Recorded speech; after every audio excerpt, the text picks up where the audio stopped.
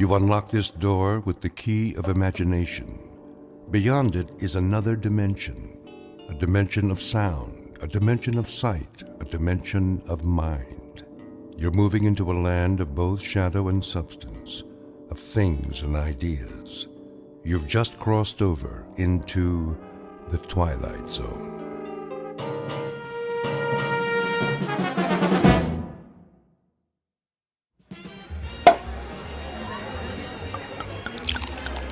Here's to Michael Franklin, in honor of the most stunning, ruthless stewardship of a corporate takeover I've ever seen.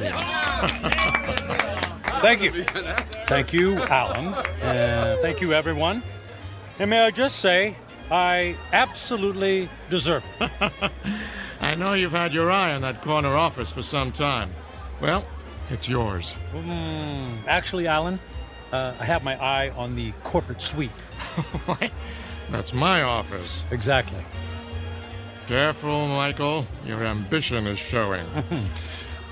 Well, my ambition is what made this deal happen. My ambition is what allows our billable hours to skyrocket every quarter. And my ambition is what will eventually lead me to not only your office, Alan, but to your company-paid condo, your company-paid Mercedes, and your company-paid weekly $200 haircuts and manicures. Just kidding. I have to admit you had me going there, Michael. I have no doubt that someday you will occupy my seat in the company. But we'll have to wait and see what the future holds. Tut, tut, no harm in celebrating. Speaking of the future, check out that wild-looking old woman sitting behind the table. Wearing that colorful headscarf with all the jewelry? She looks like a contestant for Best Halloween Costume. No, I think she's telling fortunes.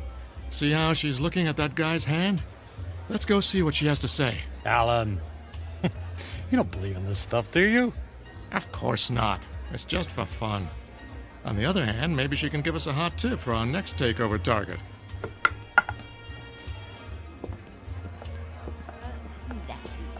The warnings of the tea leaves, for they are never wrong.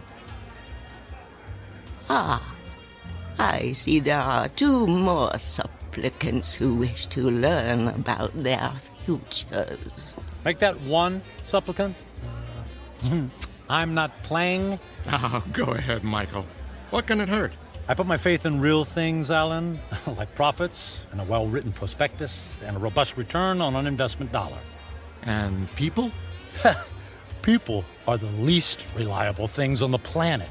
Well, anyway, I'll spring for your reading. How much is it, please? For this most rare and deep connection to the mystic masters of the cosmos, the charge is $5. $5? Ooh. It's highway robbery. All in good fun and worth $5 to find out what's next for the amazing Michael Franklin. There you are, my good woman. The mystic masters thank you. Yeah, I bet they do. Please be seated and give me your right hand. What's wrong with my left hand?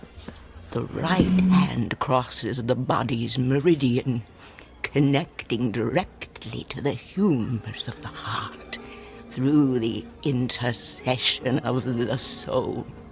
Oh, I'll say this for you. You've got the sales pitch down pat. Please close your eyes and focus your thoughts on your inner golden light. I would have guessed that green is your color. Michael, quiet. All right, I'm quiet. I'm focused. Watch as the golden light moves toward you. Slowly, it surrounds your consciousness. Surrender to its mystery. I never surrender.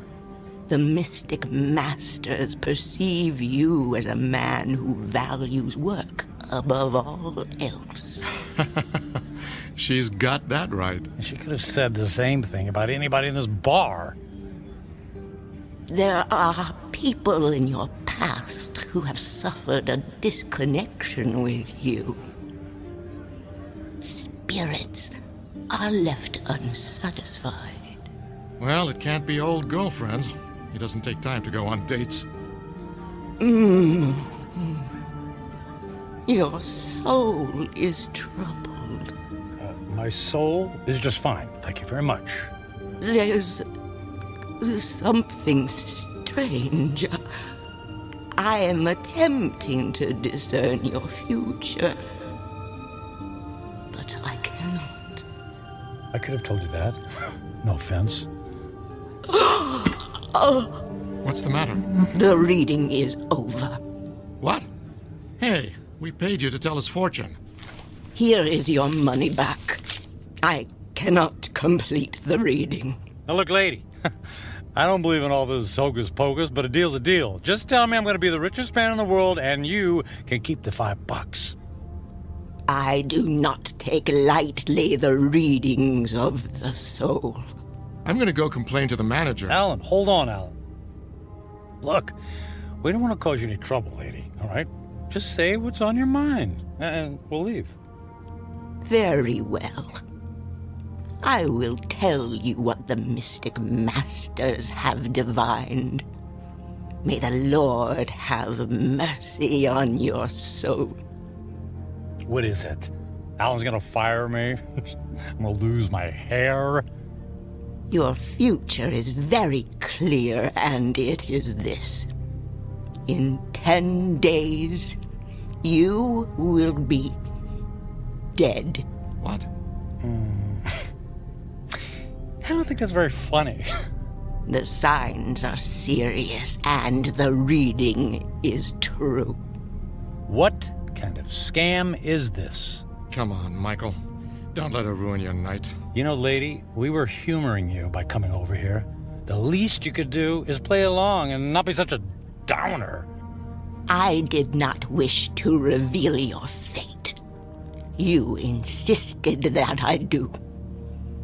When the clock strikes midnight on the 10th day to come, you will be dead. And now what? And no. Don't tell me. Let me guess. I pay you another $5, and you tell me how I can avoid this terrible fate. That is impossible. Your fate is sealed. Let's go get a beer. Come on, Michael. Fine. It's been a real pleasure spending time with you, ma'am. Alan, I'm heading home. I got some paperwork to finish anyway. Are you sure? Oh, yeah. Yeah.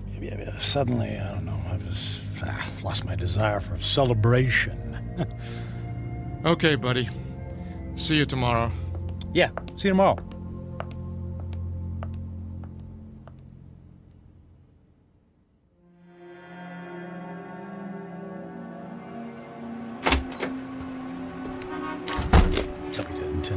I'll be dead in 10 days. Jeez. God.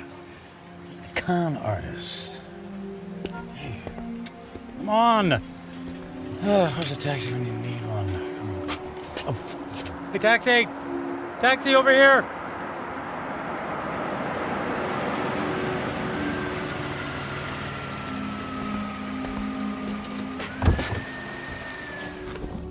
Hey, where to, buddy? Take me to... Hey, pal, you okay? Feel... dizzy. You don't look so good. I need... Hey, buddy. Oh my gosh, he passed out. Gotta get him to the hospital.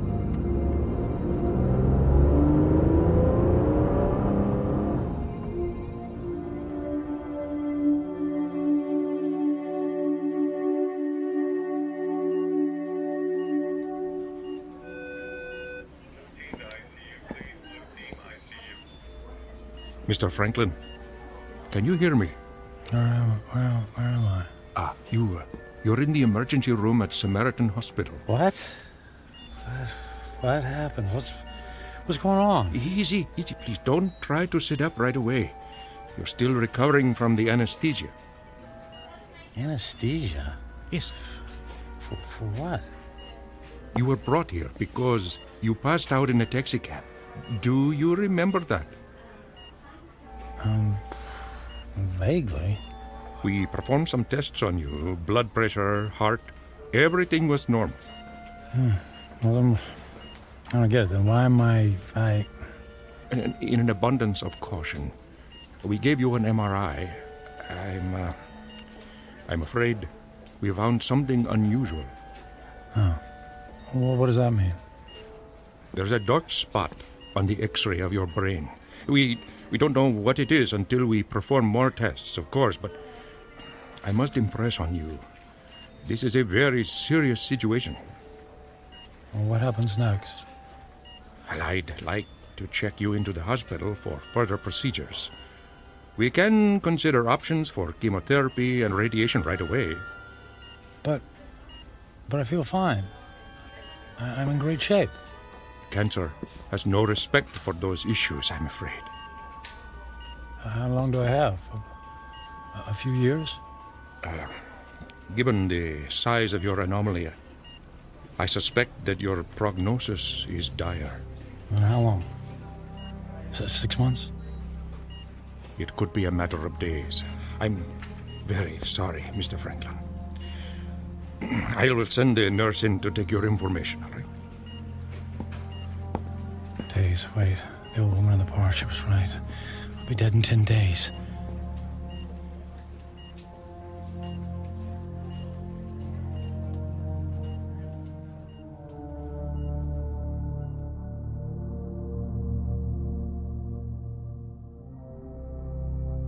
Portrait of a man frozen in the amber of fear. Michael Franklin, workaholic captain of industry, ruthless to his enemies and dismissive of routine human interaction. Given a prognosis that would send a chill of terror down the spine of the most stalwart of men, he is faced with the rising specter of his own mortality.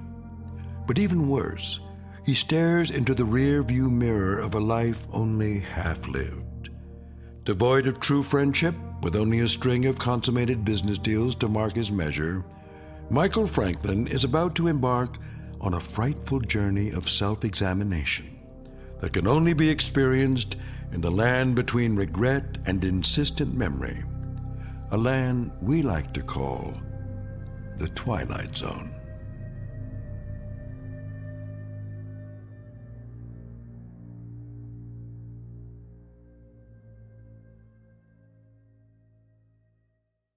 And now, The Twilight Zone and our story, 10 Days, starring Ned Bellamy with Stacy Keach as your narrator.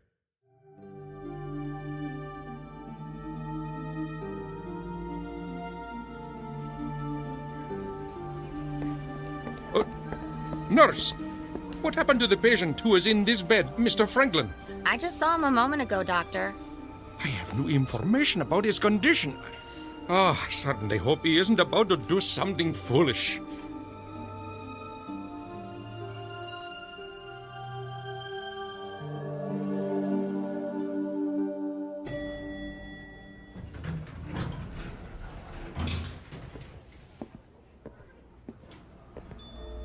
Is Alan in yet?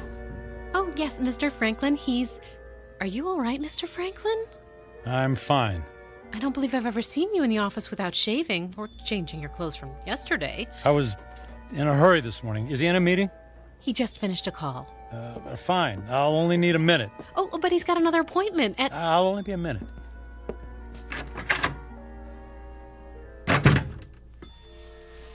Michael, you look like you haven't been to sleep all night. Isn't that the suit you wore yesterday? Don't tell me you went out to celebrate without me. Alan, I quit. Yeah, me too. Alan, listen to me. I'm quitting. This is some kind of joke, right? I would appreciate it if you would expedite the disposition of my account. I want to close out my portfolio.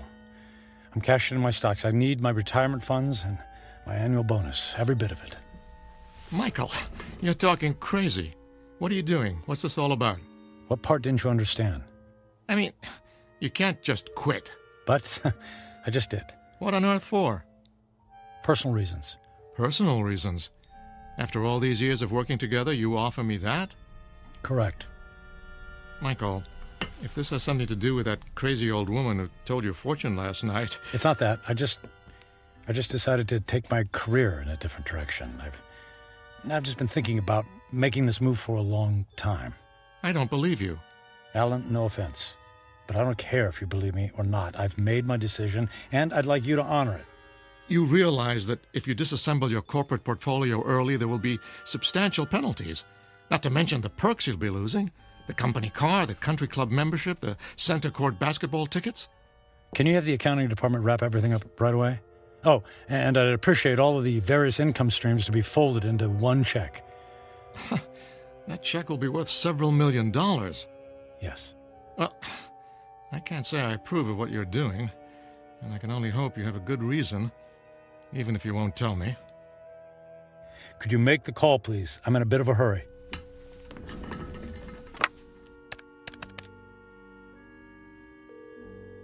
After 12 years, I don't see why there's such a... yes, this is Alan Fisher in corporate. I have it's an unusual request. Michael Franklin has decided to leave the firm, and he wants all of his outstanding monies gathered into one check for immediate pickup. Yes, I understand the amount is substantial. Very good. He'll be right there. All right, Michael. The check is being... Michael? Michael? Where did he go?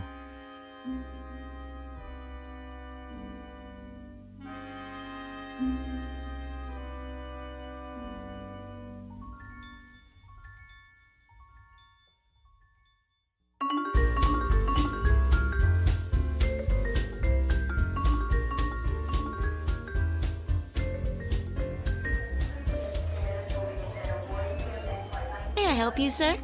I'd like to buy a ticket to Rome, please. Leaving today. Very good, sir. And on what date would you like to return? Just a one-way ticket, please. I just love Rome. The sights, the food, the museums. It's a banquet of... Yeah, I'm in a hurry. Please. If you'll just sign here. Will you prefer a window or an aisle seat? Surprise me.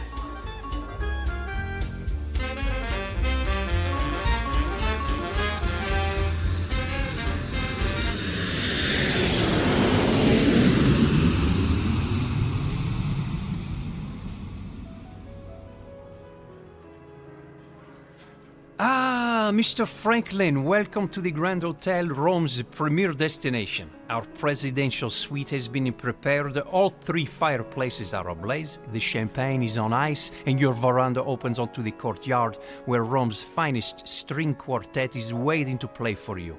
And of course, an entire staff of valets are at your disposal. And the concert tickets for this evening? The limousine will gather you at 6 o'clock. You will be driven directly to the private entrance where a personal elevator will whisk you to the ambassador's box. Only the finest for you, Mr. Franklin. Bravo! Wonderful!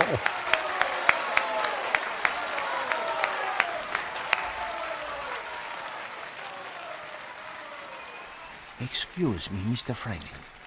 The young lady in the next box has sent this fine wine to you. Well, please ask the lady if she would care to join me. Right away, Mr. Franklin.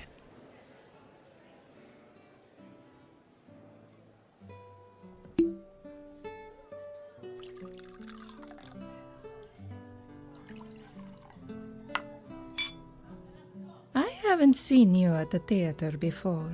Do you come to Roma very often? You might say this is a once-in-a-lifetime vacation. I want to see and do everything. All the finest foods, all the finest wines. I want to hear the best music and experience all the riches the world has to offer. All at once? Why settle for the ordinary when we can fill our lives with the amazing? Oh, you are a man of action. Speaking of action, would you care to dance? I would love to dance, but not here. There's a fabulous nightclub in the center of the city, very exclusive. The limousine awaits.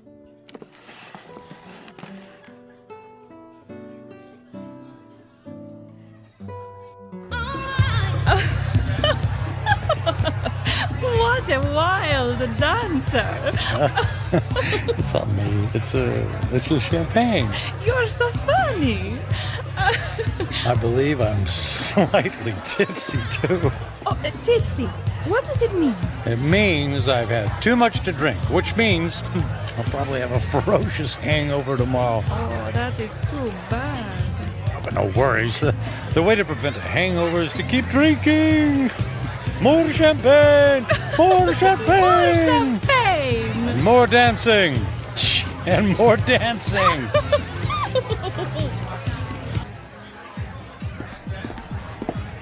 Michael, are you sure you can afford to buy drinks for the whole restaurant? That's only money. And look how much fun they're having. Look how much fun I'm having. Waiter! Waiter! Another round for my friends. 3 cheers for a friend Matthew. It's Michael. Okay, cheers for Michael.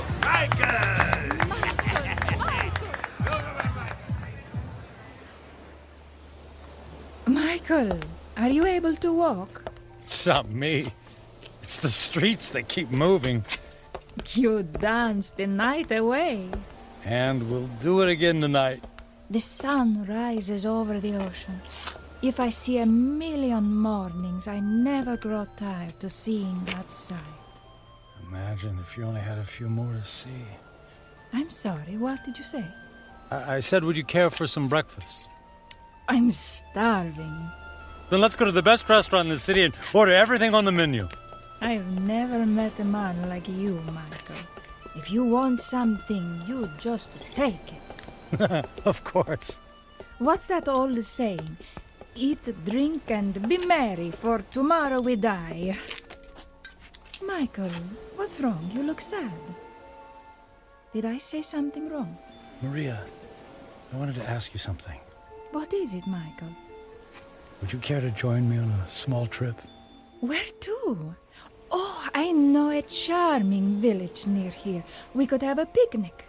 Actually, what I had in mind was Paris. Paris, France. And then London. And then Monte Carlo, or Moscow, or Hong Kong. I mean, we could go anywhere in the world. But what will we do when we get there? Whatever we want. I'll buy you diamonds, or a new car. Would you like a new car? Michael, you're making my head swim. I don't need a new car or diamonds. What then? A yacht? My life is here, in Roma. I can't just pick up and leave to go hopping from one country to the next. Why not? You just said you admired me for that very thing. I admire your freedom, but I have responsibilities. My parents are here, my friends. Well, they'll be one phone call away. I can't just leave. You can do anything you want to, just like me. Don't you have anyone you feel responsible to? We were discussing breakfast. Breakfast, that's what we need. Michael, I asked you a question. Come, we'll order the most expensive breakfast in town, in the most expensive restaurant.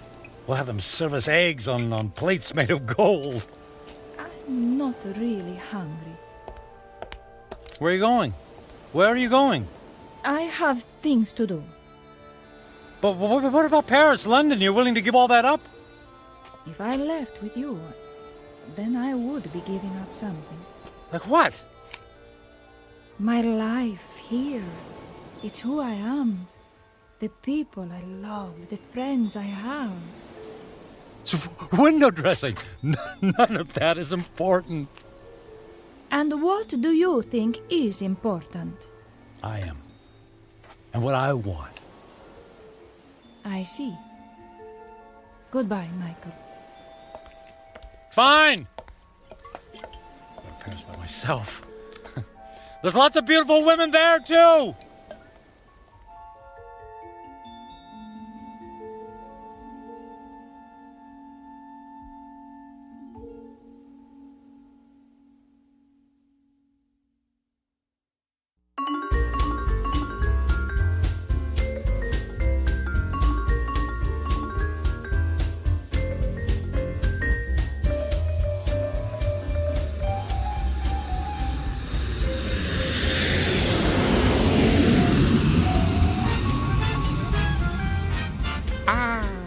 Bonsoir, Monsieur Franklin. Welcome to Paris. Your suite is prepared for you with a view of the Seine and a bottle of champagne on ice, right? May we?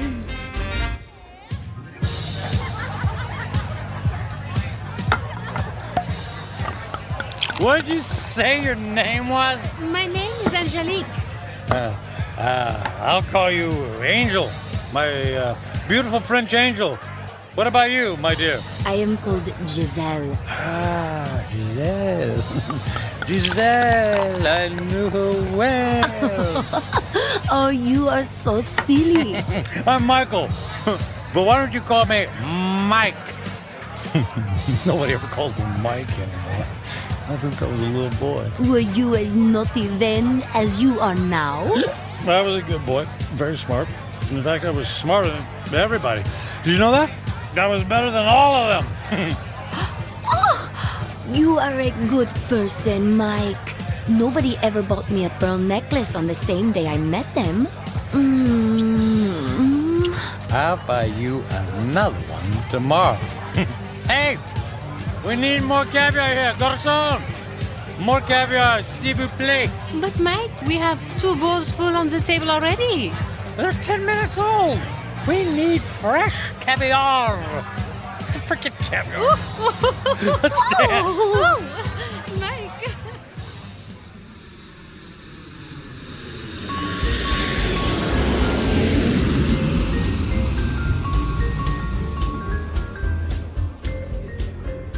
Welcome to London, Mr. Franklin. Your suite has been prepared for you and... Bottle of champagne on ice. Got it.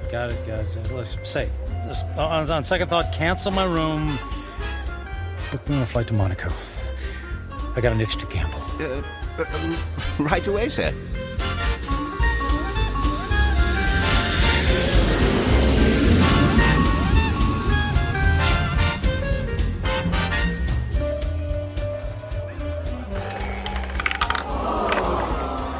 And the number is 29.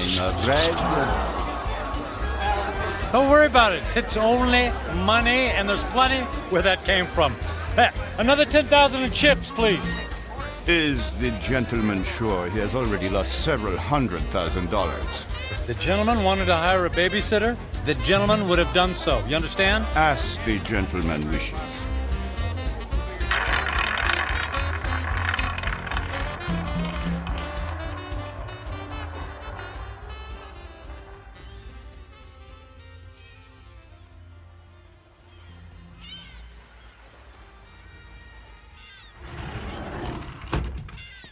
Mr. Franklin. Good morning, Mr. Franklin. Mr. Franklin? Hello? Mr. Franklin, your brunch is here, sir. Shall I place the champagne bottle next to the bed? Shall you...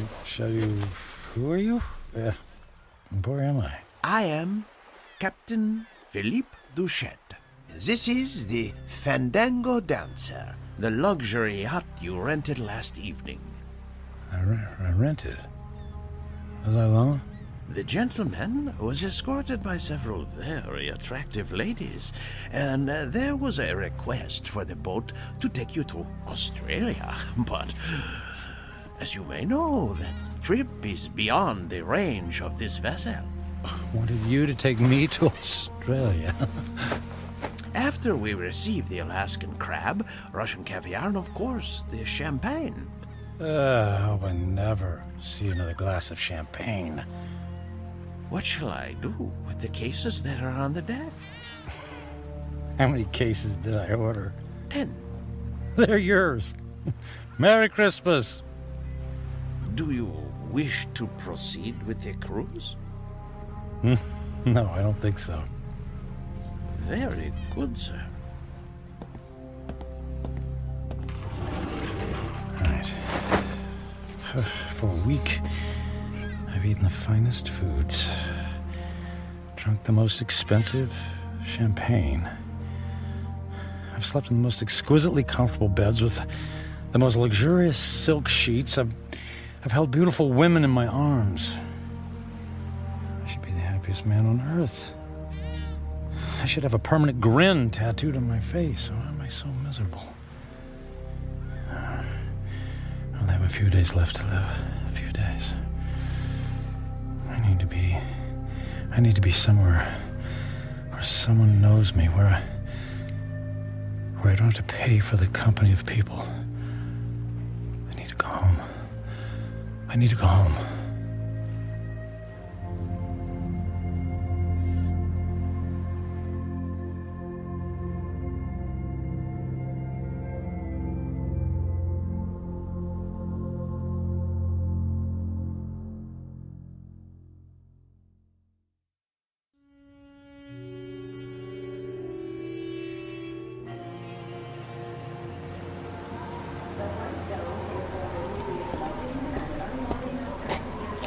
Taxi! Taxi, over here!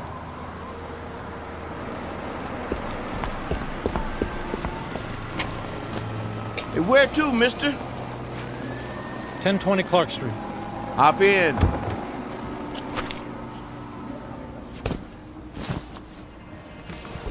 Looked like that wind was gonna take you away, mister. We flew in through the storm. It was quite a bumpy landing. Well, it'll probably blow over soon. Say, I don't think I've seen you around here before. Well, I haven't lived here for quite some time. That must be it then. Oak Grove being such a small town and all, I know just about everybody around. Yeah, well, as I said, it's been a few years. Just visiting? That's right. Family? Not really. What'd you say your name was? I did, but it's Michael Franklin. Your dad was the high school teacher. That's right. Oh, I don't think I remember seeing you at the funeral. What was it, 4 years ago? I wasn't here for the funeral. You didn't come to your own father's funeral? Not that it's any business of yours, but I had meetings in Japan and couldn't fly all the way back here. Is that all right with you? Is it okay with you? Look, if you don't mind... You'd prefer if I stopped flapping my gums, right? Well, I wasn't going to put it like that. Not to worry. The wife says I'm 99% hot air. It's just that I've been flying for the better part of 24 hours. Jet lag and all that, you know. Well, say no more. My lips are sealed. Anyway, here we are. 1020 Clark. Let me help you with your bag. It's all right. I can manage. Here you go. Keep the change. Mister, do you know you just paid me with a $50 bill? Huh? Oh, yeah. Yeah, that's fine. Well, you have yourself a really fine day, because I sure will. And you be careful in that wind, you hear? Well, something tells me it's not the wind I'll have to worry about.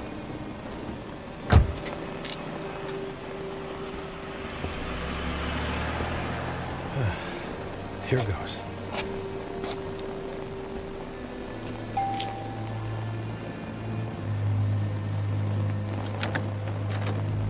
Hi, Carrie. Surprise. Michael? What are you doing here? It's a long story. May I come in? Well, It's pretty windy out here. I suppose so. Thank you.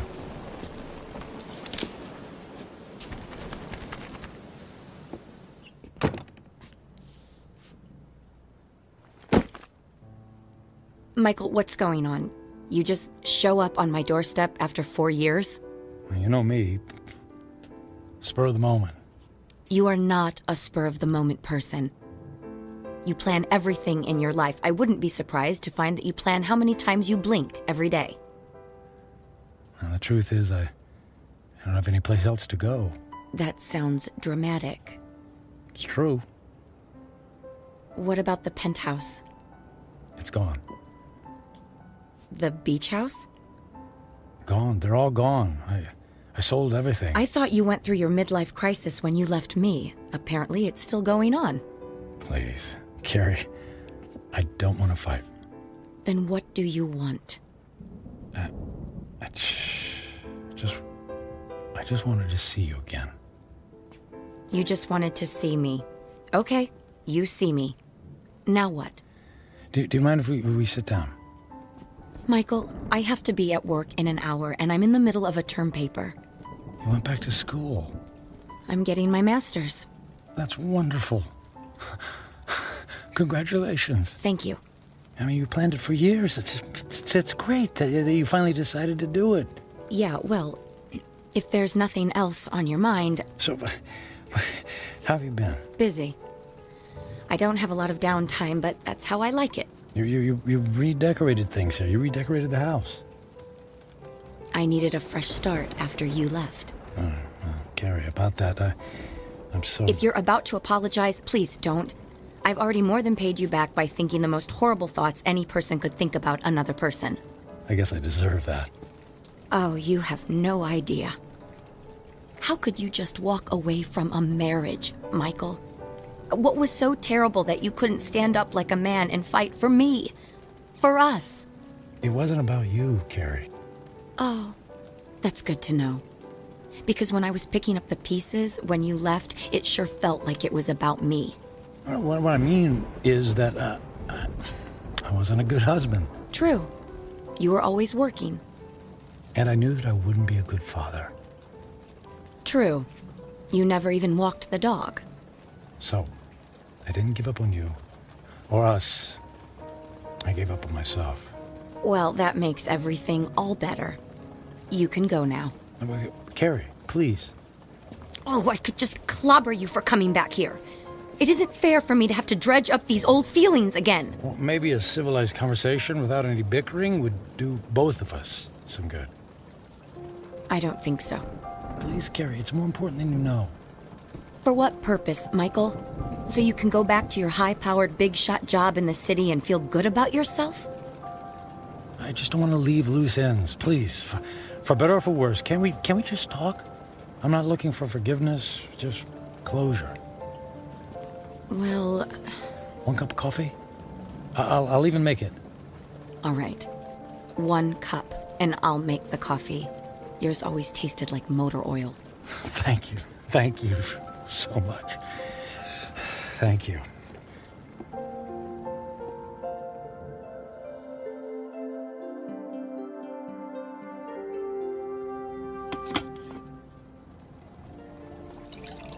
So you quit your job, sold your homes, and now you're here.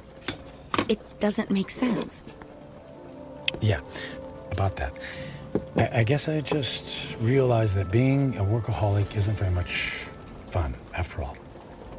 But that's all you know. When we were married, you barely slept at night. You were up early to track the Asian stock market. You stayed up late to finish paperwork. I can count on one hand the number of times we actually went out on anything resembling a date. And even when we did go out, you acted like it pained you to be away from your business calls. That is all over now, Carrie. Money doesn't mean a thing to me. I find that hard to believe. Believe it. It's true. So, what? You're gonna take up oil painting? Or become the stand-up comedian you always wanted to be? Nothing like that. Actually, it's quite serious. Last week, What was that? It came from the living room. Oh, the tree! The wind knocked the tree into my house! Carrie, wait a sec. Carrie, don't go over there. It might be dangerous. That's a tornado warning! Oh my god! The house across the street! The roof just caved in! All right, look, let's get into the basement. The power just went out! I have flashlights downstairs. Wait, outside, look. What? Michael, come on, there's no time! Oh, look, in the street, there's a kid in a bike. Oh no! That's Jimmy from next door! He doesn't know which way to go. Oh, Michael, he's going to be hurt. I'll get him. Michael! What are you doing? Michael! Jimmy, keep your head down. Jimmy, I'm coming for you. Help me! I'm right here, buddy. I'm right here. I'm gonna carry you into the house, okay? What about my bike? I'll get you a new one. Let's get out of the storm, okay? Okay. Put your arms around my neck and hold on. I'm trying. Squeeze real tight, Jimmy. I'm scared. And I'll be brave for the both of us, Jimmy. Okay? Got to get this door open. Michael, I can't budge it. Carrie, push. Push as hard as you can! I'm Harry, push! pushing! Harder! As hard as you can! There, you got it! We made it! We made it! Into the basement. Come on! Come on, Jimmy. That's it. Let's go get safe. Okay.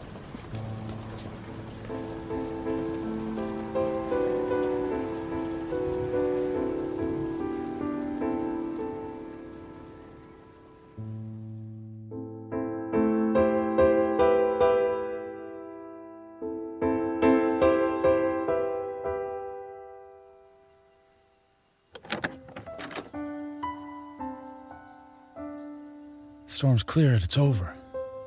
Is the wind gonna get me? No, honey. You're safe. Look. That car. It's been overturned. At least there's no more damage to the house. Mom! Jimmy! Jimmy! Oh, Jimmy, we didn't know where you were. We had him in the basement with us. I was so scared. And then the wind came, and then this man came and saved me. You saved my Jimmy. Well, not really. Yes, you did, Michael. You ran right into the path of the tornado and brought him inside. Oh, come here and let me give you a hug. You don't have to. Okay. How can I ever thank you? You don't have to. It was my pleasure. Is our house okay, Mom? Yes, sweetie, we were very lucky. Jimmy, you're a very lucky little boy. Yes, and thank you again for my son's life.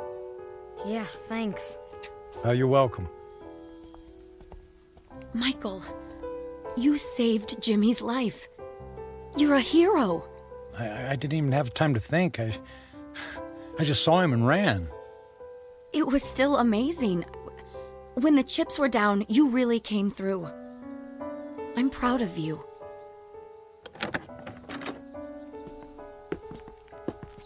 Oh, look. Look at the damage in your living room.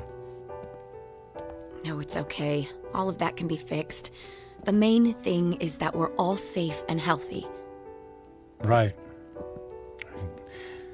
Listen, Carrie. Those repairs, they're gonna be expensive. I have insurance. Yeah, but that will only cover the basics. Let me take care of the costs. Michael, you don't have to do that. No, but I want to. And I can afford it. But you can't just drop that kind of money on a problem that isn't yours. And listen, all I know is that when I helped Jimmy just now, it felt good. It felt better than anything I've done for a long time. And the idea of helping you out with bills feels good, too. So please, just let me do this. Well, I'm not in a position to turn down a gift like that. But what about you? Before the storm hit, you were about to tell me something. You said it was serious. It doesn't matter now. Are you sure? Yes, I'm sure. Here, let me write you a check before I leave. Are you going so soon? You just got here. Yes, I think I got what I was looking for. Here you go. Now listen, don't you look at it until I leave, okay? I promise. Where are you going? I have some business to finish. Goodbye, Carrie. Goodbye, Michael.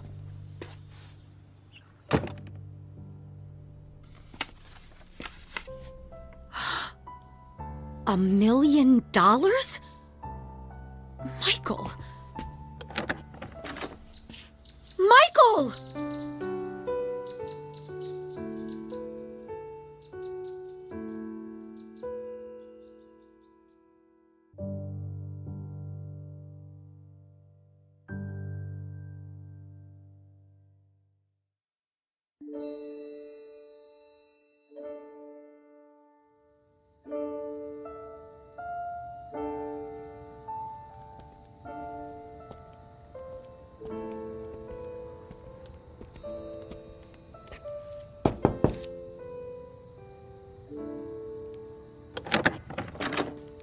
Yes? What is it? Forget the late hour, Reverend. I realize it's nearly midnight, but I wanted to visit the chapel and the door's locked. Unfortunately, in these times, we must protect ourselves against theft. The doors remain locked overnight. Is there any way I could just go inside for a few moments? No, I'm sorry. If you can come back in the morning, yeah. But you see, tomorrow morning will be too late. I only have tonight. Mm-hmm. It always seems that way, my son. But have a little faith. Please. Go home. Get some sleep. I don't have a home anymore. I've just come in from the airport. I came straight here. Please, it's more important than you know. All right. You seem to be in great need. Thank you. Thank you, Father.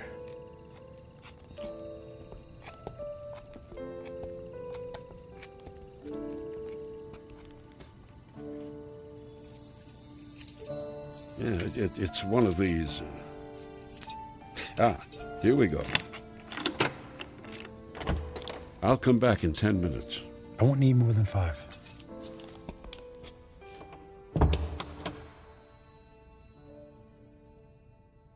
And now that I'm here, I don't know what to say. It's been a long time since I've set foot in a place like this. In fact, I can't remember the last time. I suppose it's true. People come back when they're in trouble, but I'm not exactly in trouble. In fact, all my troubles will be over in just a few minutes. Then why am I here? Maybe I just wanted to see if I could find a moment of peace before everything ends. Just a single solitary moment when I don't have to feel so alone. The truth is, I'm alone because of my own actions, by the selfishness of the man I've become. I was given love, but I turned away from it in favor of my career. I gave up friendship in favor of business colleagues who couldn't care less if I lived or died. So what did it all mean? What is the sum total of my life? I have no job, no home. I'm gonna die without a single friendly voice in my ears. I did have some good times with Carrie. Thank goodness for Carrie. I don't blame her for being angry. And despite her anger, she took me into her home. She forgave me. And Jimmy, I saved his life. He'll have a chance to grow up, to have a family and a little boy of his own. I gave that to him. I did make a difference after all. Maybe I had to go through it all so that I could be there to save his life. If that's true, then it's worth it. I'm glad things turned out the way they did. I did something worthwhile. My life mattered after all.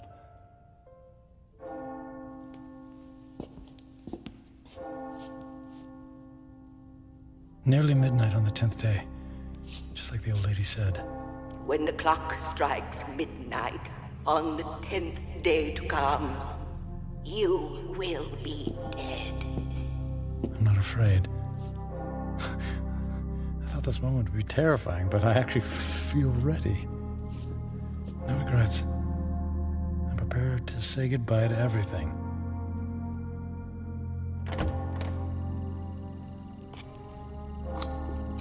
Excuse me, sir. I'll have to ask you to leave now. Yes, I'll go. And thank you. From the bottom of my heart, thank you. No, may I ask one favor? What is it? If anyone asks, can you tell them I was ready and that I was grateful? Grateful? For what? For everything. It was all a gift.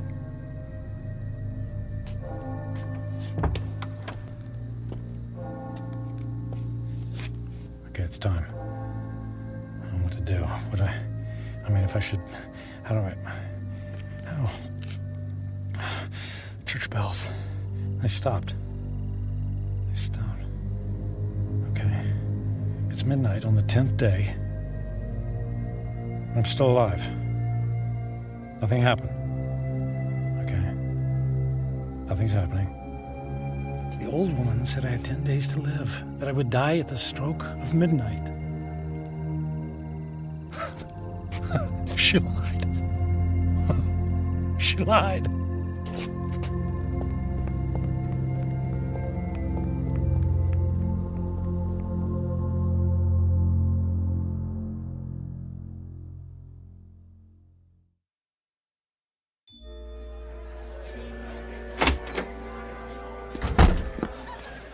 Hey, excuse me. The old lady, the one who reads fortunes, is she here? She just left a few minutes ago. She walks to the bus stop down in the corner. Oh, which corner? Which way? Up that way, go left.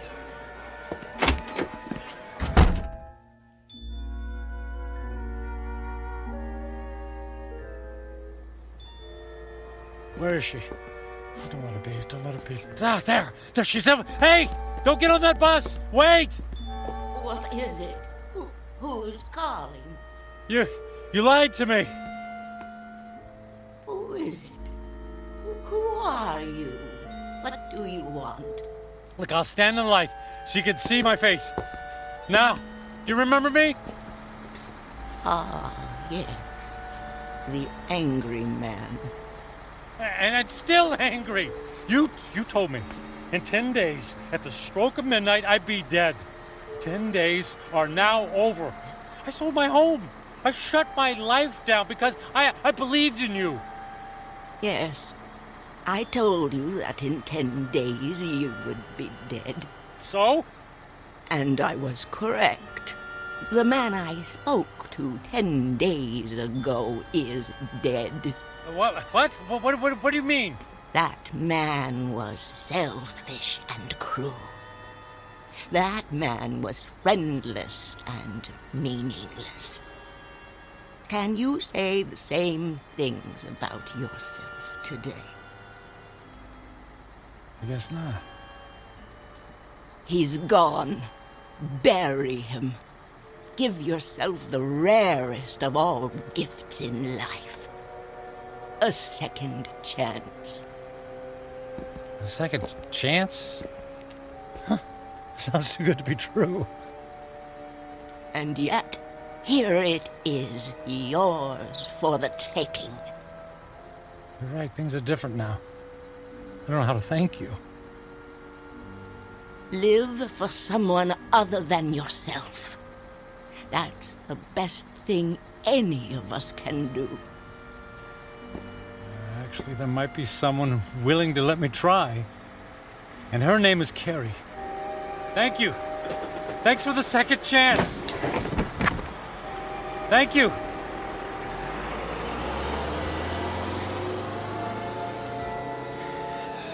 Thank you. Thank you so much.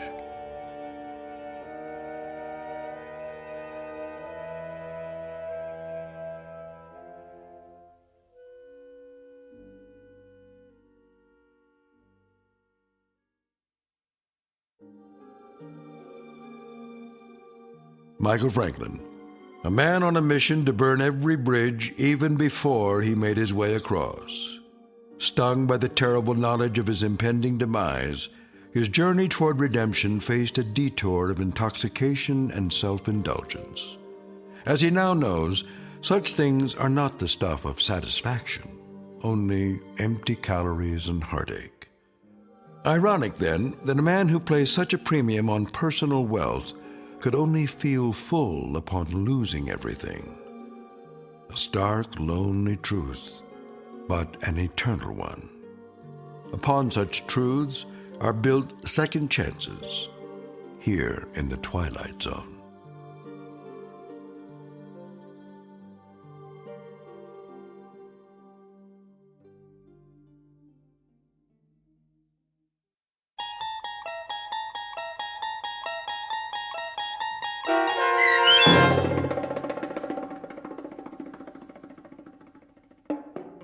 "10 Days," starring Ned Bellamy with Stacy Keach as your narrator, was written for The Twilight Zone by Mark Valente.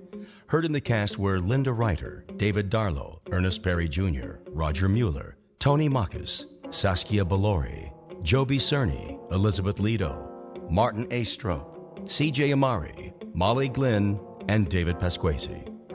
The producers of The Twilight Zone wish to thank CBS Enterprises and the Rod Serling Estate for making this series possible. This copyrighted radio series is produced by Carl Amari and directed by Joby Cerny for Falcon Picture Group. Sound design, custom Foley effects, recording, and editing are produced in the Cerny American Sound to Picture Theater by sound designers Craig Lee and Todd Beyer. Music for The Twilight Zone is provided by CBS and American Music Incorporated, New York. To learn more about the Twilight Zone radio dramas and to download episodes, including 6 free episodes on our homepage, visit our official website at twilightzoneradio.com. Doug James speaking.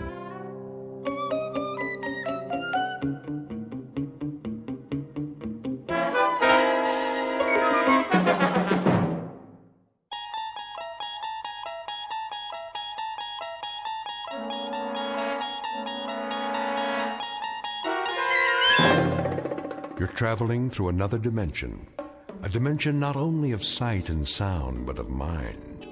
A journey into a wondrous land whose boundaries are that of imagination. Your next stop, the Twilight Zone.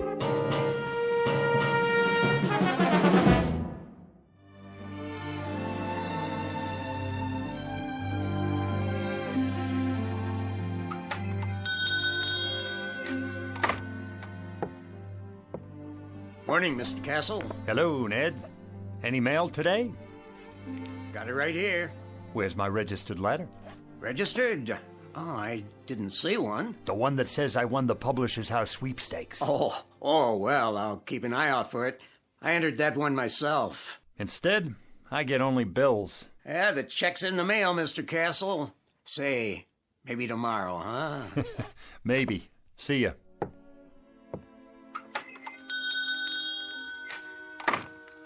Another bill, and another, and another.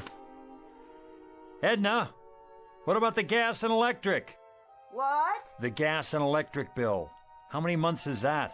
2 months. That's one you'd better pay. That's the one I can't pay. Mr. Castle? How are you, Mrs. Gumley? Just fine, Mr. Castle. Good. Glad to hear it. How have you been? Oh, can't complain. Been having a lot of rain, haven't we? What? Oh, yes. Quite a bit of rain for this time of year. Well, it's good for the flowers. How's that? Good for the flowers. The rain, that is. Yeah, very good for flowers.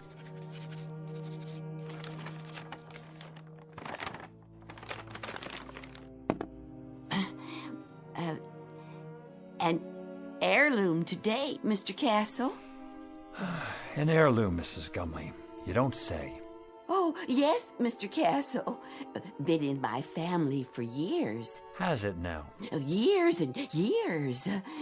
It's supposed to be very valuable. Hand-blown glass is what it is. Mrs. Gumley, it's just a plain old glass wine bottle. Do you know what it's worth, actually? Nothing. Not even a deposit. If you could find the store where it came from, that's what they'd give you. Nothing.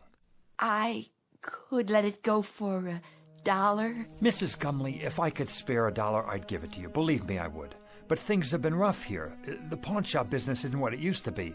I'm so in debt myself that... I see. Wait a moment. Yes.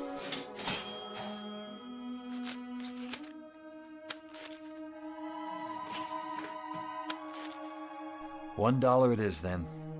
I wish it could be more, Mrs. Gumley. I really do. God bless you, Mr. Castle. I could kiss you.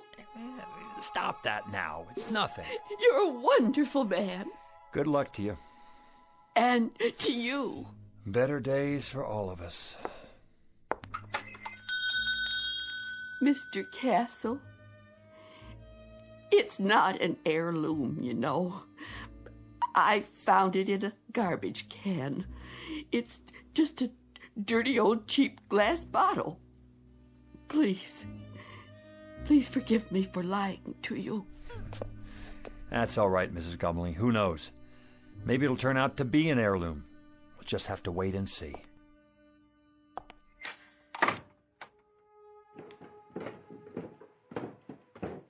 Who was that? No one. It sounded like Mrs. Gumley. Then I heard the cash register. What did you buy this time? Edna. Oh, a bottle.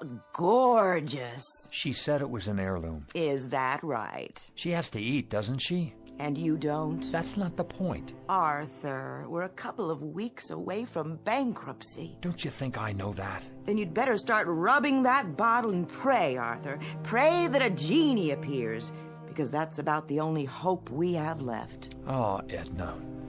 Edna, please.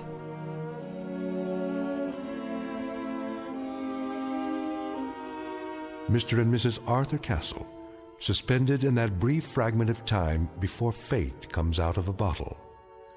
Mr. and Mrs. Arthur Castle, gentle and infinitely patient people whose lives have been a hope chest with a rusty lock and a lost set of keys.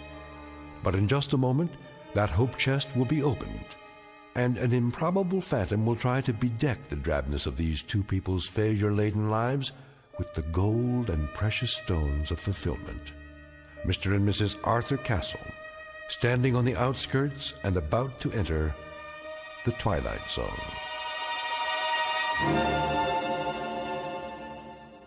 And now, back to our story from the Twilight Zone, The Man in the Bottle, starring Ed Begley Jr., with Stacy Keach as your narrator. Here, give me the bottle, straight into the trash with it. If you won't do it, I will. Wait, it's worth a couple of cents. A couple of cents, Arthur. A couple of cents. We've got more creditors than we've got cheap watches. You promised me no more handouts. Look, Edna, maybe all that's left for me is to try and find someone who I can feel sorry for. Can you understand that? I need to feel that I'm doing something of value. Maybe a man can be a failure for only so long, and then it catches up with him. Arthur, you're not a failure. Of course I am. Look around you, Edna. In this clutter, you see the legacy of 100 years. My grandfather owned this shop, and it finally broke his heart. Then my father, and it killed him too. The meanness of it, Edna. The shabbiness of it. The hand-to-mouth of it. This isn't just a hock shop where you buy the pitiful little residue of other people's failures. It's a shrine to failure. That's what it is. It's a mausoleum, a burial ground for people's hopes. Arthur, please don't talk like that. Edna, what happens to us anyway? What happens to us? Have you ever thought of that? We're not old people, and yet this place is making us old. There should be years ahead of us, years without having to make do, scrimping and counting and picking over checkbooks and budgets and final notices and old bills and... Careful, Arthur, you're knocking things over. I don't care about the bottle. I'm trying to explain... Arthur, what's all that smoke? I don't know, but it seems to be coming from inside Mrs. Gumley's bottle. How do you do? Where did you come from? From the bottle, of course. The bottle? It fell to the floor, the cork popped out, and here I am, at your service. I'm supposed to buy that. What do you take me for? Rather than go into any lengthy generic explanation of my existence, suffice it to say that I am here, and I am, in fact, a genie. In a business suit, with a derby hat and a walking stick. And you expect me to believe that you're a genie? That's quite correct. There's no such thing, except in fairy tales. On the contrary, I am living proof, in a manner of speaking. Arthur, who is this man? You'll have to do better than that, mister. I don't know what you're trying to pull here. Very well, I'll get right to the point. I can offer you 4 wishes with a guaranteed performance. 4 wishes? Aha! You got that wrong. It's supposed to be 3. In every book I ever read, it was 3 wishes. Better get your story straight.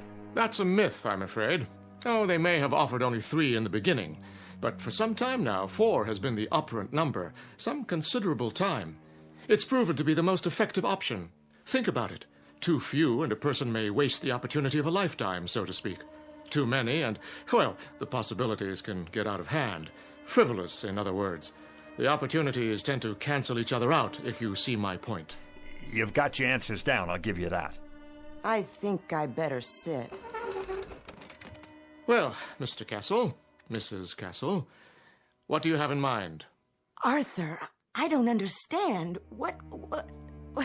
What's happening here? Don't worry, Edna. The bottom line is he's a con man. He has to be. But I see him. Don't you? I don't know what I see. Could be some kind of hypnotist or something. Remember that guy on television? He made an elephant disappear. Child's play. Smoke and mirrors. You're telling me you're not a magician? Nothing of the sort. I grant 4 wishes to the owner and then go back inside the bottle for a century and a day. 100 years. Inside a bottle. Plus 1 day. A nice touch, don't you agree? Until a summons comes from the next owner. What if there isn't another owner? But, my dear fellow, there must be. Consider the span of a man's life. 70. Isn't that the tradition? So let's say nobody calls you, or it's the wrong day. Ah, you've hit the nail on the head. I've learned to cultivate patience beyond anything you can possibly imagine. All of which means you're extraordinarily lucky today, as am I, in a manner of speaking. Maybe he's from the lottery. We didn't play the lottery this week, Edna. Just as well. The odds are quite unrealistic. What I'm offering you transcends any lottery the world has ever known. They're strictly nickel and dime operations in comparison. I have to think this over. Take your time. Interesting shop you have here. Chinese vases, Tiffany lamps, bric-a-brac of every sort. Mostly imitation, of course. No offense. Nonetheless, I have the distinct feeling I've seen some of these items before. How could you if you haven't been out of the bottle in 100 years? I meant the originals. The originals? How old are you? If I told you, you wouldn't believe me. Nice silver cigarette case. Faux Victorian, isn't it? My uncle's. He passed it down from his great-uncle, who bought it in Liverpool in 1914. Is that what he said? How much? Take it. Get back to the subject. What else about the wishes? Oh, yes. Now, I think the business at hand is for you and Mrs. Castle to decide the nature of your 4 wishes, keeping in mind, of course, that each wish is irrevocable. Once made, it is fulfilled, and once fulfilled, it is a matter of record. It can only be altered by yet another wish. Clear, Mr. Castle? Clear enough. I think we better call the police. Why not wish for them? I can bring you Scotland Yard, the Federal Bureau of Investigation, or every bobby in the City of London. That won't be necessary. Is it the police you want? No. That's not what we'd wish for. Arthur, are you out of your mind? Go ahead, Mr. Castle. You were saying? Well, if I had a wish... You believe him? Just for the sake of argument, let's say that I wanted that broken glass in the case over there.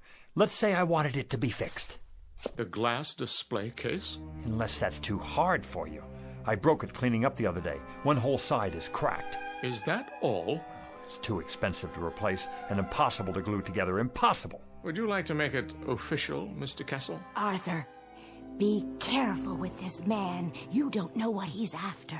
Well, Mr. Castle, is that your wish? Yes, that is my wish. I want the glass in the case to be repaired. Very well, then.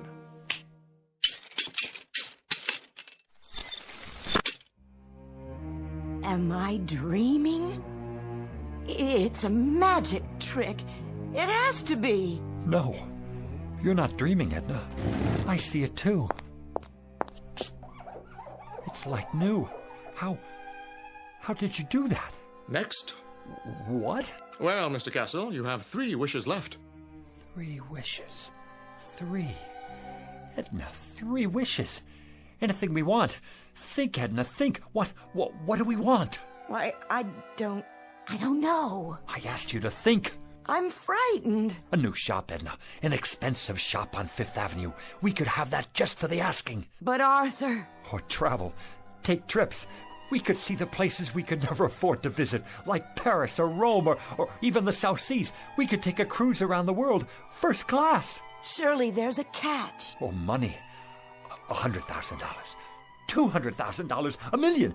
We wouldn't have to grub anymore. We wouldn't have to sit here and waste our lives away. Arthur, it isn't right. There's something unholy about it. Clothes, Edna. Expensive clothes, jewels, a beautiful house. No more worries for the rest of our lives. Are you sure? Edna, we don't have to rot away here. We can have anything we want.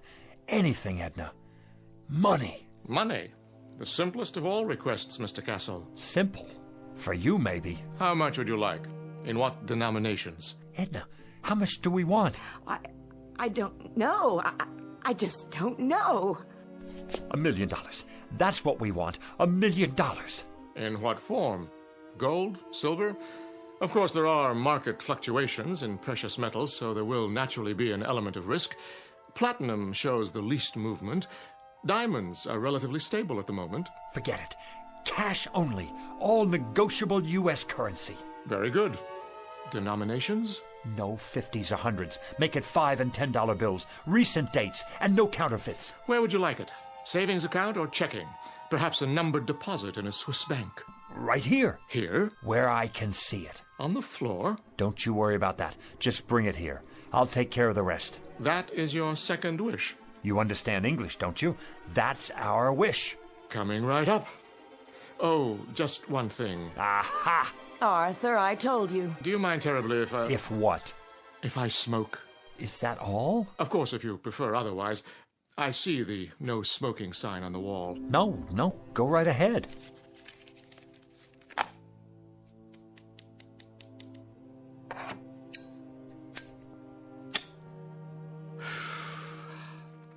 Very well. Now then, Mr. Castle, where were we? Ah, yes, I was about to say, ask and you shall receive. What's that? Where's it coming from? What is it? It's money. Look at it. A rain of money. Edna, $1 million, Edna. $1 million.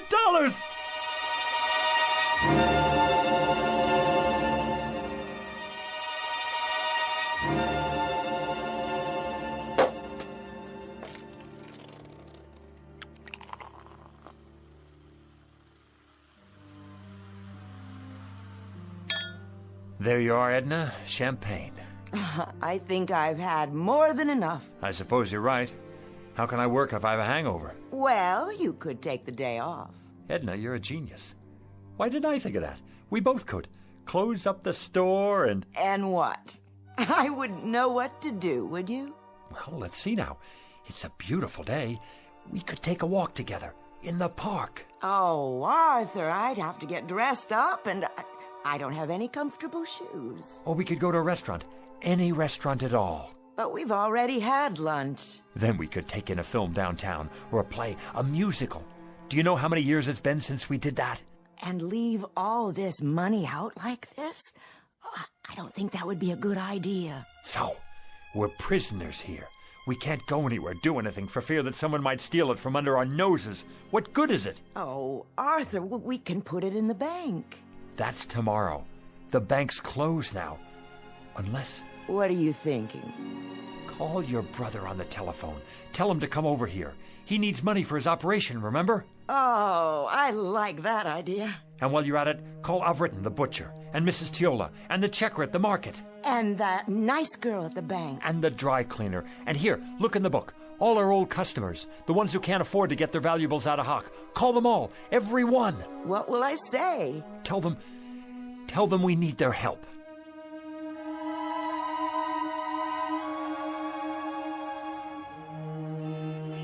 It's a miracle, that's what it is. I couldn't believe it when they called. Where did they get it all? They're such wonderful people. And so generous, too. Hey now, what's going on here? Hello, Officer McLaurin. The line's halfway down the street. Yes, it certainly is. Are they having a fire sale in there or what? It's that nice Mr. Castle and his wife. What about them?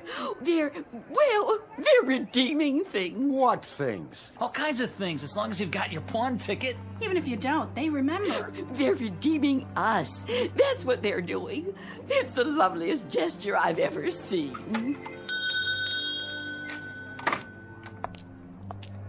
Hi there, Mrs. Gumley. Beautiful day. Indeed it is. Your turn, Mrs. Gumley. Go on in. Hold on. Where'd you get that fistful of money? Right inside, officer. From Mr. and Mrs. Castle, bless their souls. What are they doing, running numbers? Nothing like that. Strictly legit. You're telling me they gave it to you? Sure did. Enough to pay off their tab at the butcher shop and then some. Plus the next 10 years in advance. And whereabouts did they get this bankroll? Don't ask me. But their ship sure must have come in big time. The horses, was it? Or the lottery? I heard it was the sweepstakes that came in the mail. No, it was their cousin. He died and left them a fortune. Well, we'll just have to see about that. They're not breaking any laws. I haven't had my turn yet. You're not going to arrest them, are you? Maybe not. but I'll keep a close eye on the situation. In the meantime, I know someone who might be real interested in all this. Don't you people go blocking the sidewalk now.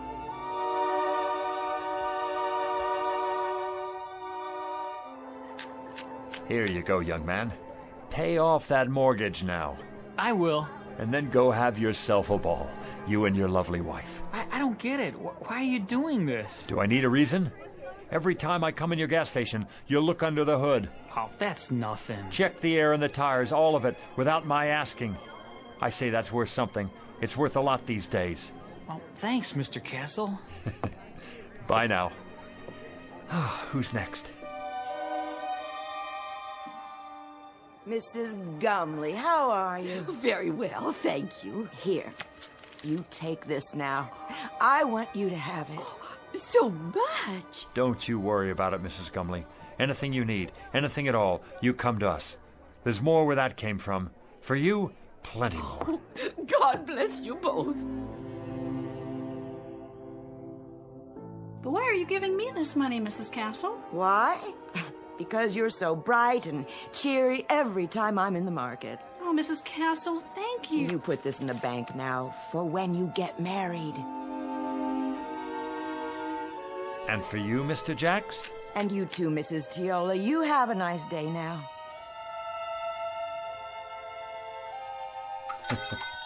Don't mention it. Buy a round for everybody. On me. Is that all of them? Oh, for now.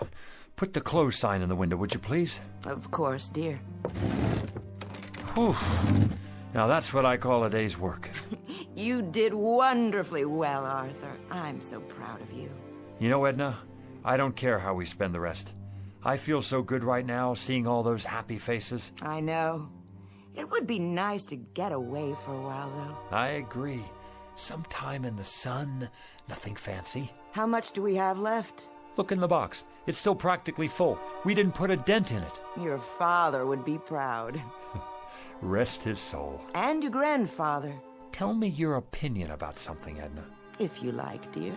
I'm wondering, do you suppose I still need to carry on the family business? Well, we don't have a son or daughter. I'd say you've more than done enough, Arthur. All these years. Even if we did have kids, I'd rather leave them money to start their own business. Something with a future. What about your cousin's children? Oh, that would be a wonderful present. And what about you? You've been so patient all these years. What would you like? Well, first, of course, you're going to retire. No ifs, ands, or buts.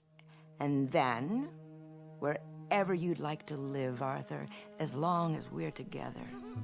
Of course we'll be together. You think I'm going to take up with a young floozy? Oh, no, I don't think that. You wouldn't. It's not in your nature. But you're tired. You need to rest. We both do. Rest and live.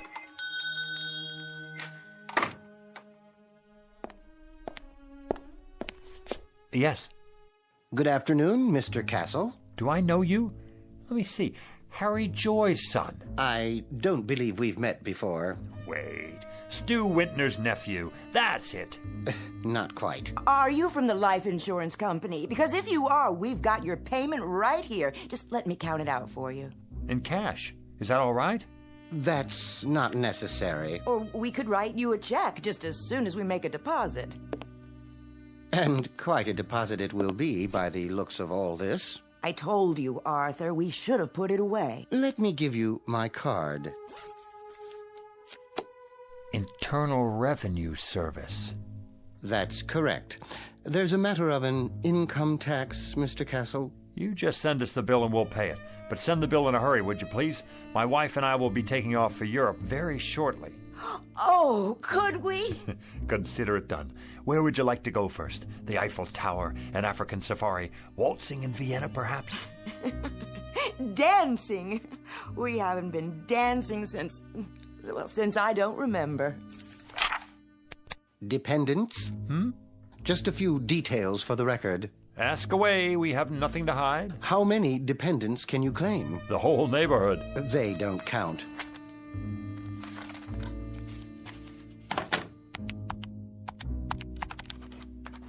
Wait. What's that figure? The one you just wrote down? Beginning with a sum of $1 million, taxed on the basis of a husband and wife, using the standard deductions and taking into account unpaid back taxes, approximately $907,000. That's how much I have left? Good. Fabulous. That's how much you owe the government. I beg your pardon? In addition, there's a state income tax involved, which, using thumb rule, would come to a rough figure of $35,000. You mean hundreds, don't you? Then there will be a matter of a 5% penalty. For what? If you fail to file a declaration within 30 days of today's date, but I'm sure you won't let that happen. The whole thing will amount to about, roughly, mind you, let's see here, $942,640. Arthur, we've given away a lot of money already.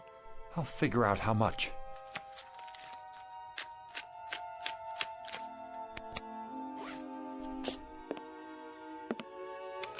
Fill out this form and send it to us with your check. It should be self-explanatory. If you want to use the installment plan, we'll send you a statement after your records have been analyzed. Mr. Castle? Yeah. Send us the bill. We'll be seeing you. Good evening to you, Mrs. Castle.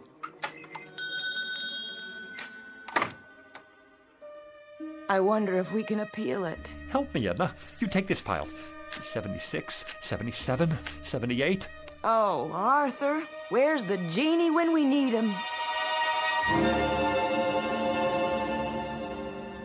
Well, how much is there? $910,535, $910,540. We gave away almost $60,000, and this goes to taxes, leaving us with this. One $5 bill. That's our entire profit, Edna. $5 whole. That was quite a wish, Arthur. Quite a wish. And we haven't even paid the bills yet. If you'll recall, it was my suggestion that you reflect very carefully, Mr. Castle. Very, very carefully. Now he shows up. Had you made a wish that took into account the taxes involved... Look, you. Plenty of sweet talk and promises and the whole thing. And all the time, you're nothing but a con artist, after all. This time, I want the $1 million, but I want it after... Arthur, no more money. You've got to wish for something else. Something else, then. A new store. A chain of stores. They could burn down 1 hour after we get them. Success? Be careful, Mr. Castle. Success is a pretty broad term. He's right. You can't wish for success. I've got it. How about 10 more wishes? Or 20, or... Very clever, Mrs. Castle, wishing for more wishes. But I'm afraid that isn't permitted. Frankly, I'd be afraid to have you try it for fear of the consequences. What consequences? Why do you have to keep losing your temper? Why can't you think about this thing carefully and then come up with Well, you're no help to me, that's for sure. Here we stand in the middle of this crummy little pawn shop with the whole world out in front of us and anything to wish for that we want. Anything. And you just stay on my back and... Stop it! This doesn't sound like you. Not like the man I married. Not at all. Edna, what's happening to us? What's really going on here? Oddly enough, this is the normal pattern that seems to be generally followed. Great excitement, great emotionalism, and strangely enough, hard to believe though it may be, only a modicum of happiness. Well, you've got cheap customers here. Our price is no longer so high. We're people who haven't had much happiness. People who've carried a crummy hock shop on their backs all their lives. What, Edna? Tell me, what do we wish for? I don't know, Arthur. I just don't know. What about it? What can I wish for now? What can come to me without tricks? Without tricks? I question the semantics here, Mr. Castle. There are no tricks involved. There are simply normal and understandable outgrowths and conditions that go with any windfall. No matter what you wish for, you must be prepared for the consequences. What sort of consequences? Nothing more than cause and effect. Consider, for example, what happens when you throw a stone into a lake. The stone sends out ripples in the water. After a while, these ripples reach the shore. The bigger the stone, the bigger the ripples. And if the stone is large enough, you'll get a wave of water, even a tidal wave that could sweep you off your feet. It all depends on how much you disturb the way things were to begin with. Now do you see what I mean about consequences? Then I need something without consequences. I'm not sure that's entirely possible. Something dead sure, at least. Something anchored, something airtight. I must agree, that would be the ticket. Is there such a thing? Sit down now. You'll give yourself a heart attack. Edna, I think I've got it. I think I know what it is. What, Arthur? Power, Edna. Power, prerogatives, to be in charge of something, to be a boss, to be a leader, with respect and the freedom to live as one likes. We could wish for that. Possible. Very possible. President of a corporation? That sort of thing? We could be sued, go bankrupt. Warden of a prison? That's idiotic. Mayor of a city? We could get voted out of office, and then what? Wait a minute. I know what. Head of a country. Ruler of a whole country, that's it. Who can't be voted out of office. What about it, Jeannie? I want to be the head of a country who can't be voted out of office. Is that your wish? Do you want to be more specific than that? Hold on. Let me give it to you this way. I want to be the head of a foreign country who can't be voted out of office. But it must be a major country, well known, not some poverty-stricken third world place, and not in ancient times either, in modern history. How do you define modern? Within my lifetime, and developed.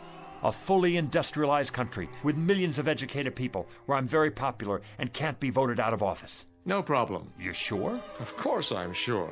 I mean, what about the consequences? Consequences, Mr. Castle? I've already told you. You run the risk of consequences no matter what you wish for. Like the ripples in a stream. There's no predicting, at least not with absolute certainty, where they'll lead. All right, then. Go ahead, Arthur. Wish for that. The thing you said. I want to be the head of a foreign country, just as I've described it. Now it's your turn, Jeannie. Take over. As you wish, Mr. Castle. As you wish.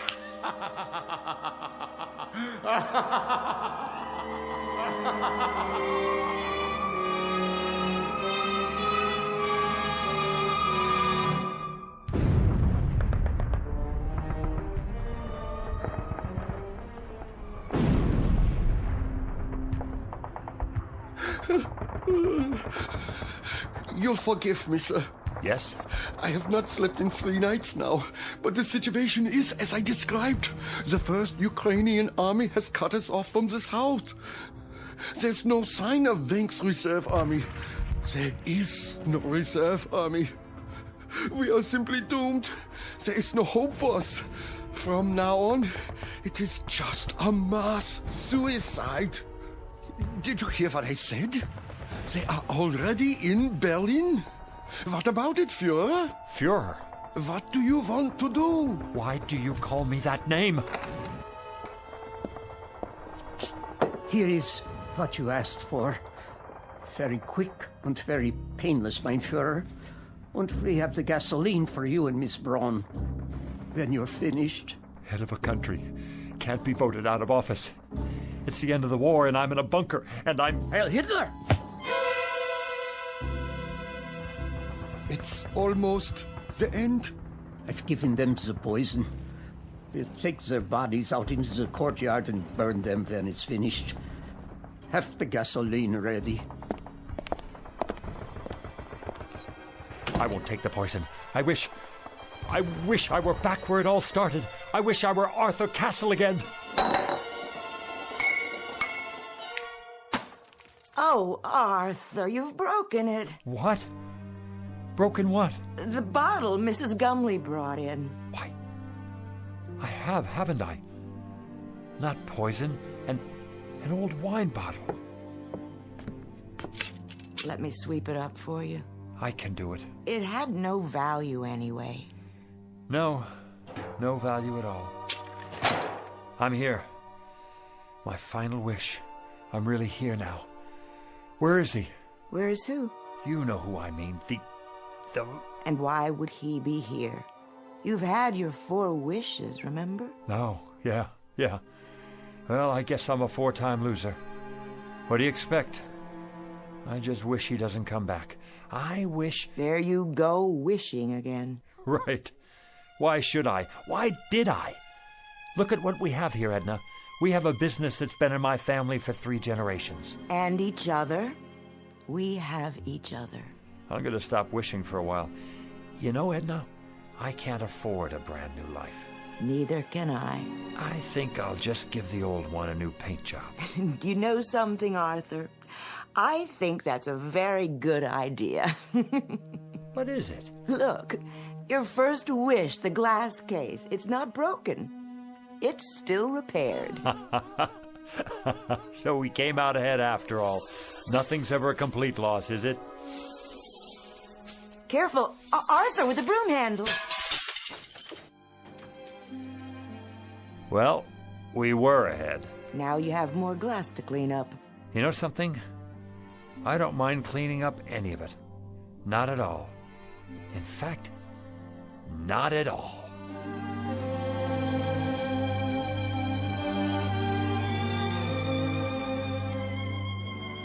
A poet named Lowell said it, something to the effect that granting our wish is one of fate's saddest jokes. Lesson to be learned out of a few fragments of broken glass in a trash can. And a word to the wise, to the garbage collectors of the world, to the curio seekers, to the antique buffs, to everyone who would try to coax a miracle from unlikely places.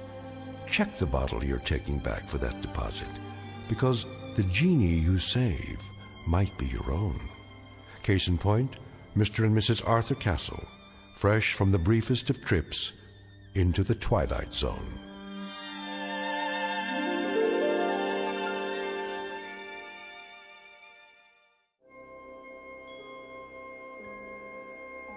Hi, this is Carl Amari, producer of the Twilight Zone radio dramas. I'd like to take a moment to tell you about our official website at twilightzoneradio.com, where you'll get the latest news and information on these Twilight Zone radio dramas. Plus, at twilightzoneradio.com, you can digitally download 3 free episodes or any of our episodes for only $1.95 each. In this age of ever-changing technology, we've decided to make these episodes instantly available to you by making the Twilight Zone radio dramas a digital download-only series. This means that this series will no longer be offered on CD. The CD collections at our website are now being offered while supplies last at buy one, get one free. So be sure to get your favorites before they're sold out. Be sure to visit us often, and I'll see you in the zone.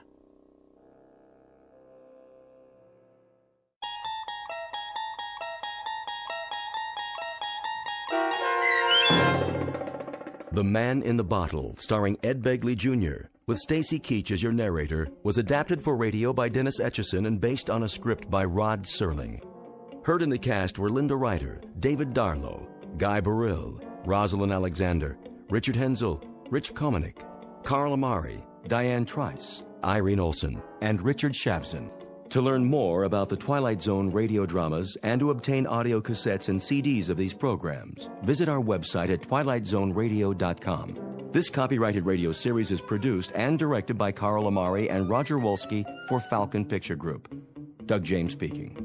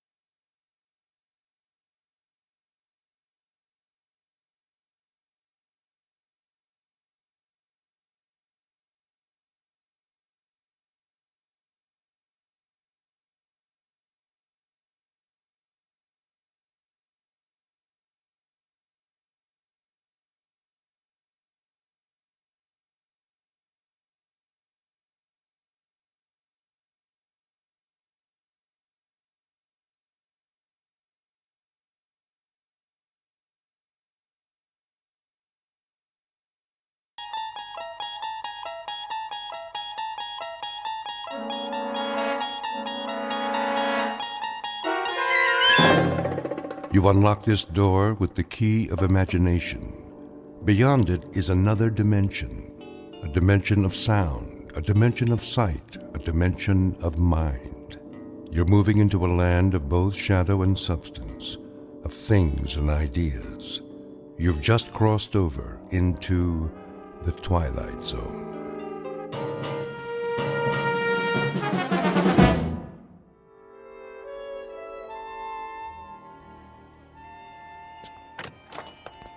Yes, and will that be all then? No. What time is it? I thought you made an appointment. I did. Oh, come on, honey. You're not in that much of a hurry, are you? Yes. What about mad cow disease? Well, clear the room then. Tell them they're keeping the head of McClellan Enterprises waiting. Tell them that we... All right. You want to forget the whole thing? No, I don't want to forget the whole thing. I just want to get this nonsense over with. Send you a postcard. Oh, that would be wonderful. Bon voyage. Ta-ta. Yes, ta-ta. Come on. Hello. May I help you? Mr. Spirito? I am he. We're the Ransoms. My wife called for an appointment. Oh, yes. Please be seated. Now, where exactly do we intend to go? We intend to go to London. Splendid. Of course, you've been. Oh, no. Charming place. You have picked a rather bad time of year, though, but... Excuse me, we're kind of rushed today. I wondered if you'd... Certainly. Now, have we decided on an airline? No. Well then, if I may suggest... We're not going by plane. I beg your pardon? I said, we're not going by plane? Ooh, but you must, unless you're planning this for some time in the future. No, it has to be right away. Oh, then I'm afraid a ship would be out of the question. You see, it's the off-season, and the liners have all been booked up, or put on short runs. All of them? All the acceptable ones, yes. I hope you won't mind my saying this, Mrs. Ransom, but, you know, airplanes are perfectly safe nowadays. I realize that some people feel a certain trepidation, but there's absolutely no reason... Eileen, if it's the only way... May we see a list of boats that are running? If you wish. You promised. I know. It's important, Alan. We agreed on that. I'm afraid these are the only passenger-carrying vessels bound for England in the next 30 days. Some are freighters, but it's sometimes possible... What about this one? The Lady Anne? I don't think so. Why not? Well, it's very nearly the oldest ship in the water, and the slowest. 13 days to Le Havre. Another half day to Southampton. Forget it. No. Wait. This says it leaves on Thursday. We'll take it. Please, Mrs. Ransom, the Lady Anne is a veritable antique. Listen to the man, Eileen. We can relax when we get there if that's what you want. Don't make such a big deal out of it. It is a big deal to me, Alan. A very big deal. Give us 2 tickets. For this relic? Yes, that's right. The Lady Anne.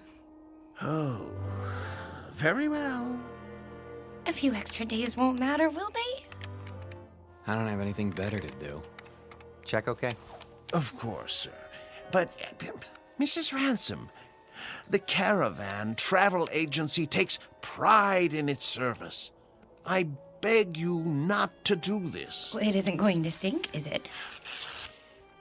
With a ship that old, you can't tell what might happen. Oh, give me that check. Here. We'll pick up the tickets. Come on, Alan. You can go back to work now. Thanks for your help, Mr. Spirito. Very well. Bon voyage.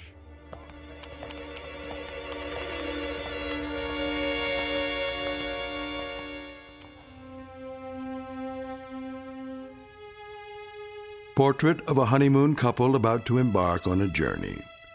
Like most newlyweds, they've never traveled a great distance together, nor have they become truly acquainted. But there is a difference. These newlyweds have been married for 6 years, and they're taking this honeymoon not to start their life together, but to save it. Or so Mrs. Ransom believes. She's not sure why she insisted on an ocean liner, except that it will give them some much-needed time together, even if it is the Lady Anne. The tickets read New York to Southampton, but this old ship is bound for a very different port. Its final destination? The Twilight Zone.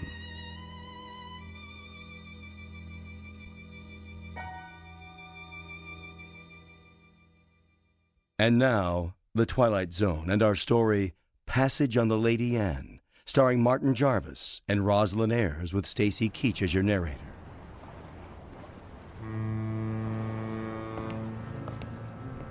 Perfect. A foggy night. Can't even see the ship. Where is everybody? Already on board. We're a few minutes late. I was ready. If you hadn't taken so long packing... There it is! Oh, Alan, isn't it beautiful? No, not it. She. The ship happens to be a lady. Sorry. She's beautiful. Indeed she is. Oh, yes. There's the gangplank, is that what they call it? Come on, Alan. I can hardly wait. You know, from the descriptions, we were expecting a cross between a kayak and the Flying Dutchman. You're seeing someone off? No, we're passengers. What? How's that? Passengers. Oh, no. No. I hardly think so. No, you see, this is the Lady Anne. Toby, please. You have no right to badger them. Yeah, be quiet, woman. Well... Now, young fellow, look here. If you'll consult your tickets, I think you'll find there's been a mistake. I repeat, this ship is the Lady Anne. And I repeat, there's no mistake. Show me your tickets. Why should I do that? Call it curiosity. Do you mind? Go ahead, Alan. Oh, all right. Let's see. Mr. and Mrs. Alan Ransom, New York to Southampton. You're not going to read the fine print, too, are you? Well, they seem to be in order. Thank you. It's good to know that. Well, there must be an error. This is a private passage, you might say. A mistake in booking. No, it's a terrible mistake. Come along, dear. But, Millie, I don't understand. I really don't. I said, come along.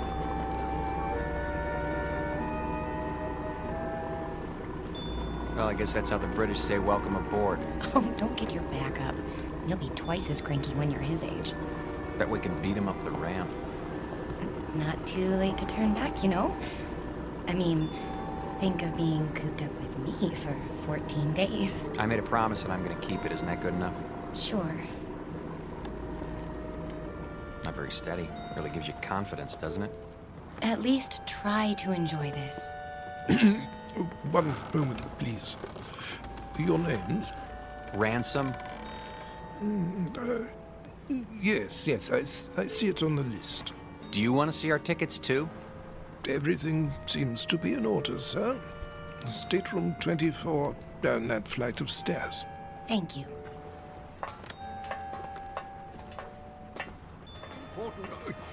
Oh, here we are. Yes, here we are. Good evening. I say, you're not going to let them do this, are you? I'm afraid it's out of my hands. Out of your hands? Well, we'll see about that.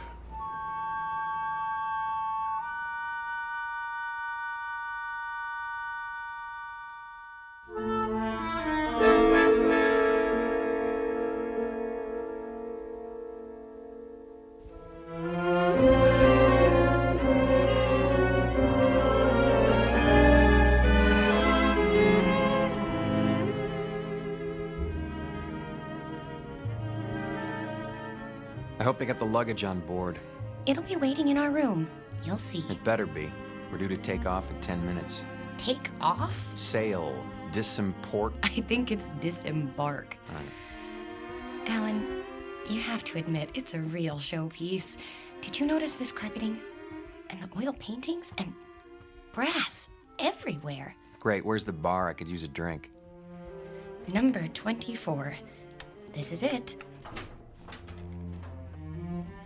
What in the... Alan, look!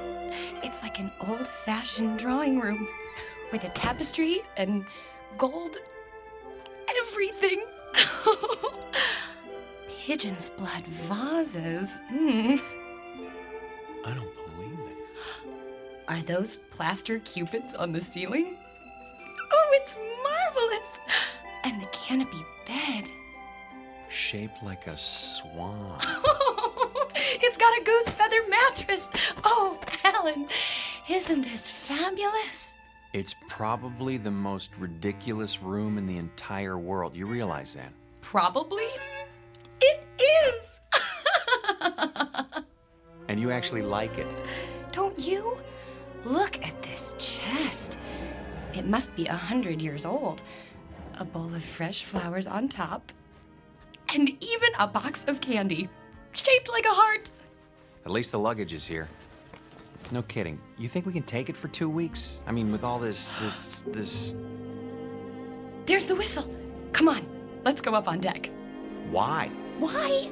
That's what you do. Haven't you seen any movies? Hurry.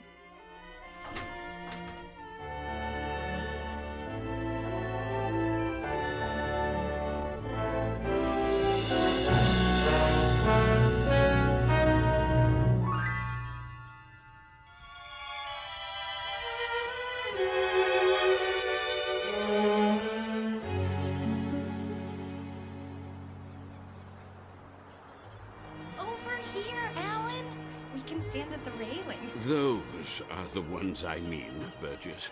Not the ones going with us. Yes, I tell you. Nonsense. Obviously a silly blunder. No. They have tickets. Calm yourself, Mackenzie. This needs to be settled at once. Very well. Here they come. Hello. Hello. How do you do? Oh, very well, thank you. Now then, no doubt you young people aren't aware that this is a rather, well, how shall I say, private sort of cruise, you see. Very tight. Dear me, yes, unquestionably a slip-up on the part of the, Look, mister, we're getting a little tired of this routine. Try to understand. There hasn't been any slip-up. This is our ship, and we are sailing to England on it. Her. What did I tell you? They're determined. This is bad news. Very bad indeed. Oh, really? For you or for us? Don't argue with them, Alan. See here. Please, this may seem odd to you, but we are actually trying to be of help. Yes, exactly so. You see, there are things you don't know about this ship. Yes. But what does that mean? Well, for example, it isn't common knowledge that... Burgess. No, Mackenzie. We've got to tell them. But... this vessel is over 50 years old. We knew that. Oh, but there are other things you couldn't possibly know, because you haven't had time to look. Such as? Well, she's falling apart everywhere. The deck chairs wouldn't support the weight of a baby. Well, yes, that's true. And the staircase is about to collapse at any moment. And the food, food, dreadful. It's positively poisonous. Ptomaine, you know. Yes. But the worst of it is the danger at sea. Those boilers, not to be trusted. They've been ready to burst for years. Oh, yes, for years. So you can see how impractical the whole idea is. There's just one thing. Yes? If it's such an awful, dangerous ship, what are you doing on it? What? Oh. Yeah, well, We're old. And eccentric. well, yes. Well, we're young and eccentric. We like impractical things, the challenge and all. Besides, we think it's an absolutely charming boat. Oh, last warning. They'll be pulling away the gangplank at any moment. Look, you'll be quite bored. We never get bored. Do we, Alan? Nope, not at our age. You're sick, then. Yes, you'll get sick. No stabilizers. She rides like a washing machine, I can tell you. Sounds like fun. I think I've heard about enough. Wait. I have my checkbook. What's that for? I am prepared to pay you double the amount of your tickets. This is ridiculous. No, I want to hear it. Pay us to do what? If you will abandon your plans, I'm sure you'll find another booking, something more suitable. That's a very generous offer. Yes, very much more suitable. Alan, you're not considering it, are you? Well, what do you say? Not a chance. Triple the amount, then. Yes, triple. No. Very well. I am forced to extremes. Sir, madam, if you will leave the Lady Anne at once, I will give you the equivalent of, let me see, 50,000 American dollars. 50,000 American dollars. Yes, which I will match. Well, I haven't got it all on me, but Making it a total of 100,000. Yes, 100,000. Well. You're talking my language now, gentlemen. Alan? Let's say pounds sterling, shall we? In pounds? Or better yet, an even $250,000 U.S. currency will be fine. No, that amount is completely unreasonable. I'm sorry. No. In that case... But... Sorry. Let's go, honey. You must reconsider. You don't understand the implications. Look, fella. Ever since we picked this tub, people have been doing their best to discourage us. I don't know why, and I don't care. But if you're worried about brash Americans crashing your cozy little tea party... No, it isn't that at all. Forget it. From now on, leave us alone. I'm proud of you. Thought I'd take the money, didn't you? Well, for a minute there, I didn't know. Oh, look! We're moving! Off to a great start. I could use that drink now. Me too.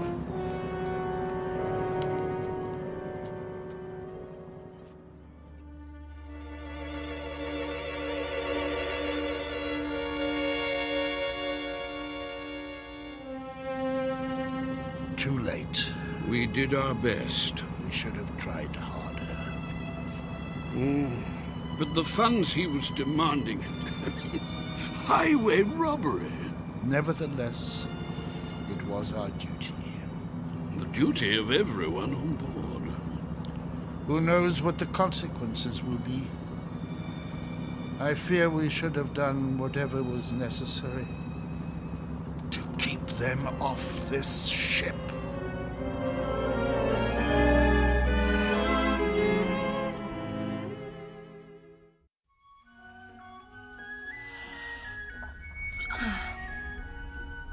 Alan? Yes? You're already dressed. Why are you up so early? It's almost 11.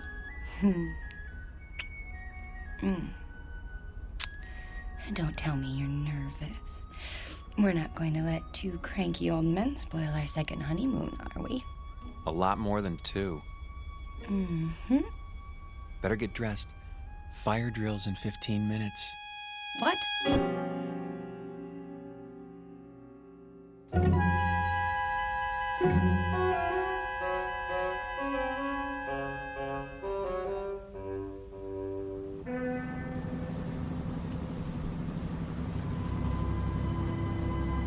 Honestly, you could at least tell me what this is all about.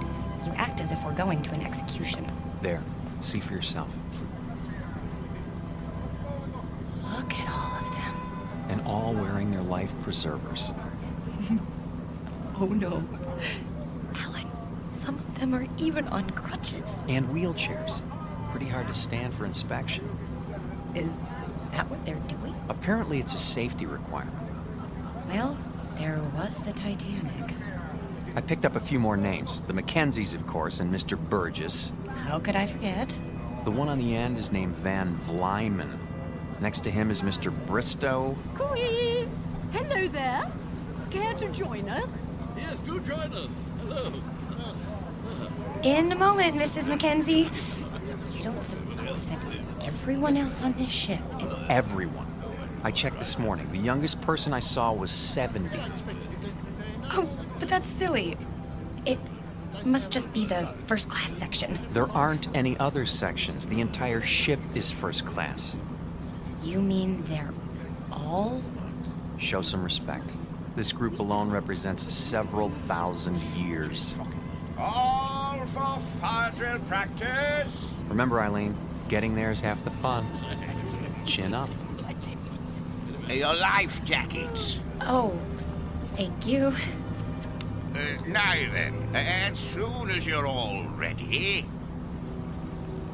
I think the straps go over your shoulders. Like this? That doesn't look right. Psst. Do you need help, dear? Good morning, Mrs. Mackenzie. As a matter of fact... You should put your arms through the hole. No. Let them learn for themselves, dear. I was just trying to make it easier. See you later, then. Yes. Do the best you can. We look like a couple of clowns at a funeral. Now then, in the event the balloon should go up, the alarm will sound. Proceed to the Imperial deck in a calm, orderly fashion and await further instructions. The groups will be divided in the following manner. Group A, Mr. and Mrs. Huntley Small, Mr. and Mrs. Mackenzie, and Mrs. Scott Aylesbury.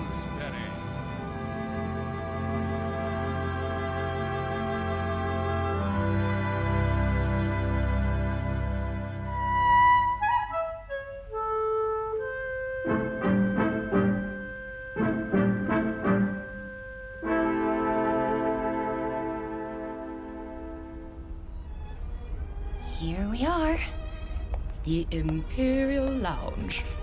Looks like we're in time for the noon orgy. Alan, I think it's elegant. Like a private club. That's the problem. We're not members. This isn't a ship. It's a floating rest home. Shh. You wish something from the bar? Do you suppose you could fix us up with 2 double martinis? Very dry? Yes, sir. Alan, I'm sorry. I didn't know it would be like this. But it doesn't matter that much, does it? We didn't want to mix with other people anyway. We wanted to... Stop saying we. If you'd listened to me, we'd be in London by now.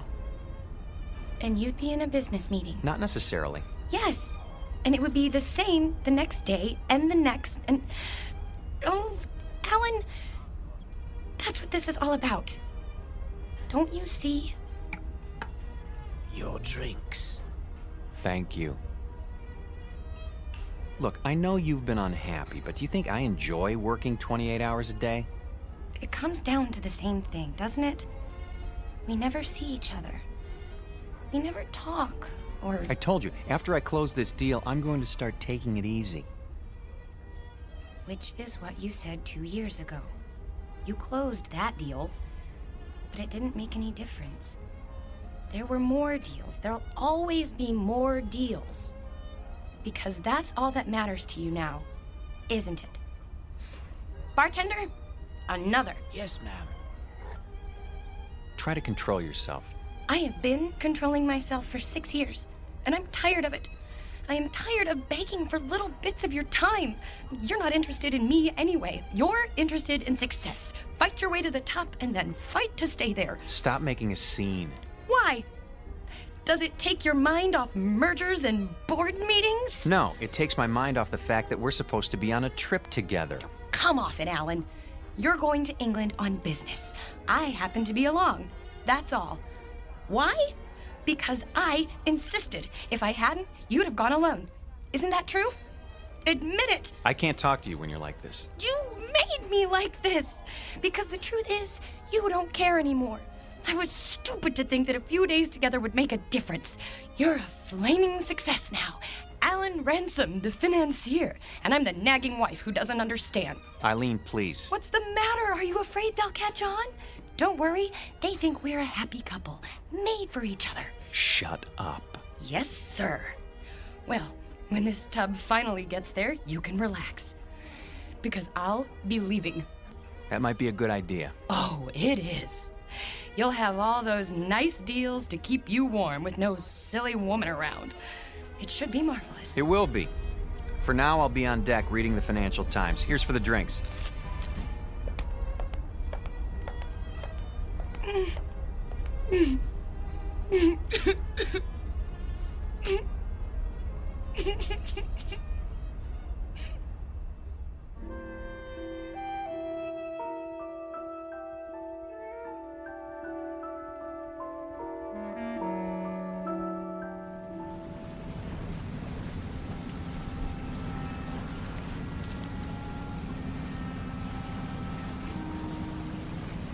I say, you two, excuse us.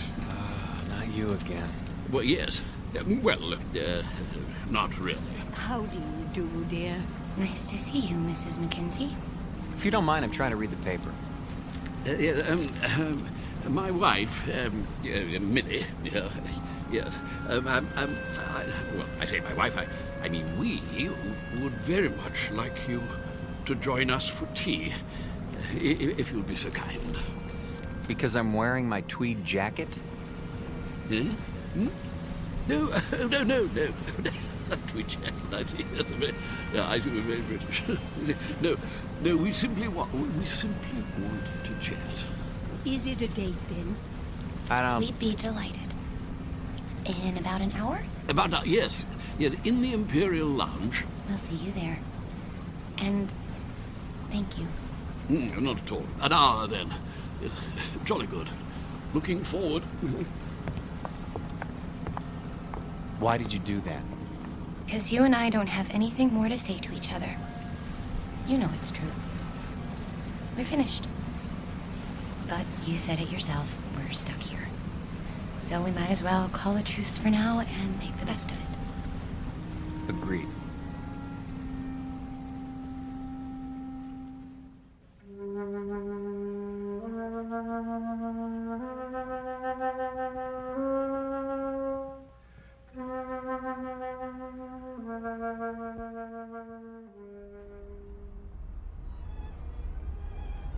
Hello. Over here. Hello again. My dear. So glad you could make it. Charmed, I'm sure. Do sit down. Do sit down. Not at all. Nasty day. What? Now look.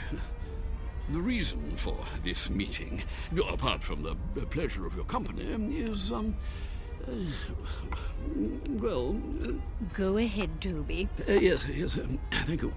Millie, yes, my wife, Millie pointed out that we've all been, something less than hospitable to you, if not rude. And so I expect I ought to apologize. And do you?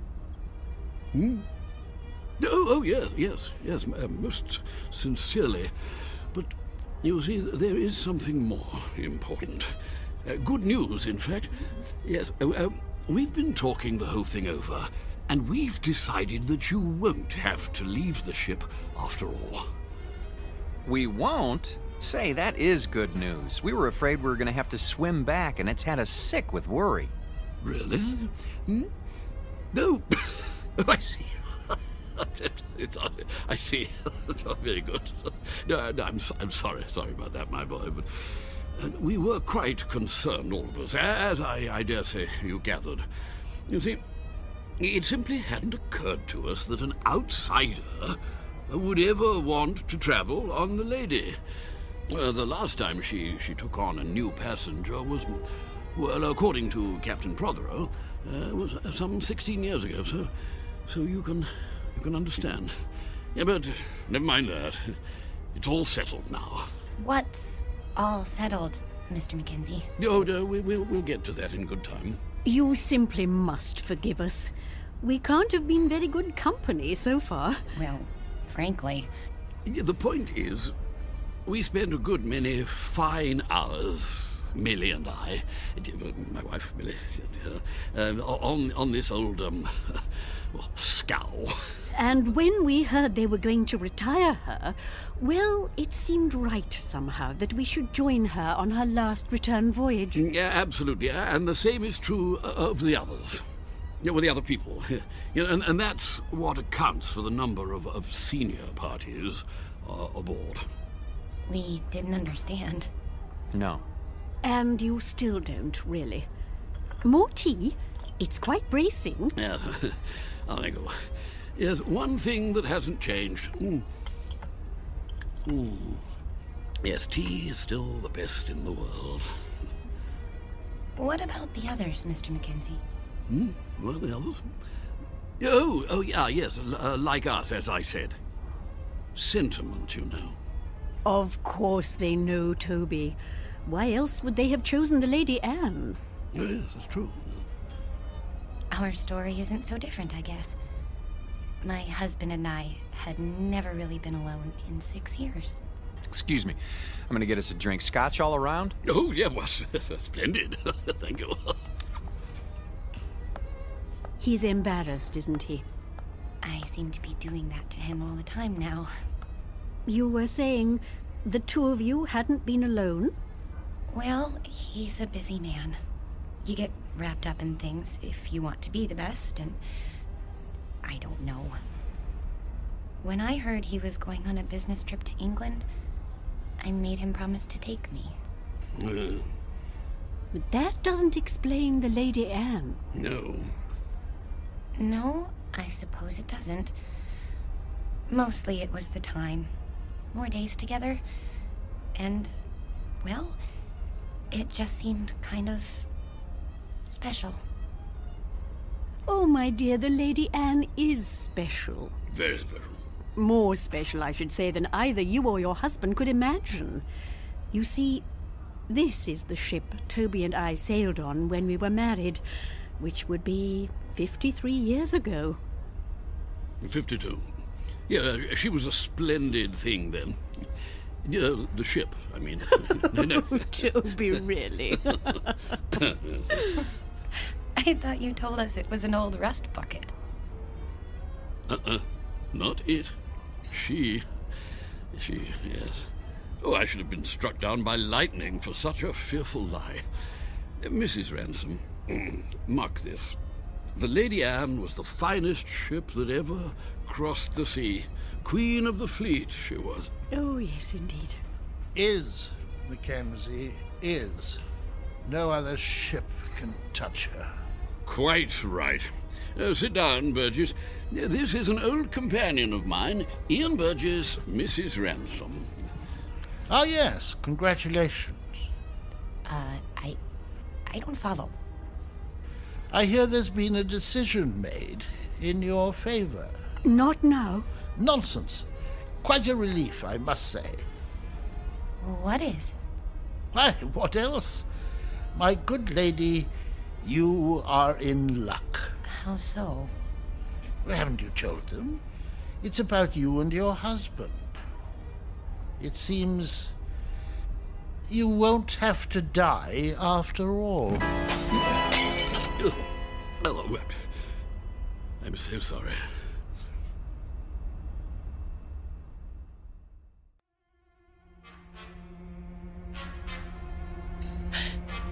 What did you say?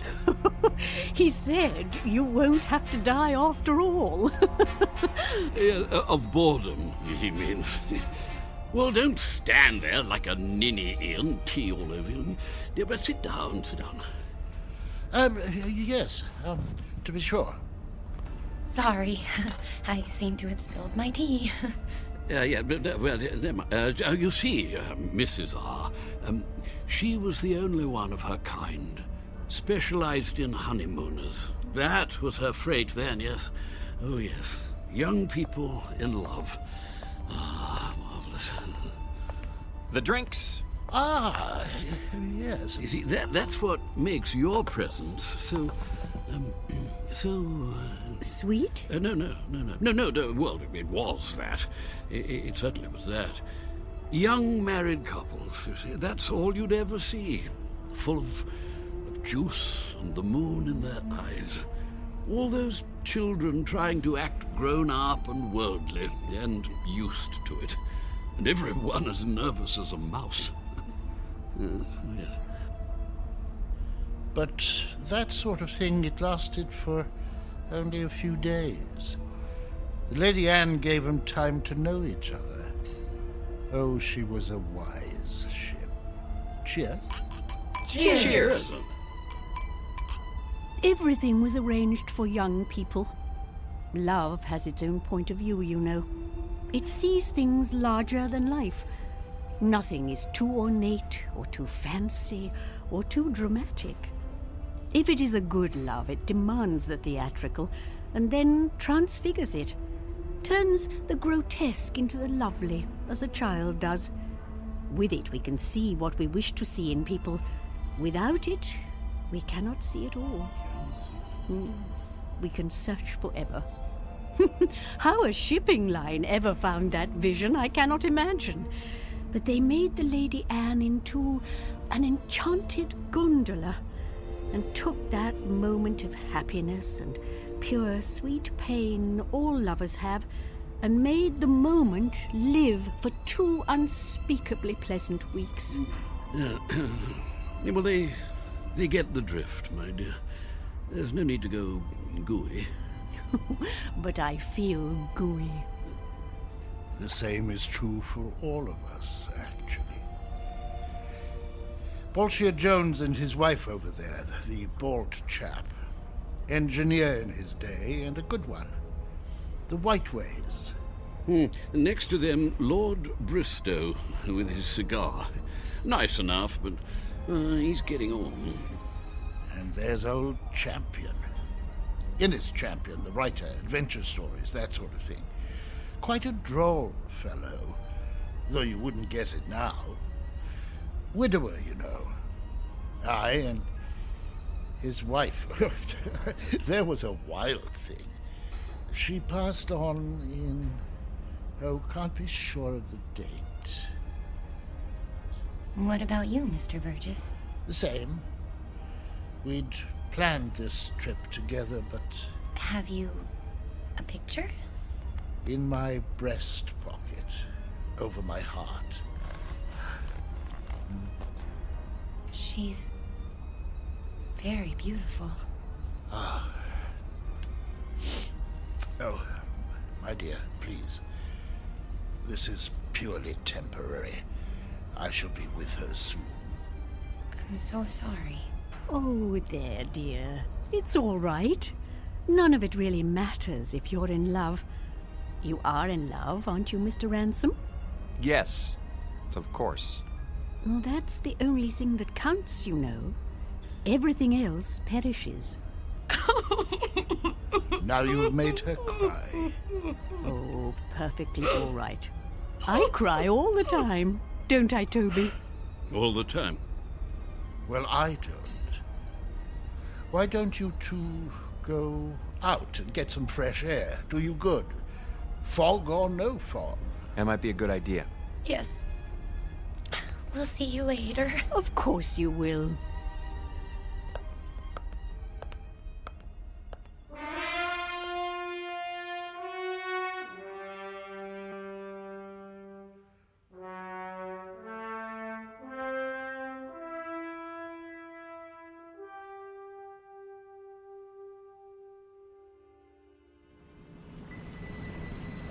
I think they're all very, very nice. What is going on? The sun. What about it? It's behind us. It was over there, and now it's... We're heading north. So we're heading north. north. We should be heading east. Blame it on me. Everything else is my fault. Why not this? There you go, starting again. I don't know what I'm doing here. Look at them down there playing shuffleboard or sitting wrapped up in their blankets. Really, Eileen, this whole idea was ridiculous.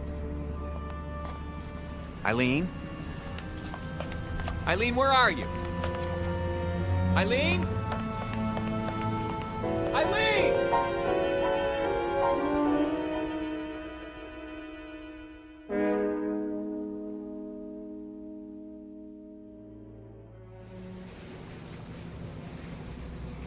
I thought you did get rather gooey there, my dear, but you know, I rather liked it. Gooey. No! Oh, Mr. Ransom. I say, is something the matter? I can't find my wife. We were standing over there at the rail. She was right behind me. You don't think anything could have happened to her, do you? Oh, no, I doubt that. It's rather difficult to fall overboard. Oh, yes, yes. Eileen! Eileen! Eileen! Eileen! Eileen? Stuart, have you seen my wife? No, sir, but I wouldn't worry. I want this ship searched. I'll take the liberty of alerting the crew. Have you tried the library?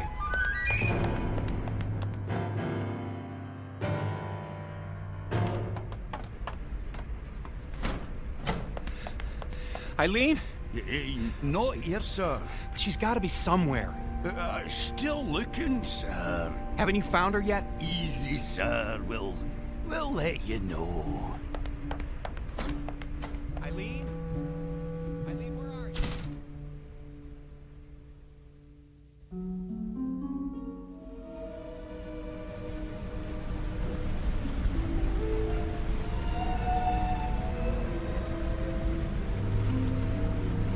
I say, not turned up yet? No, I searched everywhere. She'll turn up. Have a nip with me. Come on, boy. Let's go inside. Yeah, maybe she's inside. Come on. Let's go into the Imperial Lounge, what?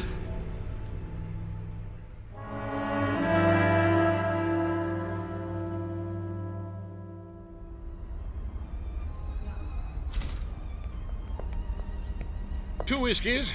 Make 'em strong. I can't believe it. She's gone. Well, it does seem that way. But of course it isn't so. You've just missed her. You don't know how much. A toast to the Lady Anne. Here, here. Oh, yes. Yeah. The Lady Anne. Hmm. Yes. It's a pity. What's going to happen? A crime. An evil, black-hearted crime. Easy, Burgess, easy. Easy? Gad, they want to scrap the lady. Outlived her usefulness. Nonsense. A little slow, perhaps. Speed. That's all that counts now. Why? What's the rush, eh, Ransom?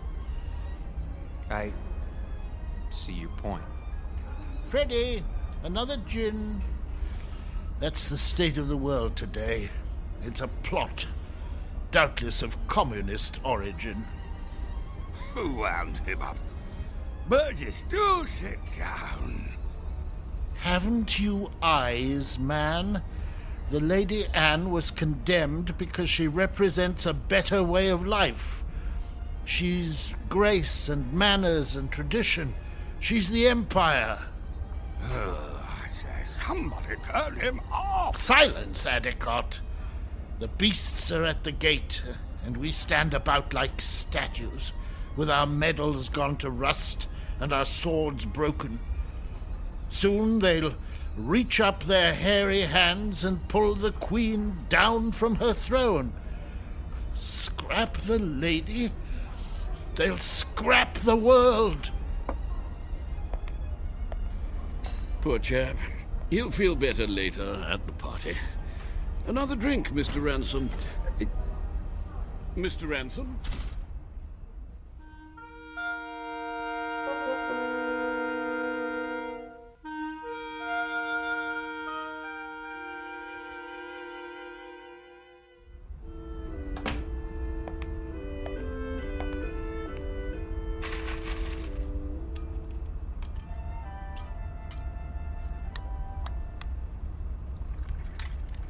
Pour me one, too.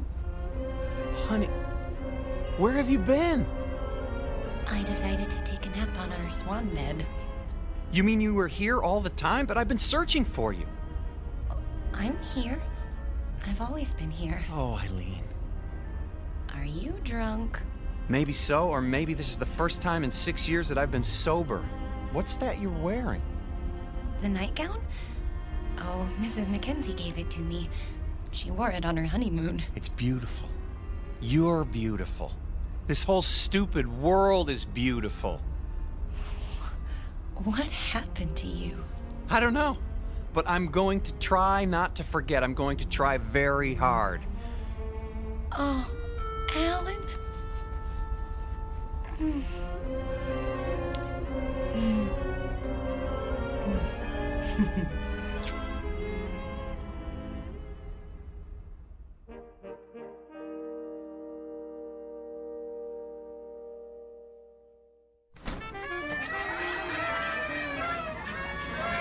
Will you look at all this? Balloons, ribbons. Over here! Join us, please. Mrs. Mackenzie! Come on, drink up. The champagne's getting warm. Well, you found her. Oh, you're as bad as Alan. I think we'd like you to meet Captain Prothero, Mr. and Mrs. Ransom. Happy to meet you, sir. My pleasure. You've had a pleasant voyage, I trust. Oh, yes. We're grateful to be a part of it. Indeed. Your presence has been good for us as well. You packed your things? Shh. They don't know yet. Oh. Well, I suppose it doesn't matter.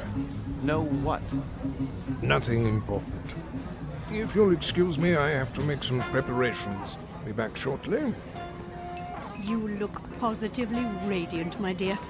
The Lady Anne has worked her magic on you. She... and you. All of you. I'd forgotten some things. How to relax. I was so busy, I lost sight of what's important. It won't happen again. I say, let's drink to that.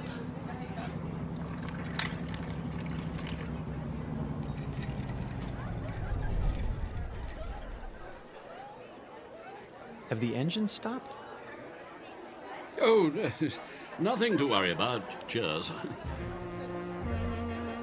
Mr. Burgess, why are we having a party now? We're only partway there. You'll understand soon enough. Who needs a reason to party? Mrs. Ransom, may I have this dance? I have been waiting for someone to ask. Mrs. Mackenzie? I'm not very good, but... Oh, delighted, Mr. Ransom. Oh, splendid.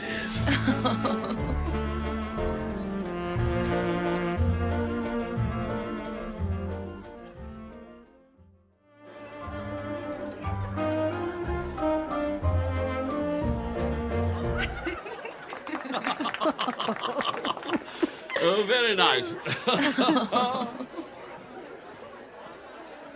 Well, I see they haven't gotten them fixed. What? The engines. The engines? Oh, there's nothing wrong with the engines. Ready now? Your luggage has been collected. Luggage? Really? Should have told them. Didn't want to spoil the party. Excuse me, but what are you talking about? Why should our luggage be moved? Because, my friends, we're putting you off the ship. You're what? Are we in trouble? No, nothing like that. They'll come to understand. Maybe so, but we don't understand now, and we're not going anywhere until we do. I'm afraid there isn't any choice. Follow me, please. Alan? Is this some kind of gag? You don't just put passengers off a ship in mid-ocean. Steward, Captain! Draw your pistol. Yes, sir. You're kidding, aren't you? If you'll do as the captain says. This way. I tell you what, we'll all go. Alan, what's going on?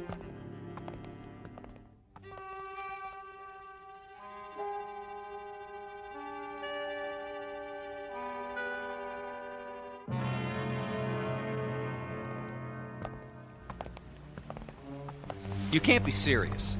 There's nothing to worry about, my boy. Your exact position has been radioed.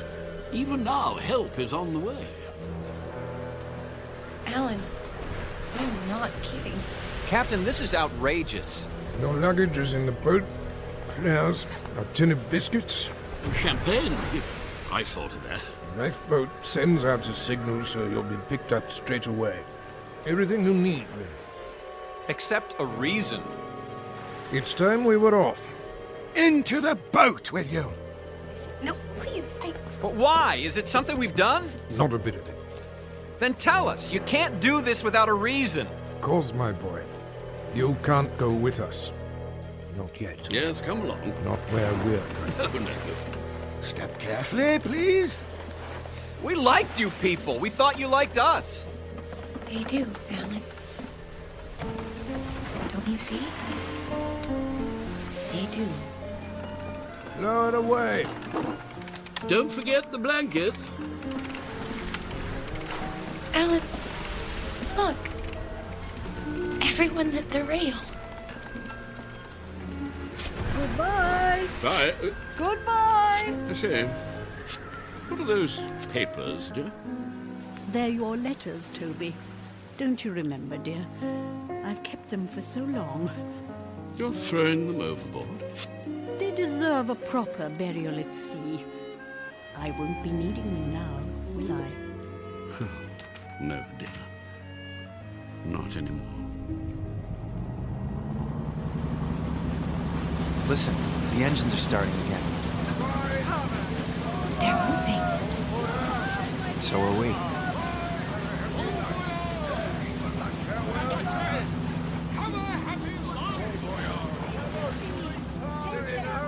We will. I promise you.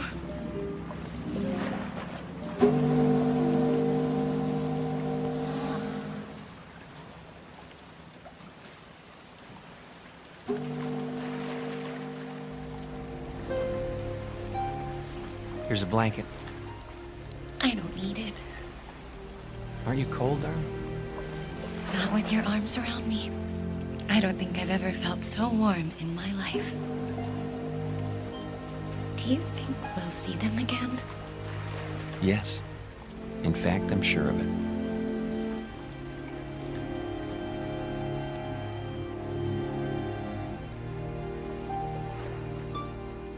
Lady Anne never reached port. The ransoms were picked up by a cutter a few hours later, just as the captain promised. They searched the newspapers but found no mention of the Lady Anne. The ship, with all its crew and passengers, went down in the mid-Atlantic, or so it was said. But Alan and Eileen knew better. They knew it had sailed on to a better port, its final destination on a distant shore called the Twilight Zone.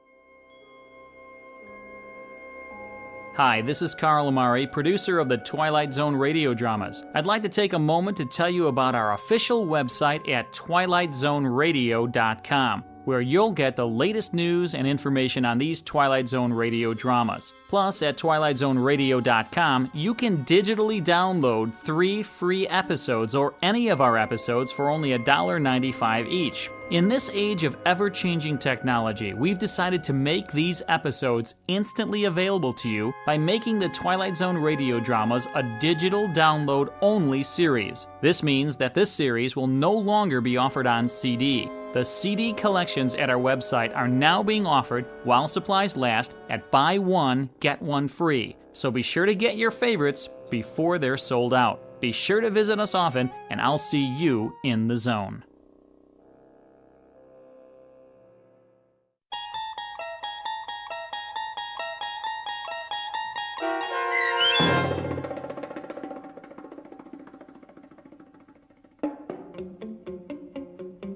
Passage on the Lady Anne, starring Martin Jarvis and Rosalind Ayres, with Stacy Keach as your narrator, was adapted for radio by Dennis Etchison and written for The Twilight Zone by Charles Beaumont. Heard in the cast were David Pasquesi, Anne Somerville, Jim McCants, Joby Cerny, Eleanor Weingart, Martin Astrop, and Nick Ruddle. The producers of The Twilight Zone wish to thank CBS Enterprises and the Rod Serling Estate for making this series possible. This copyrighted radio series is produced and directed by Carl Lamari and Joby Cerny for Falcon Picture Group. Sound design and custom Foley effects for The Twilight Zone by Cerny American creatives Bob Benson, Craig Lee, Matt Sorrow, Tim Cerny, and Todd Beyer. To learn more about the Twilight Zone radio dramas and to contact us, visit our official website at twilightzoneradio.com. This is Doug James speaking.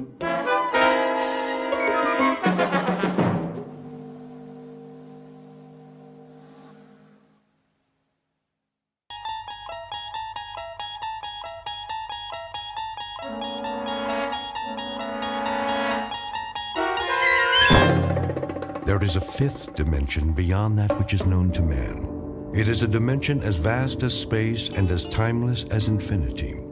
It is the middle ground between light and shadow, and it lies between the pit of man's fears and the summit of his knowledge. This is the dimension of imagination. It is an area which we call the Twilight Zone.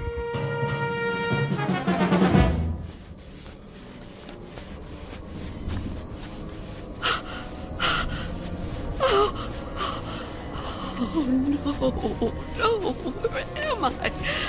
What am I doing outdoors? I don't remember leaving my... Oh, it's so dark. I don't live here. Or here. Which is my house. Oh, I must get home.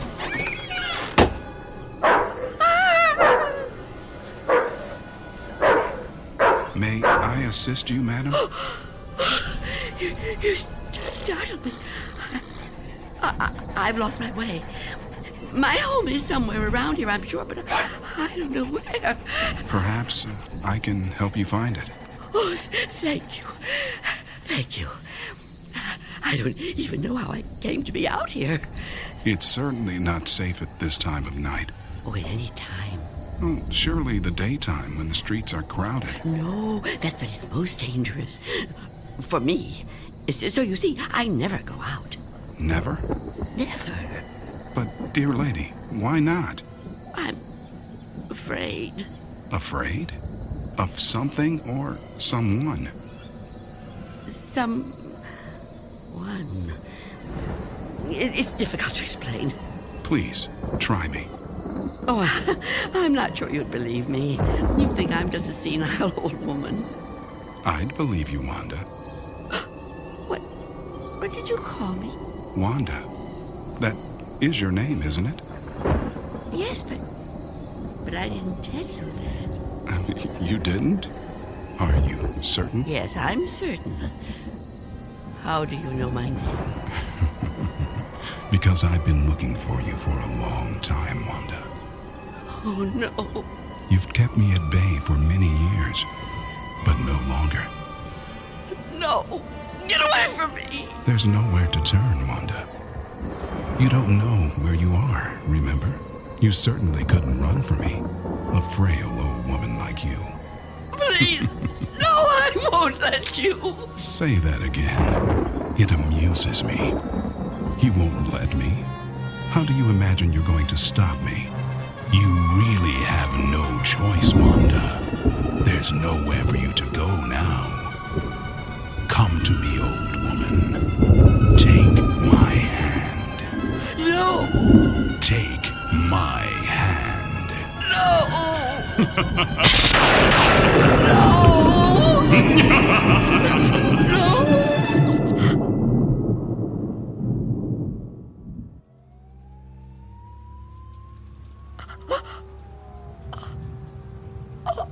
Oh, it was the dream. The dream again. I'm home. Of course I'm home. Where else would I be? But is it night or day?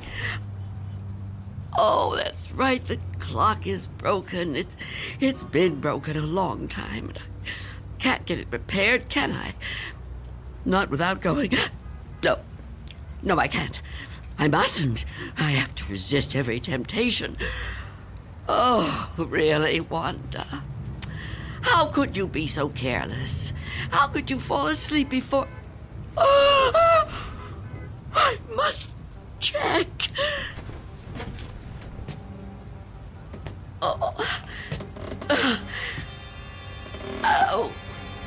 Yes. The boards and the windows are still secure. Is that... Can I feel a breeze? Is there a gap? Oh, not enough. Not enough. He still can't get in. Oh, what about the door?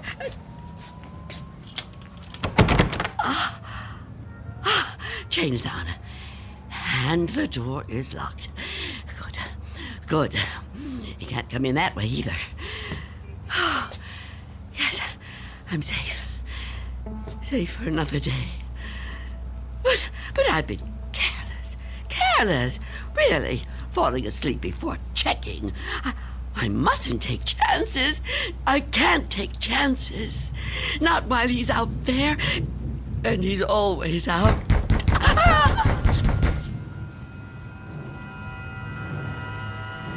Miss Dunn? Miss Dunn, are you all right in there?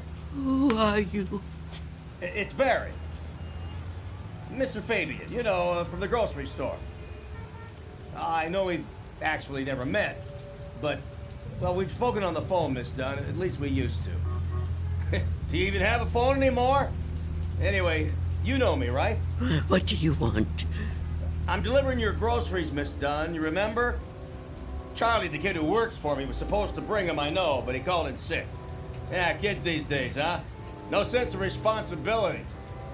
Anyway, I thought I'd better get them to you now instead of waiting till tomorrow. I figured, you'd be waiting for them.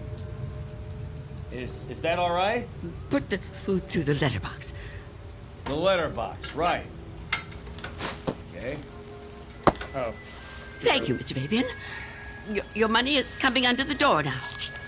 Under the door? Here it is. Miss Dunn, wouldn't it be easier to just... $6 and... Okay. 32 cents.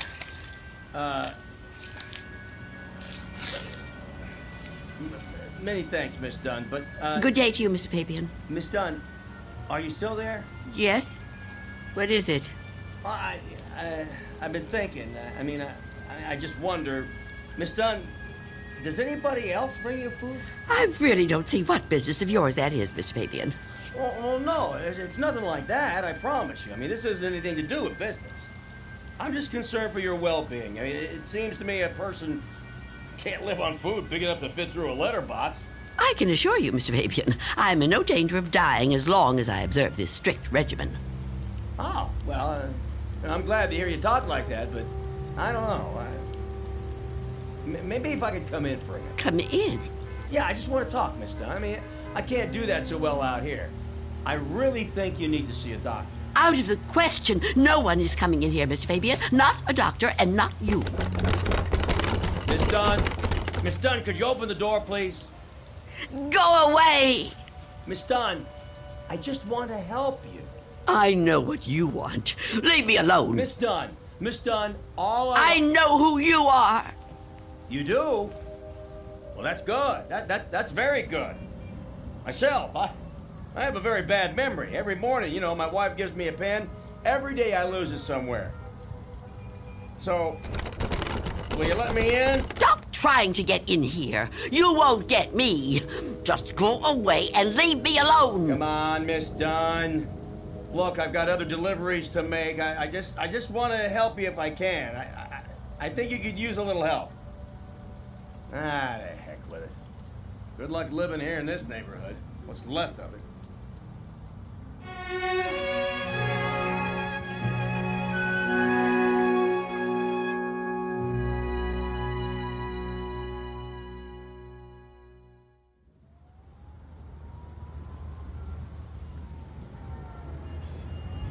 go away. I won't let you in. I won't let you get me. Leave me alone. I don't want to die. I don't want to die. Police! Freeze!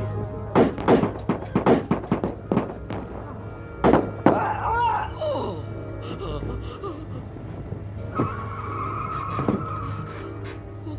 What's going on out there?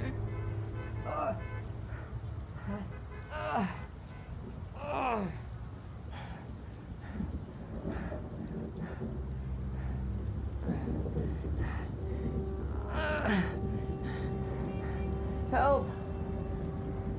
Is anyone in there? You gotta help me. What is it? Go away! I've been shot. I need help. Please. Please do something to help. Who are you? Officer. I'm a police officer. Please, you have to open the door. I need help. I've been shot. You're lying to me. I know you. You can't fool me. No, I'm not trying to fool you. Please. I think I'm dying. You can't trick me so easily. You're no policeman. Why can't you just leave me alone? I know who you are. I know what you are.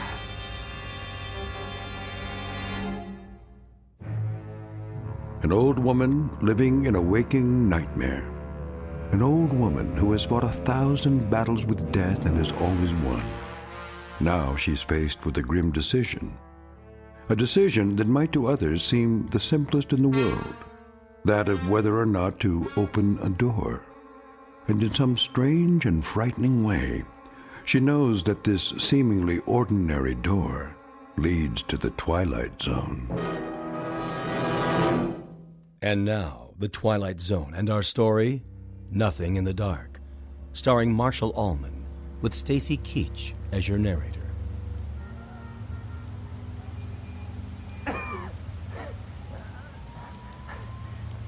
Please. Why won't you help me? Stop this! Why must you do this to me? I'm losing a lot of blood. It's so cold out here. Listen to me.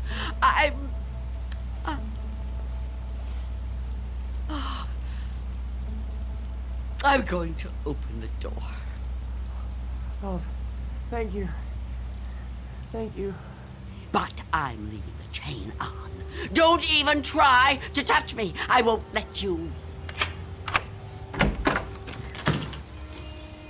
Don't worry. I'm not gonna hurt you. I couldn't hurt anybody. Oh. You're so young. Almost a child. Unless you help me, I'm gonna die. I don't think I can even move very far.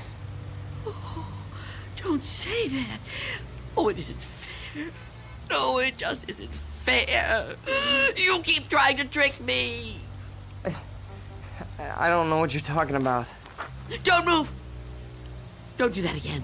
Or I'll close the door. What? Listen, lady. I've been shot. I'm bleeding to death. Do you understand? Do you understand? Please. My name is Harold Belden. I need a doctor. I need a doctor right away. Please, call the hospital. I can't get there myself. I can't call the hospital. I haven't got a telephone. Not anymore. Then let me come inside.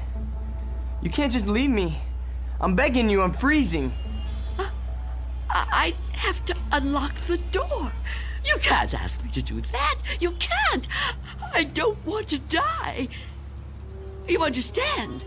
So you're not gonna help me? You're just gonna let me die out here? I know who you are. No, I told you who I am. My name is Belden. Officer Harold Belden. That's not her name. There is no such person. Stop trying to trick me. I don't understand why you keep saying that. It hurts. It hurts, okay? Please, lady, please. Stop! Stop! Oh, why are you torturing me like this? I tell you, it isn't fair. I don't want to die. Well, I don't want to die either. If I could get help for myself, I would, but I can't move. I've been shot in the side, you see? Look, look, I'm bleeding. Oh, it isn't fair. It isn't fair.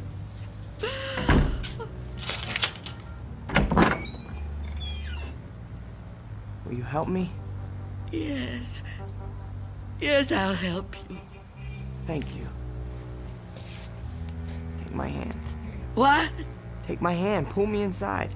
No, I won't. I mean, I can't. Oh, can't you? Can't you crawl in? Well, I don't think so. Please try. Quickly. I don't want to leave the door open.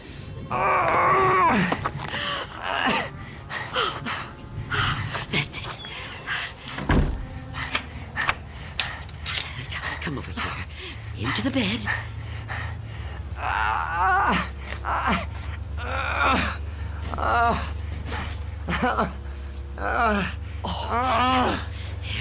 You just rest. Rest. Oh, what have I done? And what am I going to do?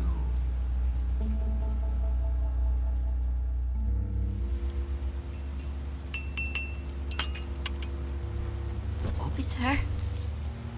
Officer? Officer? Oh, I'm so sorry. What a...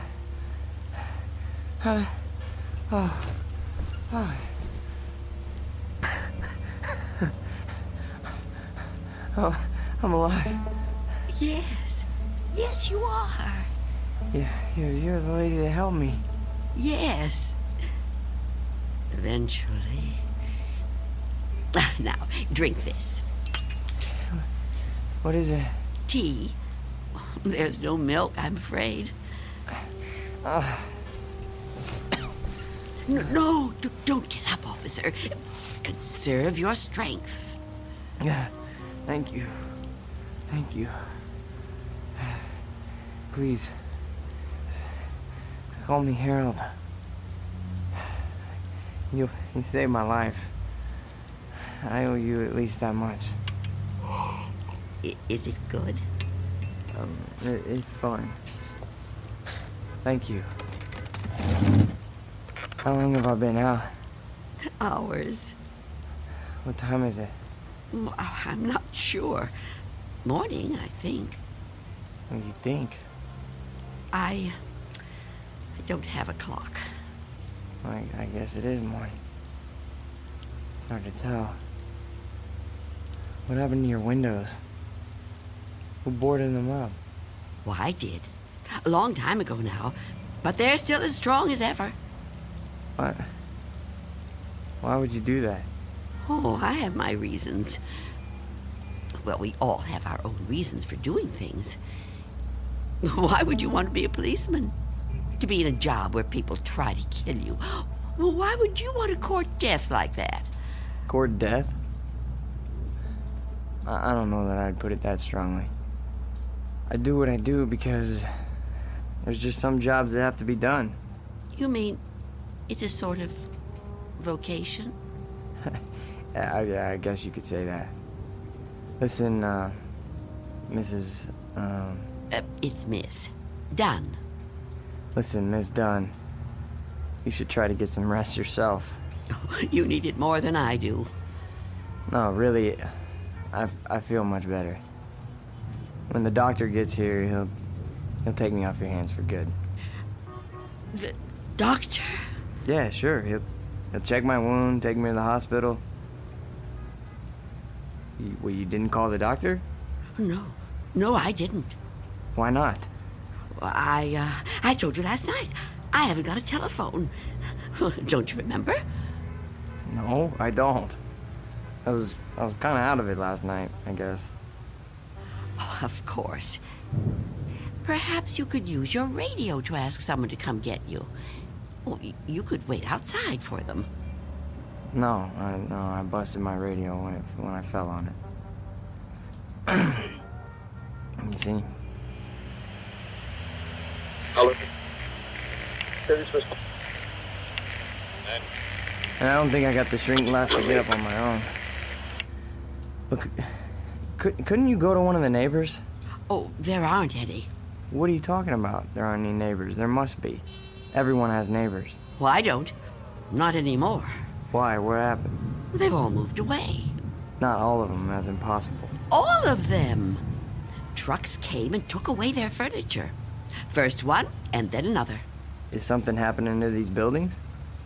I wouldn't know. I'm sorry to ask, but how can you not know something like that?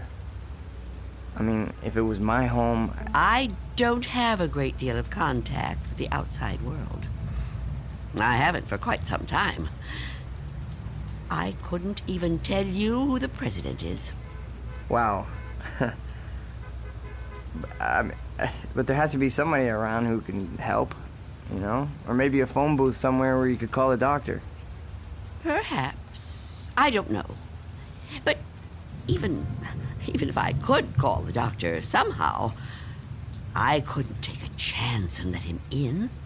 Why not? It's too dangerous. Dangerous for you?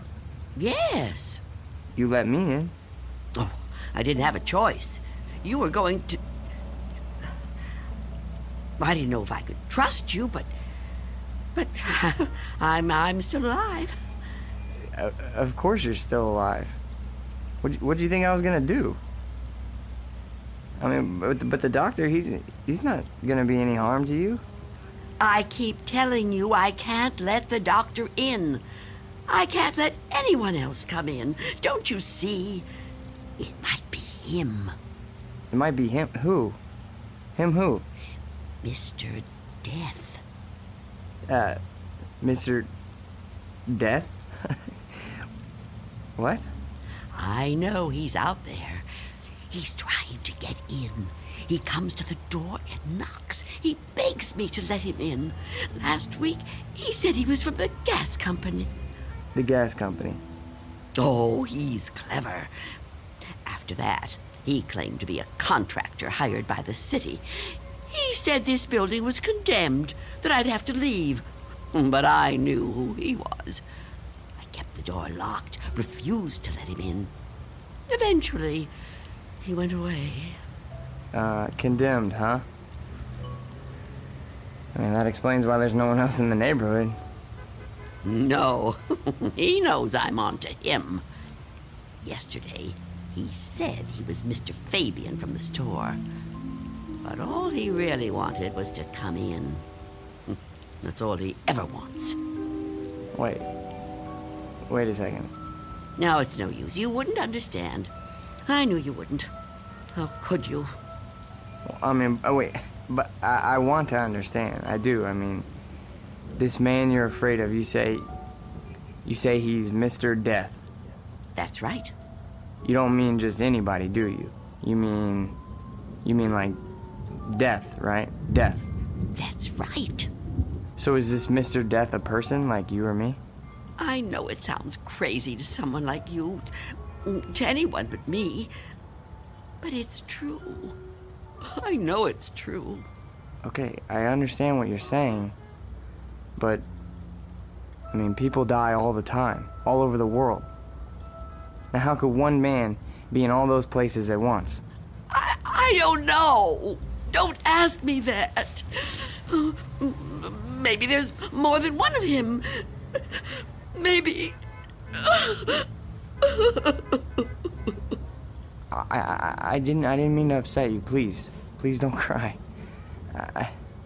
I'm not gonna hurt you. I'm sorry. Okay? Can I have another cup of tea? Please? Of course. Tell me about Mr. Death.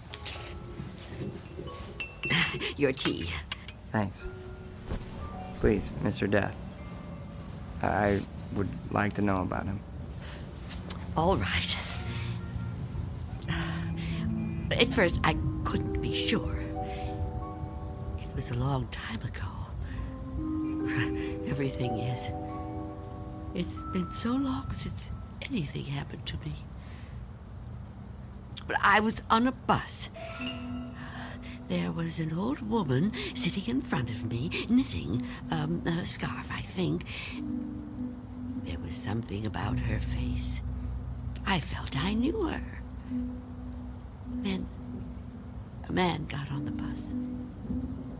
He wasn't special in any way. Not short, not tall, not fat, just a man. I remember that there were empty seats, but he sat down right next to the old woman. He didn't say anything to her, but I felt that his being there upset her in some way. But I couldn't understand why. He seemed like such a nice man. When the old woman dropped her ball of yarn, he bent down and picked it up, right in front of me. He held it up to her. I saw their fingers touch. He stood up and got out the next stop. I couldn't move. It was as if I knew what had happened. But I couldn't do anything. I was just so frightened. When the bus finally reached the end of the line, the driver came over to the woman.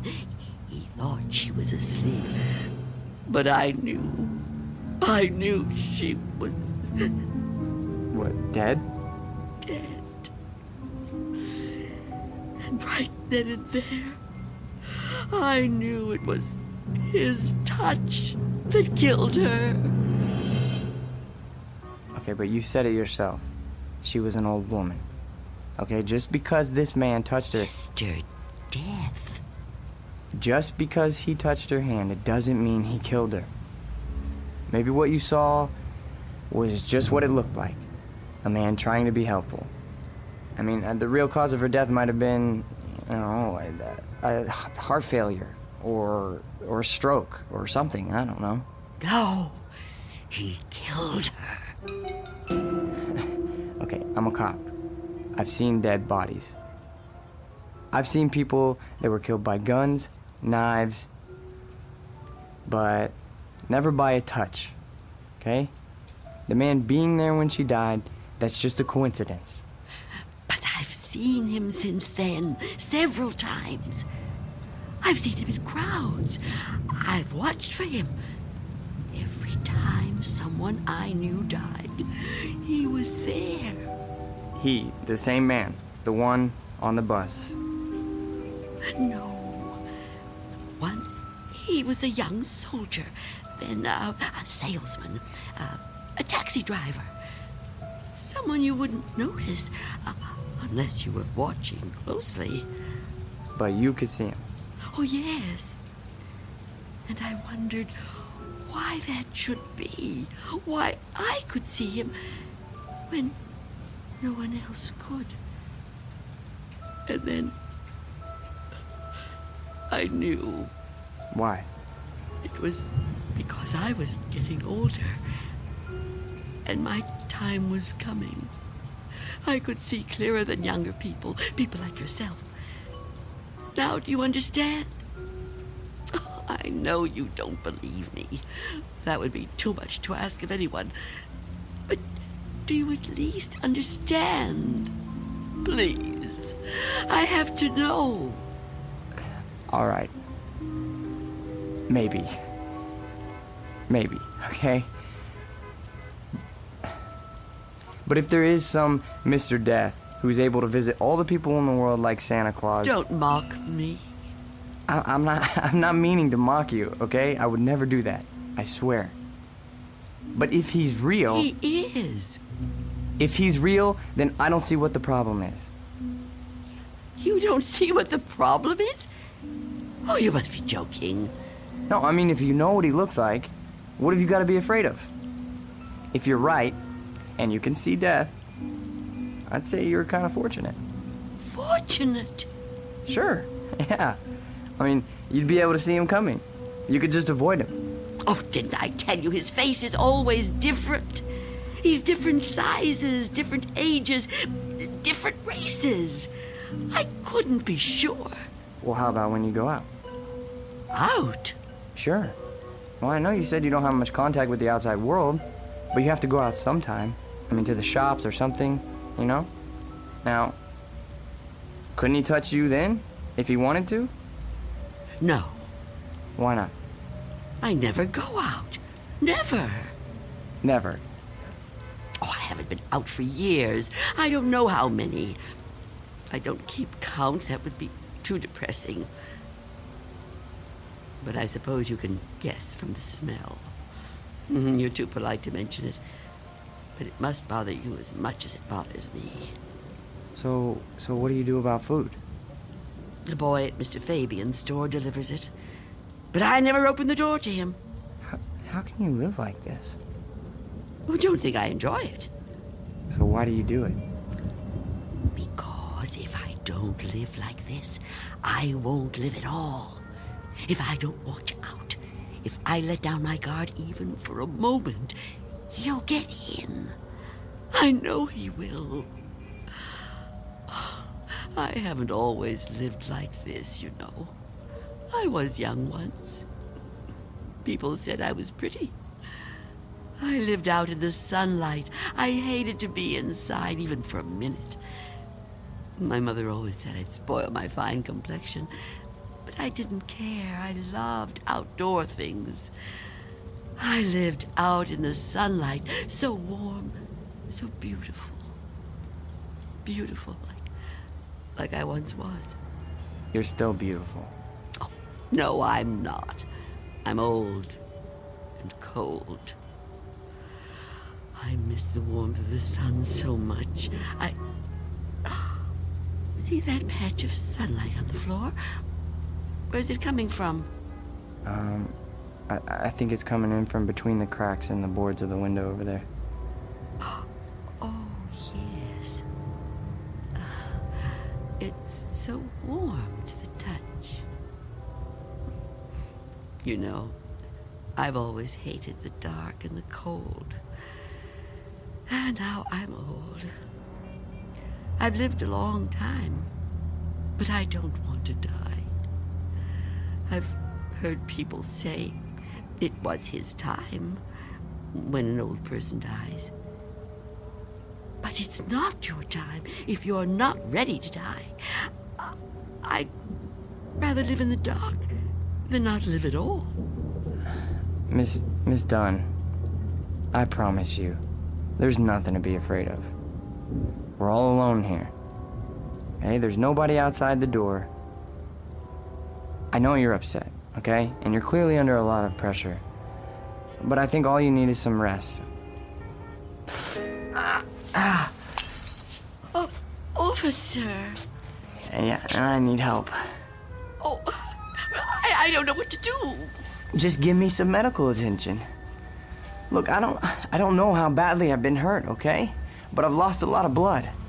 And I need help soon. Or I don't know how much longer I can... I've told you I can't go out there. You can't ask me to do that. Look, this whole Mr. Death thing, I promise you, you don't have anything to worry about. Shh. Someone's coming. Well, get them to help me. No! There's nothing to be afraid of. Please, answer it.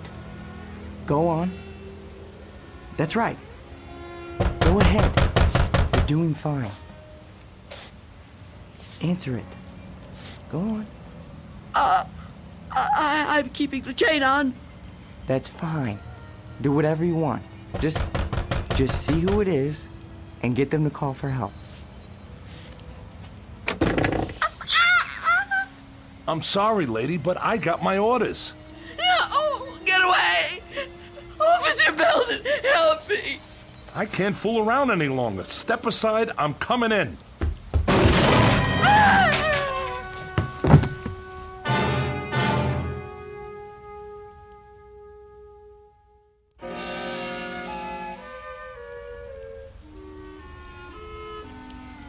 Take my hand.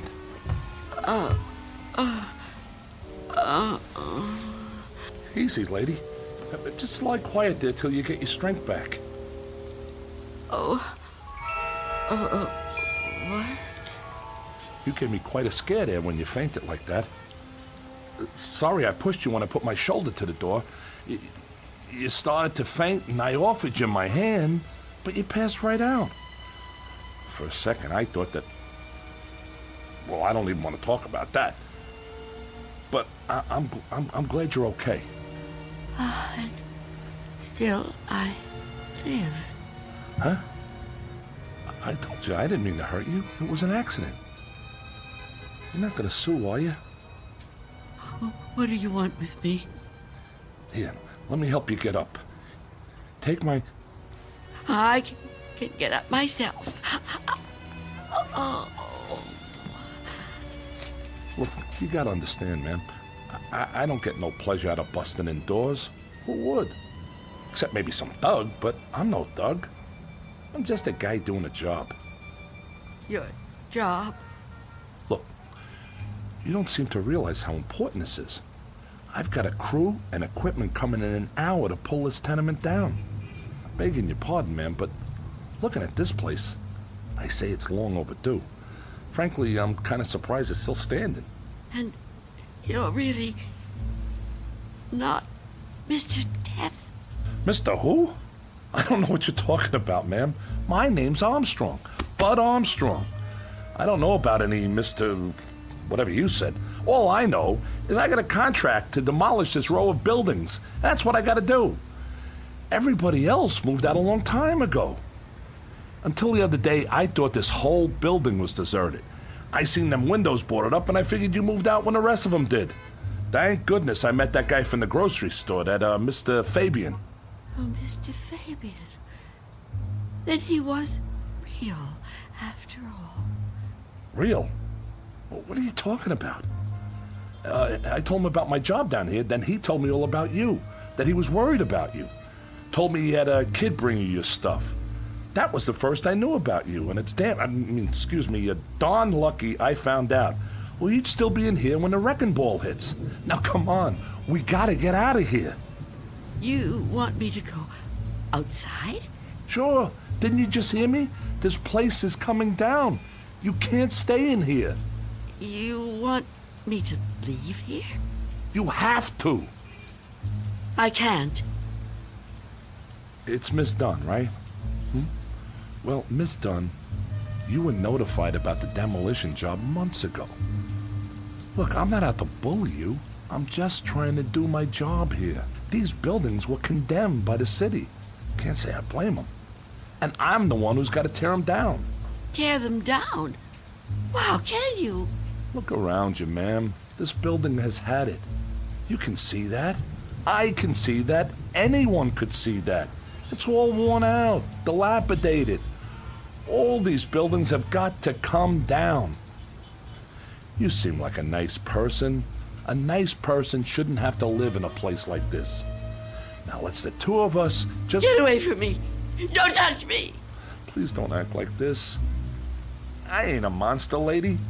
I've got a heart just like anybody else, and I can see how you could get attached to a place, but, not want to see it wrecked. But when a building's this old, it's not fit to live in no more. It's dangerous. It's got to come down to make room for a new one, a stronger one. That's life, lady. Old make room for the new, you know? No. People get the idea that I'm some kind of destroyer. They think I get kicks out of tearing stuff down. But that ain't the way it is. No, that ain't the way it is at all. I just clear the ground so other people can build on it. In a way, I guess I kind of help them do it. Can't have one without the other, am I right? Look around you. It's just the way things are, like when a big tree falls in the forest and a new one grows right out of the same ground. Old animals die and young ones take their places. It's just nature. That's how it is. Even people step aside when it's time. I won't. When I finally kick the bucket or when I get too old to contribute, my son-in-law will probably take over The door! What about it? Oh, yeah. Sorry about that. I didn't realize the chain was on when I put my shoulder to it. Door's okay, but the chain's at it. You left the door open. Hey, there's no need Get to... out of my way.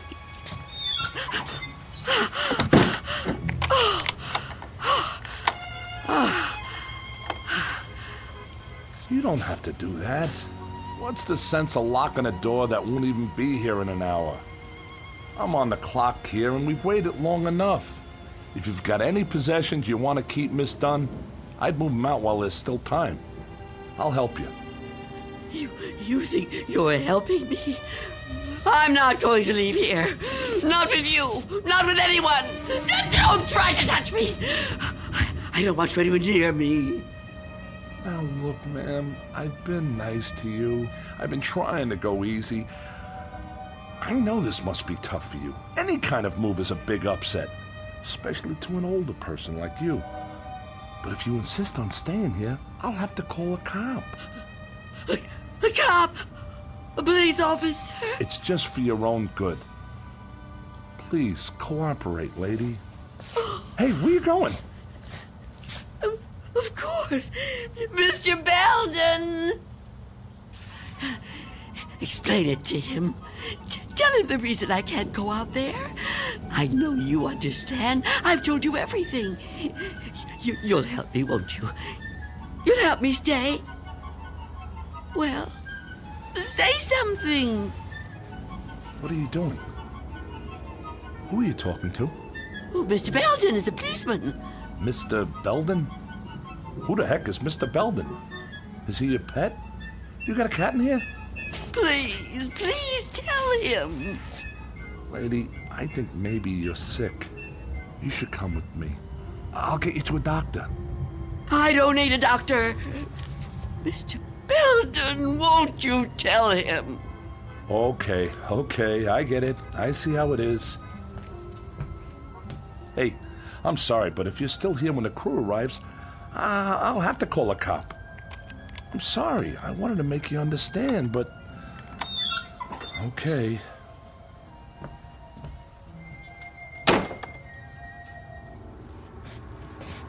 What's the matter with you?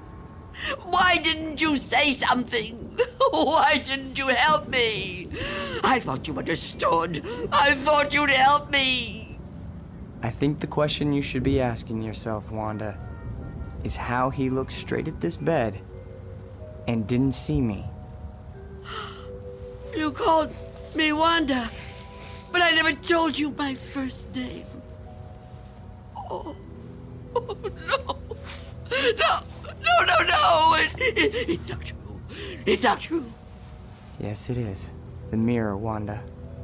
Look in the mirror. What do you see? I can't. I won't. Look in the mirror, Wanda. What do you see? I see nothing. Nothing but an empty bed. Turn around. Now what do you see? I see you, Mr. Death.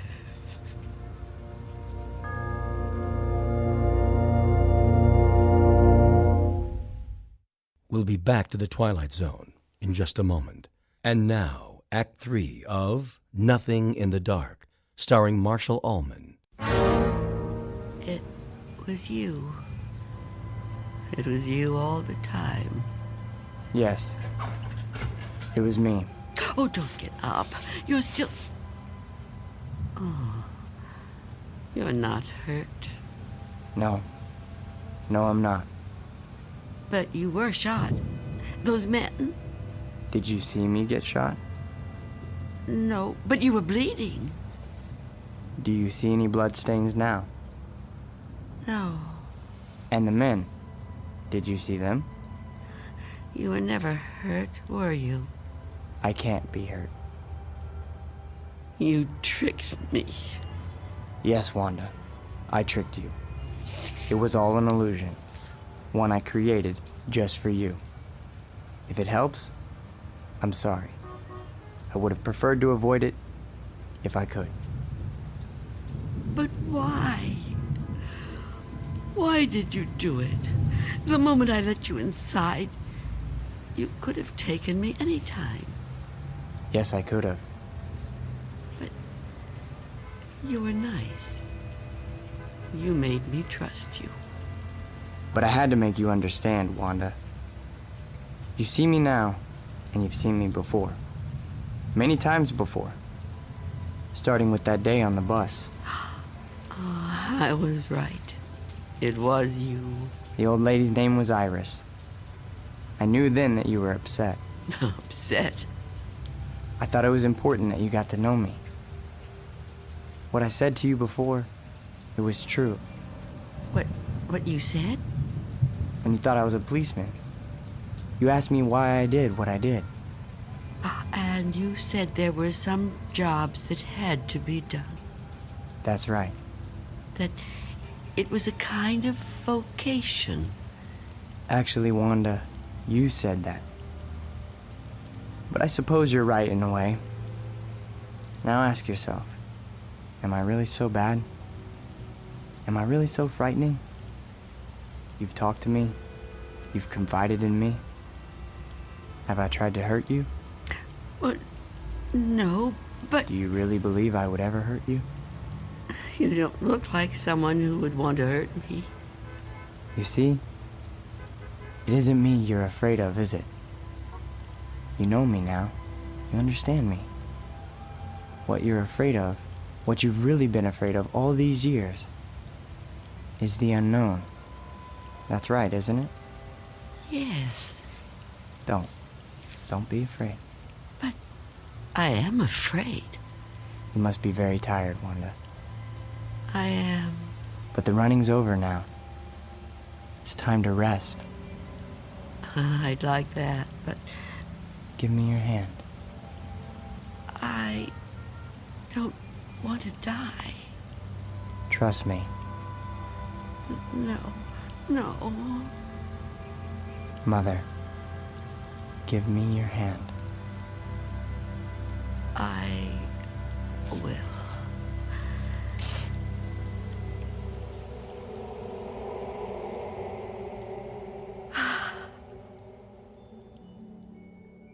There.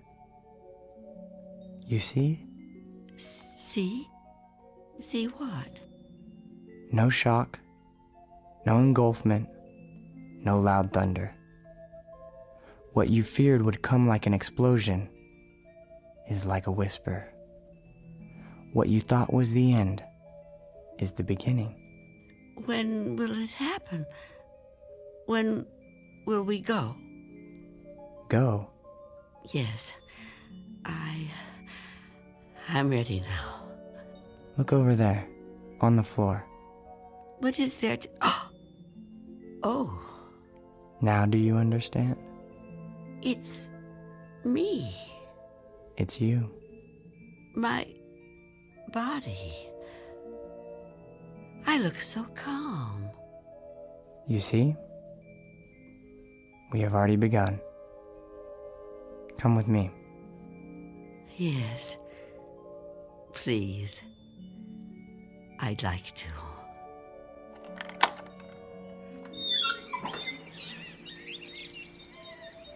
It's such a beautiful day. It is.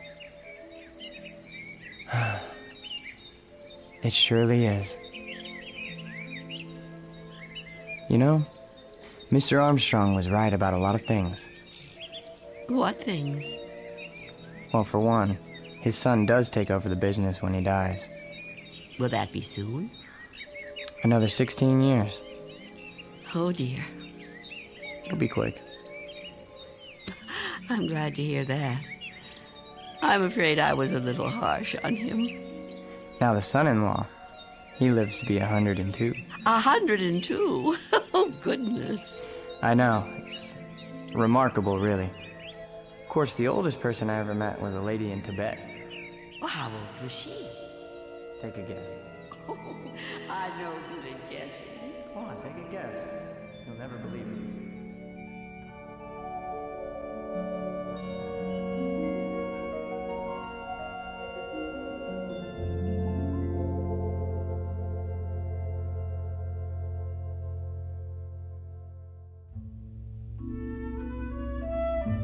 There was an old woman who lived in a room, and like all of us, was frightened of the dark, but who discovered in the minute last fragment of her life that there was nothing in the dark that wasn't there when the lights were on.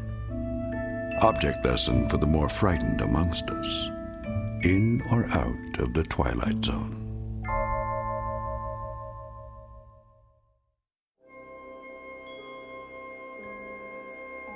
Hi, this is Carl Amari, producer of the Twilight Zone radio dramas. I'd like to take a moment to tell you about our official website at twilightzoneradio.com, where you'll get the latest news and information on these Twilight Zone radio dramas. Plus, at twilightzoneradio.com, you can digitally download 3 free episodes or any of our episodes for only $1.95 each. In this age of ever-changing technology, we've decided to make these episodes instantly available to you by making the Twilight Zone radio dramas a digital download-only series. This means that this series will no longer be offered on CD. The CD collections at our website are now being offered, while supplies last, at buy one, get one free. So be sure to get your favorites before they're sold out. Be sure to visit us often, and I'll see you in the zone.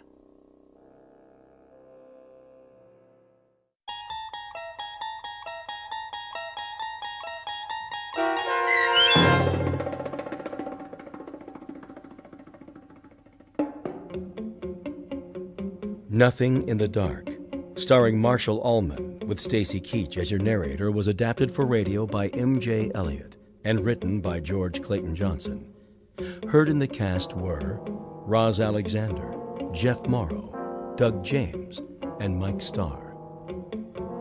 This copyrighted radio series is produced and directed by Carl Amari for Falcon Picture Group and Westwood One. Custom Foley effects, sound design, and mixing are done in the Cerny American Sound to Picture Theater by Cerny American creatives Matt Sorrow, Bob Benson, Todd Beyer, and Tim Cerny. To learn more about the Twilight Zone radio dramas and to contact us, visit our official website at twilightzoneradio.com. Miss Dunn, it's Doug James speaking.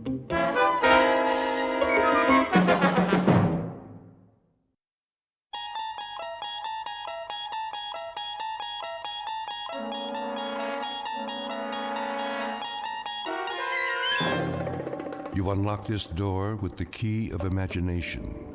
Beyond it is another dimension, a dimension of sound, a dimension of sight, a dimension of mind. You're moving into a land of both shadow and substance, of things and ideas. You've just crossed over into the Twilight Zone.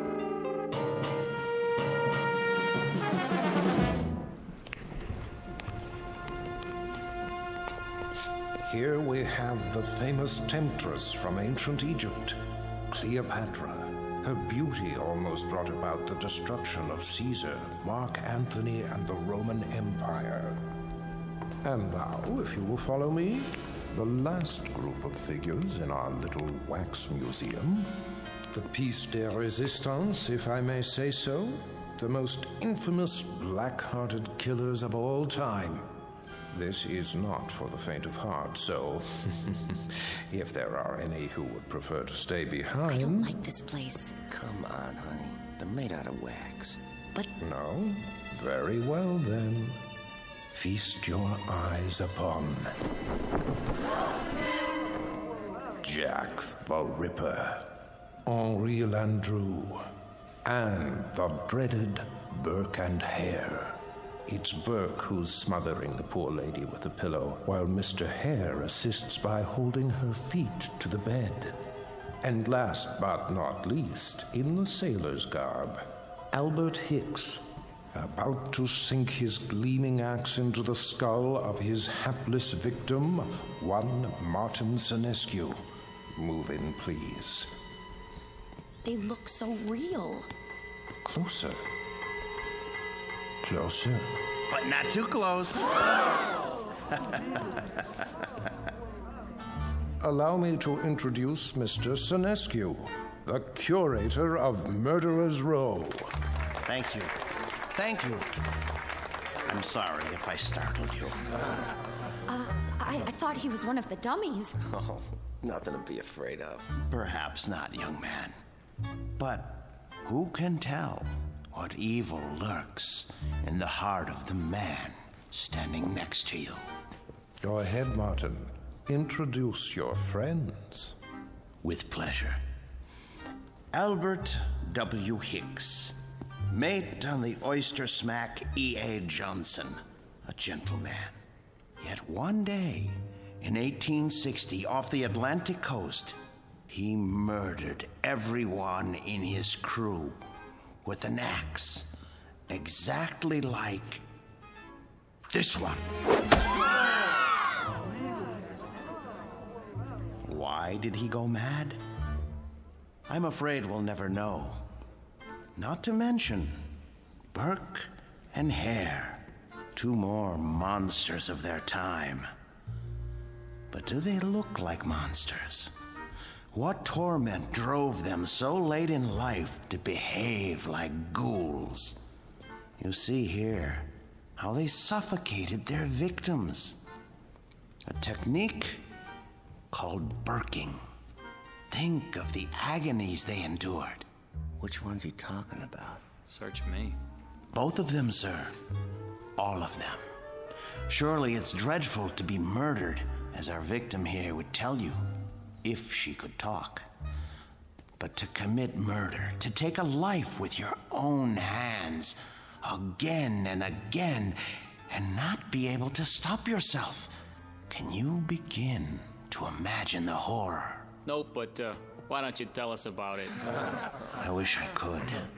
But somewhere in the world, now, at this very moment, there is someone who can. Yeah? Who?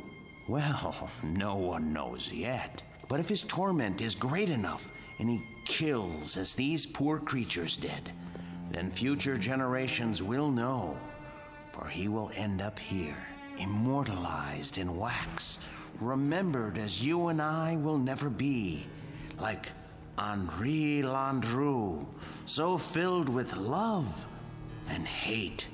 He loved nearly 300 women in his lifetime, spinsters and lonely widows. He too must have felt agony as he strangled the life out of them. A master of the garret, identical to the one you see in his hands. That looks like some kind of cord. Just a piece of string. Let me see that. Get away from there. Get away from there. I was only... Mr. Sinescu is right. The figures are not to be touched. They are too rare and valuable. Besides, the museum can't be held responsible for what might happen to you. And here, another soul in torment. The Ripper himself. Of all the faces in London's Whitechapel district, which was his? And why did he feel driven to kill those pathetic drabs with one sweep of his knife? Identical to the blade you see before you. Step closer, young lady. What? Go on. It's only a prop. Lean forward. There. That's quite all right. Look deep into his eyes and remember them so you'll never fall prey to such a man yourself. A man who carried a long, sharp weapon which he slashed across women's throats. Like this. That knife, it swung at me. It almost... Spring in the arm. Pretty good trick. A trick, yes, but one that serves to remind us how near death is to all of us. When we look at Hicks, at Burke, and Hare, at Landru and the Ripper, we see what appear to be ordinary men. What devils pushed them to their bloody fate? We can only guess. Thank you for your kind attention. Thank you, Mr. Sinescu. Ladies and gentlemen, this concludes our tour of Ferguson's Museum. Exit to your right, please.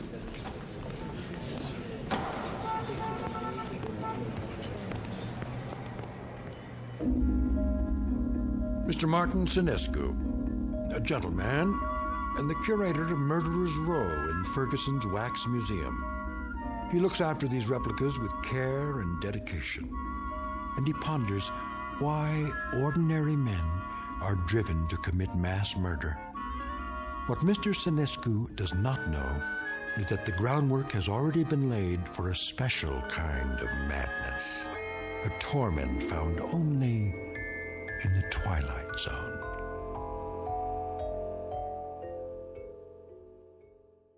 And now, The Twilight Zone and our story, The New Exhibit, starring Joby Cerny with Stacy Keach as your narrator.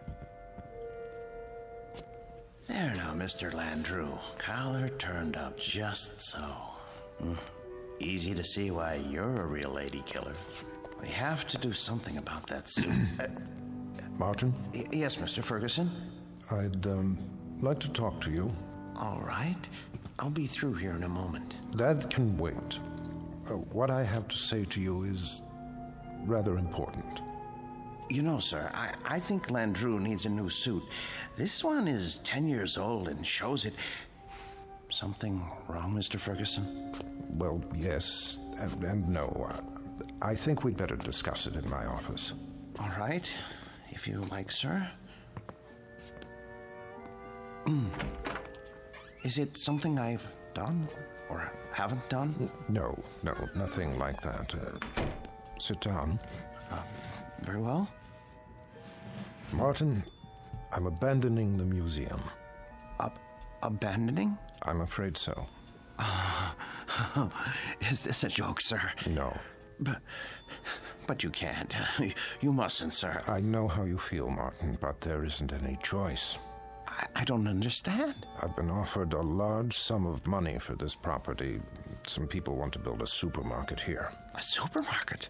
When I first opened the museum 30 years ago, I'd never dreamed I'd see this day. But the day is here, Martin, and we will just have to face it. 30 years, sir. No, for heaven's sake, don't make it more difficult than it is. I'm sorry. I hate this, Martin. You're the best employee a man could have. The way you've run the Murderer's Row exhibit, why, I don't think you ever missed a day's work. No, never. How many more days? None. This was the last. They start wrecking the building next week. What about the wax figures? I haven't decided yet. Sir, we can open another museum. We'll move everything somewhere else. I'm not as young as I once was. I could use a rest. But, sir, I'll do all the work. You won't have to lift a finger. I appreciate that, Martin, but it would be foolish. Foolish? Foolish? Why? We have become passé. People aren't interested in wax museums anymore. Look at the numbers. It's all here. Our attendance figures, our profits, but mostly our losses. This year has been the poorest of all. There's even a news story about the closing of the Grand Guignol. Surely not. The handwriting's on the wall. Seriously, what do we offer? The great lovers of history? The discovery room? Scientists? That isn't why people came here. That isn't why at all. What they really came to see was your Murderer's Row. We've always known that. But they've been coming in decreasing numbers. And you know why? Because the evening news offers them fears we could never match. The wars, the atrocities, the perversions, they've all ruined our Chamber of Horrors. People are blasé. They think they've outgrown the need to be frightened. They already live in fear day in, day out. It's the world, Martin, and the world has changed. No, it would be foolish to open another museum. Maybe it's the location or the exhibits. Remember how people came after we installed the Ripper's arm with the knife and the spring mechanism? That was years ago. They're simply not interested anymore. But what's going to happen to them? Landrew and Hicks and the others? If I could sell them, I would. But there is no market for wax figures. Mr. Ferguson, you're not thinking of destroying them, are you? I mean, they were meant to live forever. Martin, I tell you, I don't know what I'm going to do. You're forgetting something. Come with me. Martin... Look at Landrew. His eyes. Don't you see the shy, frightened little choir boy he once was? the bookkeeper who so longed for freedom. Of course, but... Even the cheek feels real, like flesh with pores, and the mouth. Isn't it about to say something? Oh, Landru was an elegant man, full of tenderness. It's right here, in the lips. The way... What are you trying to say? Mr. Ferguson, you seem to have forgotten that these figures are the work of the great Henry Guillemond, the only ones he created outside of Europe. I haven't forgotten. There was genius in everything he did. They're not just so much candle wax. It's as though they were alive. I'm afraid it doesn't make any difference now. I don't think I could stand it if these figures were destroyed. It would be like losing 5 close friends. I won't destroy them, Martin. I give you my word. But where would I store them? You know how vulnerable they are to changes in temperature. I could take them. You? Yes. What would you do with them? I wouldn't put them in an ugly warehouse, I'll tell you that. They need constant care. I'll put them in my basement. That's ridiculous. Think about it. What would Emma say to having the figures of 5 famous murderers in her basement? Oh, she wouldn't mind. She rarely goes in the basement. It's my space. She'll understand. I'll put air conditioning down there and a heater for colder days. Oh, you'll see. I'll take care of them, just as I always have.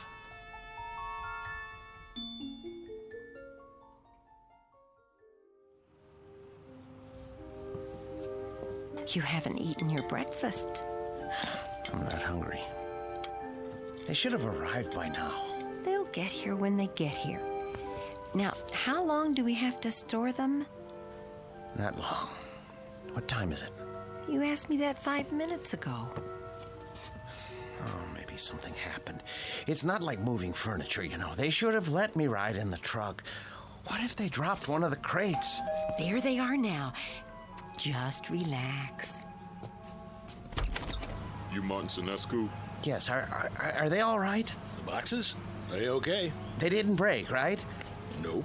No bumps?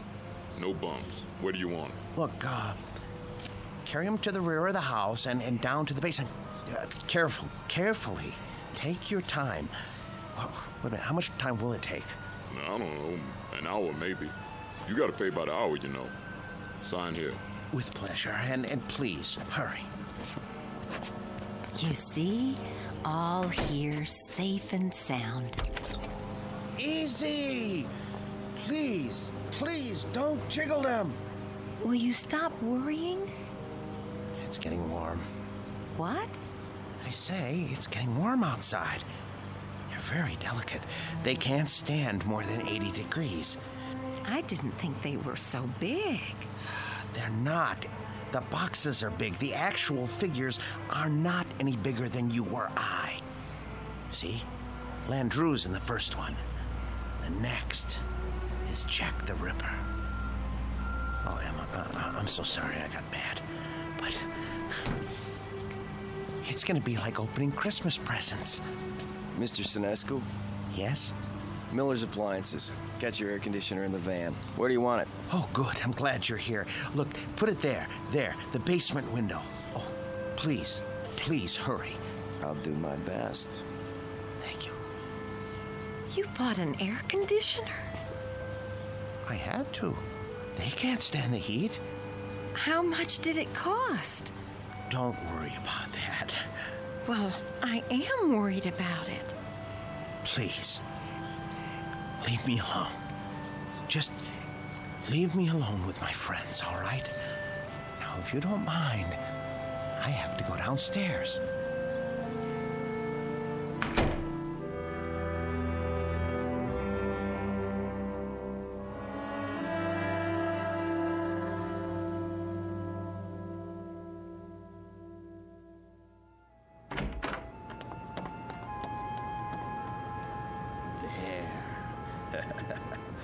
Ooh, feels cool enough. Now then, gentlemen, Bloody Jack, Jack the Ripper, how are you today? None the worse for wear, I see. Oh, my. Cape's a bit shabby, though. Martin, are you down there? Yes, sir. Positively threadbare. Martin! Yes? Are you fussing with the Ripper's cape again? No. Yes. No. It's his hat. His hat is going to need cleaning and blocking before long. In fact, all their clothes could stand it. It's been almost a year since Mr. Ferguson let me do that. Martin! Emma, listen to me. The truth is, these men need clothes. But the Ripper here, his are the worst. Part of his coat back's come undone and... Martin! What is it, dear? We're not buying them any clothes. Oh, Emma, listen. It's not just buying. It's tailoring to fit their bodies. I don't care, Martin. Oh, you don't mean that. Yes, I do. No, you don't. Honestly, Martin, you pay more attention to those murderers than you ever did to me. Oh, Emma, listen, that's not true. You practically live down there. Emma, they're a trust, a sacred trust. These figures were made by Guillemont. They're masterpieces. All right, so they're masterpieces. But you told me it would only be for a few days. Now, they've been here for weeks. I've been nice about it, Martin. You can't say I haven't. How long is this going to go on? I'm sorry, dear. I didn't lie. I thought they'd be here only a little while. I really did. But, well, I can't find anybody to finance the museum. How can you find anyone if you spend all your time down there? Well, I phoned, but everyone I talked to never even has heard of Henry Guillemont. Can you imagine that? What's that? The electric bill. You see how much this air conditioner is costing us, running around the clock? Well, you know how hot it's been. Oh my. That is high, isn't it? I'd like to know how we can go on paying it. Martin, there's no more money in the bank. I know. But you mustn't worry. I promise you, I'll think of something. There must be somebody somewhere. Mr. Ferguson. No. Why not? You've told me he loves these things as much as you do. Besides, isn't it up to him to take care of them? Emma, I don't know anyone in the world I respect as much as Mr. Ferguson. And I would never trust these figures to him. I couldn't be sure they were cared for properly. I don't even think I could sleep if I... So we're stuck with them. Stuck? Emma, it's an honor, a privilege. For you, maybe. But how do you think I feel? I am afraid to go into the basement because of these monstrosities. I mean, I just about get a heart attack, Martin. The way they stand there and stare at me, they're frightening. They're supposed to be frightening. Live with them as long as I have, and you'll come to love them. Love them? One day, they cease to be strangers to you, and you want to say good morning to them and ask them how they passed the night. And when that happens, Emma, I tell you, Emma, where are you going, Emma?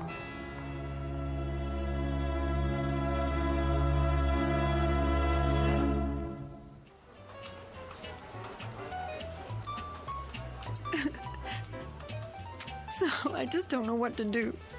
I mean, we can't borrow any more against the house. That's true. There's no chance for a refi without proof of income. And then today, when the electric bill came, I realized we've been spending a fortune just to keep the basement cool. You should have told me about this. I know, but I didn't want to bother you. I'm also your brother, remember?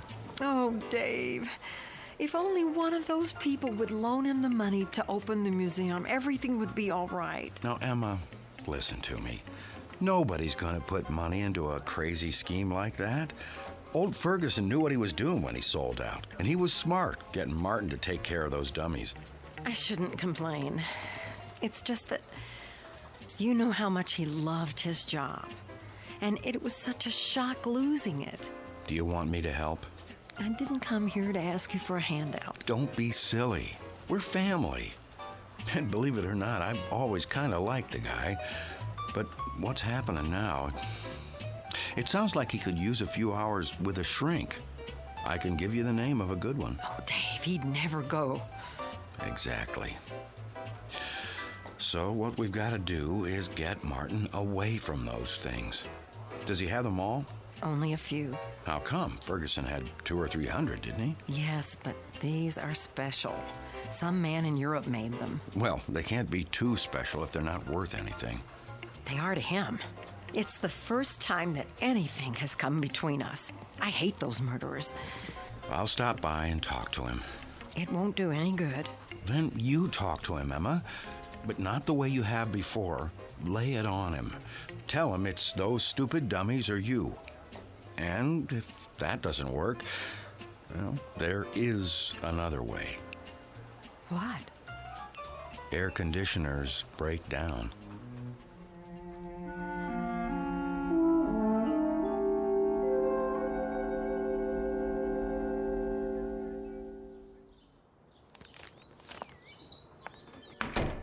Emma? Emma? Is that you?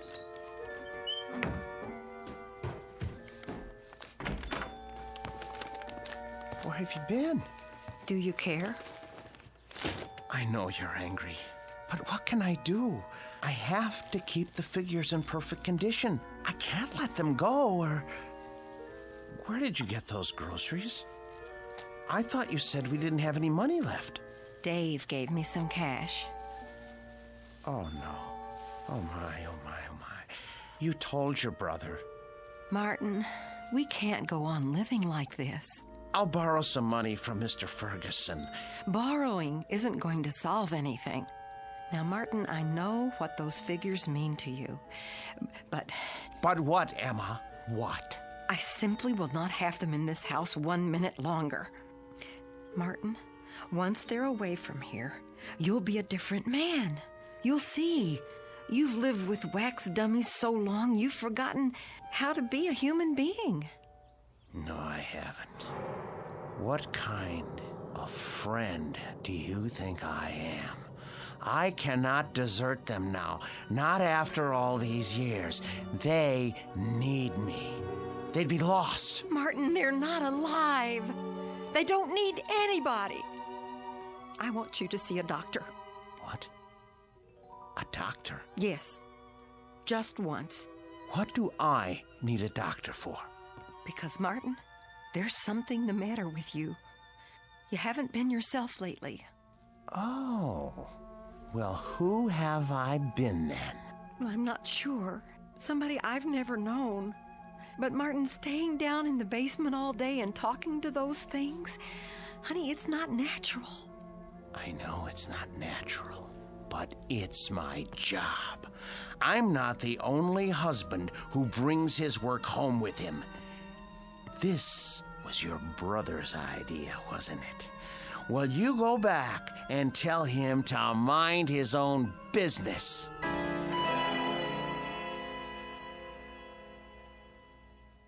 So it's hard to know where it's heading.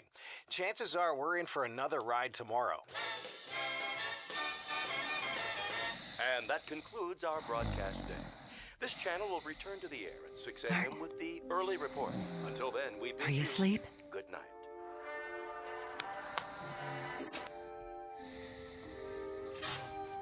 God forgive me. It's time for the air conditioner to break. Oh, it's so dark down here. And cold. Well, it won't be for much longer. Oh, where's the fuse box?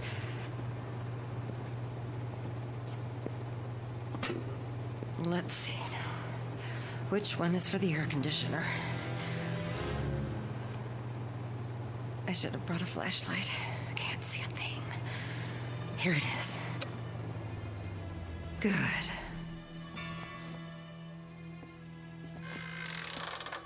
What? Who's there? What's happening?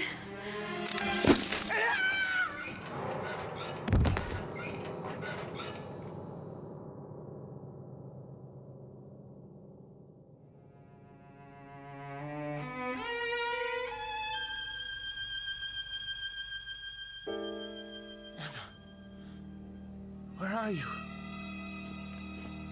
Emma? Emma? Are you down in the basement? What are you doing? Emma? I asked you not to go down in the basement alone, Emma. I don't want you touching the figures. You leave them to me. Emma? Oh, where's the light switch? Ah, that's better. Emma! Emma! Emma! Oh, good Lord, what happened? Your throat. For the love of Emma. Who could have... Oh, you. The Ripper's knife? The blood? Oh, so no. No.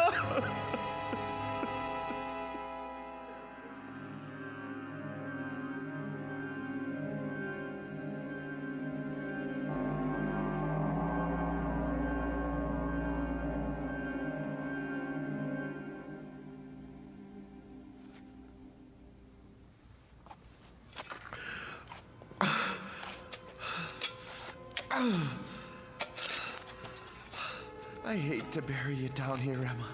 I know how much you hate the basement, but I don't have any money.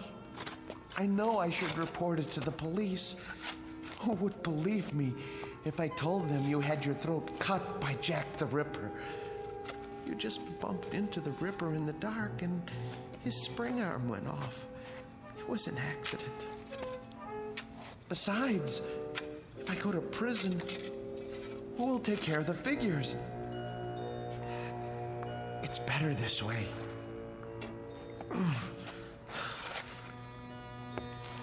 They didn't like you, you know. You said some very unkind things about them, and they heard you. You have to be careful around Jack. He has such a temper. I should have warned you. There. Now for the cement. Oh, poor Emma.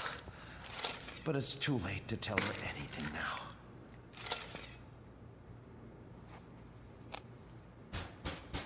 Yes, man. Come back later.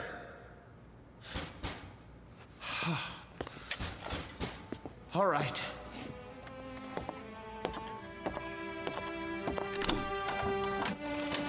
Hi, Mr. Snesku. I gotta read the meter. Hey, careful of the cement. It's wet.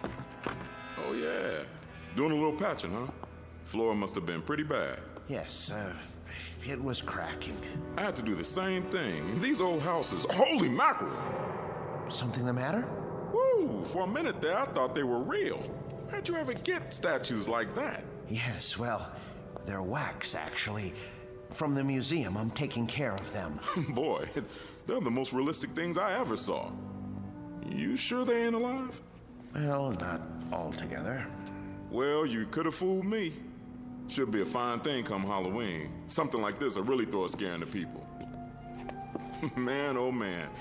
Even close up, they... What's this? What? Whoever made these thought of everything. Even put blood on the knife. Well, I gotta go. You got quite a layout here. Hey, tell me something. Yes? Don't they ever give you the creeps? Not when you know them as well as I do. You're a real joker, Mr. Sinescu. Wait till I tell the wife about this. Hey, Do you think it'll be all right if I bring her over for a look? No. Well, I mean, we're going to be gone. I don't know when we're going to be back. Oh, okay. Well, I'll see you next month. Fine. Goodbye. Best to keep the outside door permanently locked.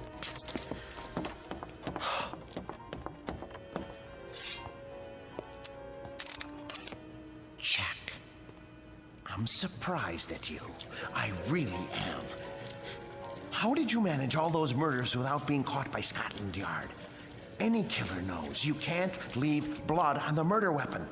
And I don't mean to make a joke, Mr. Ripper. It's a dead giveaway. There. Knife's good as new. Now behave yourself. Emma? Oh, no. It's her brother. Martin, you in there?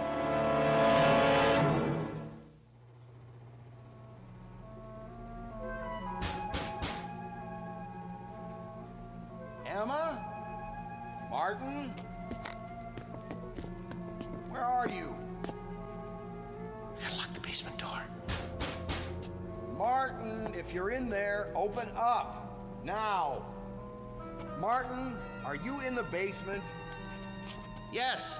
Yes. Is that you, Dave? I'm down here. Open the door, will you? I can't. Why not? I'm painting the stairs. Look, give me a second. I'll go out the cellar door and come in the kitchen. Okay.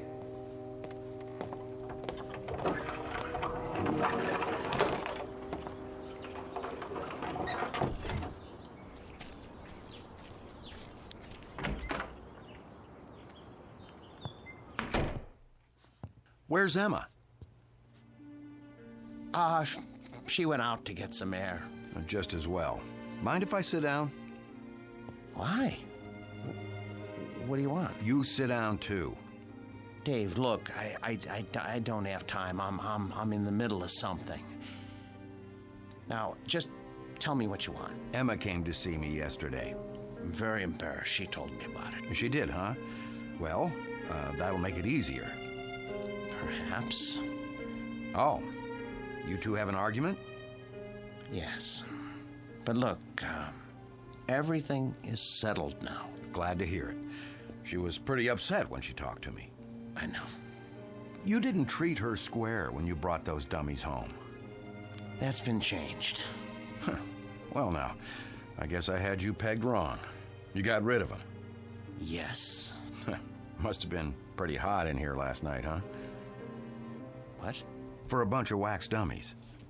Hey, what's that humming noise? I don't hear anything. It sounds like it's coming from the basement. No, is that the air conditioner? I don't know what you're talking about. What are you driving at? Why's this door locked? I told you, the steps are wet from paint. I don't smell any paint. And why is the air conditioner still going if you got rid of the dummies? Well, I thought it might help the paint dry. Yeah? I thought it might get rid of the fumes. Is that all right? This is my house, isn't it? I think you locked it because you don't want me going down there. You better open up. Are you threatening me in my own house? You didn't get rid of those things at all. Where's Emma? Look, I am tired of answering questions. I've had a busy day. I'll thank you to leave now. All right. I don't want to cause trouble for Emma, so I'll go. But have Emma call me when she gets back, here? I will.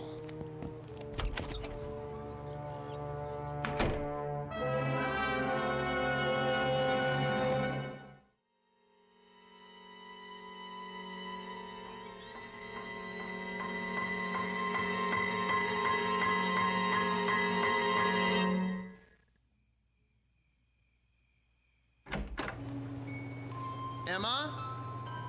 Boys? You can breathe easy. I'm going to bed now. Sweet dreams. Good night.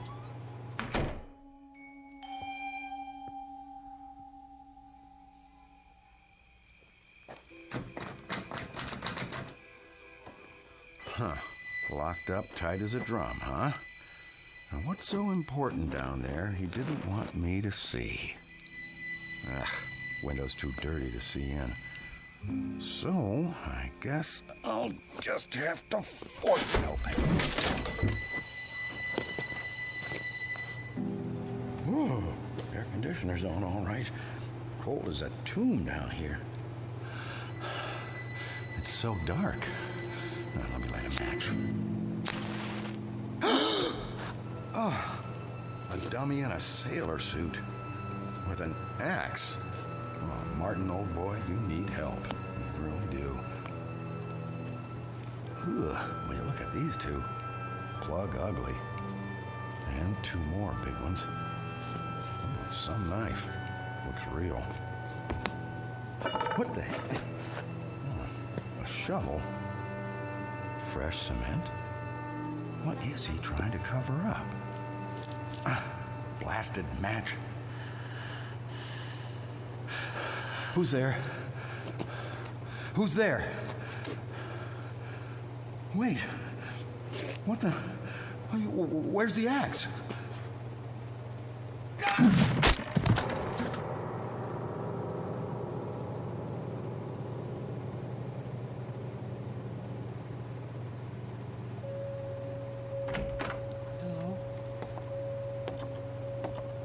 Hello?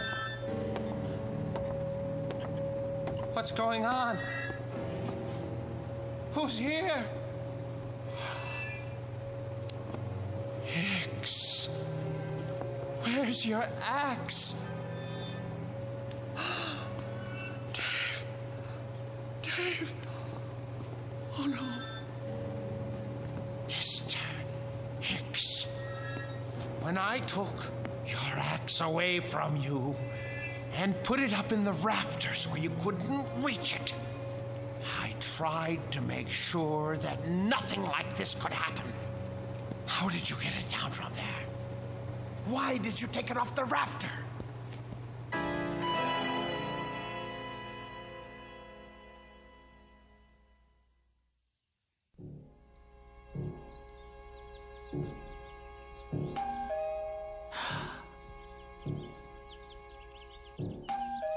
Martin? Martin! Mr. Ferguson? Mr. Ferguson! Martin, let me in, would you please? Just a moment. Hello, sir. Hello, Martin. Waking you is like raising Lazarus. Don't you answer your doorbell anymore? I was sleeping. Actually, I overslept. I was, doing a lot of cleanup work in the basement. Well, it's nice and cool down there with the air conditioning anyway, right? Yes, sir. How's Murderer's Row? Oh, fine, in rare form. Good, let's go see. I would have come 2 days ago when you first called, but things hadn't been finalized yet. What things? I must say, you've kept them up well. But I have done my best. We get along so well. You don't know what a relief it is to see you. They've been threatening to cut off the electricity because I haven't paid the bill. Think what would happen to the figures. Well, you won't have to worry about that anymore. Oh, I knew I could count on you, sir. Thank you. But it isn't just the electricity. Look at the Ripper's coat. It needs to be fixed. The threads are falling out. Look at all of their clothes. Maybe it's too humid down here after all. You won't have to worry about that either. Oh, I was going to have Emma repair this little rip in the sleeve, but... You have a remarkable wife. Thank you. There aren't many women who would have put up with an exhibit like this in their basement. She got used to it. You're looking a bit grubby. Have you been sleeping down here? Yes. I wanted to show you. I came across an item in this book last night. Martin? I forgot I even had this.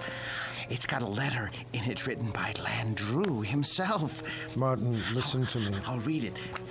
But for you, whose very walk is beautiful, whose sweet eyes and smile make a just claim to happiness, whither am I bound, my dear little friend, under your tender leadership? Oh, isn't that touching? It's the one Landru wrote to Fernand Segre. Ha! You know it then. He also strangled her as he did all the others. Martin, are you all right? Yes. Well, that isn't so. I'm not all right. Some strange things have been happening. Strange? Yes. You see, my house guests haven't exactly been behaving themselves. Who? Oh, come on now. It's true. I swear. You have no idea what they've been up to. Martin, you've been so close to these figures for the past 3 months, you're beginning to imagine things. Oh, no, it was not my imagination. Well, that's neither here nor there now. I can't keep it from you any longer. What, sir? The best news in the world. Martin, old friend, when I told you nobody would ever want them, I was being pessimistic. The fact is, somebody does. But not just anybody. The Marchand Museum. Did you hear me? Marchand's in Brussels. Aren't you pleased? You won't have to take care of them anymore. I want to take care of them. I know you do, and I appreciate what you've done. But it's all signed. You don't mean that you've sold them? Yes, and for what I'm getting, there will be substantial compensation to you for the years you put in. But my museum? I was going to buy them. You know you could never do that. Say you have another buyer. I'll get the money somehow. Please, Mr. Ferguson, they're all I have left. Martin, time moves on. There's no longer any need for our specialty. I thought with the closing of the Grand Guignol in Paris that things must be the same in Europe. But Marchand's is actually expanding. They were delighted to make an offer. The transaction was consummated only this morning. But what am I going to do without the figures? I'd die without them. Oh, come on now, man. You'll get over it. Why don't you go upstairs and prepare us a cup of tea or something while I take some measurements? The Marchand people want the exact dimensions. All right, Mr. Ferguson. If you're sure that that's how you want it. I'm sure. Very well. Very well. Let's see now. Hicks. 6 feet, 1 inch. And Birkin hair. Hello there, Landru. Still holding your waxed cord, I see. Be with you in a second. Now then, Mr. Hare, 5 feet, 10 inches.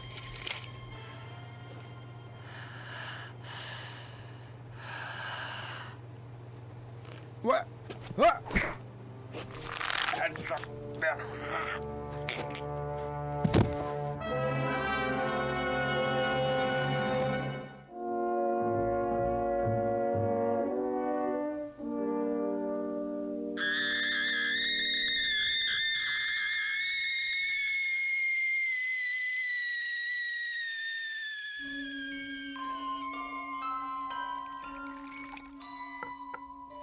There, 2 cups of tea.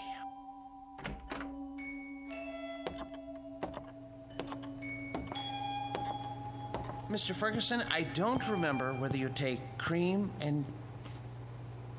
Mr. Ferguson? Mr. Ferguson! Your throat. The cord.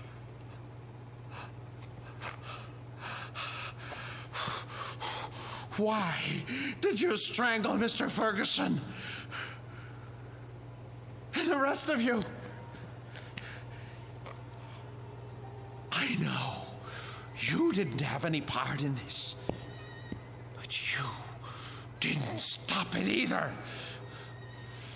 Landru, you have gone too far.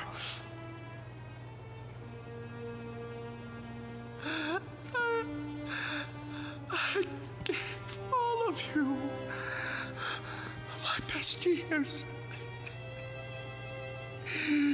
You wanted for nothing. I washed you. I cleaned your clothes. I waxed your shoes.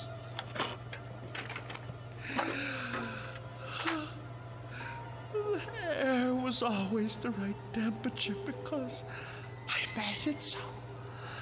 I defended your deeds against the thousands who came to see you. And when Mr. Ferguson sold the museum, who spoke up for you? Who wanted you? And now what have you done to repay me? Murdered Mr. Ferguson? He was a good man. The books were right. You are monsters through and through, and for that, I am going to punish you. Do you know what I'm going to do? Do you know what I'm going to do? I'm going to take my saw, and I am going to cut you into little pieces. Then I'm going to turn up the heat and let you melt into pools of wax. It's no more than you deserve. Who's going to be first? You, Landru? Because it was you who murdered Mr. Ferguson. It was not I, Martin Senescu, who strangled your friend. It was you. No, it was you. You killed him while I was upstairs making tea. No, maid, it was always you. With my blade, you murdered your wife. You killed her while I was asleep. You used my axe to kill your wife's brother. Get away from me, Hicks. Get away from me. You are the murderer. Perk, stay back. You are the murderer. You killed them all. You lie. You're monsters. Not so, Martin Senescu. No.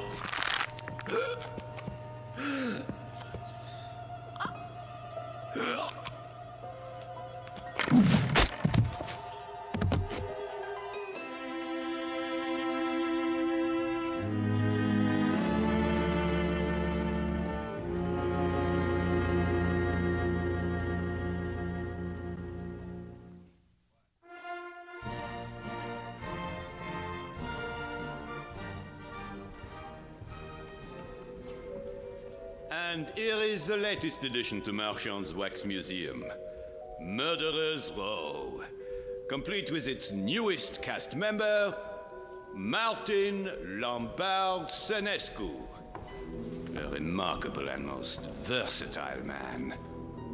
Who knows what thoughts went through his mind as he dug the grave for his wife, Emma, whom he killed with a knife. His brother-in-law, David, whose skull was split with an axe. And his friend and employer for 30 years, Mr. Ernest Ferguson. We'll never know. We can only guess what fierce devils tortured Senescu's soul and drove him to his destiny. But he has taken his place with the infamous and depraved. Next to Albert Hicks, Burkander, Landru, and Jack the Ripper himself. This way, please.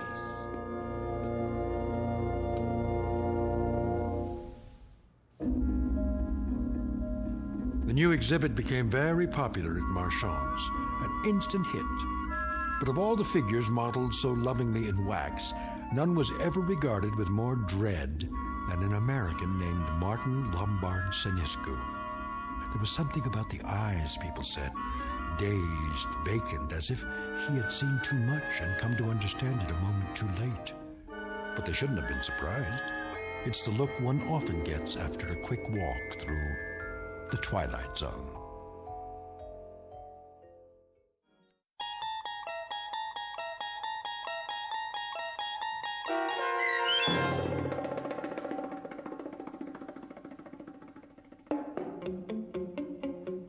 The new exhibit, starring Joby Cerny with Stacy Keach as your narrator, was adapted for radio by Dennis Etchison and Joby Cerny, and written for The Twilight Zone by Jerry Soule and Charles Beaumont. Heard in the cast were Jim McCants, Nancy Baird, Richard Hensel, Nick Sandys, Tom McElroy, Christian Stolte, Damian Arnold, Roderick Peoples, Craig Harris, Martin Aestro. This copyrighted radio series is produced and directed by Carl Amari for Falcon Picture Group. Sound design and custom Foley effects for The Twilight Zone by Cerny American creatives Bob Benson, Craig Lee, Michael Slaybach, and Matt Sorrow.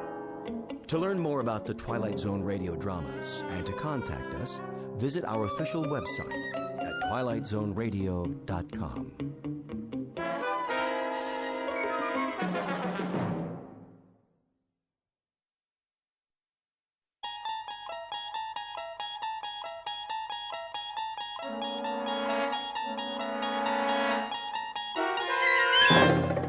You unlock this door with the key of imagination. Beyond it is another dimension, a dimension of sound, a dimension of sight, a dimension of mind.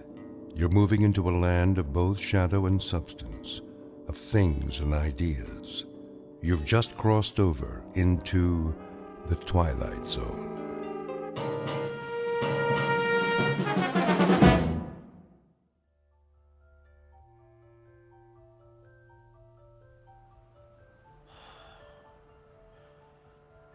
You are totally relaxed, floating.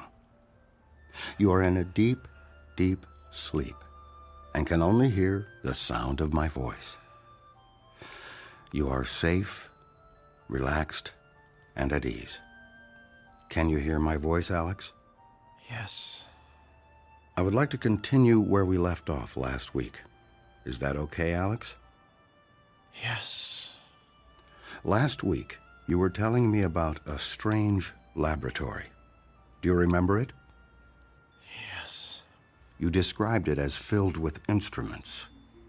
Tell me about the instruments, Alex. They're metal and shiny. There are lots of lights. Tell me about the lights, Alex. Are they bright? Yes. The lights are bright. Are there people in the room, Alex? Aliens? Yes. There are aliens. Come on.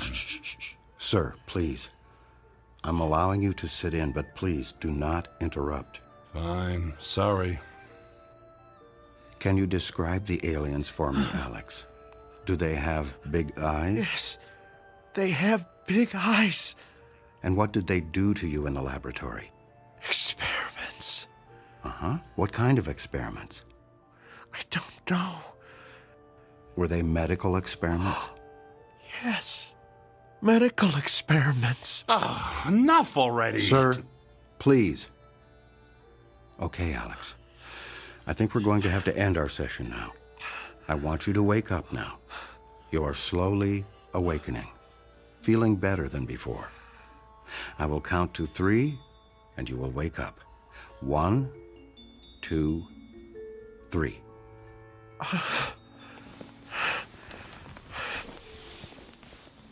Did I talk about the aliens again?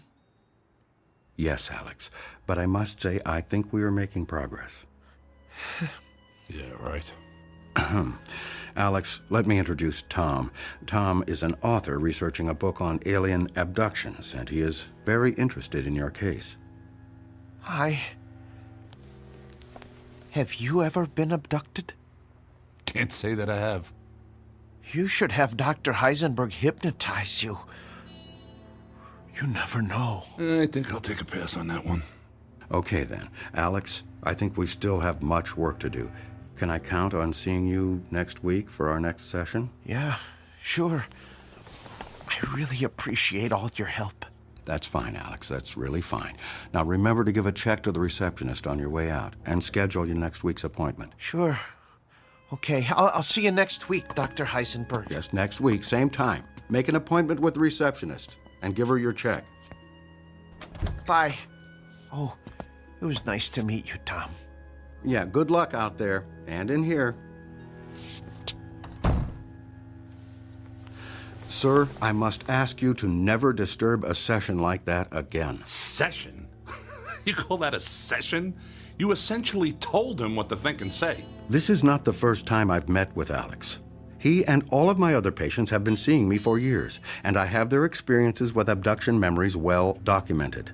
You can't expect me to start over with a patient just because you are here. Look, I appreciate the time, but I need hard evidence. All you seem to have are stories from people extracted with a methodology that looks to be anything but scientific.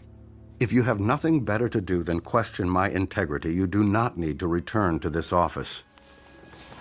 I don't even know you, and I thought you had a serious interest in this subject. Dr. Heisenberg, I'm sorry. Thank you for letting me sit in the comfortable chair and study your methods. And yes, I can guarantee you that I will never return to this office. I just hope that someday you tell that poor sap he's cured. Goodbye, Dr. Heisenberg. Hello, friend. Here is your invoice for today's session. And should I schedule you for the same time next week? Whoa, slow down. I'm not a patient. I'm researching a book. There's no reason for a bill here. You can pay with a credit card or debit card if you wish. $500? Is that what he charges for that scam he's got going in there? This is a racket. We could send the bill to your home if you prefer. With a proper diagnosis, your insurance may cover part of the treatment. I'm not a patient. I'm not paying $500. I'm not coming back. Goodbye. Goodbye, friend. We'll see you next week, and I'll mail your invoice.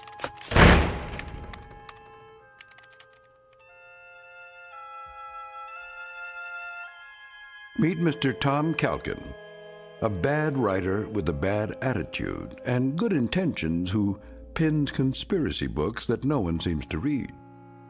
He speaks to an audience driven by paranoia and does his research in a land of charlatans, frauds, and fakes.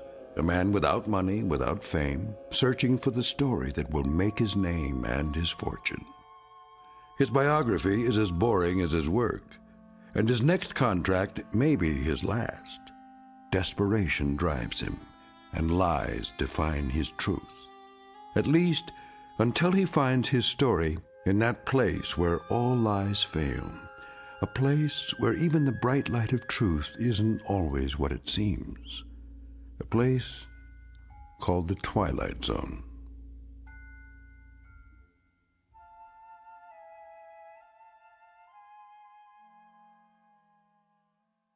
And now, The Twilight Zone and our story, The Walkabouts, starring Mike Starr, with Stacy Keach as your narrator.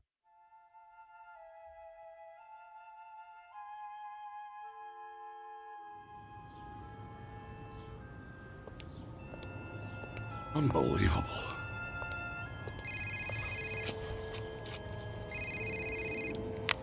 Hello. Tom, it's Maria. Oh, hi. Where are you?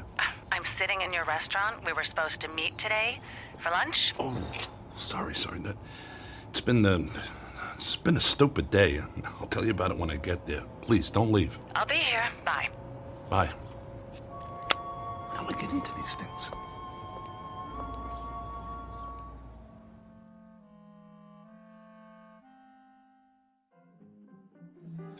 Sorry I'm late. I was meeting with the psychiatrist who specializes in alien abductions. Sounds fascinating. How did it go?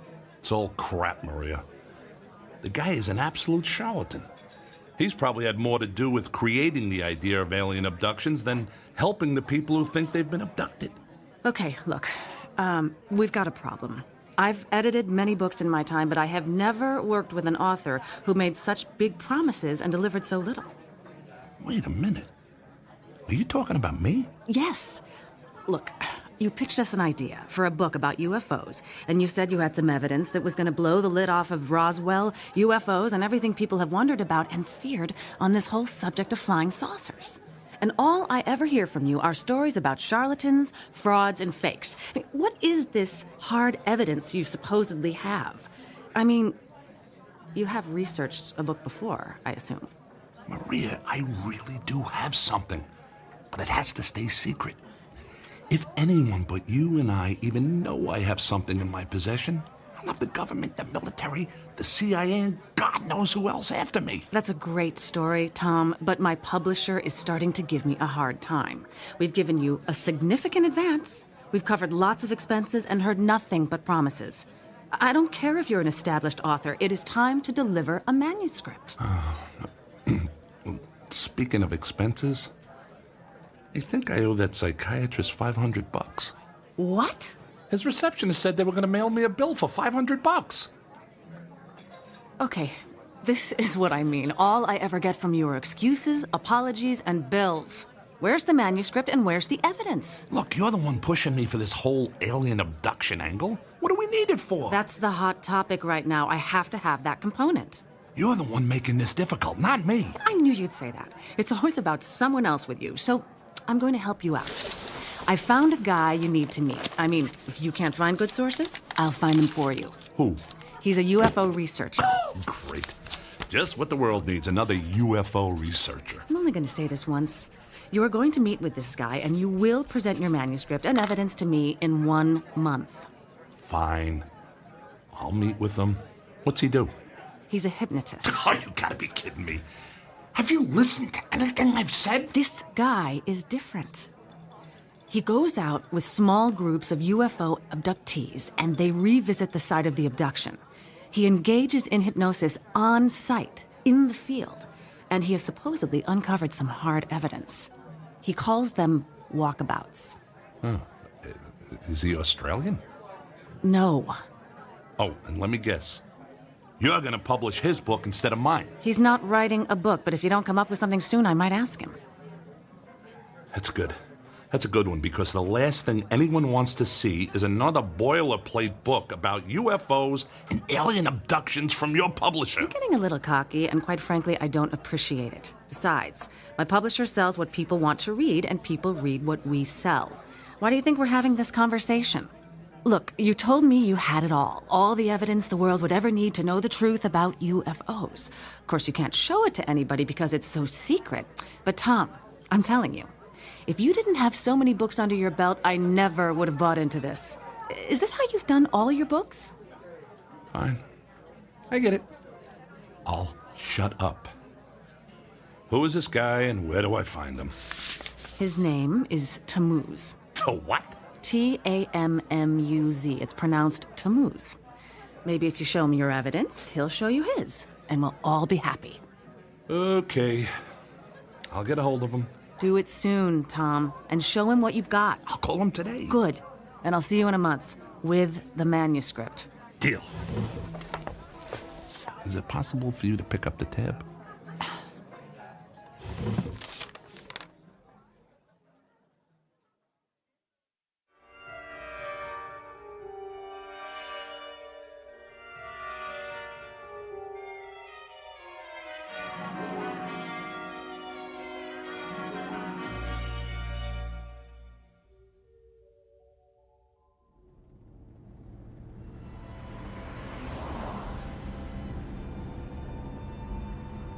So, how do you know Maria? I'm a writer. She's my editor. I'm writing a book, and she suggested I meet with you. Let me guess, a book about alien abductions? Actually, it's about UFOs in general, but this alien abduction thing is a hot button with her, so here we are.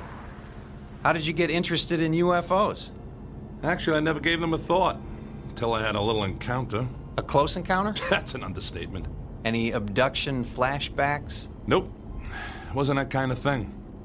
I was fishing, hiking actually, in the Rocky Mountains. That's when a meteorite flashed across the tops of the trees and hit the side of a mountain. Let me guess, it wasn't a meteorite. It sure wasn't. I climbed up there to get a look at it and could see it was metal and aerodynamic. I thought it was a jet. Figured I'd climb down and tell the police about a plane crash until I started to look closer at the thing. And that's when you saw a flying saucer. Didn't look anything like a saucer, flying or otherwise. Just a tangle of mangled metal. But it sure wasn't a plane. That's when I heard a sound inside. I thought it was a survivor of the crash. It turned out, it was. A little gray man with a big head and large eyes? Didn't look anything like what you hear about. It was kind of mangled, actually. It stopped moving as I looked inside, and I could see pools of blood. Clear, blue blood. Sounds like alien royalty. Look, this may sound funny to you, but I know what I saw. Sorry, it's just that I've heard so many stories it starts to get old. Although yours has some new characteristics. It's actually a good story. Doesn't sound like much of a book, though. That's because it's more than just a story. Like what? I got pictures. That helps. And video. And parts of the wreckage, and I even wiped up a sample of the blood and put it in a plastic bag. In my freezer at home is a sample of alien DNA. In a box under the bed are parts and instruments from the craft. And on my computer are pictures and videos of the inside and outside of the craft. You're not making this up, are you? Nope. It's all real, and I got it all. Now, what do you got? What do you mean? That was a deal I made with Maria. I would tell you all about my evidence, and you would tell me all about yours. My friend, I don't think anyone on the planet has evidence like yours. Well, maybe at Area 51, but not in a box under a bed or next to the frozen pizzas in the freezer. Damn it, Maria! What? She told me you would help. That you would share your evidence. Let me guess. You got nothing. Hey, slow down, my friend.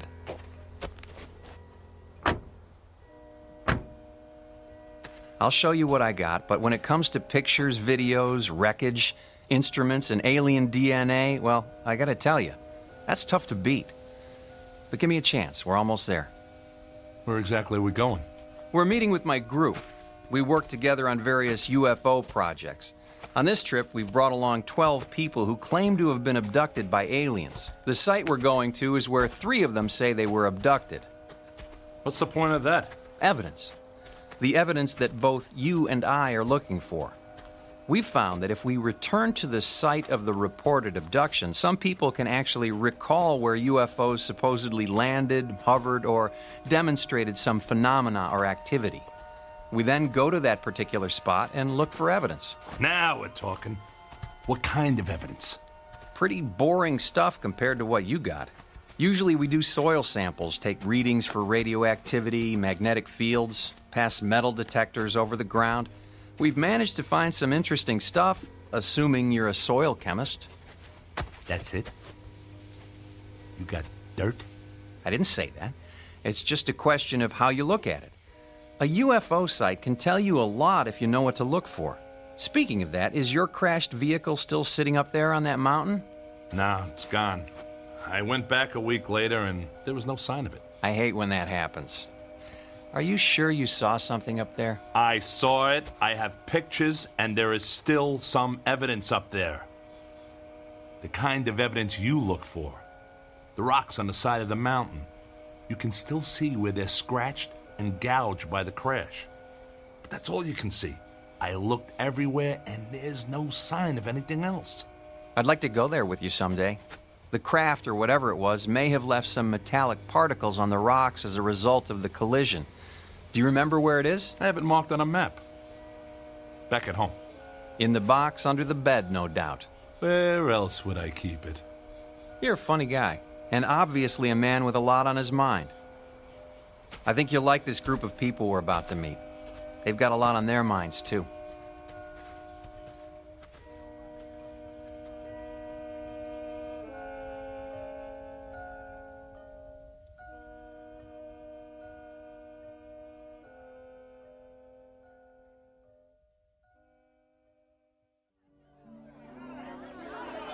Settle down. They'll be here soon. Hello, Tammuz. I was beginning to worry you were lost.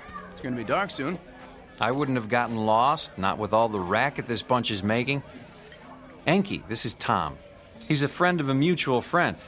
Tom is writing a book about UFOs, and he's interested in our work. Ah, it's nice to meet you, Tom. We have extra tents for unexpected guests, and I trust you'll be comfortable. We're about to eat. Please, both of you, join us. Quite a setup you got here.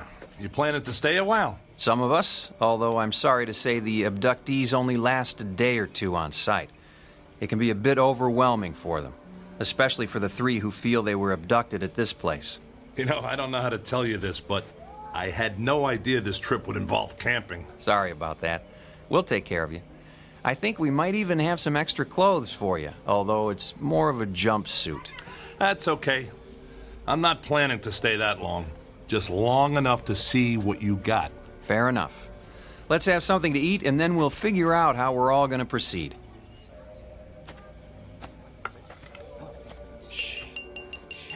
If I could have your attention, please.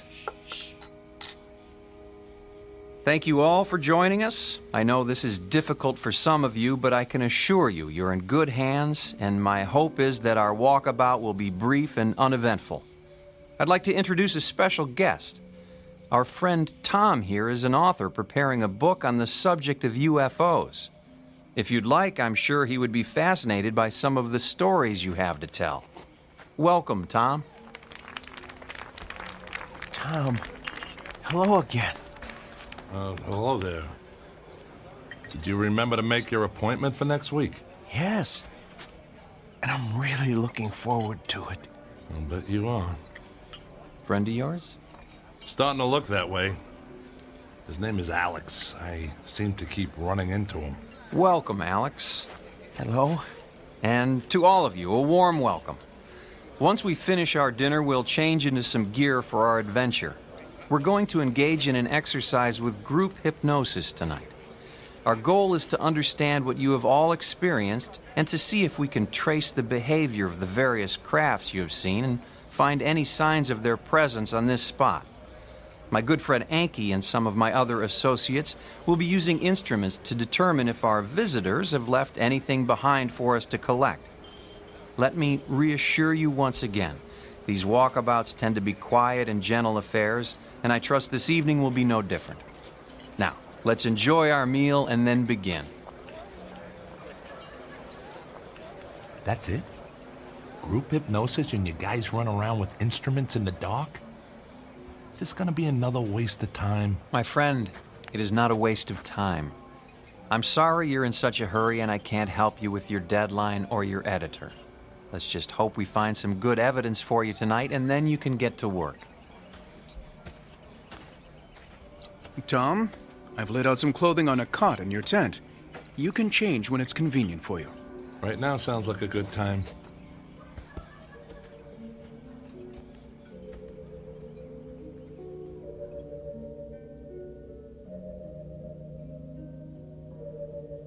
Tom? Hey, Tom! Wait up. Oh, it's you. Is this how you spend most of your time?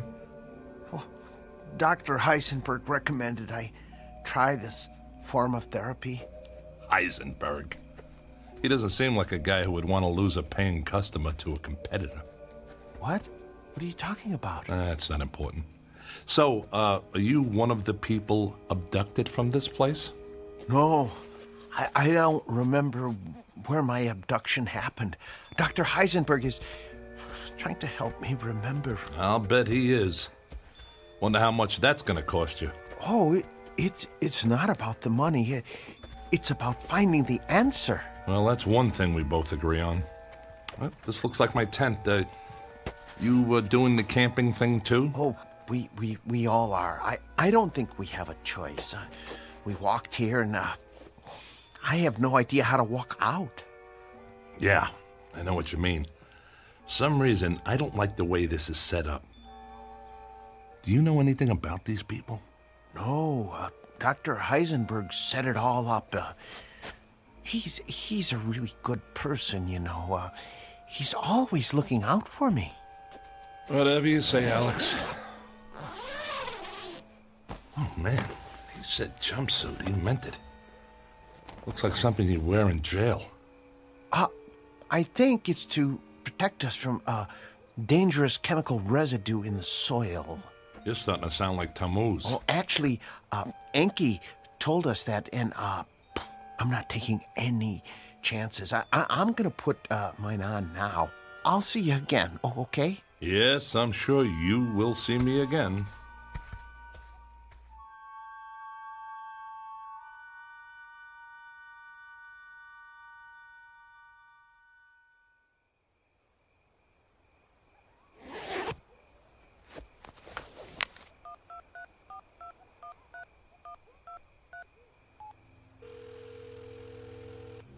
Hi, Tom. Were you expecting me to call? No, I saw your name on the caller ID. Did you show Tammuz your evidence? No, but I told him about it. That's why I'm calling. Maria, this guy's got nothing. He's as big a fraud as that quack psychiatrist I saw yesterday. And hey, you know what? These two are connected somehow. Heisenberg has lots of connections. He's actually somewhat famous, but obviously he didn't impress you. Yeah, obviously not.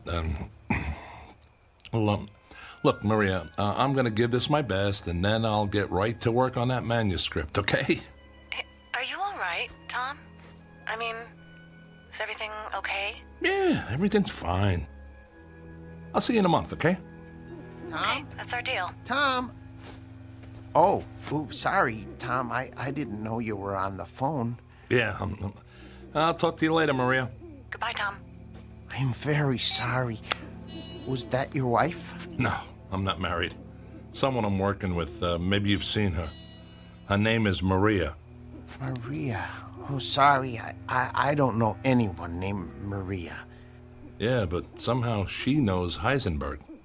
Lots of people see psychiatrists. Yeah, the only thing is, I never told her the name of the psychiatrist I was meeting with, yet she knows his name. You sure you never saw a woman named Maria around the office? I don't know. You sure you don't know some way out of here? Oh, gosh, no. Especially now. I mean, it's pitch dark out here. Yeah, it sure is. I feel like an idiot in this jumpsuit. Alex, I'll tell you what. What? I like you. You're a nice guy. It's a relief to hear someone say, I don't know, every now and then. Well, thank you. I don't have many friends. Yeah, sorry about that. It must be tough. Look, tomorrow morning, you and I are walking out of here. What? Going to be able to do that? Shouldn't we tell someone? I don't think so.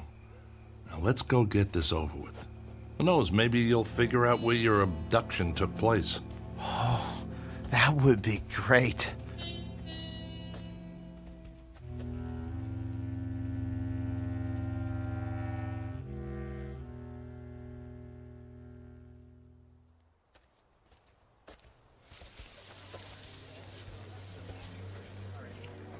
Hello, my friends. I see you're wearing our group attire. So how come we're all dressed in white and Tammuz and his buddies get the blue jumpsuits? I don't know. I like the blue ones better, too. Please, my friends, I would like to ask all of you to recline on the cots that we've arranged here in the circle. Tom, I wonder if you'd like to join this session. I'm curious if there are any memories from your fishing trip that have eluded you. I don't think so, and if you don't mind, I'll pass on the mass hypnosis. I'm here to find evidence, not become a part of it. Suit yourself. Is there anywhere special you'd like to sit or stand? Back here is fine. I'll watch from a distance. Good luck there, Alex. Have a nice nap. Thanks. I'll see you later, Tom. Right. My friends, please, if you'll take your positions and simply lie down. Get comfortable, please, and be at ease. I want to begin by asking you to close your eyes and relax. Relax the muscles in your face and feel the tension go out of you. Relax. Feel your shoulders and arms slowly relax and allow your body to relax down your back, to your legs, to your feet. Relax.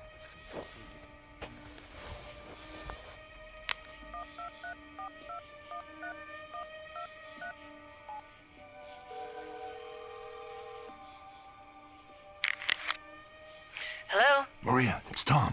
I know. Maria, I don't like this. What did you get me into? And by the way, how do you know Heisenberg? What exactly am I doing here, Maria? What are you talking about? This outfit is like a cult. There's no science here, and there sure isn't any evidence. And how do you know Heisenberg? Maria, I never told you his name, but you knew that's who I was talking about. And he's connected to this Tammuz guy somehow. Tom, you're starting to sound like a conspiracy nut. Maria, I am a conspiracy nut. I'm writing a book about UFOs, remember?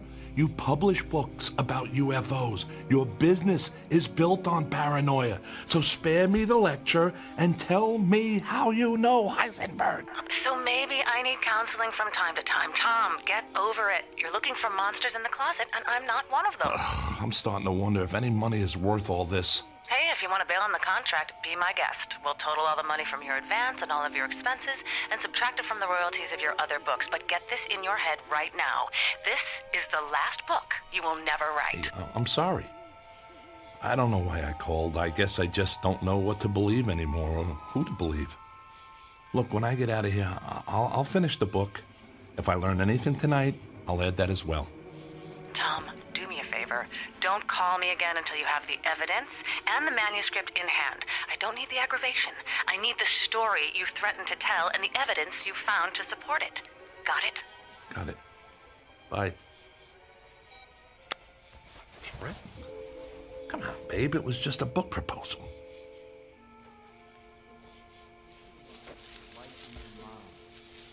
Bright light lifted you. See it. Believe it. Know it is there. The light approaches and will take you up to where all is well. Tom! Tom! Alex? Is that you? Where are you? I'm here, in the bushes.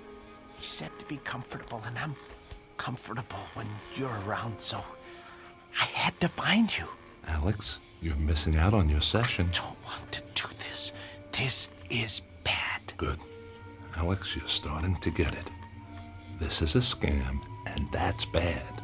No, I mean really bad. Look. Oh my God! What is that?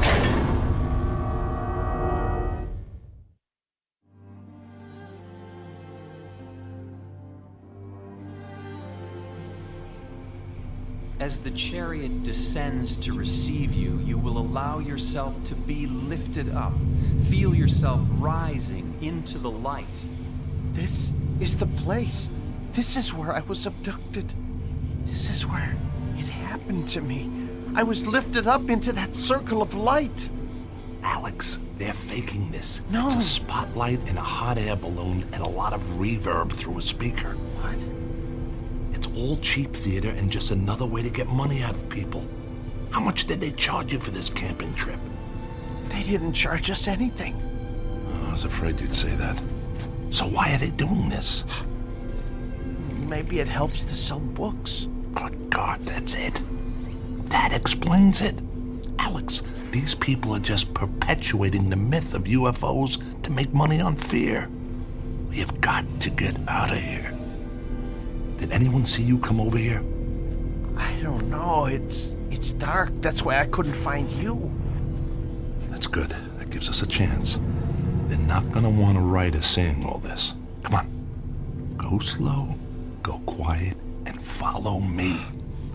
I'm afraid. Don't worry about the light. It's just a spotlight. What we have to worry about is what your friends will do to us. They're not gonna want people to know about their little ruse. It would put them out of business, including you, Dr. Heisenberg. I don't think they're ready to go out of business yet. Not because of us, at least. Oh. You okay? I fell. It's okay. Go slow. Stay with me. Tom, look. All right, their balloon and their lights coming our way. I don't remember this part. This isn't about aliens, Alex. I don't want to go up there again. I don't want to go up there again. You won't. Follow me. Go slow. Don't talk. Alex, we have to run. They're coming our way. We won't get away. We will if they don't find us. Look. What's that? Looks like a cliff. If we find an overhang, that'll block the light. Get down on the ground. I think I found an opening. Good man, scoot in there. The light is right over us. Yeah, just enough to help us see. Keep moving back. See a light. Don't worry about it, Alex. They can't see us. No, I see a light in the cave. What? We should go back out. Come on. That's not an option right now. Let's go see what's in here. Might be a mine or something. This part of the area is loaded with them. We'll hide in here overnight and then hightail it out of here in the morning. I see a light bulb. Yeah, we're in a mine. I just can't figure out why they're still running power to it. There might be someone working in here, so just be cool. I remember a cave. When I was abducted, I think I was in a cave. Dr. Heisenberg helped me to uncover it. Alex, you're done with Heisenberg. Heisenberg is a fraud. This is all a big scam to squeeze money out of a gullible public and to rip off poor souls like you. You are correct, my friend. Heisenberg, you soulless bastard. What are you doing here? You are part of this. You're destroying people with this charade. Can't you find another way to make money? On that count, you are right and wrong. Yes, this is a charade, but not the kind you think. Ah, hello, Tammuz. Hello, Enki. I seem to have found your missing friends. I am sorry. With such a large number of subjects, it was difficult to herd them all effectively. Herd them? What are we, cattle? No, if that were the case, you would probably have been mutilated. Maria, this is impossible. What are you doing here? This is like a law school prank. Am I on some kind of TV show? It's not a prank, and you're most definitely not on television. For that matter, you will never be on television, especially your videotape. It looks like a treasure chest. That's the box I had under my bed. You've been to my home. Yes, and thank you for making it so easy for us to find what we needed. Unfortunately, we found nothing of the evidence you described to Tammuz. Is it possible you have it hidden somewhere else? Sorry, pal, but there's nothing to hide. I made it all up. Sorry, Maria, but it's a tough game out there for writers, and you editors aren't exactly easy to please. By the way, Maria, how did you get hooked up with these crooks anyway? Let's just say we have common interests. So, this is how you know Heisenberg? You're all part of a money-making machine that preys on paranoia. Your publisher, his practice. How long have you people been in business? Actually, we've been in business, as you say, for about 50,000 years. I must say it used to be much easier, but as your species and technology has improved, we've had to improvise some interesting new solutions to cover our tracks. You people are crazier than Alex. I'm not crazy. This is all real. Alex, you're going to be fine. I'm sorry that we had to use you in this way, but you have done a very good job. I don't know what I did. That's because you were under the influence of a very powerful hypnotic suggestion. Sleep now, Alex. Sleep. Alex! It's okay, Tom. Just relax. Tammuz, Enki, please carry Alex outside and send him aboard. It is his time. Who are you people? Well, for one, we are not people. We are, in fact, those aliens that you're so skeptical about. We are the Anunnaki. Many of us have been genetically modified to fulfill our mission on your planet. Now this is the book I should write. What do you say, Maria? This would be a hell of a story. I'm afraid this is a story that can never be told, my friend. Friend. I've been hearing that a lot. What's the story with this friend thing, and what are you going to do? Kill me? You kill your friends? That's a little serious for scam artists, don't you think? Now, who are you, really? It would have all been so much easier if you'd just told me you'd fabricated the evidence. Tom, we believed you. Are you kidding? You actually thought I had evidence of UFOs and aliens? Come on. We're all in the same business here. So I had my little scam with the book, and you got this deal going on. We can work together here. But hey, No more of this messing around with people's heads like you did with Alex. Let's just be cutthroat editors and writers. Maria, I'll be a top writer. In fact, I can write this stuff better than you folks are doing it right now, if you want to know the truth. Ah, yes, the truth. You know, my friend, maybe it's time you did learn the truth. It's obviously something you have had little experience with. Take Maria, for example. Oh, yes, she does publish books. Books that we approve of course. Books that make the authors seem like madmen and lunatics. Quite frankly, if you had come to Maria with a book claiming to have visited Venus, you would be in print by now. But instead, you really got our attention. Every now and again, someone like you shows up with some real evidence that we missed. That's when we have to take action. You see, that's one of our secondary missions, making sure that our experiments are not discovered. That's why we assume the role of UFO researchers and experts on abduction. You see, Tom, we found that the best way to obscure the truth is to pretend to seek it.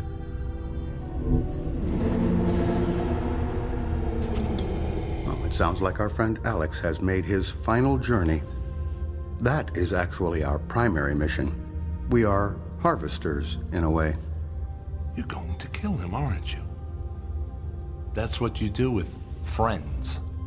He may be gone soon, but his DNA will live forever. It's necessary for our survival. You too will live forever, Tom. You are one of the chosen now. You are now our friend. What are you, serial killers? You have nothing to fear, really. The whole process takes about 10 to 15 of your years. Alex was first harvested at a very early age, so his time is now. For you, you will still have some time left. It will be a time of some confusion, but all for the best, really. All for the best. You're going to kill me too? Like I said, you will have some quality of life for 10 to 15 years. And then, yes, you too will be harvested. Right. Harvested. But before I go, I have one question. Can I get an answer to one question? Sure, why not? After today, you will only remember what we allow you to recall as a new member of the abductee class. What's your question? It's just this. How many people will it take to pull out the fingers I'm about to bury in your throat?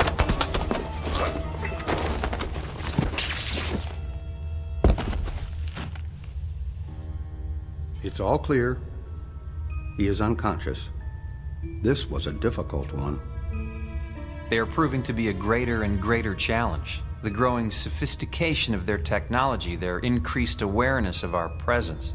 We may need to initiate another world war or create a new pandemic.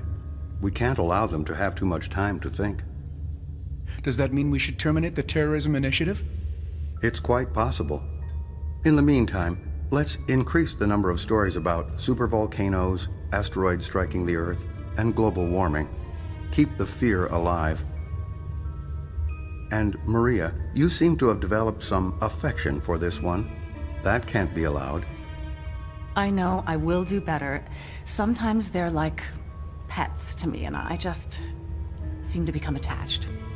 Ha. Spoken like a true editor. But you may have to have additional contact with this one, so keep your perspective. Okay. Now, back to work.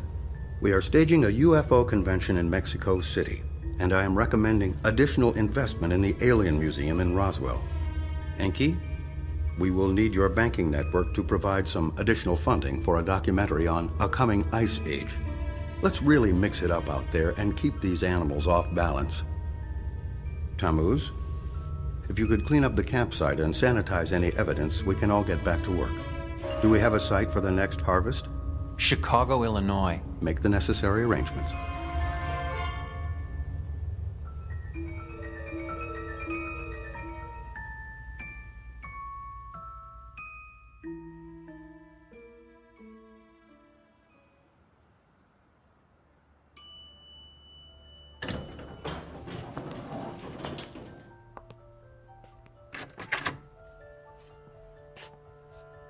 Hello, friend.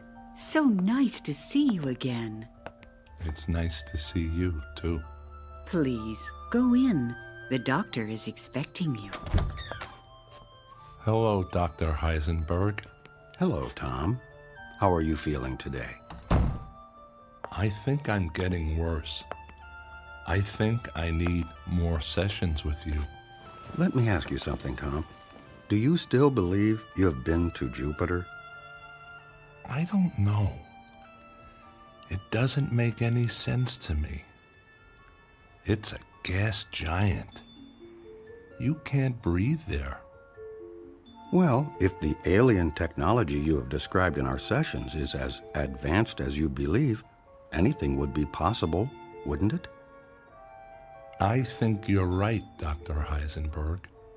Tom, I must tell you, you have a way with words. Have you ever thought about writing a book about your adventures? No one would believe me. People want to believe, Tom. That's all that matters. I know an editor who I think would be very interested in your story about Jupiter. Why don't you meet with her? I could set it up for you. Okay. Then it's settled. Now, let's begin our session. Close your eyes, and you will go into a deep sleep. Deep, deep, deeper, deep.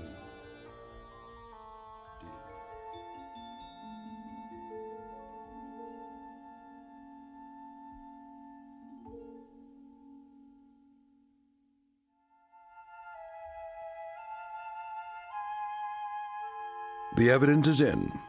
The facts are fiction, and the truth has become a footnote to a lie. Is it possible that we are in fact alone in the universe? There may be a time when we wish we were, especially after a brief walkabout to that place known as the Twilight Zone.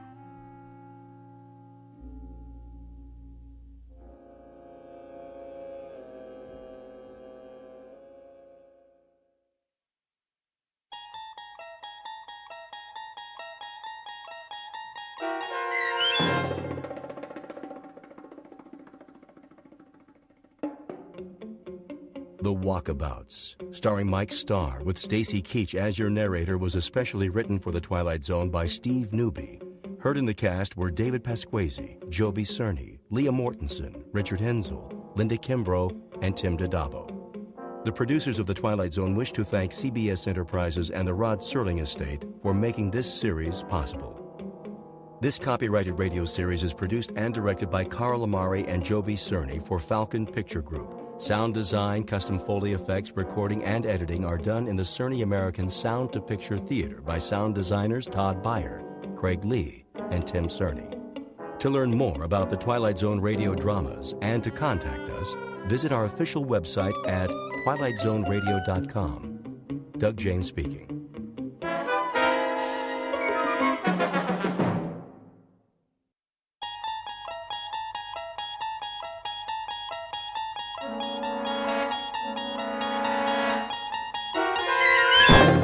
You're traveling through another dimension. A dimension not only of sight and sound, but of mind. A journey into a wondrous land whose boundaries are those of imagination. Your next stop, the Twilight Zone.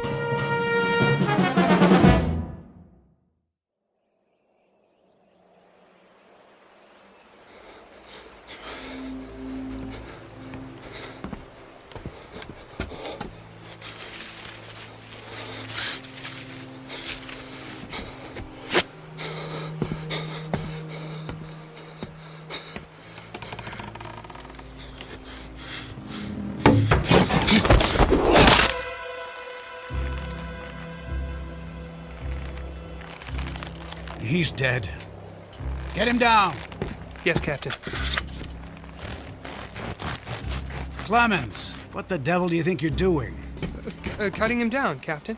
This is the last of the rope, Clemens. There's still one more to go. Just untie him. For pity's sake, catch him before he falls into the river. Traitor or not, he deserves a decent burial. Captain, The rope's looking pretty frayed. I'm not sure it'll take the weight of another prisoner. It'll have to. But, Captain... I said it'll have to. Yes, sir.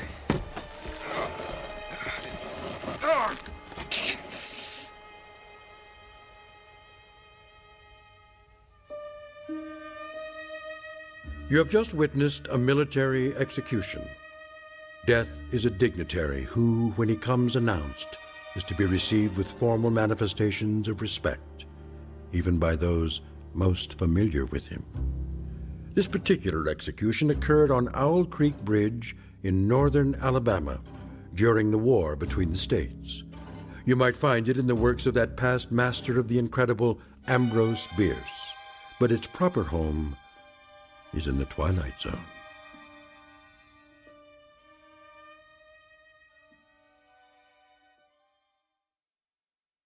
And now, the Twilight Zone and our story, An Occurrence at Owl Creek Bridge, starring Christian Stolte, with Stacy Keach as your narrator.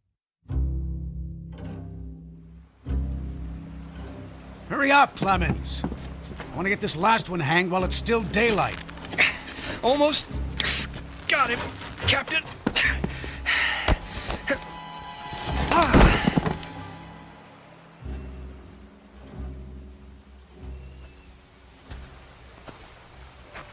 Your friends are dead, Peyton. That's your name, isn't it? Mr. Peyton Farquhar. Your act of treachery came to nothing, Peyton. And now you'll be called to account. I wouldn't recommend you think of doing anything as stupid as trying to get off this bridge. Apart from the fact that your wrists are tied behind your back, you'll find yourself more than adequately surrounded, whichever way you choose to run. See those sentinels at either end? Please don't get the impression they're just taking a rest. The way they're holding their rifles, they call that the support position. Means they're always at the ready. As a good soldier of the Federal Army should be. Don't say too much, do you? Huh? Peyton? Peyton Farquhar. Hello? Anybody at home? And here I thought you were a true Southern gentleman. I know what you're thinking, Peyton. That maybe you could make that 20-foot drop into the water.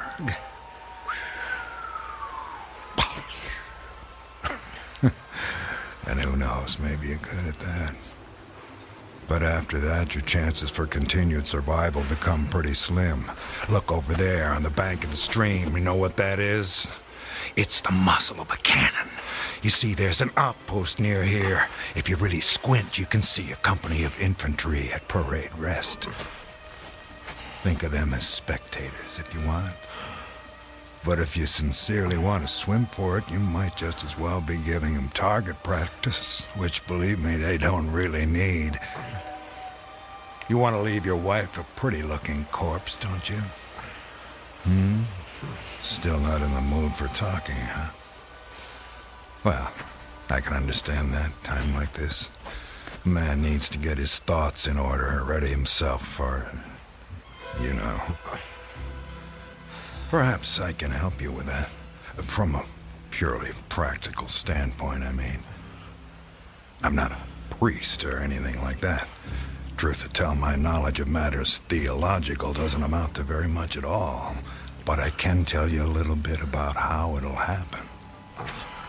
Me and Clemens will escort you out to the center of the bridge, then introduce you to Captain Newman. He's a nice man. You'll like him. Me and Clemens salute the captain, then we stand behind him, leaving you face to face with the sergeant. Now, he's not such a nice man, sorry to say, but... Oh, I forgot. You two have already met. Well, When the moment comes, you'll both be standing on opposite ends of the same plank. He stands on the safe end, but you probably already guessed that.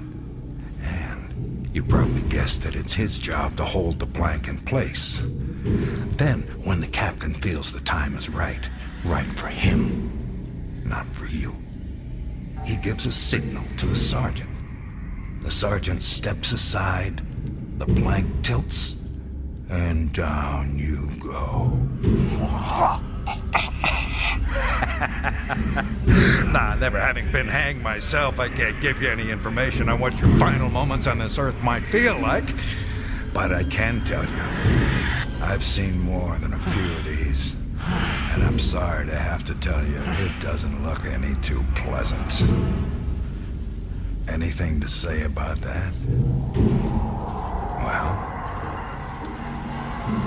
Well,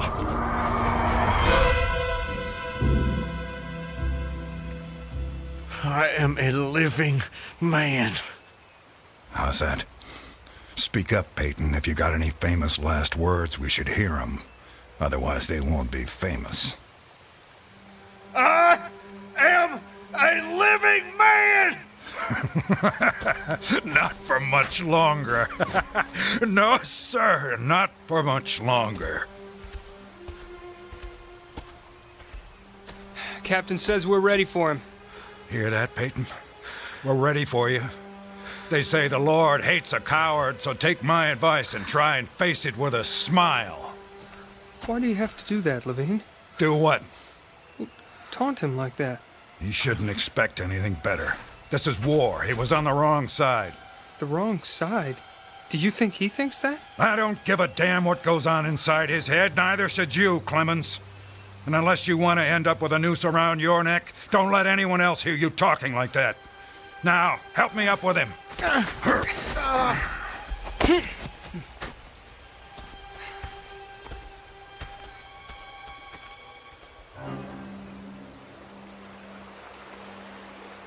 Oh, Elizabeth. Elizabeth, my darling, what have I done? What have I done to you and the children? I promised you. Promised I'd come back. What is a man if he's not as good as his word? What am I? Secure the noose. The noose. If only I could free my hands. Perhaps I could throw off the noose. Perhaps I really could dive into the stream. I might evade the bullets, and if I swam vigorously enough, reach the bank, then take to the woods and get away. Get back home. Yes, home. And back to you, Elizabeth. Thank God home is outside their lines. My wife and little ones are still beyond the invaders' farthest advance. That pounding. What is causing that pounding? It's like the stroke of a blacksmith's hammer on the anvil. Is it distant, nearby, or both? Perhaps it's my death knell. Feels like a knife being thrust into my ear. Damn them, what's taking them so long? If you're gonna do it, just do it! Sergeant, step away. Too late. My God, it's too late. Oh, Elizabeth.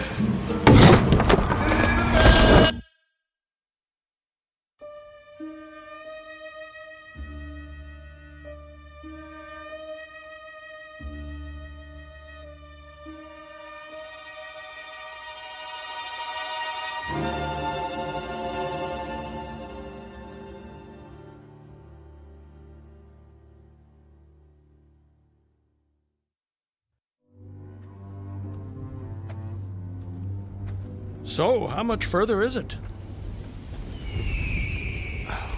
What? Much further to where? Where am I? You're home, Mr. Farquhar. How much further? A little further. Yes, a little further. Just keep along this road. I'm sorry, I'm somewhat confused. Hardly surprising. You've just woken up. It usually takes me a good half hour and a stiff drink before I know my own name. Say, you wouldn't happen to have a stiff drink on you, would you? I'm afraid not. Too bad. No, wait. I can't have been sleeping. Why not? Look at me, I'm walking. How could I fall asleep walking? Horses fall asleep standing up. But not walking. Well, I don't know about you, but I've got to the end of plenty of days without the faintest idea what I've done. Of course, as I explained to you, Mr. Farquhar, I drink a bit. You know my name? Mm-hmm. You're Mr. Peyton Farquhar. How do you know my name? You told me. I did. Sure you did. Right after I found you on the bank of the river. The bank? The southern bank. When I discovered you, you were digging your fingers into the sand, throwing it over yourself in handfuls, and almost blessing it. That doesn't sound like the sort of thing I'd do. You don't remember? No. Well, it's what you did. You said it reminded you of diamonds, rubies, emeralds. I said that? I got the impression there was nothing beautiful you didn't think it resembled. Naturally, I was quite convinced at that moment that you were insane. No offense, sir. Sounds like a very natural reaction. I would have come to the same conclusion. And then you said something that captured my attention. And what was that? Still don't remember? Please, refresh my memory.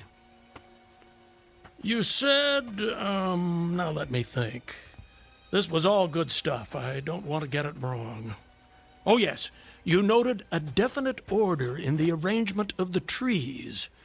That a strange roseate light shone through the spaces among their trunks, and the wind made in their branches the music of aeolian harps. Well, sir, I've been from one end of this great land to the other, and I've met many madmen. Some of them confined for their own good, some of them elected to high office, but never a madman with such a poetic grasp of the language. That was when I knew you were just too interesting to leave where I found you. I do remember. Now it all comes back to you. Not all of it, not yet. But I remember lying on the bank. I was so content there. More than I've ever been in my... Right then and there, I had no wish to perfect my escape. I was happy to remain in that enchanting spot until they recaptured me. Recaptured, eh? You haven't mentioned that before. Of course, you haven't said much of anything since I found you. You're a man on the run, then. Forgive me, Mr. I'm sorry, I don't seem to be able to recall your name. It'll come to you. Well, no offense, sir, but I'm not sure it would be wise to tell you the details. You're not a trusting man. Of late, I've become somewhat disappointed in human nature.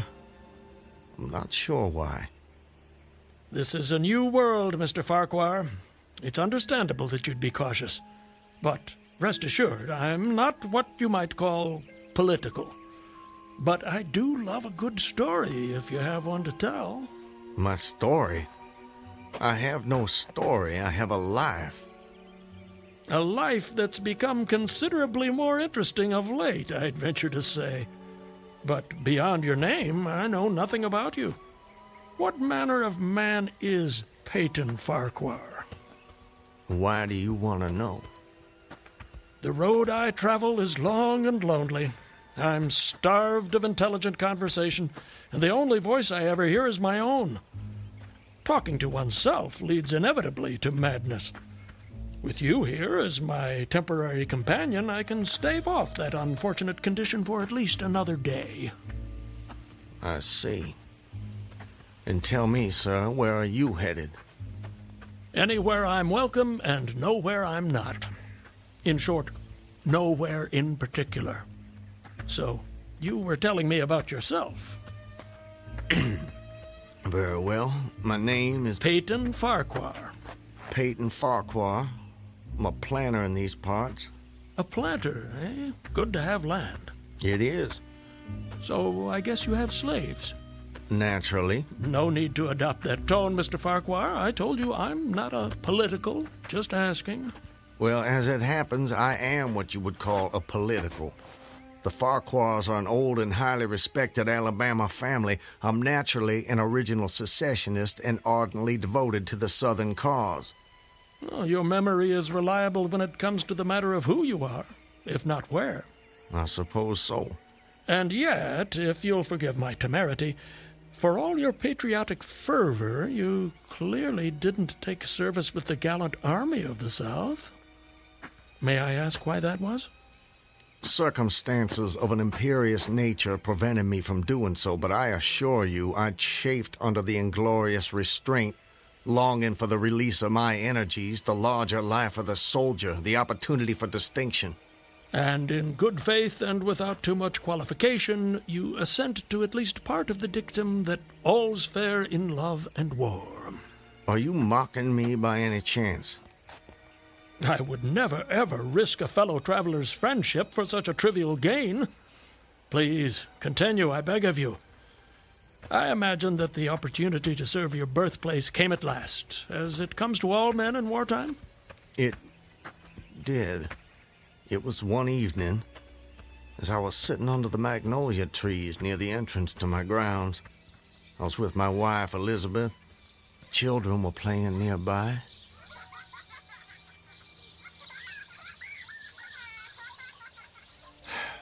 This is the life. It surely is, my dear. It surely is. Look at it. It's all so perfect. I tell you frankly, Elizabeth, if I should die this very moment, I'd die a happy man. Peyton, darling, I wish you wouldn't say such ghoulish things. I can't bear the thought. I have no fear, Elizabeth. I have no intention of passing away from sheer bliss. I just wanted to make the point that, well, that on such a beautiful evening as this, it's almost impossible to believe there is a war. I wish there weren't. But there must be. Why, Peyton? For them. For the sake of the children. They deserve the best future we can give them. Isn't that worth dying for? I understand that, Peyton. I do. It's just that... I sometimes wonder if we couldn't... Peyton, look! That soldier. He's one of ours. Water. Please. You're exhausted. Peyton, should I fetch one of the slaves? By no means. We'll take care of them ourselves. Get him some water, Elizabeth.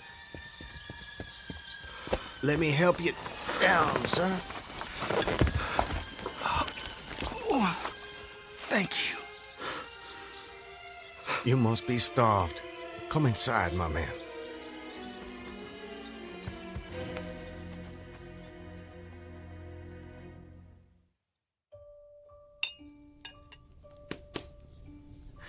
Oh, this is a splendid meal. Thank you. Some more? Alice, more cornbread. No, please. This hospitality is far more than I deserve. Nonsense. Nothing is too good for our brave boys. Tell me, Corporal, whose command are you with? Colonel Tolliver, 13th North Carolina. How are things at the front? We hear so little down here. I'm sorry to say things are not going so well. Not so well at all. The Yankees are repairing the railroads in preparation for another advance. They've reached the Owl Creek Bridge. Owl Creek Bridge? Yes, sir. They've put it in order and built a stockade on the north bank. I'm sure you know what that'll mean. Yes. If they can run trains over the bridge, there'll be nothing to stop them. Damn those sons of... Forgive me, Elizabeth. You shouldn't be subjected to this manner of talk. Peyton, I understand... Go and see what's keeping Alice with the cornbread. As you wish, my dear. Something on your mind, sir? Corporal, refresh my memory. It's about 30 miles to Owl Creek Bridge. About that. Maybe even a little less. And there's no force on this side of the creek? Only a picket post a half-mile out, on the railroad, and a single sentinel at our end of the bridge. Suppose a man, or perhaps several men, civilians and persons of intelligence, should elude the picket post and perhaps get the better of the sentinel. What could they accomplish?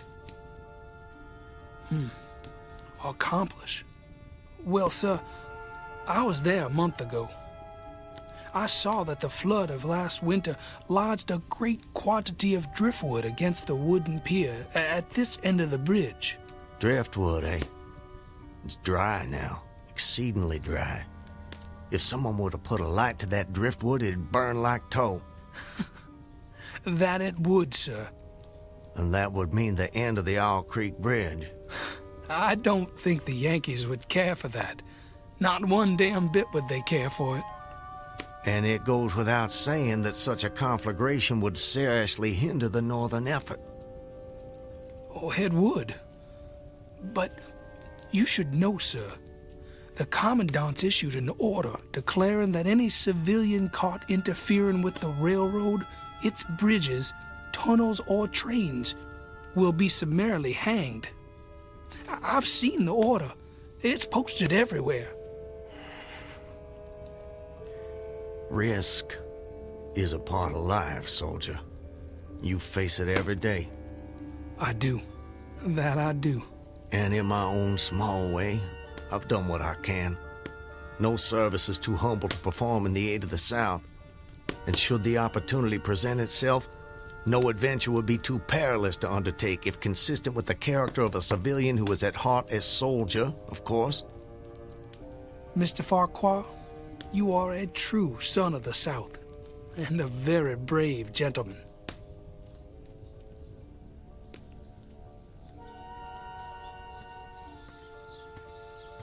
Elizabeth, I have to go away. Away? For how long, Peyton? Probably just a couple of days. Why? Business. Larson will be going with me, maybe Zeller too. I don't know. I'll have to ask him. Peyton, don't go. I don't want you to. The children need you. It's for the sake of the children that I'm doing this, Elizabeth. Why can't you understand that? I do understand. I really do, but I'm afraid... terrified of losing you. If a man doesn't stand up for what he believes in, then we lose everything. Just promise me one thing. Promise you'll come back to me. I promise. And I'm a man who keeps his promises, my love. Setting fire to the Owl Creek Bridge. Sounds like a most audacious plan. It was. I must confess, Mr. Farquhar, I'm a little confused. How so? You strike me as a competent and determined gentleman. I imagine whatever you want out of life, you get it. That's fair to say. What of it? Simply that I'm surprised your endeavor came to nothing. And what makes you imagine that? Your present predicament. The absence of your co-conspirators, those marks upon your neck. And if someone had set the Owl Creek Bridge alight, I'm sure I would have noticed it in some way. Let me check. Where there's smoke, there's fire, and... Nope, no smoke. You're a very thorough fellow. For a moment I thought you might know more of my situation than you let on. From the way you talk, do I take it someone in your party betrayed you? Not in my party. But you recall the corporal who appeared at my plantation? Of course. He was a federal scout. Then you were deliberately entrapped. It seems they wanted to weed out the civilians who might cause them some trouble. If I'd only stayed out a little longer that night, I'd probably have seen that same rider repass my plantation, going northward in the direction from which he'd come. From the Owl Creek Bridge. Precisely. And when you and your co-conspirators... Patriots. ...made your assault on the bridge, the military were waiting for you. They made me watch as they hanged my friends for an act of treachery. The sergeant who put them to death was the same man who lured us there. Is there no honor in conflict? I've never been accused of having much imagination, but I might have guessed it would be something like that. I would say, sir, that you have too kindly an expression for one whose neck is in the hemp. It isn't. Isn't what? In the hemp. Of course, of course. What I mean, Mr. Farquhar, is that you are clearly no vulgar assassin. Fortunately, the liberal military code makes provision for hanging many kinds of persons, and gentlemen are not excluded. As they fastened the noose around my neck, I tried to fix my thoughts on my family, but there were so many trivial distractions. The water, touched to gold by the early sun, a piece of dancing driftwood caught in the sluggish current, the brooding mists under the banks some distance down the stream. Then there was a sharp pressure around my throat, followed by a sense of suffocation. Agony shot from my neck downward through every fiber of my body and limbs like streams of pulsating fire, heating me to an intolerable temperature. There was no more thought, only sensations. The intellectual part of my nature was effaced. I had power only to feel, and feeling was torment. I was conscious of motion, encompassed in a luminous cloud, of which I was now merely the fiery heart, without material substance. I swung through unthinkable arcs of oscillation, like a vast pendulum. But you're here. What? What? I said, you're here. Why is that? The rope, it snapped, and I fell into the stream. With a terrible suddenness, the light about me shot upward. There was a loud splash, then all was cold and dark. My power of thought was restored, and I knew instantly what had happened. And your hands, were they still bound? They were. Then forgive me, but why didn't you drown? The noose was tight around my neck. It kept the water from my lungs. And kept you from breathing. When you get into a predicament, sir, you don't do it by half measures. I suppose not. To die of hanging at the bottom of a river, even at that moment it seemed ludicrous to me. I opened my eyes in the darkness. I saw above me a gleam of light, distant, inaccessible. I was still sinking, and the light became fainter and fainter until it was a mere glimmer. Then it began to grow and brighten, and I knew I was rising toward the surface. Knew it with reluctance, for I was very comfortable. Comfortable? Oh, yes. It was a question of preference at that point, you see. To be hanged and drowned, that didn't seem so bad, but to be shot? No, I refused to be shot. It didn't seem fair. I'd say you have a quite singular set of values. Do they offend you? Not at all, not at all. It makes for a more entertaining story, and yours is the most fascinating I've heard in many a year on the road. Please, continue. You're under the water, slowly rising to the surface. Your hands are tied. A sharp pain in my wrists apprised me of the fact that I was trying to free my hands. I gave the struggle my attention as an idler might observe the feat of a juggler without interest in the outcome. Eventually, the cord fell away. My arms parted and floated upward, but I could only dimly make out my hands in the growing light. I watched with a new interest as first one and then the other pounced upon the noose at my neck. They tore it away and thrust it fiercely aside. Its undulations resembled those of a water snake, and my first thought was to put it back. to put it back. The undoing of the noose had been succeeded by the direst pang that I'd yet experienced. My neck ached horribly, my brain was on fire, my heart gave a great leap, and I felt as though it was trying to force itself out of my mouth. My whole body was racked and wrenched with an insupportable anguish. And I imagine the desire to rise to the surface was even greater, no matter what you might find waiting for you there. I wanted to stop myself, had to stop myself, but my disobedient hands gave no heed to my command. They beat the water vigorously with quick, downward strokes, forcing me to the surface. I felt my head emerge. My eyes were blinded by the sunlight. My chest expanded convulsively, and with a supreme and crowning agony, my lungs engulfed a great draught of air. So now you were in full possession of your physical senses. If anything, they were more keen and alert than before. I felt the ripples on my face, heard their separate sounds as they struck.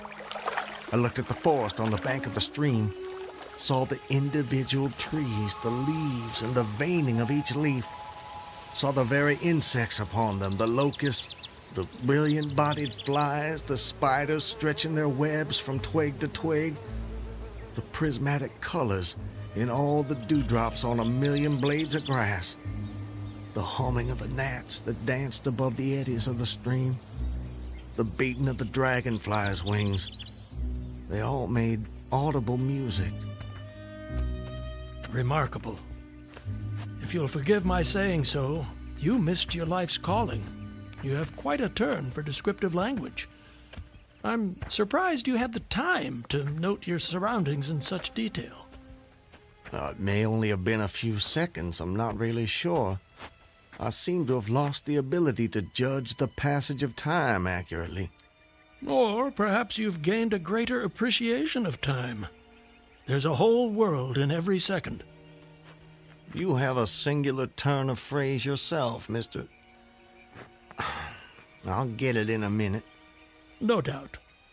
Did you acquire this philosophical outlook during your travels? Hard to say. See, it often seems like I've been traveling my whole life. But enough about me. I long to hear your story. You've painted a beautiful background for me, but it strikes me there are more pressing issues in this particular picture. For example, your executioners. My would-be executioners. That goes without saying, surely. Very well. I saw them, silhouetted against the blue sky. They shouted, they gesticulated. Their movements were grotesque and horrible, their forms gigantic. Suddenly, I heard a sharp report as something struck the water smartly within a few inches of my head, spattering my face with spray. One of the officers had his rifle. At his shoulder, there was a light cloud of blue smoke rising from the muzzle. I was surprised he missed. I read somewhere that marksmen with gray eyes are the keenest shots. This fellow was the exception to the rule, it seems. The marksman had gray eyes? Mm-hmm. How could you see that? I'm sorry? He was on the Owl Creek Bridge. You were in the water. And you must have drifted some distance. So, how did you know the marksman had gray eyes? I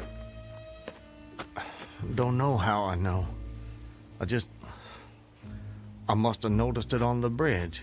Just before your execution? My intended execution. As you say. Doubtless the detail was burned into my mind. Doubtless. I told you how much more alive my senses had become at that moment. Alive. Yes, indeed. That you did. At that moment, a counter-swirl turned me half round. I was looking into the forest on the bank opposite the fort. A clear, high voice rang out and came across the water with a distinctness that pierced and subdued all other sounds, even the beating of the ripples. The voice, what did it say? It said, "Attention, company! Ready! Aim!" How did you do that? Run! Fire!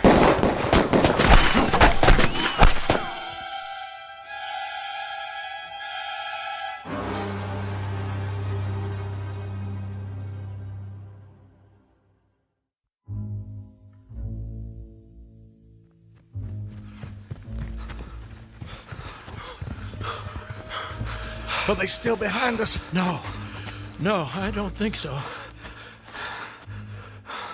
All right. That's enough for now. No more running for my life. Your what? Wait. I need to get my bearings. I have to know how close I am to my destination. Closer than you think, I'm sure. Eh? Does anything look familiar, Mr. Farquhar? Yes. This way. I think. Yes. This way. Can you see your home? Not yet. But it's not far now. I intend to be back in my wife's arms by close of day. You gave her your word. That I did. And that's important to you. It's a matter of honor. And honor, Mr. Honor means as much as love to a man of the South. A very moving sentiment. Now, where were we? Where were we with what? Your story. My story? Yes. You were just reaching a most exciting point when we were interrupted. I long to know what happened next. Are you quite insane, sir? I don't believe so. But I thought the same of you when I first met you, so I suppose it's a fair question. I am in full possession of all my faculties, Mr. Everything except the memory, eh? Don't try my patience, sir. I wouldn't dream of it. You asked me an important question, and I'm doing my best to answer it. But you'll appreciate it's difficult to judge these things when one spends so much time alone. If I had a constant companion, someone to tell me if and when I appeared to be losing my senses, that might be helpful, but that's not what fate has in store for me.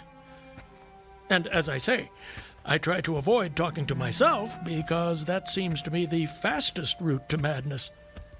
But, mad or sane, I know a good tale when I hear it, and yours is the most entertaining I have heard in all my years. Yes, sir, I shall cherish the memory of your experiences when I have long since ceased my wanderings. Please, go on. You'd escaped the noose by a most improbable stroke of good fortune, and then you found yourself in the stream and under fire. What was that like? Surely you can imagine that for yourself. We were just under fire a few minutes ago. But not in the water. Well, does it matter? Does to me. It's the setting that makes the crucial difference. Please. Very well. I suppose it might make the journey shorter, at least. Not mine. I dived to avoid the shots, dived as deeply as I could.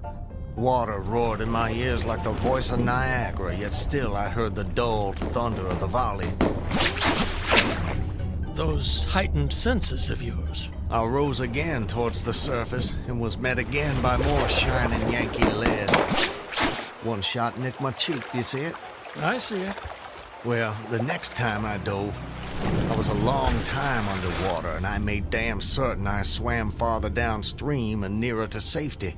Just as well, since the soldiers had almost finished reloading. The two sentinels positioned at either end of the bridge fired again, independently and ineffectually. I saw all this over my shoulder. I was now swimming vigorously with the current. My brain was as energetic as my arms and legs. I thought with the rapidity of lightning. I reasoned, you see, that the captain had probably already given the command to fire at will. And you surely couldn't dodge all the shots. You're not invulnerable. No man is. Then an appalling splash, just 2 yards away, was followed by a loud, rushing sound which seemed to travel back through the air to the nearby fort and died in an explosion which stirred the very river to its deeps. A rising sheet of water curved over me, fell down upon me, blinded me, strangled me. The cannon had taken a hand in the game. Did I tell you about the cannon? You must have done. Well, anyways, as I shook my head free from the commotion of the smitten water, I heard the deflected shot humming through the air ahead. and in an instant, it was cracking and smashing the branches in the forest beyond. I was certain they wouldn't be so far from their target next time, and it was a good gun. The report lagged behind the missile. But surely the smoke would have apprised you of another shot. So long as you kept your eye on the gun, you had a certain advantage. Am I correct? You are? The problem was how to reach the shore without turning my back on the cannon. You have my complete attention, sir. How did you manage it? Well, I don't know. I'm not sure. I felt myself whirled round and round, spinning like a top. The water, the banks, the forest, the distant bridge, fort, and soldiers, they were all somehow commingled, blurred. I could no longer make out objects, only colors. Circular, horizontal streaks of color. It was all I saw. I was caught in a vortex. I felt giddy and sick. Fascinating. Incredible. What is that damned hammering? I don't hear anything. Unless it's the ticking of your watch you can hear. My watch? You're lucky it still works after such an immersion.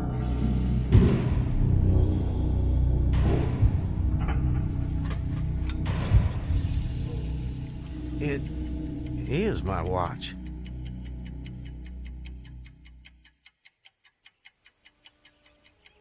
But why should I think... Perhaps you're the sort of man who values the seconds as much as the minutes and the hours. And there's a whole world in a second, so I've been told. So how did you fight your way out of this vortex? I really have no idea. The next thing I knew, I was on the road with you at my side, heading for home as I promised. Surely not. I mean, you obviously avoided the cannon and struggled to the bank. Obviously. But I have no memory of it. And of our meeting? I recall only what you told me about it. Most curious. Stop! What is it? This is it. We're here. This is the path to my home. Excellent. Well, I suppose this is where we part company, Mr. Farquhar. May I say, it's been a rare pleasure. You wouldn't care to come in? I'm sure the servants could prepare you a meal. That won't be necessary, my friend. I have many miles still to travel. But your journey is almost at an end. Yes. Well, goodbye, Mr. I'm sorry, I thought I could recall your name, but it just escapes me. Call me Ambrose. I wish you well, Ambrose. And you, Mr. Peyton Farquhar. And you.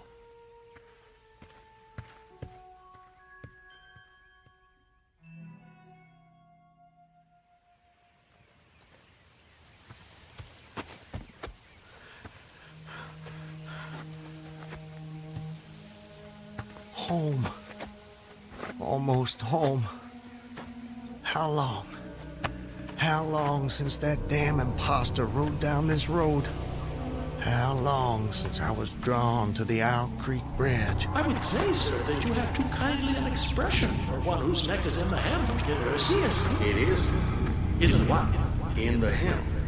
Of course, of course. I promised I'd return, Elizabeth. All so perfect. They couldn't keep me from Just you. before your execution.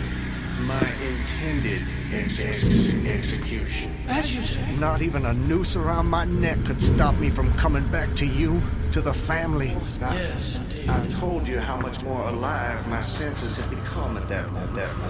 Alive. Yes. Saw them. John, don't tease your sister. I want you Elizabeth! both on your best behavior when your father returns. Elizabeth! Elizabeth! You're not invulnerable. No man is. Elizabeth! Elizabeth! I swore I'd come back to you. I promised. Peyton! Elizabeth! Peyton! Elizabeth! Peyton! Oh, Peyton! my love. Elizabeth, let me hold you. Let me take you in my... There's a whole world in every second.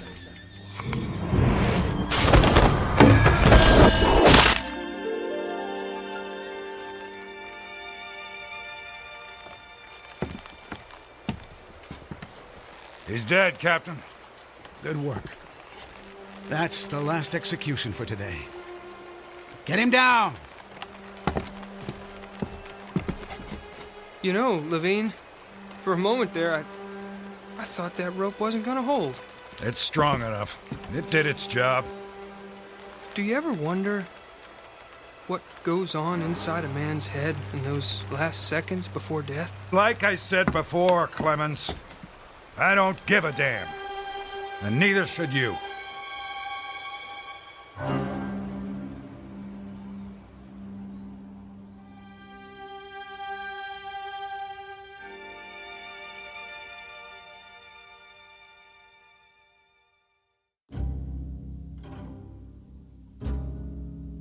An occurrence at Owl Creek Bridge in two forms, as it was dreamed and as it was lived and died.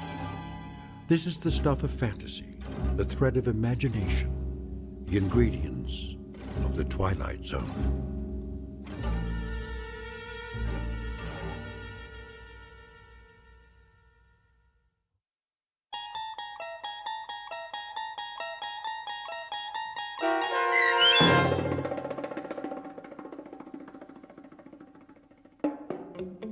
An Occurrence at Owl Creek Bridge, starring Christian Stolte with Stacy Keach as your narrator, was adapted for radio by M.J. Elliott and based on the short story by Ambrose Bierce.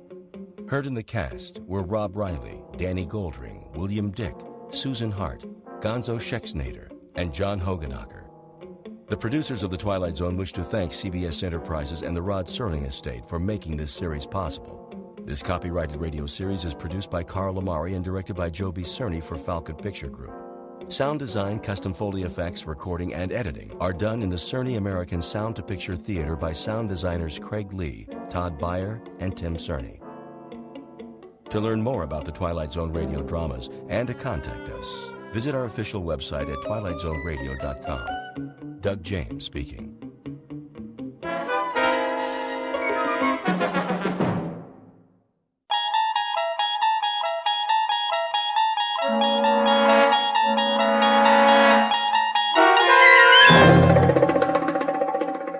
He's Alive, starring Peter Mark Richmond and Marshall Allman, with Stacy Keach as your narrator, was adapted for radio by Dennis Etchison and written for The Twilight Zone by Rod Serling. Heard in the cast were Roger Mueller, Jason Bradley, Christian Stolte, Doug James, Jeff Lupetin, Amanda Amari, Elizabeth Lido, Vince Amari, Alex Sopner, Frenette Lebo, Carl Amari, Kurt Nabig, Peggy Roeder, and Jason Mallow. This copyrighted radio series is produced and directed by Carl Amari and Jason Mallow for Falcon Picture Group. Doug James speaking.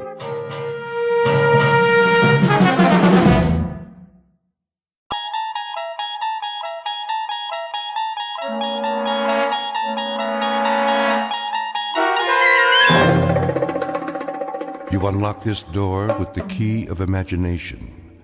Beyond it is another dimension, a dimension of sound, a dimension of sight, a dimension of mind. You're moving into a land of both shadow and substance, of things and ideas. You've just crossed over into the Twilight Zone.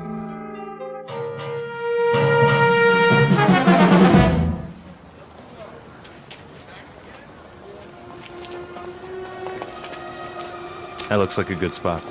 Where? Up ahead on the corner. Yeah, we'll set up some boxes. I don't know.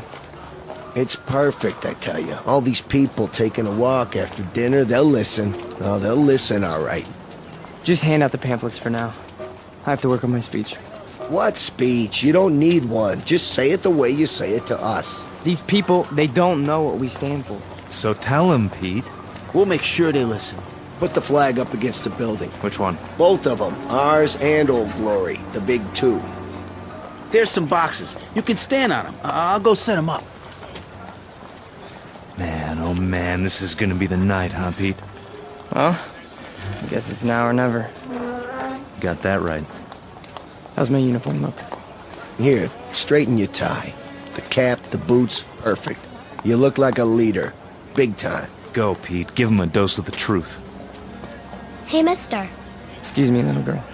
Are you in the army?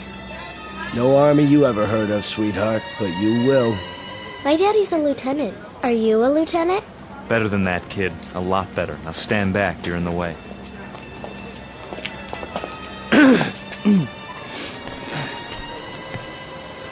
Good evening. Good evening, neighbors. I have something of great importance to tell you. If you'll all gather round. Neighbors? Who's neighbors? Yeah, we're not your neighbors. I never saw him around here. Yeah, me neither. Look at those crazy outfits they're wearing. Yeah, they look like real idiots. I bring you a message that you'll all want to hear. What are you selling?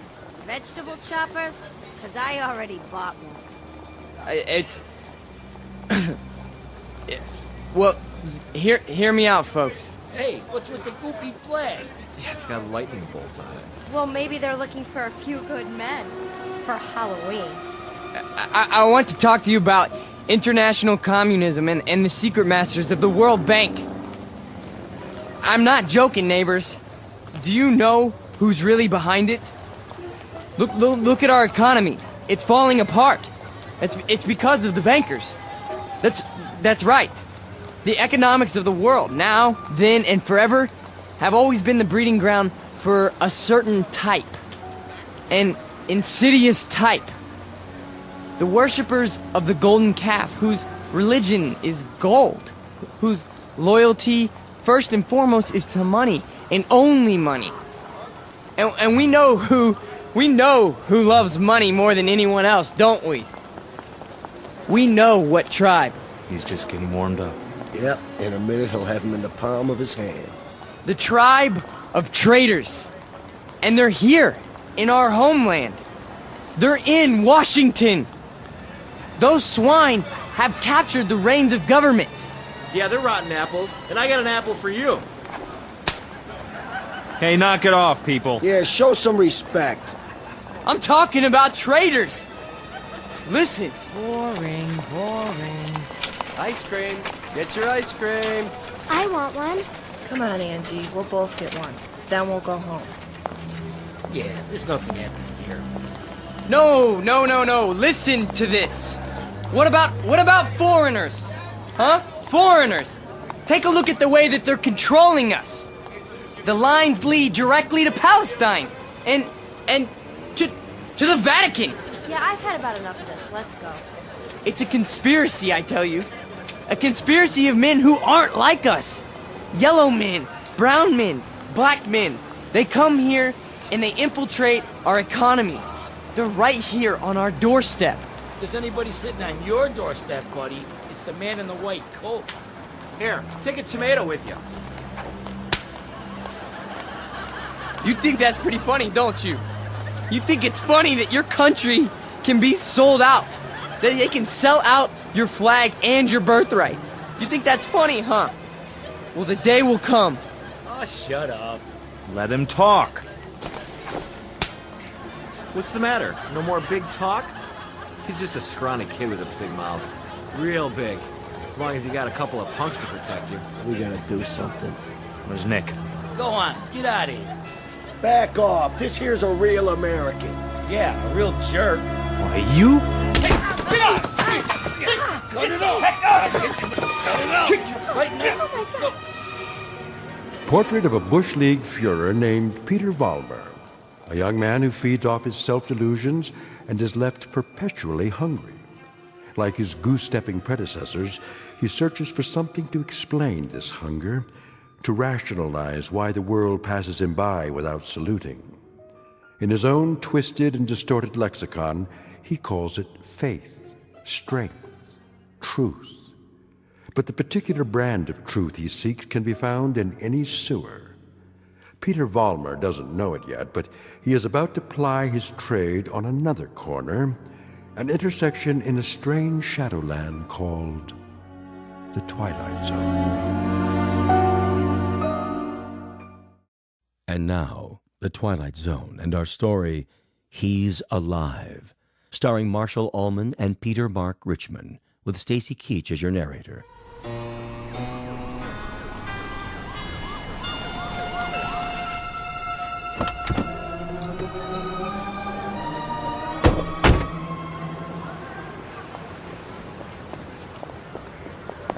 All right, folks, break it up. Party's over. Yeah, what's happening here?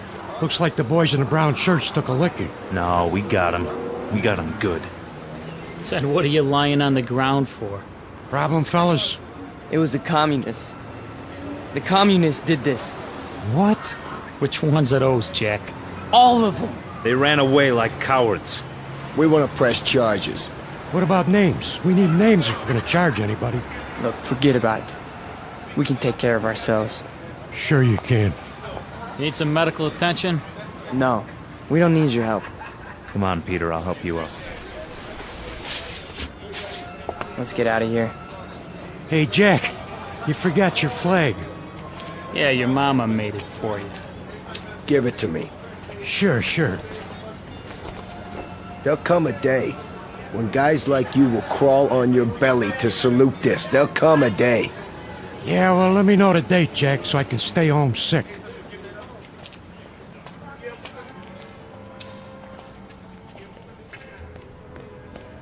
Hey, Pete!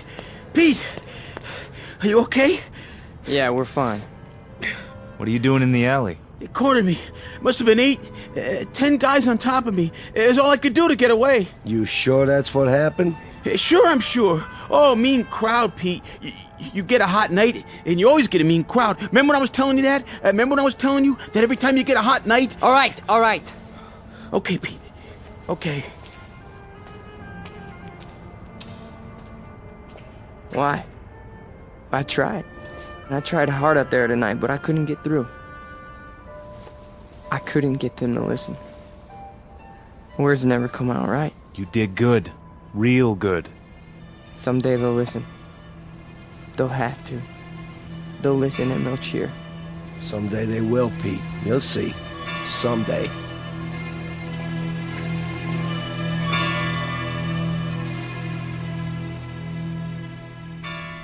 Now, hold still. It's only a cut, not a mortal wound. Wash your face when you get home and put some iodine on it. I think you will survive.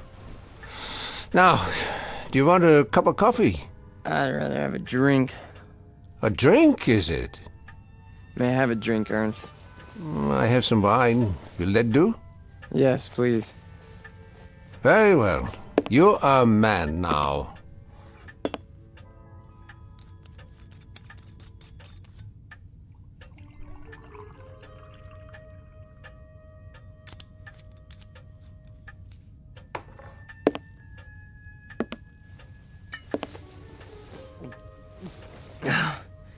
Thank you. Peter, one sips wine. That's not beer from a beer garden. Sorry. I'll remember that next time. The next time. Just how many next times do you suppose a human being has in the scheme of things? Oh, come on, don't lecture me, Ernst. I'm sick, I'm tired, and I took a beating out there. Did you? Yeah, can I stay the night? Yeah, the couch remains in the corner, as usual. You're a good friend, Ernst. You understand.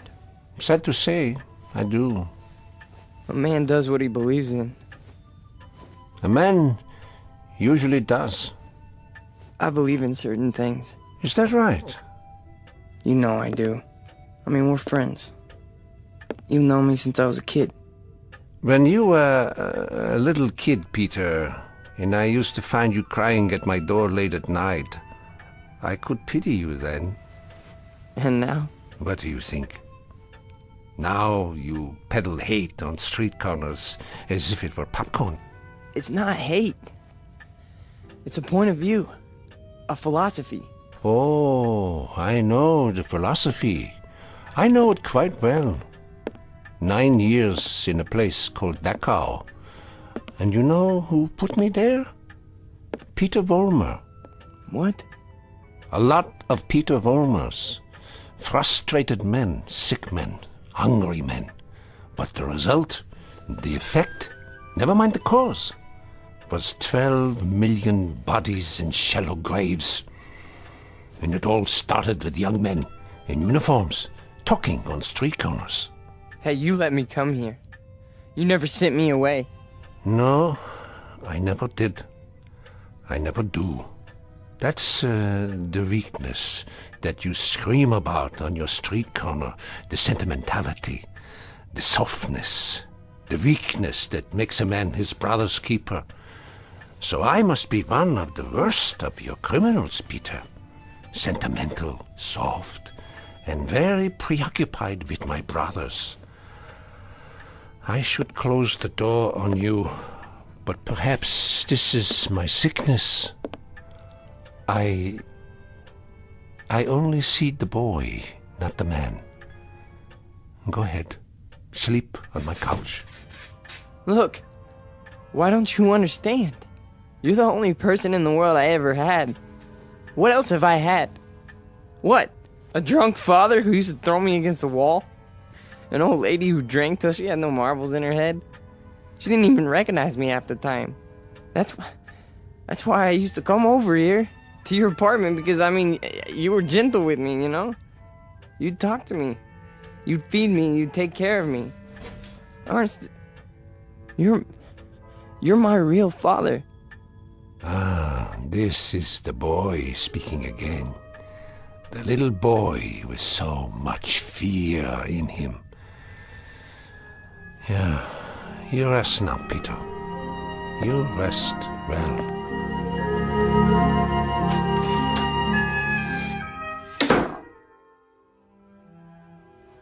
No. No. No. No. No. No.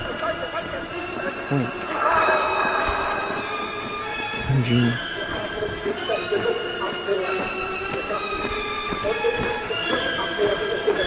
What? What?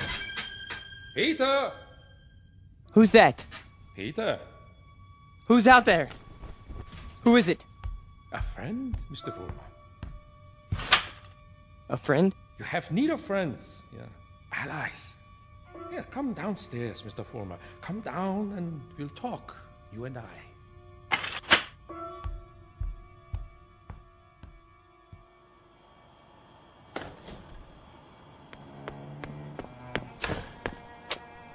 Hello, Mr. Vollmer. I heard people out here. Oh, did you? And your voice. Well, a dream, perhaps, of better days to come. Who are you? Take a good look. Do you not recognize me? Surely you have seen my picture. Wait. That hair. With the mustache. No. It can't be. You died a long time ago. Did I? Or perhaps I only wanted people to think so. But you're a great man. I am aware of your opinion. How did you know where to find me? I simply followed your tears, Mr. Vollmer. You said you have something to talk about? I do. I do indeed. I have you to talk about, and the things you believe in, which are the things I believe in as well. See, your success, Mr. Vollmer, will be my success. Are you interested? I am. I am. Please go on. Good. Then let us start by discussing a most important point. What are the dynamics of a crowd? How do you move them, Mr. Vollmer? How do you excite them? How do you make them feel as one with you? I don't know. I don't know, sir. How? Join them first, Mr. Vollmer. Yeah? When you address them, speak as if you were a part of the mob. Speak to them in their language, on their level. Make them hate the things you hate. How do I do that? If they are poor, talk to them about poverty. If they are afraid, talk to them about their fears. And if they're angry, Mr. Vollmer, if they're angry, give them objects for their anger. But most of all, what is most of the essence is that you make the mob an extension of yourself. Say to them things like, things like this. They call us hate mongers. They say we're prejudiced. They say we're biased. They say we hate the minorities. The minorities. Understand the term, neighbors. Minorities. Shall I tell you who the minorities are? Shall I? We are. We are the minorities. That way, Mr. Vollmer. See, you started that way. I think I understand. That's right.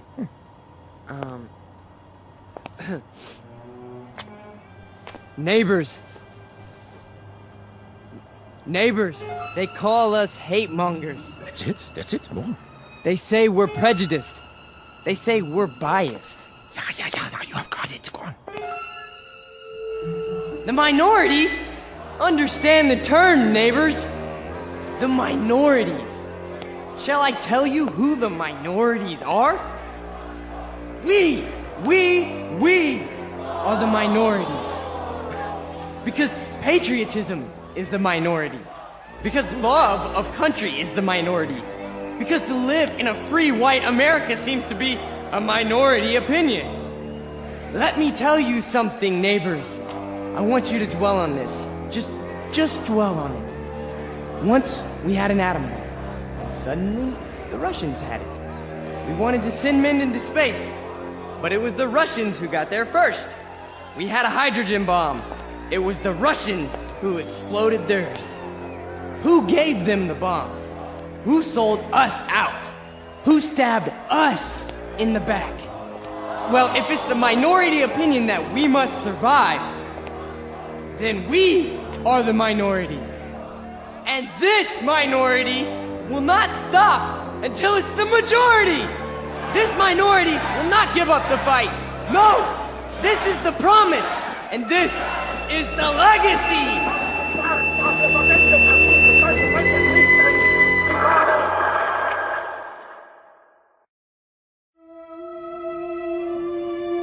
Look, I'm not gonna wait much longer, you understand? Gibbons, cool it. Pretty good crowd tonight, huh? Great crowd, and you were great, Pete. I mean it. Thanks, Stanley. They're finally responding. Responding? You had them right where you want them. Yeah. This here is my hall. You've been renting it all this time, but I ain't got the money yet. Hey, can't you see we're busy? Okay, boys. I'll put it to you this way. If I don't get paid right now, you don't have the hall tomorrow night. You got that? I'll go count the donations. What's the problem? Oh, this is a hungry man here, Pete. He's got to have his shekels. You know the type. I told you guys you're 3 weeks behind on the rent. You said you'd give it to me a week ago, and all I got was a cigarette butts on the floor. After tonight, that's it. Excuse me. Am I to understand that you're going to lock us out of this meeting hall because of a couple weeks' lousy rent? Oh, you understand right. $600 due. $600 that ain't been received. We happen to be a young movement. We're still struggling. We need time to grow. I don't rent time. I just rent the hall. It's the money. Or you put up a soapbox in the street. A soapbox in the street? What do we do, Pete? We gotta do something. I don't see why we have to tiptoe around this guy. Why don't I just educate him? Look, Frank, I don't know. Why don't you just hold on a second? I can do it, guaranteed. Well, I know you can, Frank. Somebody left this for you, Pete. Who? Nobody saw him. Just left this envelope at the back door. Your name's on it.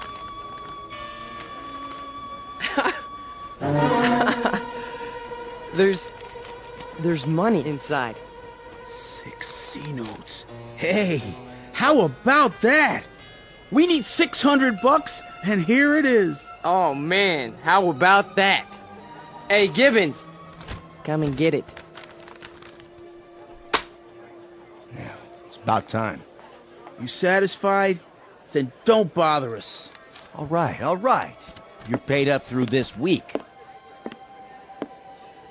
Where'd the dough come from, Pete? You have any idea? We must have a secret supporter. I can see why. You were really something tonight.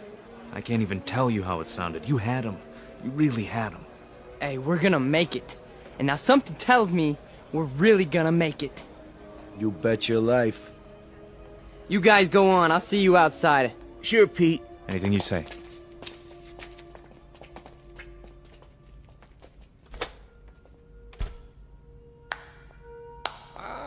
Excellent performance, Mr. Vollmer. Yes, very effective. Very effective. You learn quickly. Well, thank you. I didn't know you were here. I am always here. Pleased to be of help. You learned the style very well. You delivered it precisely as I told you. I'm very obliged. And the money? Oh, it was the least I could do. We couldn't have you thrown out into the streets, yeah? I happen to feel that your work is very important. You're with us? With you? Oh, Mr. Vollmer, you might say I am you. Now, I have some suggestions. I'll continue to give you speeches, but there's a matter of importance that must be taken care of. What is it?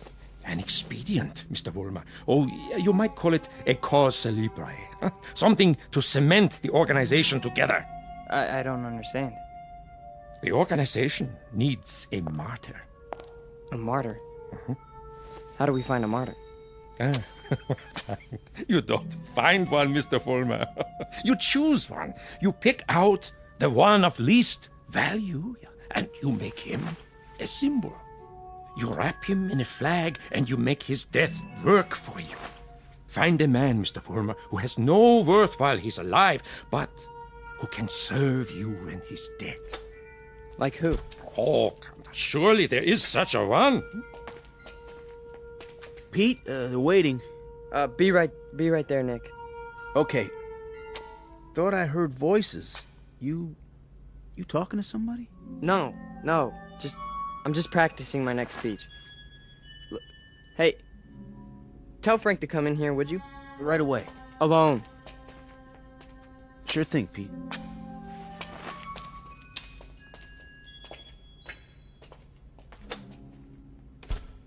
An excellent choice, Mr. Vollmer. The little fat one. Yeah.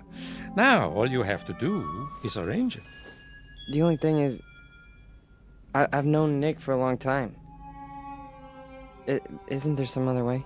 Other way? There is no other way, Mr. Vollmer. And if you weaken now, there's no point in going on.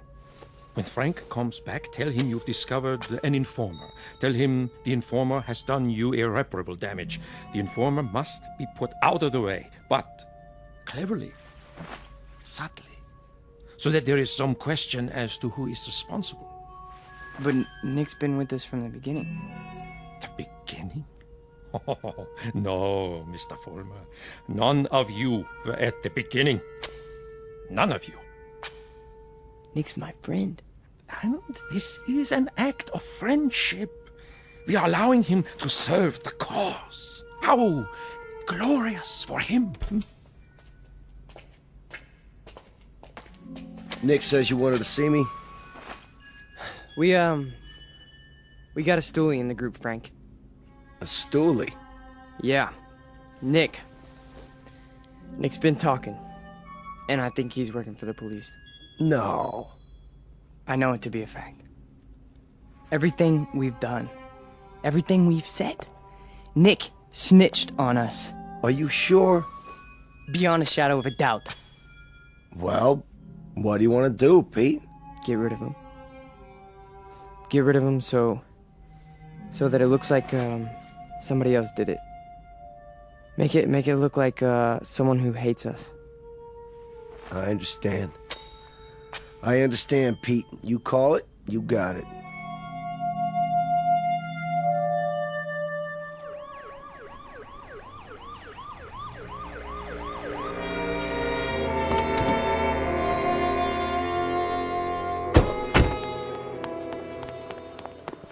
There you are, officers. Thank God.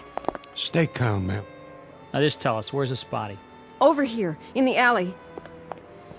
Shine your flashlight on it. Look at all that blood. Somebody did quite a number on him, huh? I've seen him before. It's one of those young hooligans. You can tell by the uniform.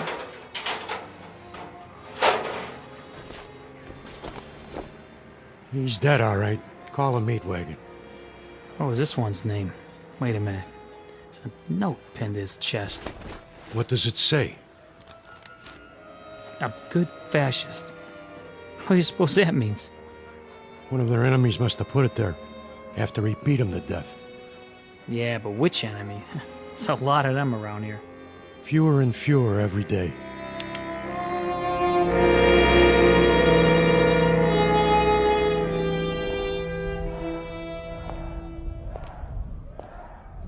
Hurry up, Frank. We've been waiting for you. Is it done? Cross off the little creep. Anything else? Then, we finally have our martyr. Pete, you better go on. They're going nuts in there. It's a good crowd tonight? Right to the ceiling. What's the matter, Stanley? Oh, nothing. Then why the look?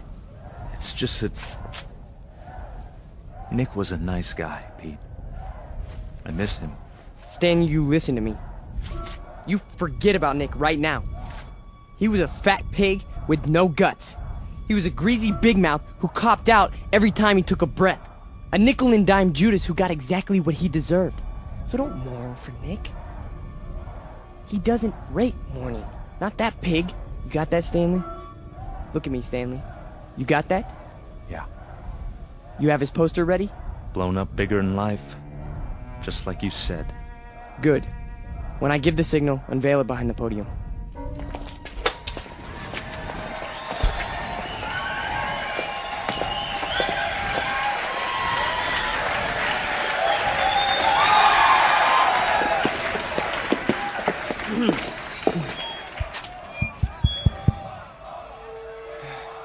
All right, everyone.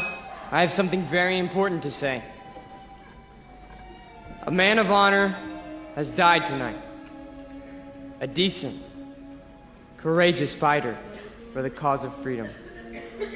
He gave his life. He gave his life for us. Some skulking assassin murdered him. But friends and neighbors and co-fighters, Nick Bloss did not die in vain. They stilled his great heart, but they could not stifle his memory. They could not obliterate his courage. They could not wipe away his honor. He lives, my friends. He lives in you, and he lives in me. He lives deep in the gut of any human being who believes that the United States of America should be free, should be untainted, should be free from the mongrels who try to enslave it. Now, Stanley, look at this portrait of Nick Bloss in his uniform. He wore it proudly. He died for it. And you and I, neighbors, we will live for it!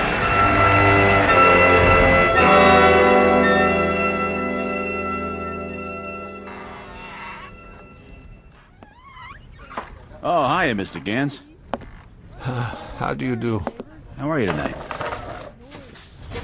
Oh, I'm very sober, unfortunately. Beer? Yeah, if you please. Boy, listen to him across the street. Guy's got a voice on him. And I knew it when it was only a whimper. That's a wild kid, that one. Used to be people would laugh at him, but lately he gets the crowd. Not many people laugh now. Say, you know him, don't you? Yeah, since he was a child. A silent little boy with very little to say. But now, I've been here before. Oh yes, I've seen and heard it all before. That was another time, Mr. Gans. Another place. Another kind of people. That stuff doesn't go here. That's what we said, too. They were brown shirt scum. Temporary insanity. part of the passing scene. Too monstrous to be real.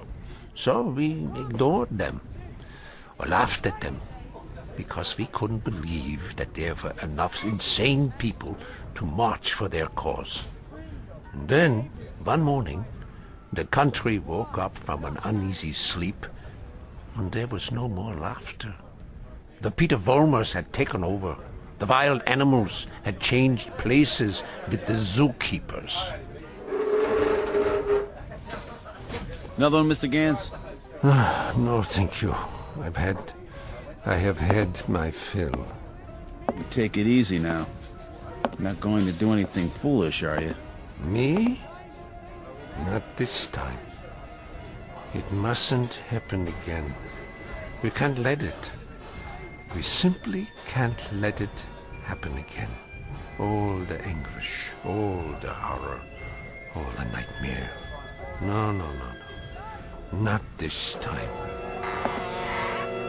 Mr. Gans? Mr. Gans!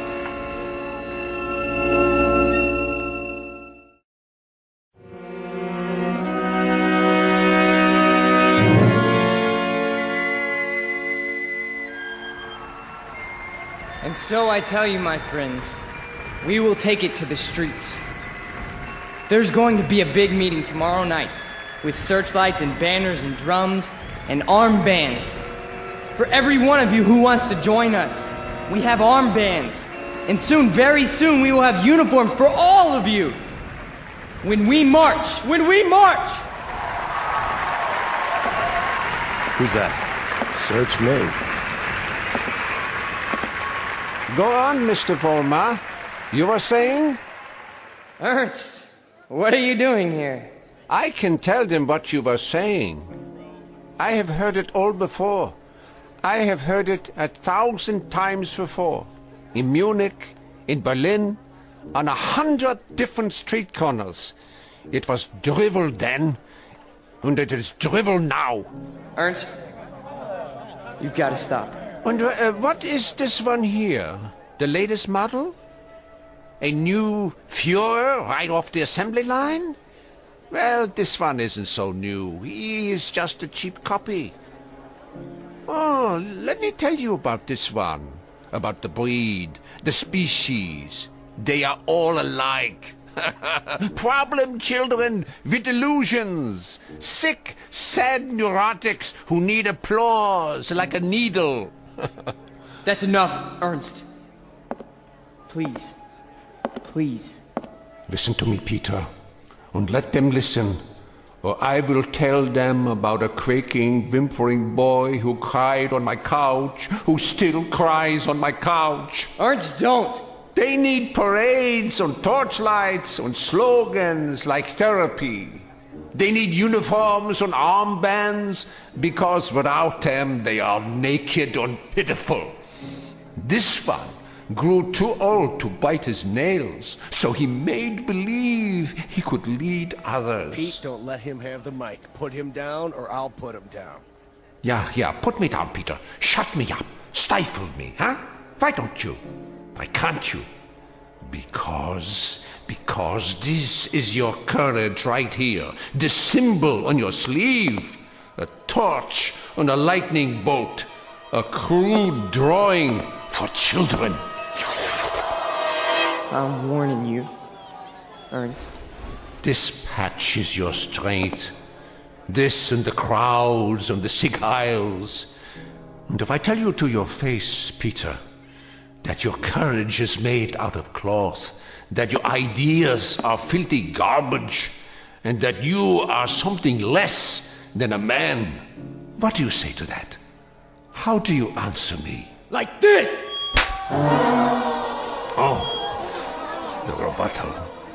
The only answer your kind knows how to give. Is that the best you can do? A bloody nose? This is your Führer? He is yours. I give him to you. A gift from the sewers.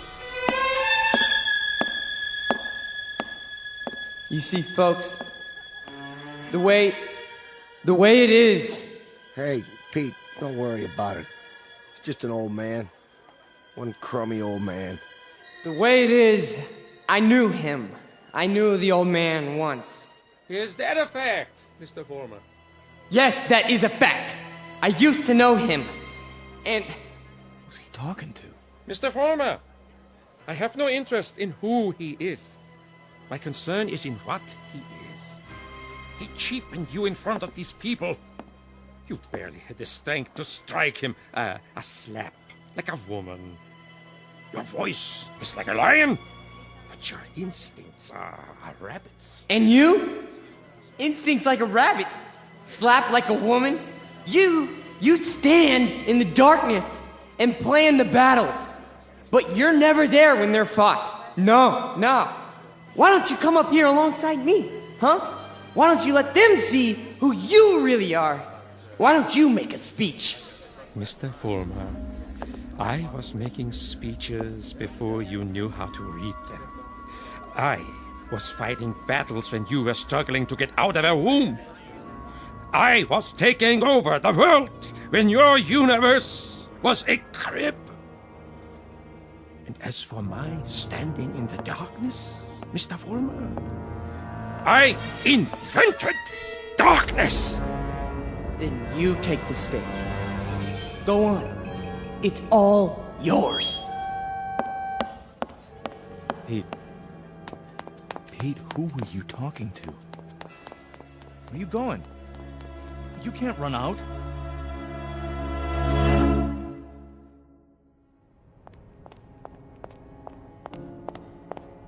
Ernst! Ernst!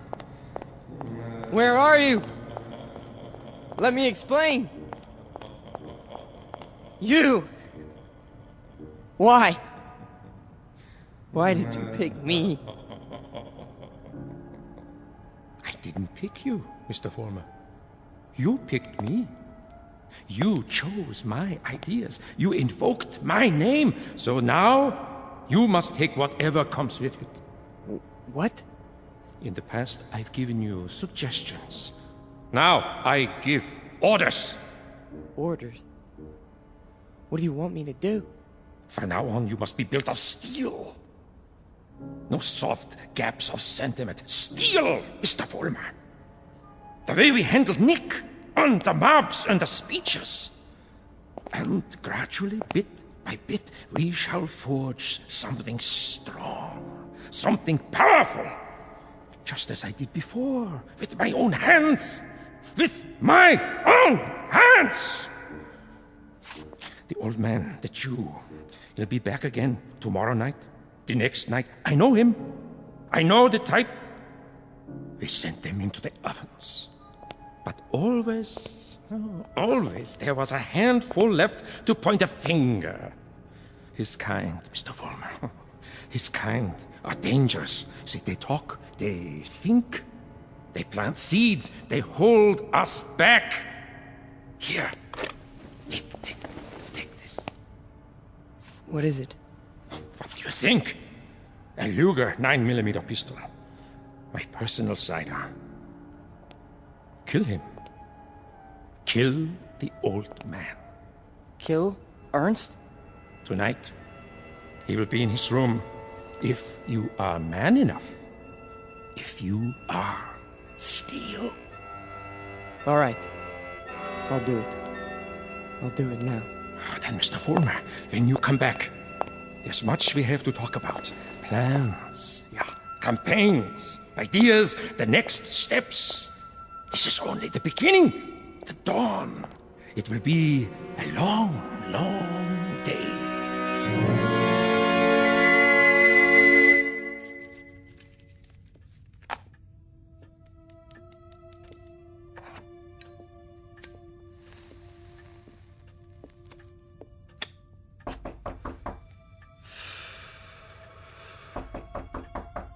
Yeah? Come in. Ah, I thought it was you. You wouldn't listen to me, Ernst. On the contrary, I listened to all that I was able to stand. You should pay attention now. I can't even begin to tell you what's happened. It's too incredible. It's too unbelievable. I can tell you this much. We're on the march. From now on, we only go forward. There's no stopping us. No stopping you, Peter? An old man stopped you tonight with a few words. He stopped you with the truth. You're wrong, Ernst. It's not just me anymore. There's someone else. Someone behind us. Someone even you tremble at. He'd have to be a very imposing figure, Peter. Much more imposing than you. Oh, he is. He gave me this. See? More imposing even than a gun. That's only because you don't think I'll use it. Which only goes to show that you don't know me. I know you, Peter, I know you. From a ravaged little boy wanting love to a torn man looking for respect, identity. I don't fear you. So you may do what you have in mind at any time you wish. With this one last reminder. You can never kill an idea with a bullet. Never. No. I'm all steel now. Ernst, I'm made out of steel. No more sentiment. No more softness. Just purpose. Just will. Then shoot. Kill. Destroy me, if you can. Am I close enough to you? You're frightened. Admit it. Not at all. Impatient and a little bored. With living? With having to live in a time that produces people like you. Once, years ago, you made death inviting. You still do. So do me the goodness, Peter. Get it over with as quickly as possible. I'm waiting, Peter. Kill him, Vollmer. Kill the old man. Kill the Jew. Use strength. Use will. Be made of steel, Vollmer. Kill him! Kill him now! You see, Ernst? I told you! I'm made of steel! All steel. All strength. But at the expense of things that most other men have. Some fragments of decency that tell them right from wrong. That make them love. Yes, Peter, you have steel, but now you have no heart.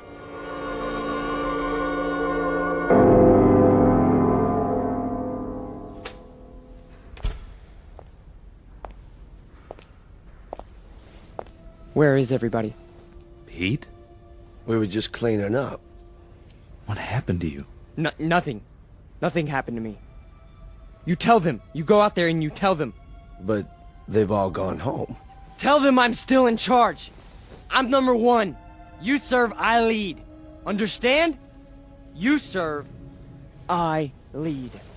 Come on, Pete. Let's go. No, he picked me. Out of everybody, he picked me. What's wrong? Don't you believe me? He did. He picked me. So long, Pete. See ya.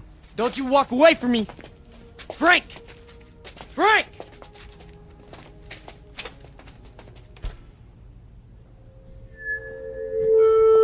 Who's there? Who is that? Vollmer? You. I did what you said. Sentimentality, Mr. Vollmer? None! Steel? Steel. And no regrets? None! What did you destroy tonight? Only a disease. A growth on our flesh that had to be removed. Not a man, then? No. Hardly a man. How did it feel? It felt It felt like I was immortal. Mr. Vollmer, we are immortal. Yes. Yes.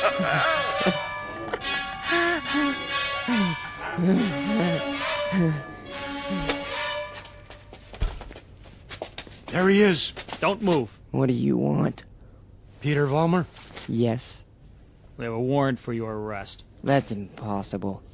The charge is conspiracy to commit murder. Your two friends are outside in cuffs. The victim's name was Nicholas Bloss. Get away from me. He's got a gun. Drop the gun! Now! Walk toward us with your hands up! Hey, look, he's going to the other door. Tell them to cover the alley. Halt! Halt, or I'll shoot!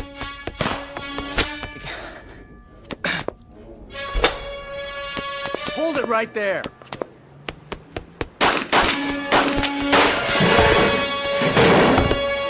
We got him. He's hit. Call for an ambulance. You have the right to remain silent. Anything you say can and will be used against you. There's something very wrong. There's something very wrong. Easy, kid. Don't try to talk. But you made a terrible mistake. I'm made of steel. It's true. Don't you understand? I'm made of steel. I'm made of steel. I'm made of steel. I'm made of steel.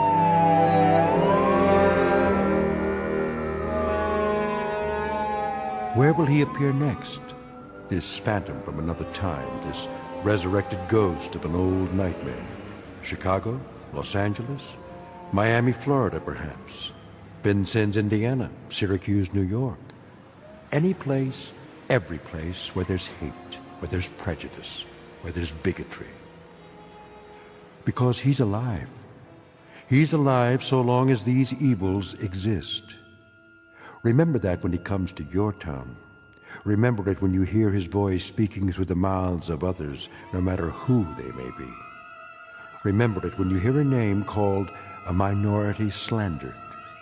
Any blind, unreasoning attack on a people or any human being. He's alive. Because through these things, we keep him alive.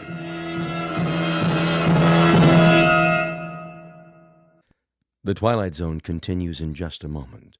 You are about to enter another dimension. A dimension not only of sight and sound, but of mind. A journey into a wondrous land of imagination. Next stop, the Twilight Zone. Hi, this is Stacy Keach. I'd like to take a moment to tell you about our Twilight Zone website at twilightzoneradio.com. At twilightzoneradio.com, you'll find the latest information on these Twilight Zone radio dramas, including behind-the-scenes photographs, plus the newest product releases, trivia contests, ways to contact us, other Twilight Zone-related info and merchandise, plus links to other fascinating websites. So make your next stop twilightzoneradio.com.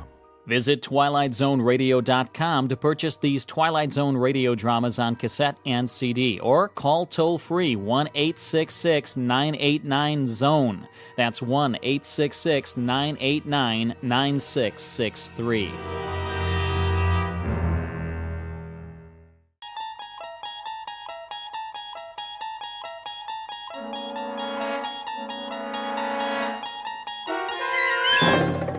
You unlock this door with the key of imagination.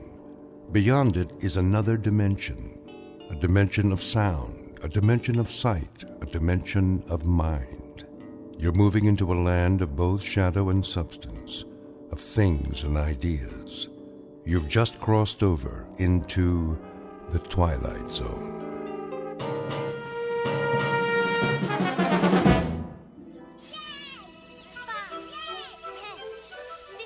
Let's hide. Hurry. 25, 30. O-U-T spells out. Here I come, ready or not.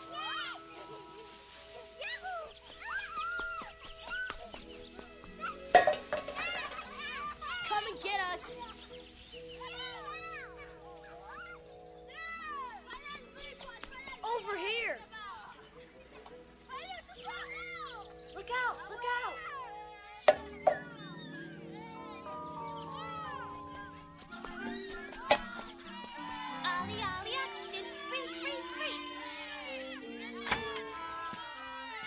Get away, you kids! I've told you not to play here. Go on now.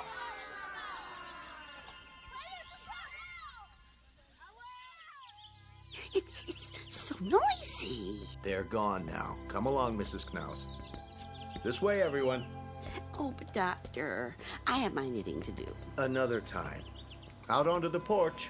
I didn't finish my crossword puzzle. It will wait, Mr. A.G.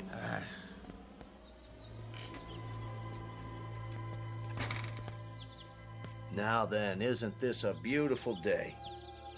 I don't know why we have to go. It isn't good to spend all your time inside. Everybody needs the sun once in a while. Even you, Mrs. Summers. I've had my share of the sun. Now I need my rest. We all do at our age. Where's Mr. Conroy? He's not feeling so well this morning. Well, I'm not either. What about Mr. Whitley? Why does he get to stay in? He's waiting for an important call. Watch your step. Nurse will bring the picnic baskets. Well, some of us may not want a picnic. A picnic, is it? On the grass? All those ants. We have blankets and chairs. You'll see.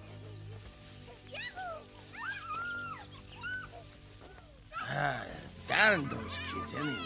Hey, quit running! Stop it! Like wild Indians. They won't bother us. This way, there's a nice place under the trees.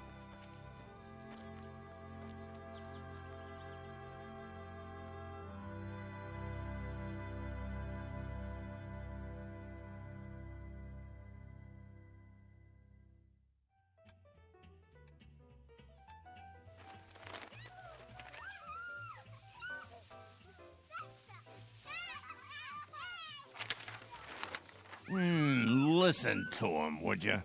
Ah, they're only children.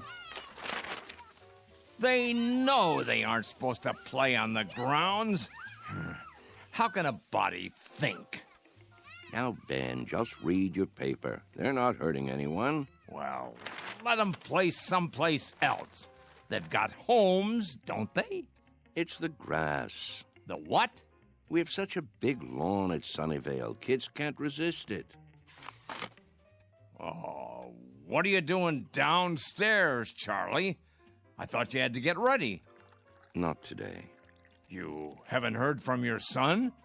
I thought it was all set. Maybe you didn't get my letter. Oh, he got it all right. They just don't care. Nobody cares anymore. The boy has enough problems. It's a small house and the second baby's on the way. It was a foolish idea moving in with them. They don't need an old duffer like me around. Would you listen to that? It's enough to wake the dead, I tell you. Don't be so hard on them, Ben. They're only kids. A fine state of affairs when your own son turns against you. Stay out of the over-the-Rhine neighborhood. Technology stocks extended Mr. their Whitley? gains Wednesday. Mid positive views on the sector from There you are. Yes, nurse? You have a phone call. I do? I believe it's your son. Well, what do you know? Be right there. I'll tell him. Isn't that something? Guess he got my letter after all. Huh, I never get any letters. Or phone calls. Nope. You will, Ben, you will. Excuse me, I'd better get it before he hangs up.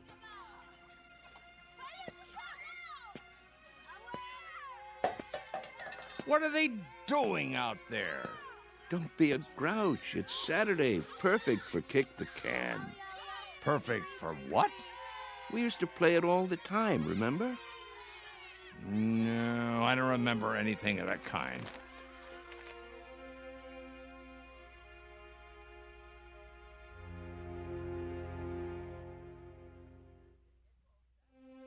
Sunnyvale Rest Home, a place for the aged. The address is 1275 Tranquility Lane on the outskirts of town. It offers room and board, nursing care, and a kind of refuge from the world. Outside, a common game called Kick the Can. Very shortly, a man will have a choice to make. He can either die in this world or escape to another kind of refuge in the Twilight Zone. And now, The Twilight Zone, and our story, Kick the Can, starring Shelley Berman and Stan Freberg, with Stacy Keach as your narrator. Some picnic. Plastic spoons and forks.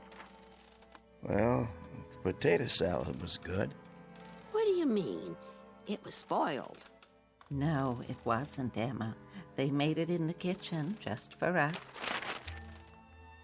You must admit, it's better when it's fresh. I think I hurt my back sitting down. Oh. The ground was damp. It was. Bad for my arthritis.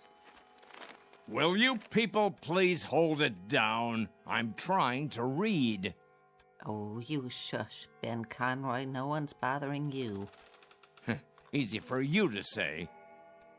Where is Mr. Whitley? Still in his room, probably, taking a nap. Oh, that's what I'd like to do. And why, may I ask, on such a lovely day? There he is. Going somewhere, Charles? Yes. Why are you all dressed up? It's my son. He's coming to get me. You don't say. He called a little while ago. He did. He's on his way. At least someone gets calls. What's he carrying? Is that your suitcase, Mr. Whitley? Indeed it is. You're going to stay overnight, then? A bit longer than that, I should say. That is, if they have the room fixed up. Room? At my son's house. You mean you're moving in with them? That's the plan. If they'll have me. Well, what about the rest of your things, Charlie? You can't just leave your things behind. No hurry. It all can be packed up and sent over later. Well, we'll certainly miss you. Will you come back to visit us? Of course I will. Meanwhile, I'll call and see how everyone's doing. May we write you? Please, I'd appreciate it. Mr. Cox has the address. Nobody writes. They say they will, but they never do. There he is now. Hey, aren't you going to say goodbye? I hate goodbyes, Mr. A.G., don't you? Take care, all. Here, let me carry that for you. I've got it.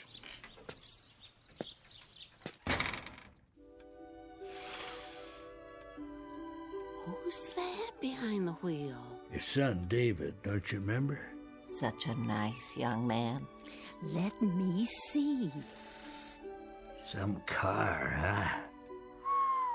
Betty costs pretty penny. Everything does nowadays. Don't crowd now. You wouldn't want him to think you're watching.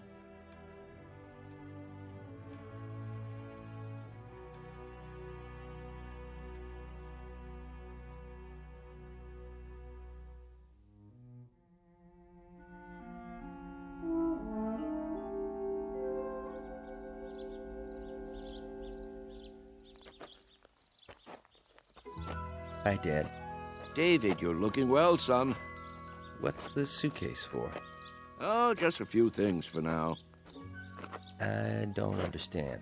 Wouldn't want to push you out of the house and home. What? Of course, I don't have that much anymore, but I suppose it could go into storage Whoa. I think there's been a misunderstanding. There has? Get in. We need to talk. If it isn't convenient today, we can make it another time.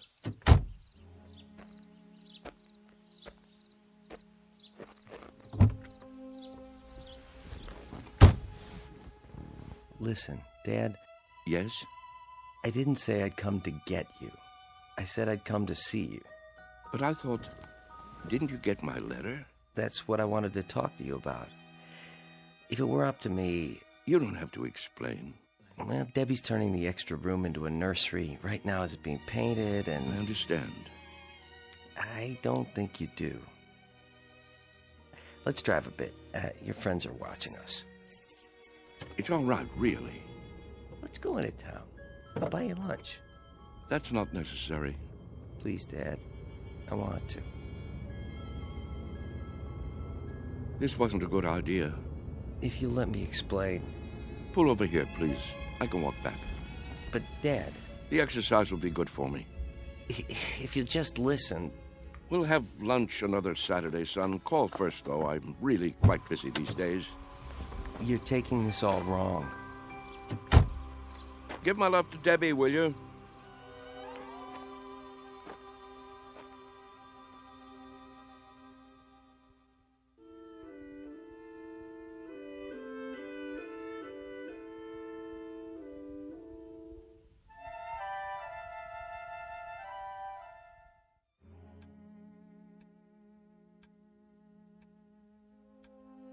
What's he doing?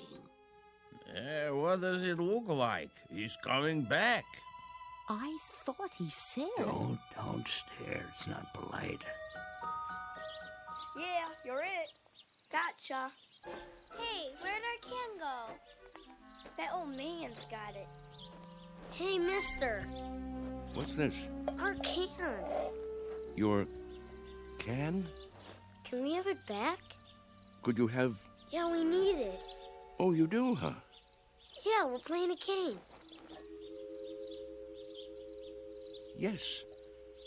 Yes, I remember. This is a good can. Nice and sturdy. It will take a lot of kicks. It will? You'll have to play by the rules, though. What rules? You know the rules, don't you?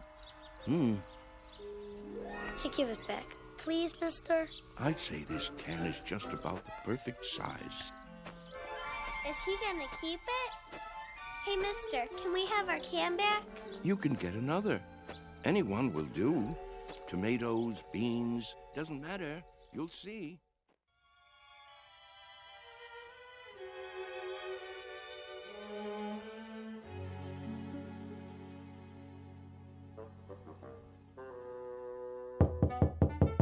Charlie?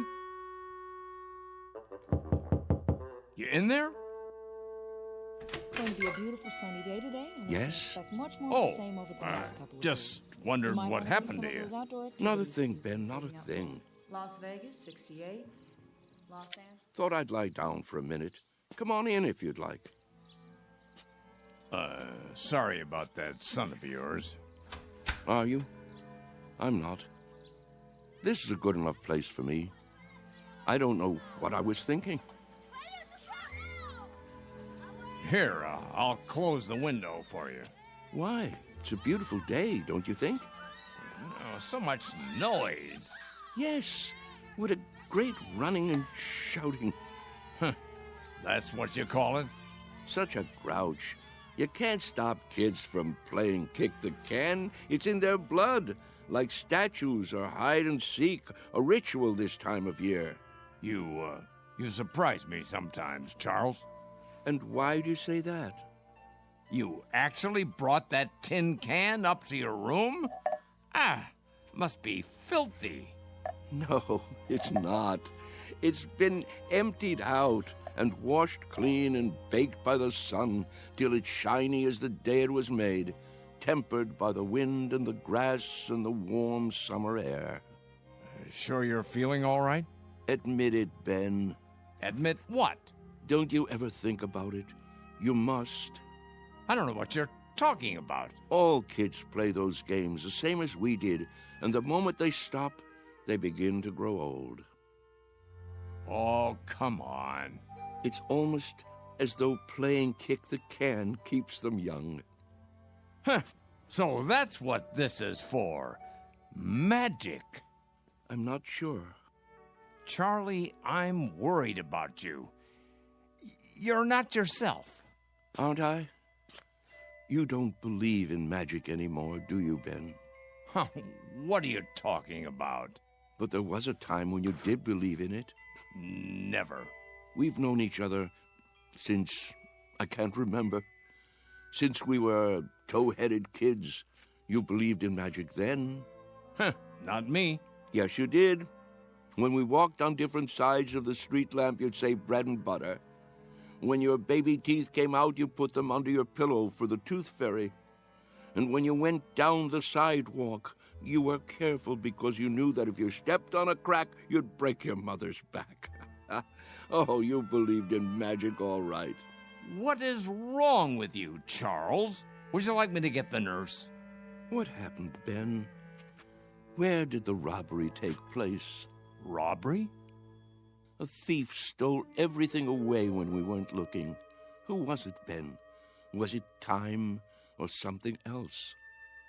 We grew up, that's all. Everybody gets older. Do they think, Ben? How can we be sure? Maybe there are people who stay young, only we don't know it. Maybe they have a secret that they keep from the rest of us. Now, Charles. Is there something kids know that they forget? That they want to forget? They say, when I get big, I'll be a fireman, or a detective, or an explorer. They wish so hard to get older that it finally happens. They get taller and stiffer and forget the magic that made it all possible. There is something wrong with you. I've never heard you talk this way before. Maybe the fountain of youth isn't a fountain at all. Maybe it's a way of looking at things, a way of thinking. Charles? Yes? Stop it.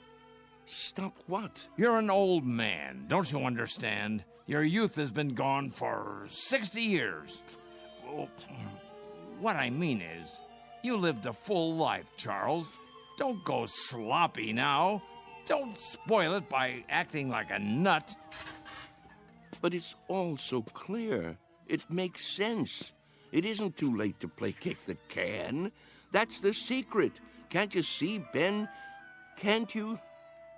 I see a plain old tin can with dents in it. That's all. Then look again. This can is special. I'm absolutely sure of it.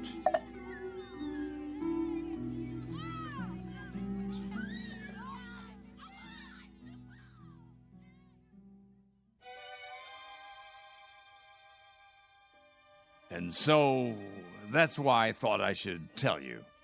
I'm glad you did. It's just that I can't stand to see him make a fool of himself. Of course not.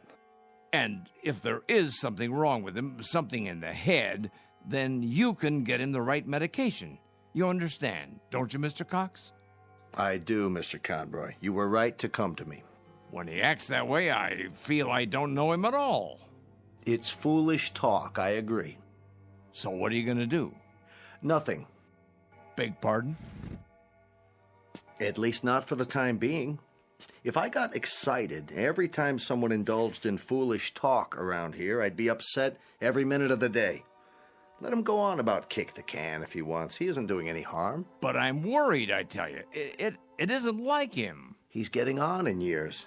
It's common for folks of a certain age to behave like children once in a while. Oh, nonsense. He's no older than I am.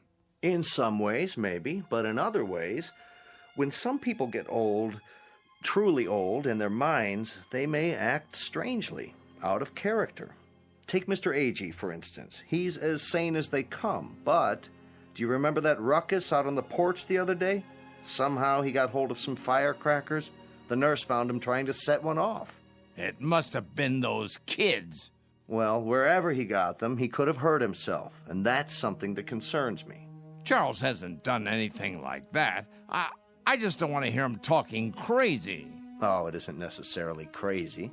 Huh? You haven't heard him. Look at it this way. As far as he's concerned, all his best years are behind him. He can't even look forward to spending time with his son and daughter-in-law. A fine thing. So, that being the case, he'd rather return to an earlier time, one he recalls with pleasure. It only makes sense from his point of view, so he uses a time machine to accomplish it. A what? It's called memory. Is that so crazy, Mr. Conroy? Everybody does it, even you. But he actually believes he can be young again by playing kids' games. Not really. He's exploring, that's all. He'd like to believe that kick the can is a magic button he can push to make himself young. But deep down inside, he knows it won't work. Instead of the disappointment of failure, he'll never risk pushing that button to find out. Stop worrying. Your friend is fine. Are you certain? I'm certain. Until he does something to endanger his health or the health of others, there's no reason to interfere. Thanks for stopping by my office, though. Look at the time. You wouldn't want to miss dinner. Well, in that case, I suppose... It still troubles you, doesn't it? What would you have me do? Maybe if you talk to him. It would be a waste of time. But you have a point. Perhaps I'm reluctant to face the facts myself. Every time one of our people goes senile, I get a little cold inside. When I took this assignment, I was 32. Now I'm 43. Everyone grows old, Mr. Conroy. Everyone.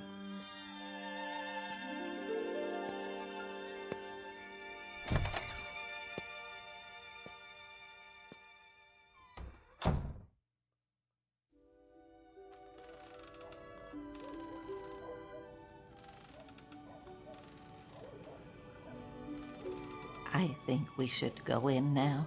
Yes. It turns chilly this time of day. Ah, stay a while. We can watch the sun go down. I've seen enough sunsets, thank you.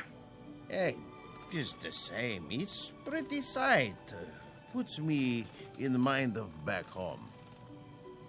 If we're going to stay on the porch, I'll need my sweater. Why don't you come inside with me, Mrs. Summers? Give me a moment to get my strength. There you all are. I wondered where you'd gone. Hello there, Whitley. Hello. We were just going in. Why? Before it gets dark. I have my programs to watch. What's wrong with you people? Wrong. Nothing in particular. Then show a little life. Aren't you the same ones who used to skip rope and hunt pollywogs and night crawlers when the sun went down? Why, I don't think so. Don't ring a bell. Well, I was. If you can't remember it, I'll remember it for you. The weather was just like this, back in Wheattown of a summer evening. Right after dinner, you'd hear a banging of screen doors all down the block, and there we'd be, Stanley Maple and his kid brother, Wes, and Ben Conroy, and the Arvis girls, and some others whose names I can't think of. The air would be soft like this, children weather, and we'd come out with no coats, and we'd start shouting and play kick the can. Yeah, you're right. Everybody played that game. Absolutely everybody.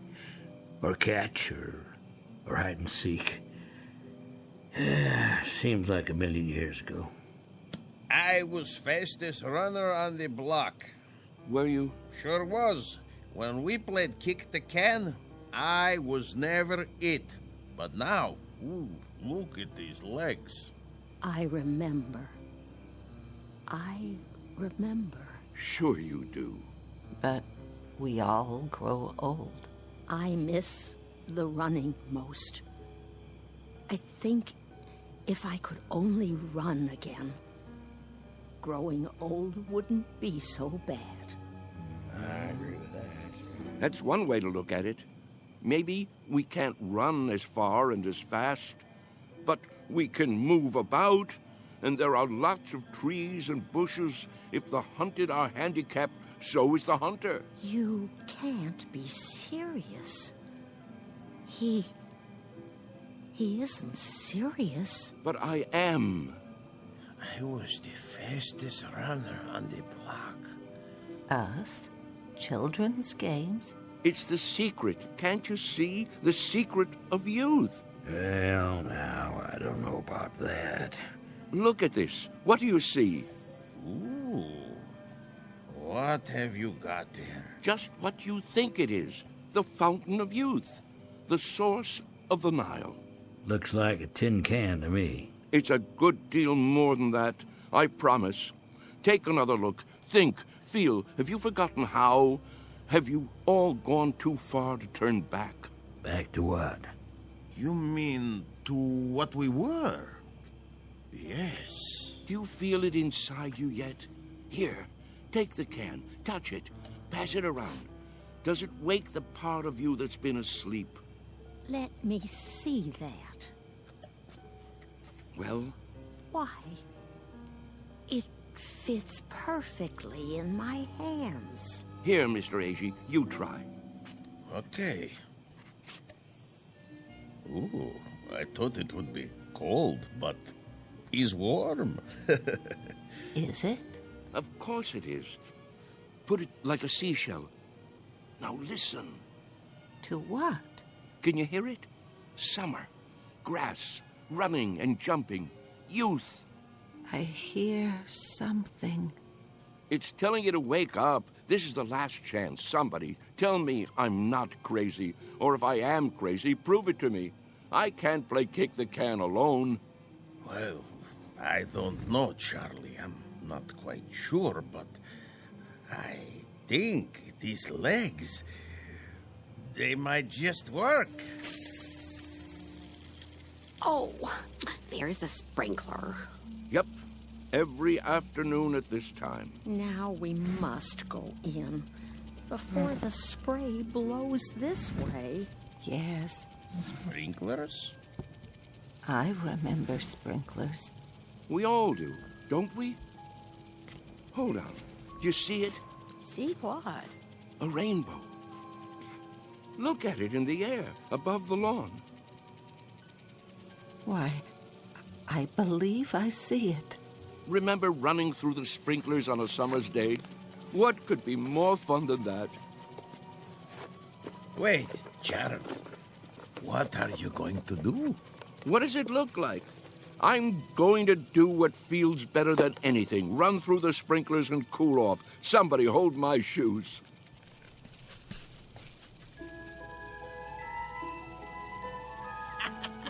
Well, look at him, will you? This way, everybody. It feels great. Mr. Whitley. Charlie, what are you doing? Come on in. The weather's fine. Nurse! Nurse! Yes? Help me get him inside. Yes, Doctor. Don't worry about me. I'm having a great time. That's enough. He's soaked. Get him some dry clothing and put him to bed before he comes down with pneumonia. Right away. Ah, you're spoiled sports. That's what you are. I don't need any help. Don't be difficult, Mr. Whitley. Just come along. I'll get you a towel. What are you doing, Ben? Did you call them? It's for your own good, Charlie. You'll only hurt yourself. I thought we were friends. We are. That's why. This way. I'll bring your shoes later. All right, everybody. The party's over. But he wasn't hurting anyone, was he? You see, he's been talking to them. Pretty soon he'll have them believing it. I was afraid of something like this. Yeah, it's like he's gone crazy after all. I'll have him moved to the observation room in the morning. But, Doctor, to be all alone, that'll kill him. If I don't, he'll end up killing himself.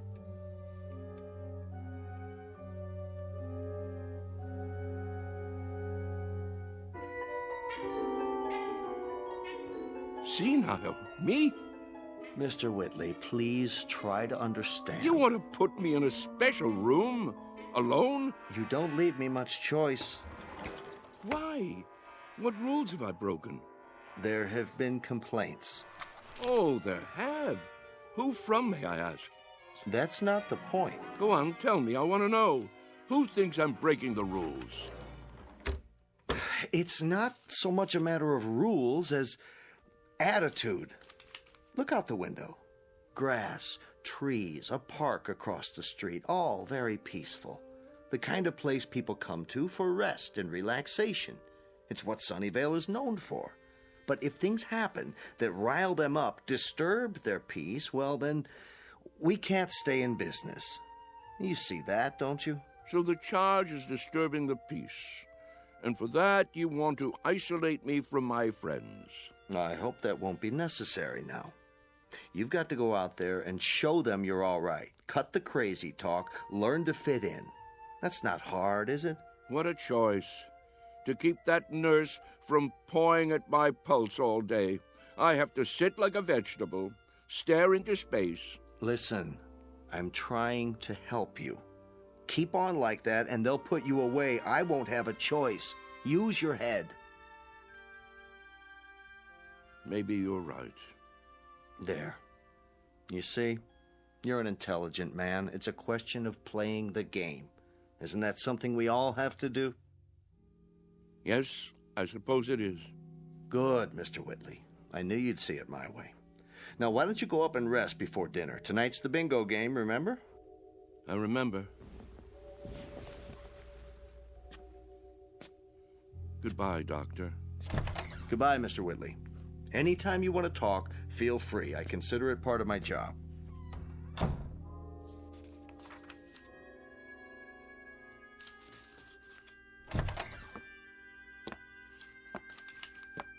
I made him change into fresh clothes. So I see. Thank you. Is he going to be all right? I think so. It must be quite a transition. Remind me of that when it's time, will you, nurse? Time for what? To pack it all in. Personally, I think I'd rather go back to the town where I grew up, instead of rooming with a house full of strangers.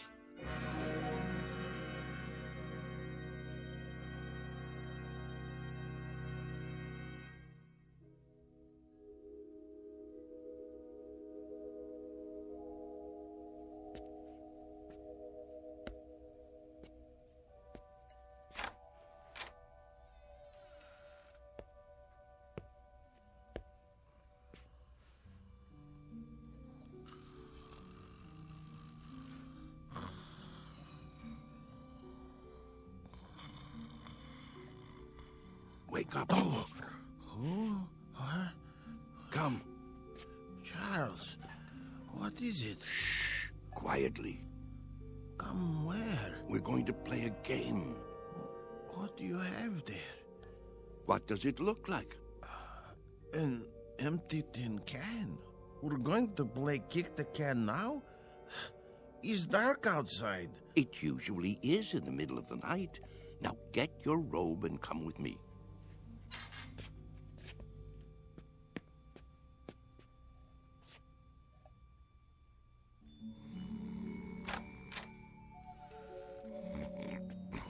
Mr. Freitag. It's us. What? What? It's time. We're all gathering downstairs. Why? Something important. It's a secret. What would Mr. Cox say? He'd say it was dangerous and foolish. He'd say it was crazy, and maybe it is. Maybe it's necessary to be a little crazy for magic to work. He'd say we'd be acting like children, but isn't that the idea? Only children can play kick the can. Now get the others. Freitag, wake Mrs. Summers. A.G., you get Mrs. Wister and Mrs. Knaus. Let me see, who else? There's Mr. Carlson. Everyone? Everyone. Well, what if they won't come? They've got to. Don't take no for an answer. Hurry. I heard people walking around. Whoa, what's going on here? Mr. Whitley has an idea. Would you like to come too? Hello, Ben. Charles? What are you doing? Go on. Do as I said. Yeah. Right away. I'll see you downstairs.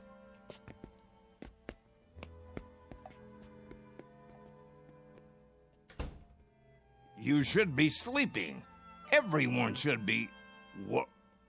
What's that in your hand? No, Charles, you can't. Who says so? It's against the rules. The devil with the rules. It's our last chance, don't you see? Ben, come with us out to the lawn. Me? Yes, you. Ben, we always did everything together. Let's not stop now. Even if you think it's crazy, come out and play. Come to your senses, Charles. You think I'm obsessed?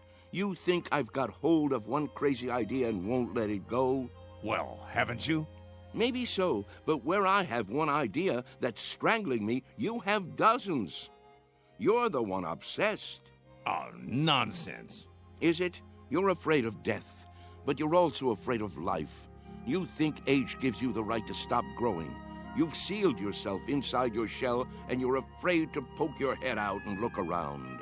That's enough. You're afraid of a new idea. You're afraid to look silly, afraid to make mistakes. You've decided you're an old man, and that's what's made you old. I am old, Charles, and so are you. It's a fact. Facts be damned. Your bones are old. They'll break if you try to run with them. Your heart is old. Your lungs are old. Don't you get it?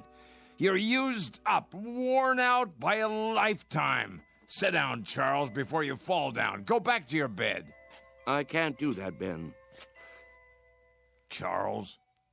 I've got to find out. Won't you help me, Ben? There is magic in the world. I know there is. When I fell in love with Mary and kissed her for the first time, that was magic. When my boy was born, that was magic. The moon is magic, and the stars. Friendship is a magic thing, too. Life is magic. Maybe I'm right, Ben. Can't you consider that? Maybe kick the can is the greatest magic of all. Well, what do you say? There's nothing to say. I just don't know how to get through to you anymore. Then I'll do it alone.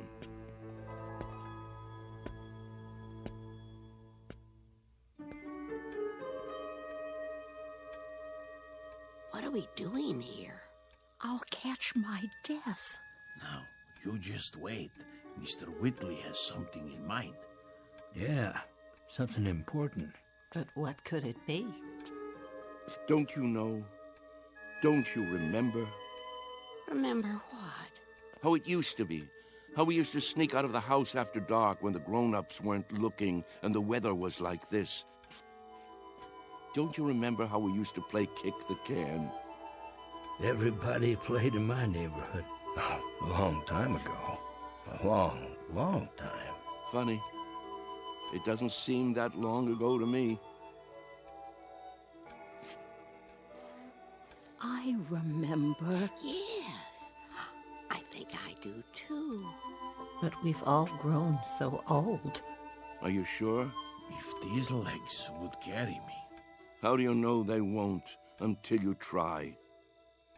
You can't be serious. He isn't serious. But I am. You mean us? Children's games? What about the nurse? She's asleep. If we keep our voices down and open the door carefully, she won't hear us. Go outside? Why not? Are you chicken? Show them the can.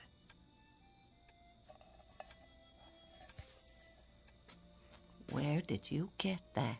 From some kids. They've already broken it in. Well, are you with me? Or do I have to play kick the can all by myself?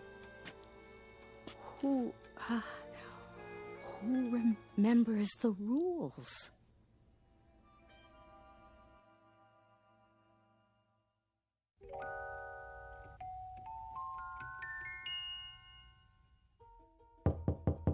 Mr. Cox. Hold your horses. I'm coming. What is it? Mr. Cox, come quick. Keep your voice down. You'll wake everybody. They're already awake. Hurry, hurry. You've got to stop them. Calm down, will you? What are you talking about? You'll see. Come to the front room. Easy, Mr. Conroy. Now, what is it exactly that I'm supposed to see? There's no time to lose.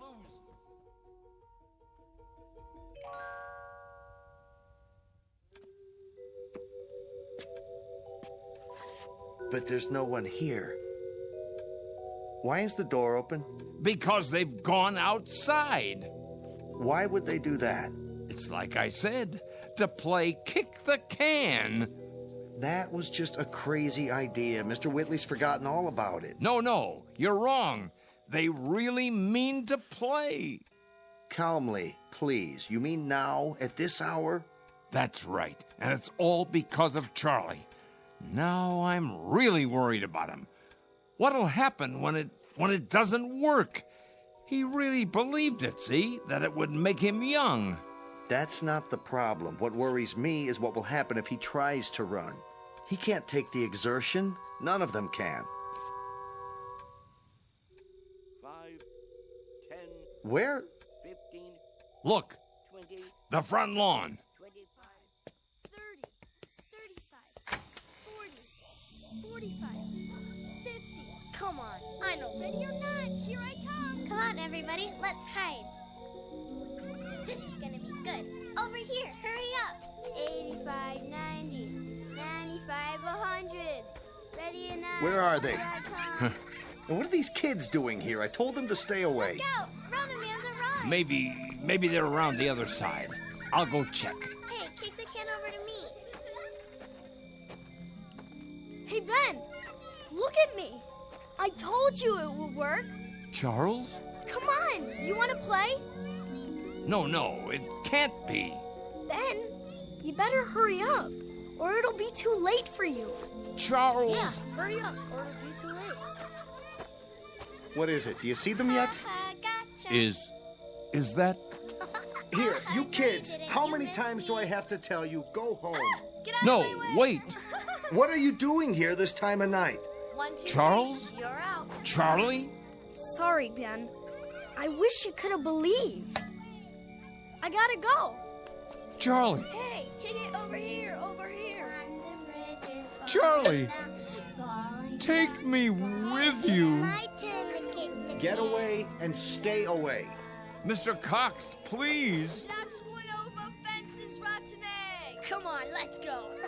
I can't climb that Charlie, high. wait. Wait! Charlie! Hey, you guys, wait up. We gotta find the others. They can't have gone far. I bet Whitley's taken them down to the orchard. No. Why? Look all you want, Mr. Cox. You won't find them. Wait here.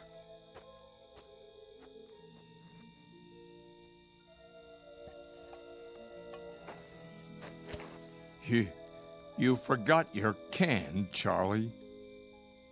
But don't you worry none. I'll keep it for you. Inside. In case you ever come back for it.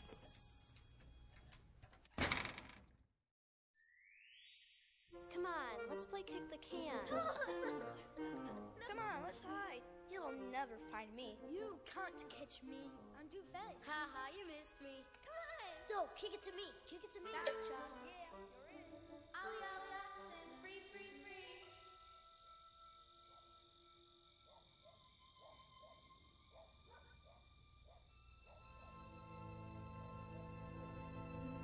Sunnyvale Rest Home, a place for people too ancient to remember the fragile magic of youth.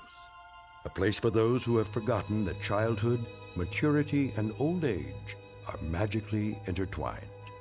A dying place for those who have grown too stiff in their thinking to revisit the Twilight Zone.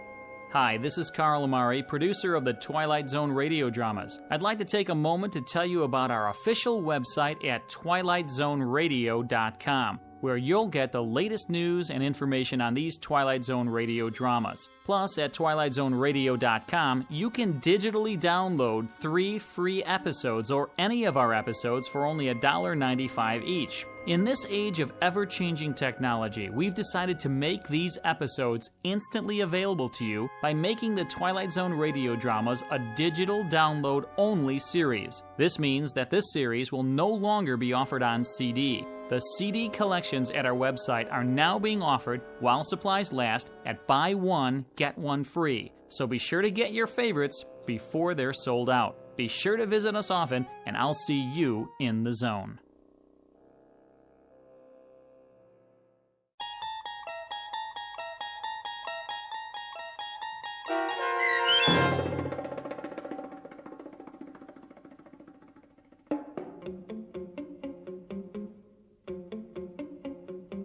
Kick the Can, starring Stan Freberg and Shelley Berman with Stacy Keach as your narrator, was adapted for radio by Dennis Etchison and written for The Twilight Zone by George Clayton Johnson. Heard in the cast were Christian Stolte, Kurt Nabig, Herb Graham, Joby Cerny, Doug James, Roz Alexander, Meg Thalken, Renee Matthews, Sarah Wellington, C.J. Amari, Natalie Berg, Amanda Amari, Mitchell Hernandez, Julia Cosmos, Robert Gerdish, Matthew Gerdish, and Braden Looper. The producers of The Twilight Zone wish to thank CBS Enterprises and the Rod Serling Estate for making this series possible. This copyrighted radio series is produced and directed by Carl Amari for Falcon Picture Group and Westwood One. Sound design and custom Foley effects for The Twilight Zone by Cerny American creatives Bob Benson, Craig Lee, Michael Slaybach, and Matt Sorrow. To learn more about the Twilight Zone radio dramas and to contact us, visit our official website at twilightzoneradio.com. Doug James speaking.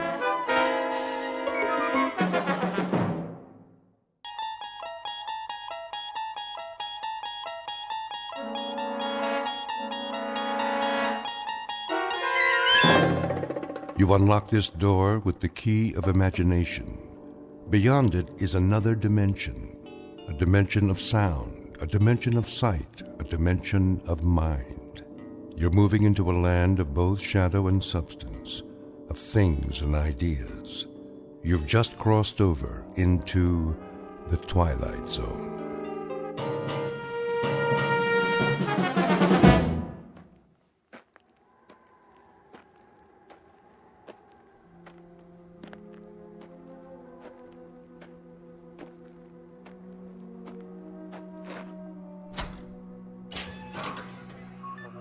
Hank? Hank! Oh, morning, Captain. Anything on the radar? Not yet. No signal at all. Try 4.0, true. It'll probably come from that direction. I had her on that all morning, sir. Still nothing. You're past your time, aren't you? Who's your relief? Al Baines, Captain. Baines? I'll see what happened to him. Yes, sir.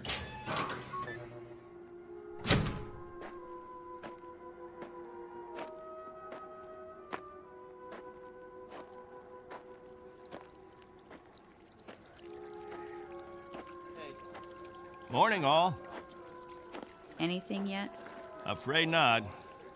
They lost, you figure? There's no telling. Okay if we fill our containers now? Go ahead, as long as the water supply holds out. Be a while till the next batch is ready. Julie, where's your husband? He was sleeping, Captain. Get him, Julie. Is something wrong? There's something wrong. Yes, sir. How does it taste today, Henry? Same as always, hot, flat, and unforgettable. But wet. Suffer it a little bit more. 6 months from now, you'll be drinking chocolate ice cream sodas.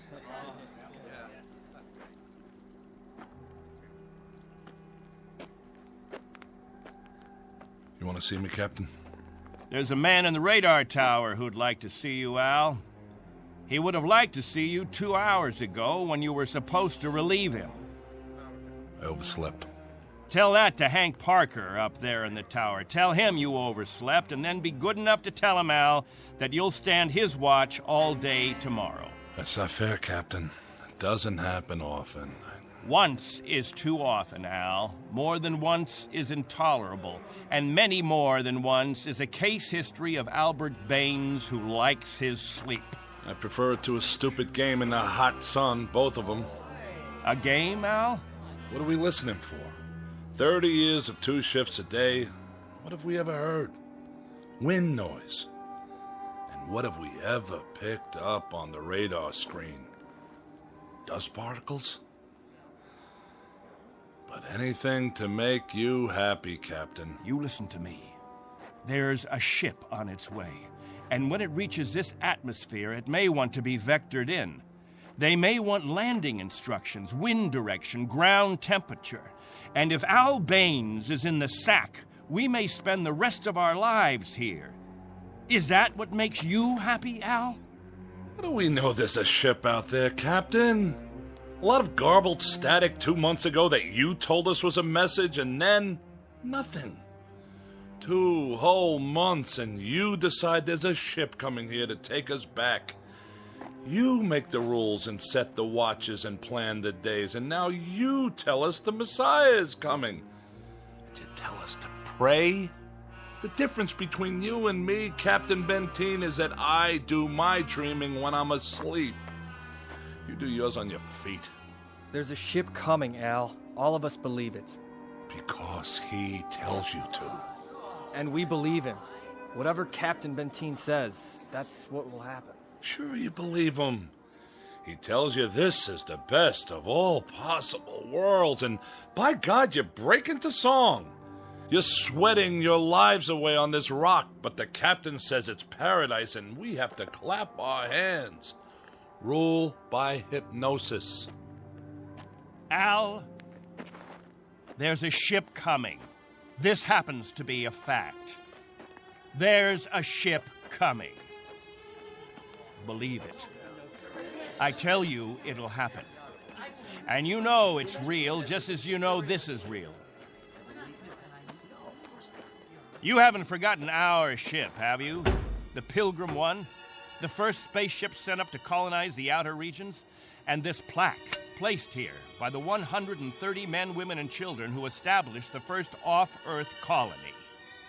We owe them our belief, because they had faith. Don't ever forget that.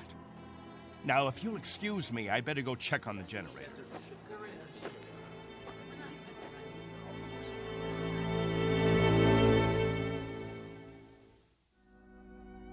This is William Benteen, who officiates on a small outpost in space. An outpost slowly disintegrating under the heat of two suns, with the holes, the cracks, the fissures that are the residue of despair. He tries to fill them with faith and to retain a faith of his own. This is a remnant society, a handful of people who left the earth looking for a millennium, a place without war, without jeopardy, without fear. What they found was a lonely, barren place whose only industry was survival. And this is what they have done for decades, survive. Until the memory of the earth, they came from what has become an indistinct and shadowed recollection of another time and another place. 2 months ago, a signal from Earth announced that a ship would be coming to pick them up and take them home. In just a moment, we'll hear more of that ship, more of that home, and what it takes out of mind and body to reach it. Because this outpost is located in the far reaches of the Twilight Zone.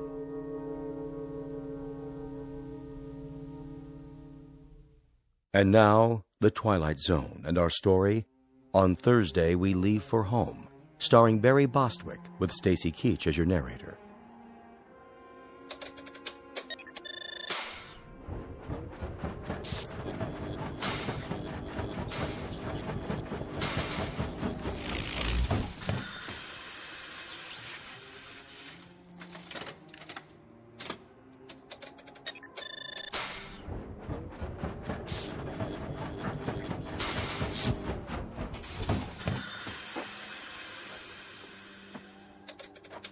Can't keep the generator running, sir. No wonder. Look at these wires. They're rotten. That's all we got, Captain. No backup? This is it. Any insulation? That's all gone, too. We used it on the converter belts. Well, we have to get the current running somehow. If that refrigeration unit stays off, the temperature in the underground rooms will go up 50 degrees. Well, we could stop the saltwater converter for a day or so, switch the parts. Then we'll have to do that. Tell the people to fill up all the jugs they have. We'll be shutting off the water in 6 hours. Yes, sir. Captain, what about the ship? It's on the way. We know that much. Then everything will be different. When we get back, the things that are old and worn out, we'll throw them away. Just throw them away. Captain Benteen. What? The main square. Come quick.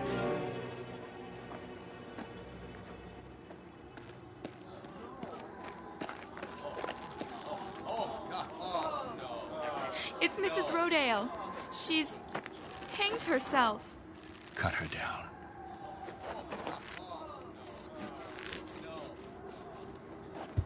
Oh! Mommy, what happened? Is that lady all right? Get them out of here.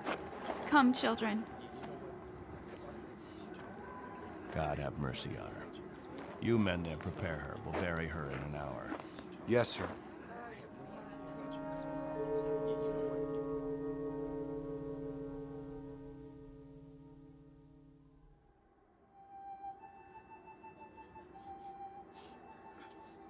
We now consign to this planet the remains of Mary Rodale.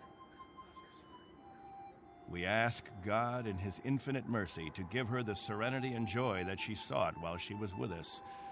And we ask his forgiveness for her sin. Amen. We ask that this good woman be allowed to rejoin her beloved husband who preceded her in death 11 years ago. Bid your farewells now. Forgive her, Lord. Have mercy on her, Lord, for what she's done. A terrible thing. She didn't know what she was doing. She knew what she was doing. Better and clearer than the rest of us. This is a funeral, Al.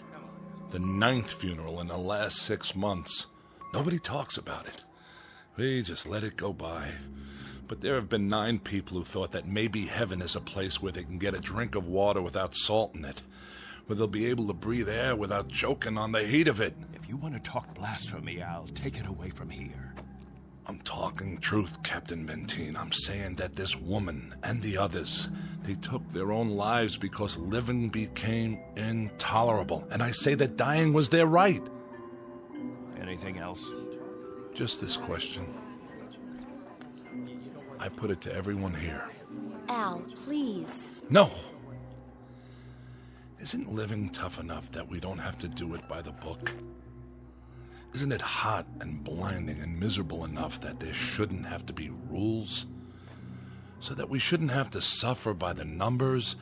Will anyone make the simple observation that there's far more happiness going into that hole than what's left above ground? There's more peace of mind in that dead body than all you mourners put together. All we've got here is anguish. Captain Benteen, let us live with it or die from it in our own way. Young Mr. Baines here wants us to lie down in the sun.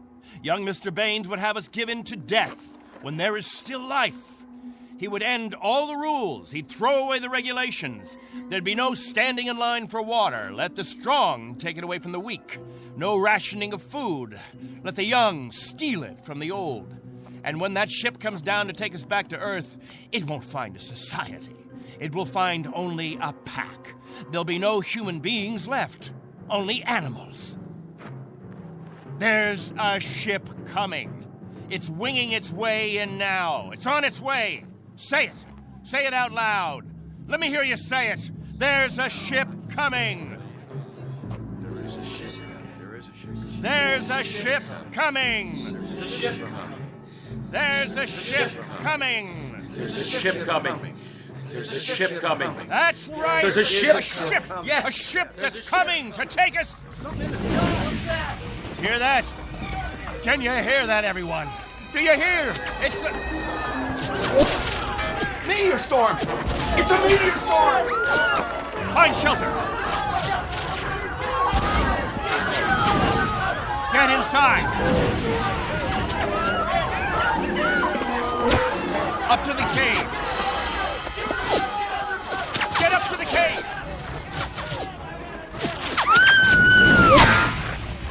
Julie! It's Julie. She's bleeding. Quickly, we have to move. I can't. Something hit my arm. I think it's broken. Stand aside, I'll carry it.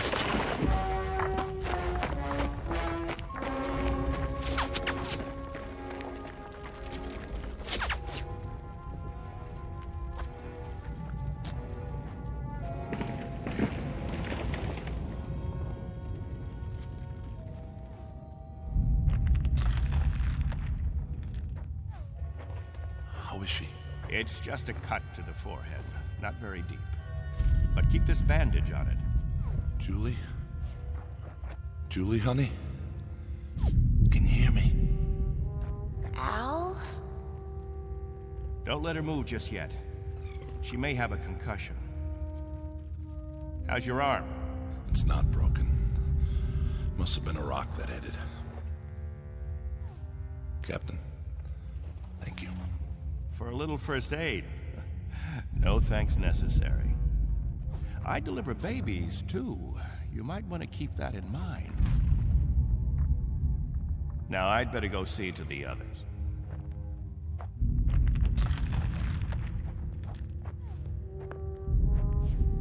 Will it go on much longer, Captain? I wish I knew. It sounds like it's spending itself. I've seen meteor storms before, Captain, but nothing this size. What about the damage, Henry? 2 underground cells destroyed. At least, that's what it looked like from out front. Everybody accounted for? I think we're all here, Captain. I've checked. Nobody's missing. Thank God. Everyone try to stay calm. The worst of it is over.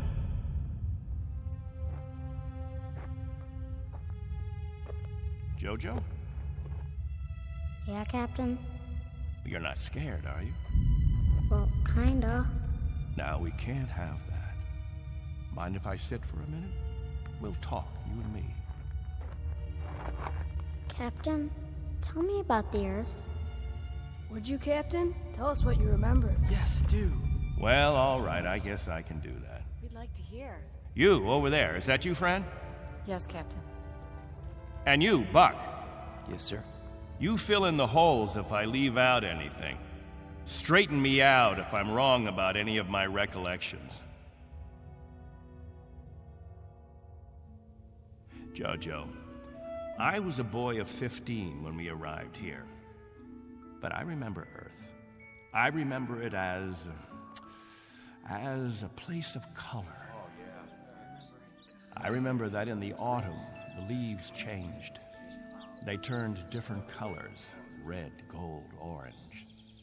And I remember streams of water that flowed down hillsides, and the water was sparkling and clear. And I remember clouds in the sky, white, billowy things that floated like great, majestic ships. They looked like sails. What are sails? Don't you know what sails were? In ancient times, that's how ships moved across the water. There was so much water. The men unfurled large sheets of canvas against the wind, and it was the wind that moved them. And I can remember night skies, night, endless black velvet with stars, and sometimes a moon that seemed to hang there as big as the face of an old man, looking down on us all. Captain, what's night? Why, that was the quiet time, Jojo. Night was when the earth went to sleep. It was the cover it pulled over itself. Not like here, with 2 suns always shining, always burning. It was a darkness that felt like a cool hand brushing over tired eyes. And there was snow on winter nights, gossamer things that drifted down and turned the earth all white. And we could build snowmen the next morning and see our breath in the air. And it was good then. It was right. So, why did you leave there? Oh, we thought we could find another Earth, Jojo. Then we found this. We thought we could escape war. We thought we could build an even better place. And it took us 20 years to find out that we had left our home 1 billion miles away, only to be stranded, like visitors, transients, that no roots could take hold in this ground. But it was too late. So we spend the next 30 years watching a clock and a calendar and waiting. But we can't wait any longer. Not a day, not an hour. We have to get back home. There's no more time. I'll go outside and survey the damage.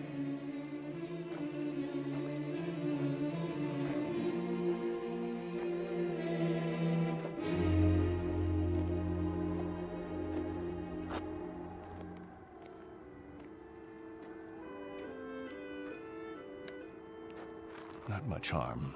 Radar tower's still standing.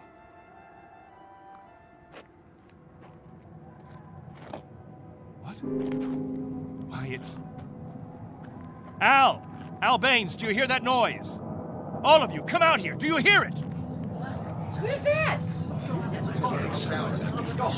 That's not a meteor show. That's not a meteor, and it's not wishful thinking. Not this time. Those are rocket engines. Look, I remember the sound of them. That's the ship. The ship has come at last.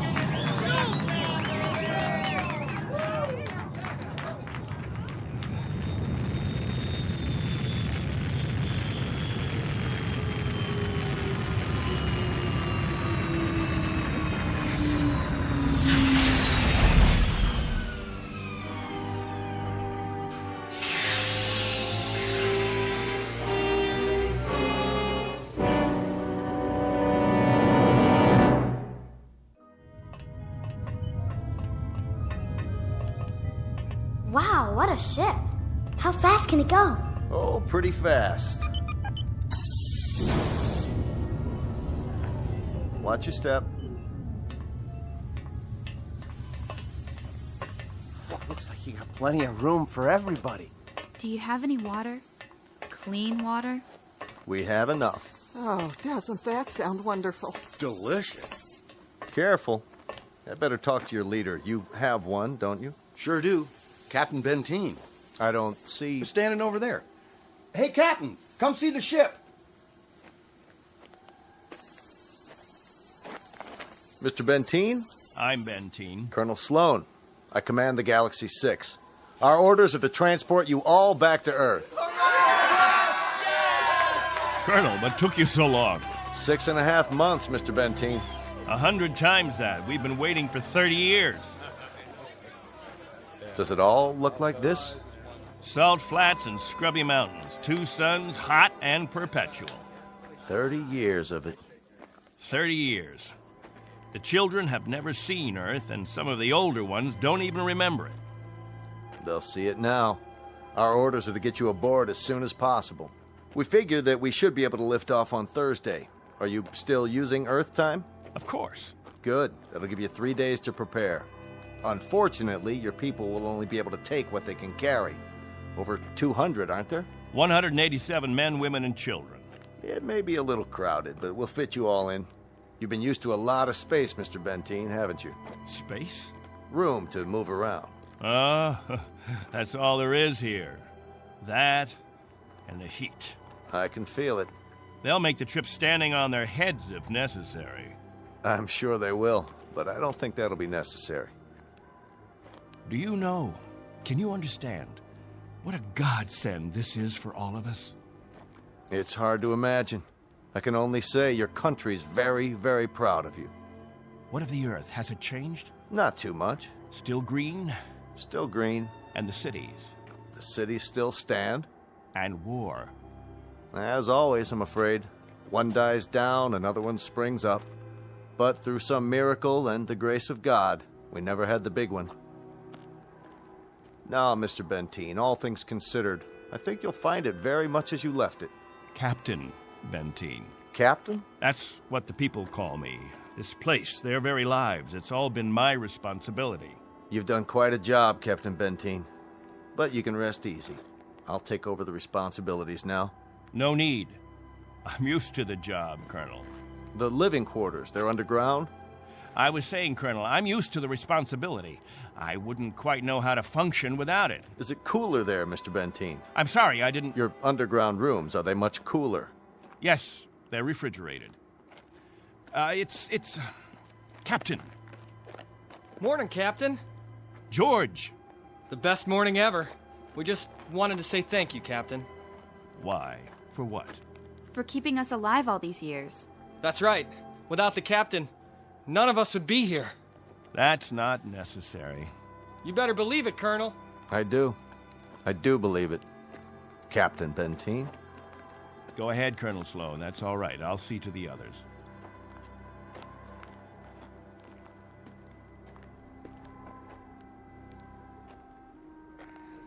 You know, I don't need this. I'm not going to take this. Hi, Captain. Julie, where's your bandage?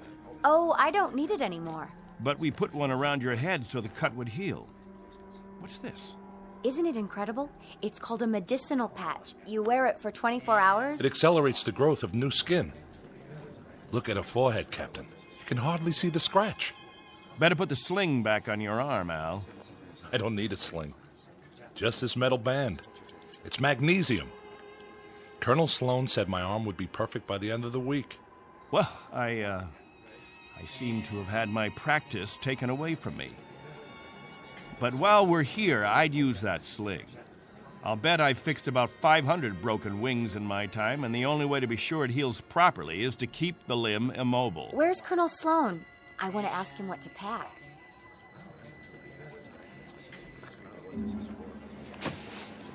Eleanor, let me help you with that bundle of clothing. Thank you kindly, Captain. I'll carry it for you. No, thank you, crewman. I've got it. Here you go, ma'am. I don't know how to thank you. Are all the crew as strong as you? That's our job, ma'am. Nothing to it.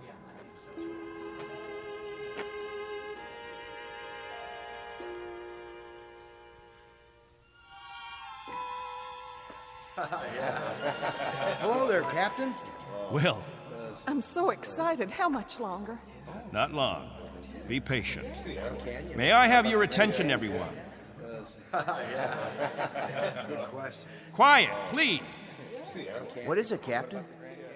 As all of you know, we have less than 36 hours before we depart. And as I told you earlier, there is a maximum allowance of 14 pounds per person. Soon we'll begin weighing your belongings, and if we're over the limit, I'll make up a list of necessary items. I hope I'm not intruding, Captain. I was just telling them about the weight requirements. We'll handle all that tomorrow. I heard you'd called a meeting here in the cave, so I brought Lieutenants Engel and Rafferty with me. Everyone has so many questions about Earth, I thought perhaps this would be a good time. More questions? Actually, Colonel, the purpose of this meeting is simply to make some last-minute arrangements. Colonel, I used to live in San Diego. Is California still the same? Sunny and warm most of the time, but not this warm. Los Angeles has become the biggest city in the world. These kinds of questions, we could just as well handle them when... Colonel Sloan? Are there still major leagues? My dad used to tell me about baseball and the World Series. The leagues are just as before, American and national. What about the Dodgers? They came in 10th last season. I'm told they need pitchers pretty desperately. I'll tell you what, when we're finished here, we'll improvise a ball and bat and have ourselves a game. How's that sound? Yeah, that'd be great. Let's do it. I think it's a little hot for that kind of activity. What we could do is have some group singing. We haven't done that for a while. I got an old sack. That'll be the ball. Who's got a stick? What are we waiting for? Let's go. Please, wait. We haven't finished yet.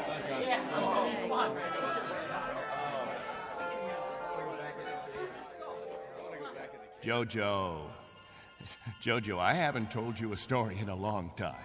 How would you like to hear a story about... What have you got there? This is what they call candy.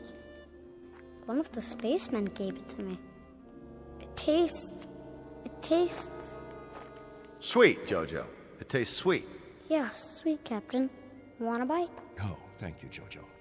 Back on Earth, we can get all we want. Something, Captain? I'm not sure. I'm not at all sure. You've promised them all candy. You've made it sound as if that was what the Earth is made of. Sugar and spice and everything nice. Maybe they ought to be told the truth.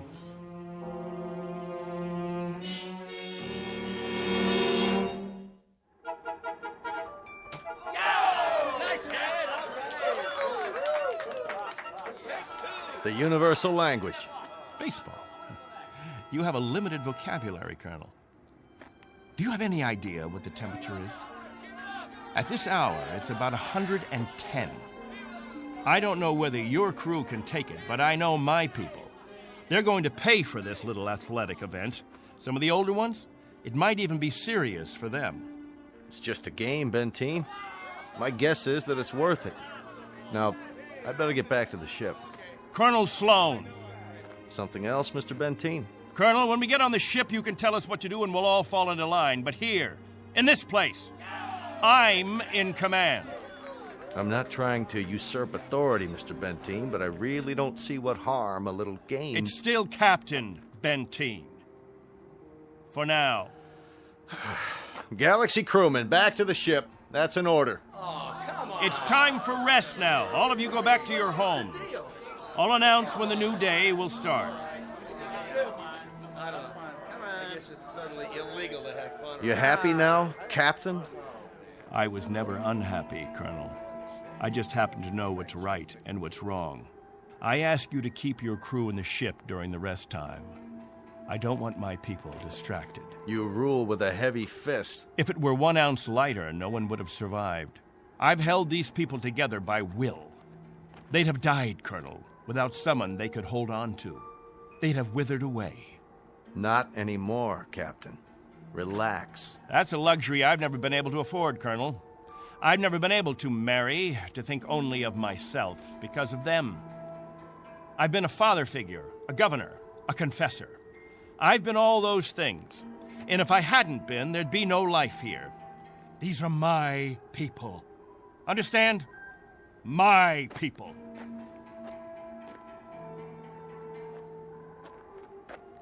What's with him, Colonel? I'll bear with him a little bit longer, fellas. He's really quite a man. He's got just one minor aberration. And what's that? He believes he's God. As far as he's concerned, we're booting him out of heaven.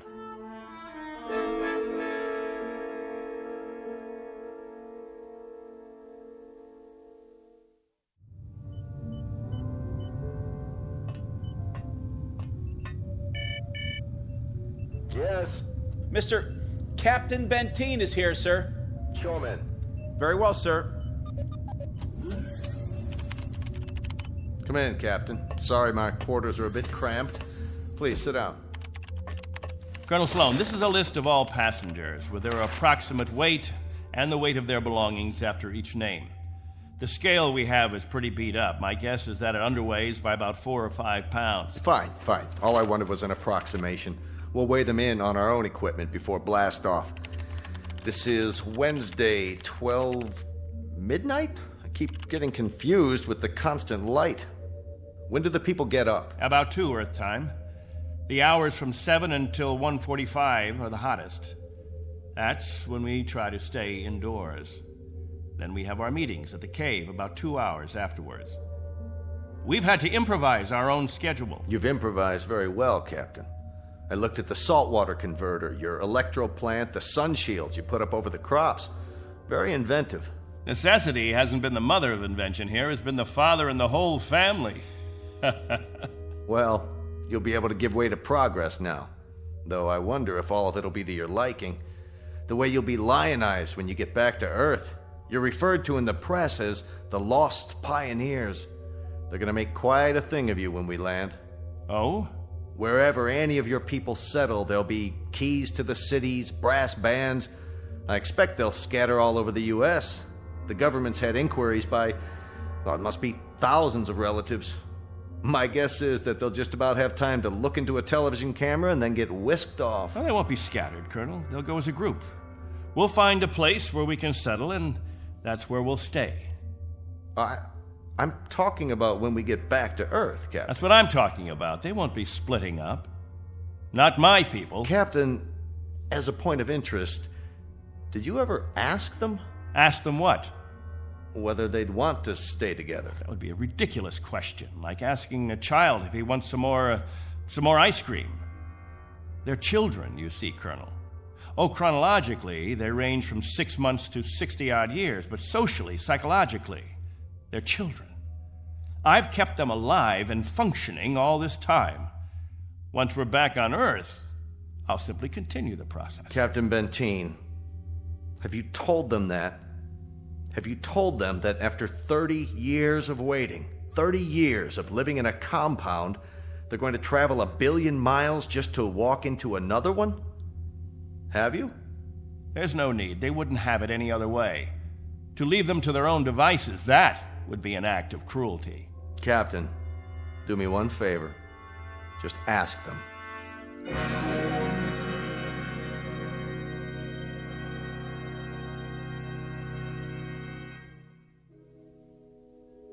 Naturally, we won't have to concern ourselves with the colder climates. The northeastern states, the upper regions of the Great Plains, will find an area much farther to the south, perhaps Florida or Texas.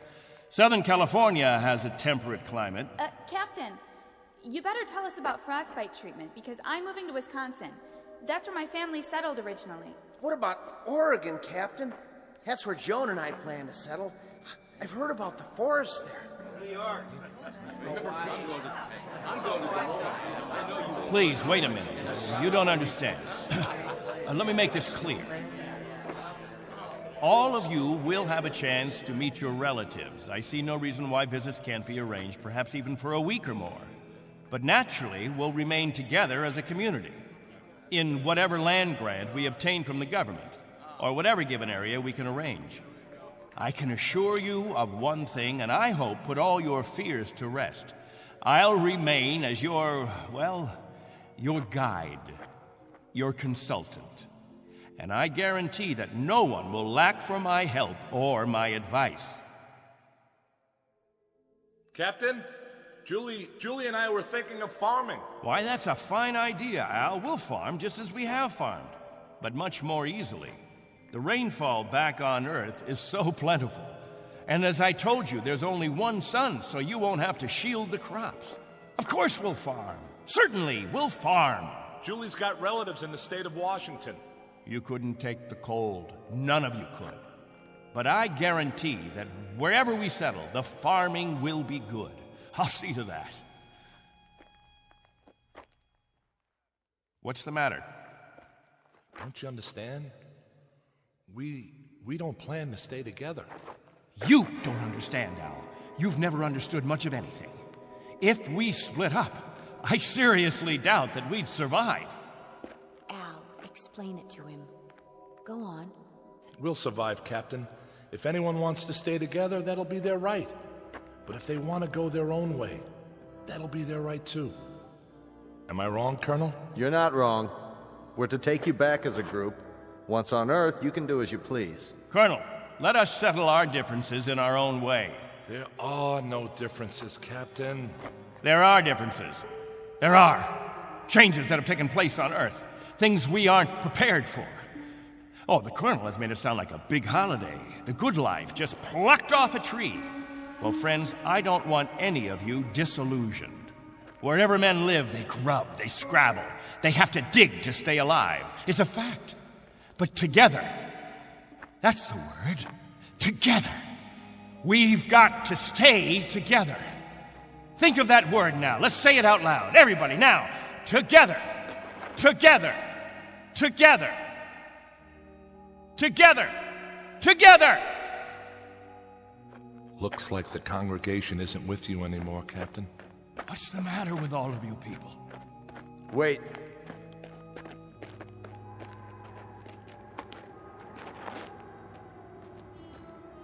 I've made the compartment assignments. I'd like to go over them with you. Assignments? There's not much time, and there's some things we have to check off.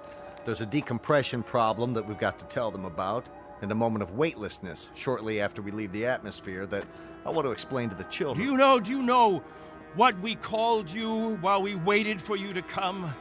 We called you the Messiah. Did you? You were supposed to bring freedom, but that's not what you brought. You brought selfishness, dissatisfaction, divisiveness. With all the misery we've had here, those germs never infected us. I brought nothing but a ship and a crew and a means of escape. You've had no diseases, no viruses. Did it ever occur to you why? You've lived in a test tube, Captain. Antiseptic and germ-free and sterile. Sure, you're a group, a cell, but that's all over with. Now it's time for you to be what God meant you to be, individuals. Time to break the test tube. Time to rejoin the human race. What I'd like to know is why in the name of God you're so reluctant about it. Because I remember the human race. This is incredible. Oh, it's really incredible. I was wrong, Colonel. I've been telling them about an Earth that doesn't exist. An imaginary garden. No. We can't go back. It's too late. Captain, really?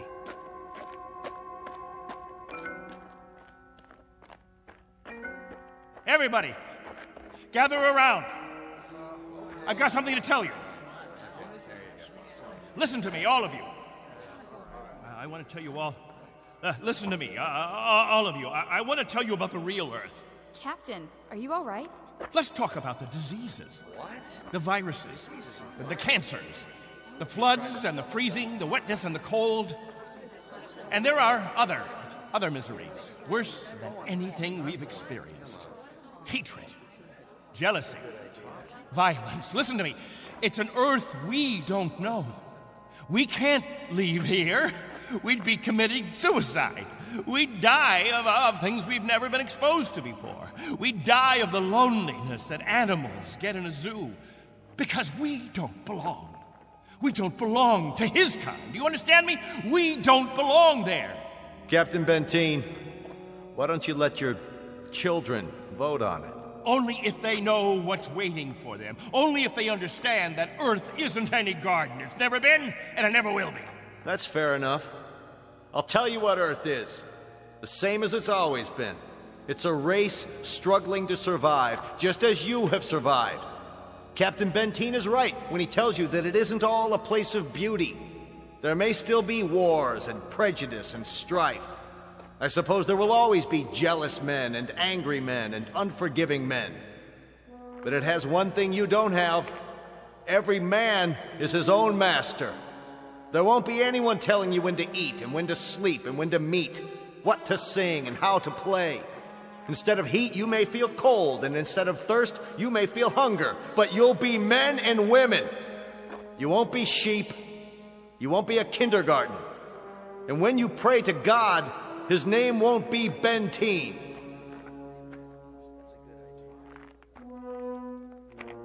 A vote now, Captain, and the majority wins. Those of you who want to be on the ship 10 hours from now, heading back to Earth, step forward. All right, I'm going. Let's go. Go. That's it. I suppose that makes it unanimous, Benteen. Even you, Jojo? Well, I want to go with the Colonel. Give me something, anything. Give that sledgehammer. Here. No, let it go. Angle, Rafferty. There, sir. Stop him. He's running from the ship. No. Captain, no, please.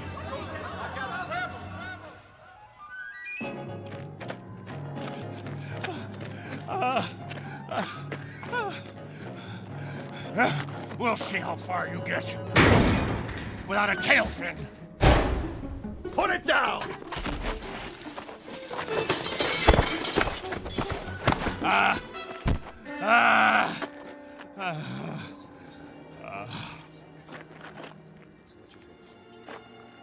You all right, Colonel?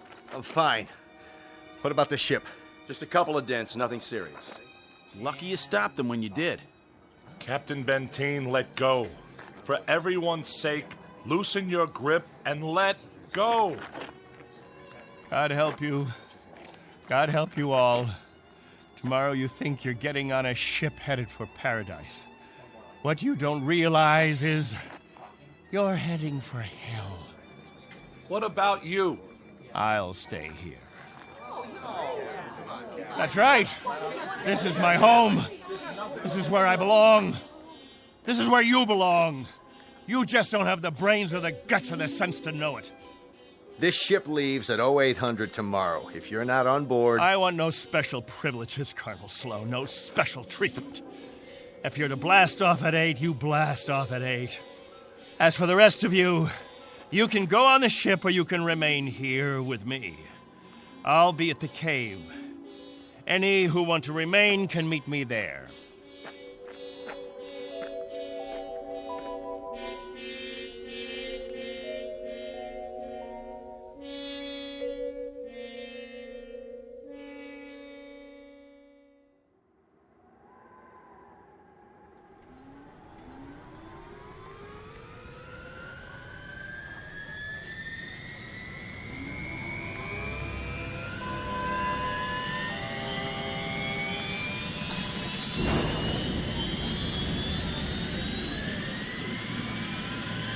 That's it, folks. The rocket's fired up. Everybody on board, single file. What about the captain? I'll give it one last try. Lieutenant Engel, see to the passengers. I'll be right back. Yes, sir. Where are you going, sir? To the cave.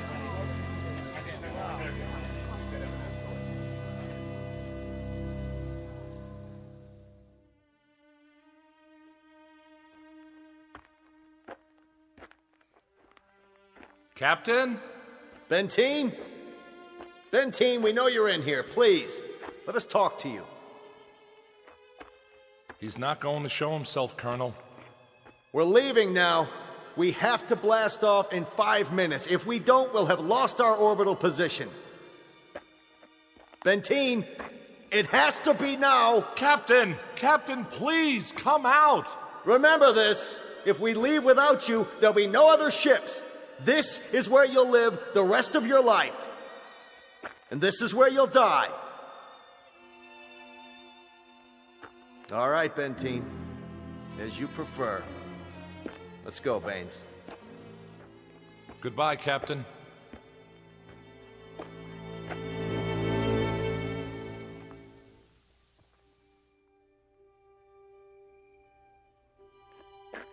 Hello, hello, friends, all together at the meeting place. Any new business today? No? Jojo, I'll bet you want to hear about Earth, about the rivers and the seas, the blue skies, or the night, the stars and the moon. Which do you want to hear about this time?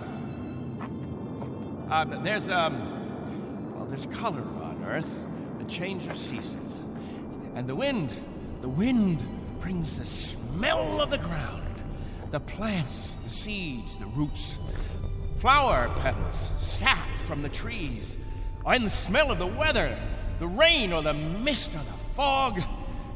And on the earth, there's green, the color green, the feeling green. There's something fresh about it, something living. Earth. It's called Earth. Don't leave me. Please. Oh, don't leave me.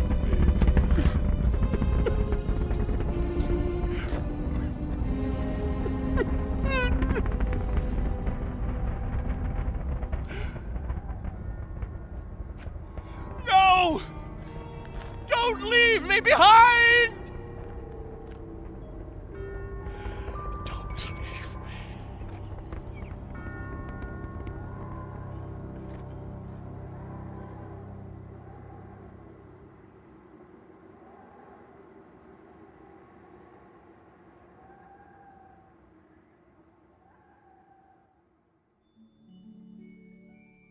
A man named Benteen, sometimes known as Captain, who had certain prerogatives.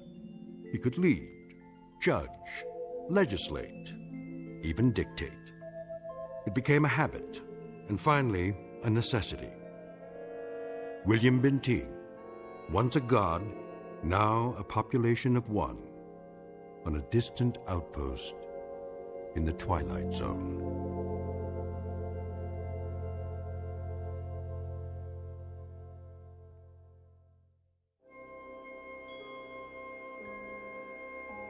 Hi, this is Carl Amari, producer of the Twilight Zone radio dramas. I'd like to take a moment to tell you about our official website at twilightzoneradio.com, where you'll get the latest news and information on these Twilight Zone radio dramas. Plus, at twilightzoneradio.com, you can digitally download 3 free episodes or any of our episodes for only $1.95 each. In this age of ever-changing technology, we've decided to make these episodes instantly available to you by making the Twilight Zone radio dramas a digital download-only series. This means that this series will no longer be offered on CD. The CD collections at our website are now being offered while supplies last at buy one, get one free. So be sure to get your favorites before they're sold out. Be sure to visit us often, and I'll see you in the zone.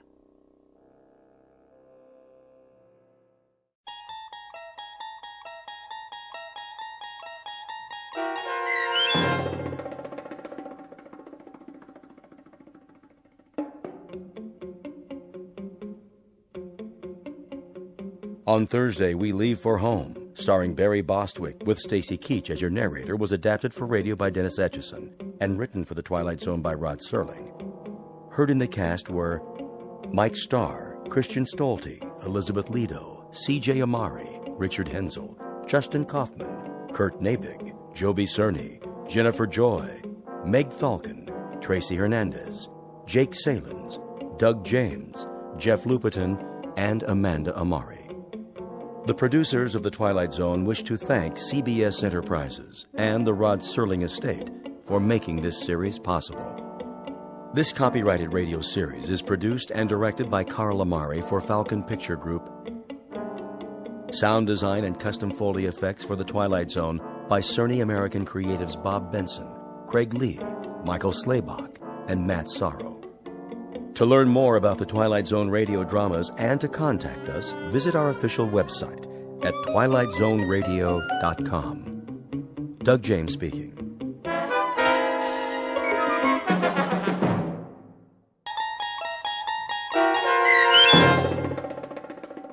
Elegy, starring Blair Underwood with Stacy Keach as your narrator, was adapted for radio by Dennis Etchison and written for The Twilight Zone by Charles Beaumont.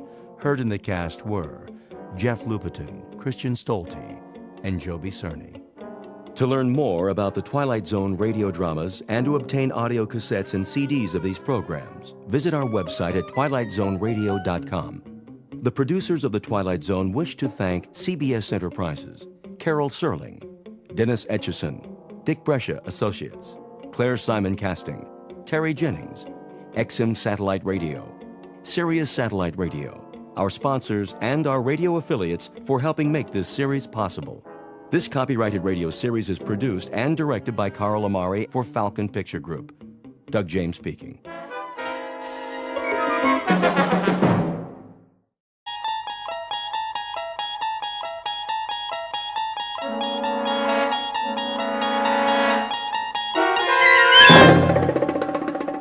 There is a fifth dimension beyond that which is known to man. It is a dimension as vast as space and as timeless as infinity. It is the middle ground between light and shadow, and it lies between the pit of man's fears and the summit of his knowledge. This is the dimension of imagination. It is an area which we call the Twilight Zone.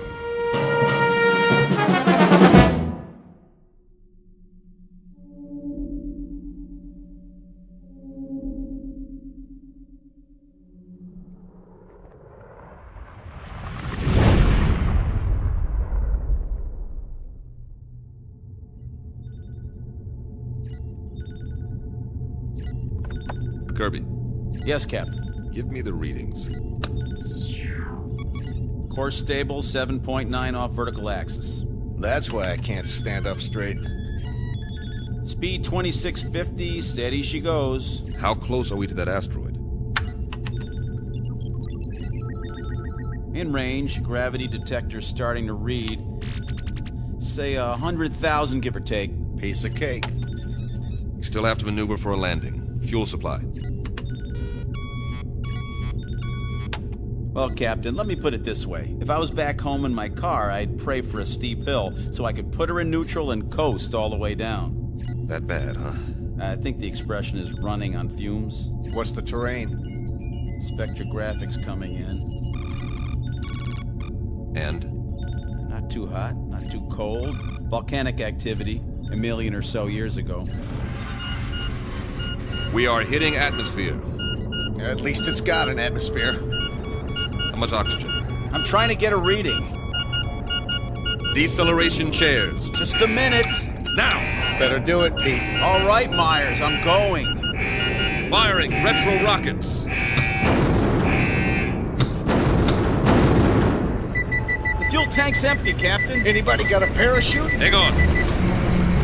Angle looks good. Thank heaven for small favors. The surface is coming up fast. I'll try to level her out. Nose up. Up!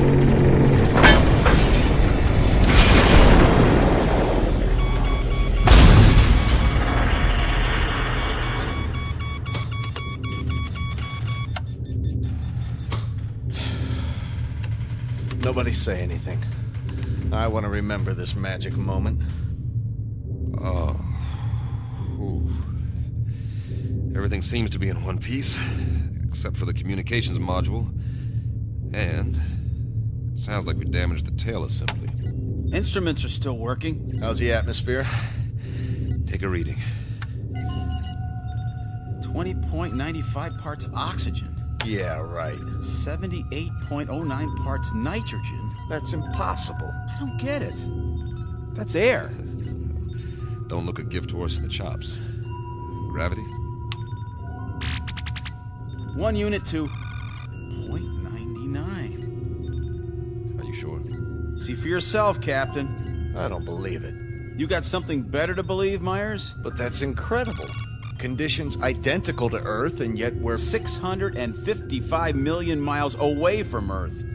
Let's get the airlock open. Hold up, Pete. What for? I'm sick of breathing recirculated air, eating freeze-dried tofu, and we're almost out of that. The instruments could be wrong. What's the difference? We aren't going anywhere for a while. We can't even radio for help till we fix the module. The man has a point. I suppose you're right. At least put on your helmets. Forget it. If this is all she wrote, then I'm ready for it, one way or another. I'm afraid I'm with Pete on this, Captain. Either we die now or we die later, starving to death like dogs. All right, open it. Now, this isn't an order, but I'd recommend everyone take a very deep breath.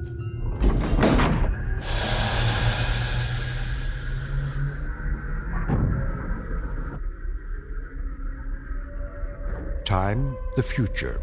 Place, a dark corner of the universe millions of miles from planet Earth. The main characters, 3 men.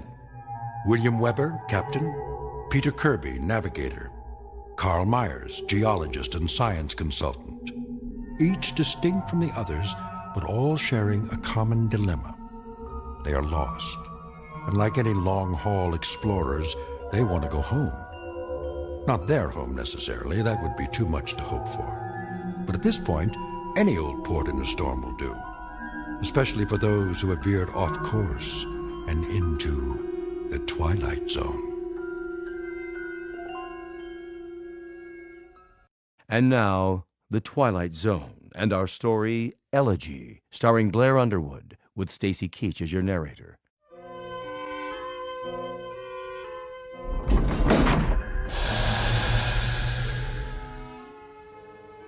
Captain's notes. We made a rough landing, but no injuries. According to our instruments, the atmosphere is breathable, so we've opened the airlock. It's hard to believe, but the temperature is that of a spring day on Earth. And it smells clean. Well, I'll be. Get the ladder into position. Watch your step.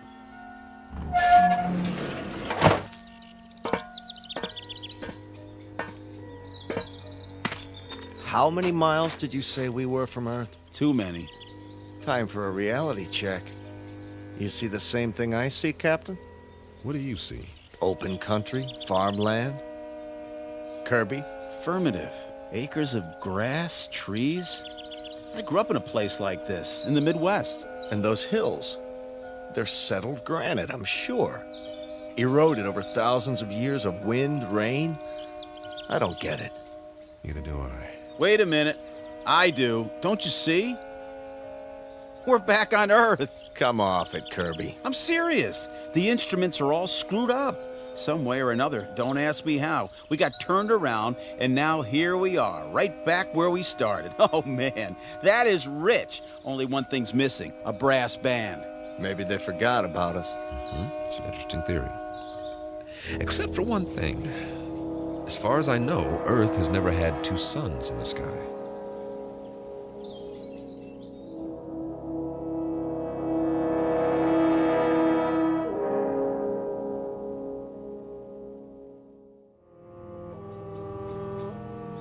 You're right.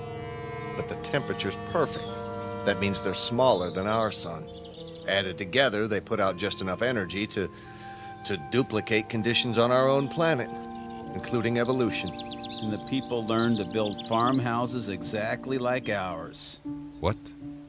If that's not a barn over there painted red, then it's a pretty good imitation of one. What in the name of... Better check it out. Be careful, men. We don't know what we're dealing with yet.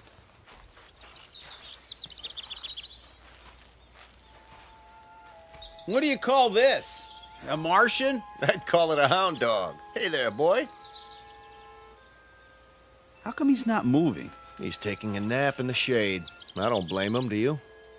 What the heck is that? By the barn, it's called a tractor. They were internal combustion vehicles used in the 20th and 21st centuries before the Total War. So we are on Earth 300 years ago. Negative. We're not equipped for time travel. Okay, you explain it. I can't. The only thing I know for sure is that we're not on Earth. And we are not alone. What do you... Hey! Hey, you over there, by the barn! What's the matter? Can't he see us? He's turned the other way. Looks like he's taking a rest. Leaning on his... It's a pitchfork. He was using it to load hay into the wagon. Some outfit. Overalls. Farmers wore them with straw hats, just like that one. He even has a red bandana in his back pocket. Well, I suggest we ask him the way to the Emerald City.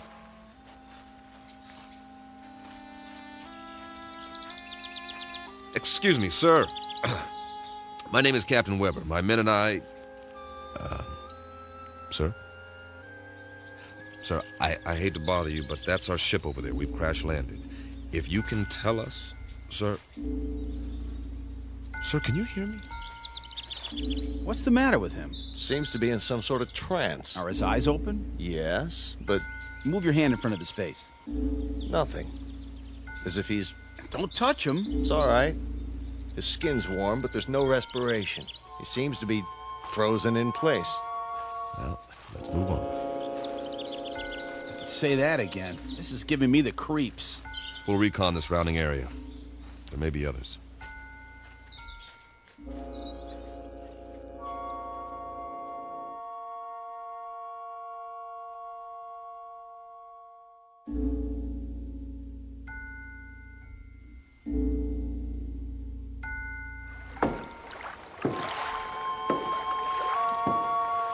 Oh, now this is what I call a lake. That's what anyone would call it, Pete. Easy, easy. Be sure the bridge will hold. Feels solid to me. We ought to take off these flight suits and jump in. No, thanks. Why not? Well... Go on, say it. You can't swim, can you? Not as such. Oh, the big scientist. Wait a minute. Maybe we can find some water wings for you. Let's get a move on. We have a lot of ground to cover. Back home, we had a swimming hole. Man, on a hot day, I thought I was in heaven. We'd go skinny dipping. Right in all that pollution. Nah, before the government closed the rivers. There were even fish in it. You could even see them jumping in the air. You ever go fishing, Captain? Yeah, as a matter of fact, I did. In the mountains. The runoff from the snow was clean. You could eat the fish if you wanted to and not get sick. I don't see any fish in this water. We better keep moving. We don't know when the suns go down. We should be back at the ship before dark, just to be safe. Good point. Maybe they don't have fish here. That's a possibility, if the planet's evolution took a different turn. Hey, there's somebody. I don't see anything. On the opposite bank, clad shirt. See him? Sitting there with a fishing pole? Hey, mister! Hey, mister! Kirby's right. Folding chair, wicker basket, the whole setup. Looks like the guy's got it made. Let's hope this one talks to strangers.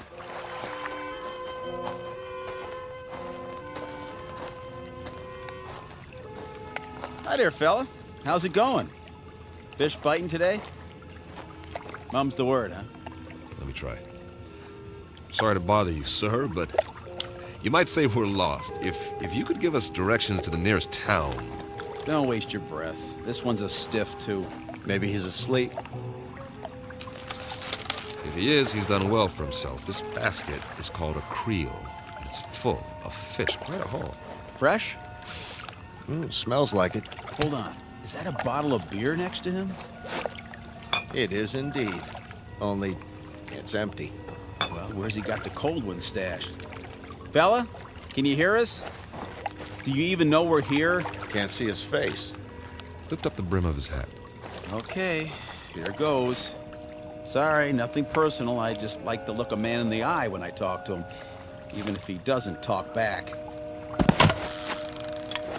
What did you do? Nothing, just barely touched him and he fell over. Well, at least we know he's not a statue. No pulse, like the farmer. But his skin feels real. Sit him up again, exactly the way we found him. I get it. Get what? He's off the clock. Way off. What's that supposed to mean? Pete and I used to joke about it in flight school. Now, there are 24 hours in a day, but sometimes that's not enough. You're not kidding. All my life, I've wanted extra time to read a book, write a novel. Or go fishing, spend some time in the country, meet a girl and get married, or just take a nap for crying out loud. But I was too busy. We all were. So the only answer is to fit some extra hours into the day. Hours that don't show up on the clock. That don't count. I don't see... Look at it like this. What if you could stop time? For a few minutes or a few hours? At least as far as everybody else is concerned. Think of what you could do. They stand there, frozen, while you run off and do whatever it is you need to do. Then, when you're finished, you run back and time starts again. They move and walk and talk and go on with what they were saying, and they never so much as know you were gone. Is that a plan or what? I wish we could have done something like that on the ship. If I'd had time for pure, uninterrupted thought, I might have... Oh, I don't know. Perfected Sheldrake's theory of causative formation while the ship ran itself. That's right, and get home to find you've won your own Nobel, right? Now, we make planetfall, and we run into these people, if that's what they are, and it's as if we've finally done exactly that, taken ourselves off the clock, at least temporarily. Permanently would be fine by me. Nice theory, Captain. I'm afraid there are reasons, though, why it wouldn't work. I am sure there are. It's just a thought. If I were a science fiction writer, I could have some fun with it. But we've got more important things to do, like finding out what options we have, now that we're here. Say, I'm hearing things. I hear it, too. Seems to be coming from the top of the ridge beyond that grove of trees. That must be where the town is. We were close after all. Sounds like you got your brass band, Pete. I like it. Maybe they got a ticker tape parade, too. One way to find out.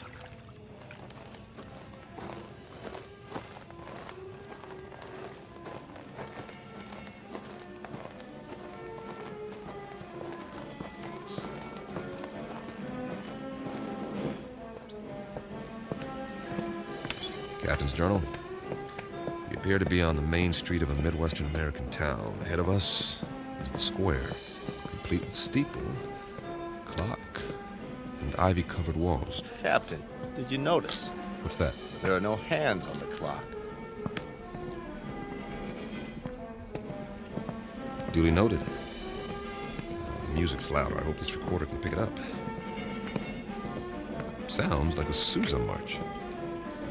There's a bandstand, flags, bunting, and a sign that says, Inauguration Ceremony. Welcome, Mayor Finch. Musicians are all in uniform. Just one thing. They're not really playing. Kirby's right. Nobody's moving. Not even Mayor Finch. He's holding a silk hat. Photographers in front of the crowd about to take his picture, but nothing's happening. It's like a movie set with 100 extras all waiting for someone to yell action. The question is, who's directing? I'm going to look around. Weber out. The music's coming from that loudspeaker near the platform. It's being piped in from somewhere. Pre-recorded, no doubt. Concert's over. I wonder who turned it off. Any ideas, Professor? Well, I suppose it could all be part of a carefully orchestrated illusion. That's as good an explanation as any. Now, maybe we're being made to see and hear what we hoped we'd find here. The sights and sounds of home. But they got it wrong. It's 300 years before our time. Who's they? Or it could be that time itself is somehow suspended in this place. So we really are off the clock. It's all relative.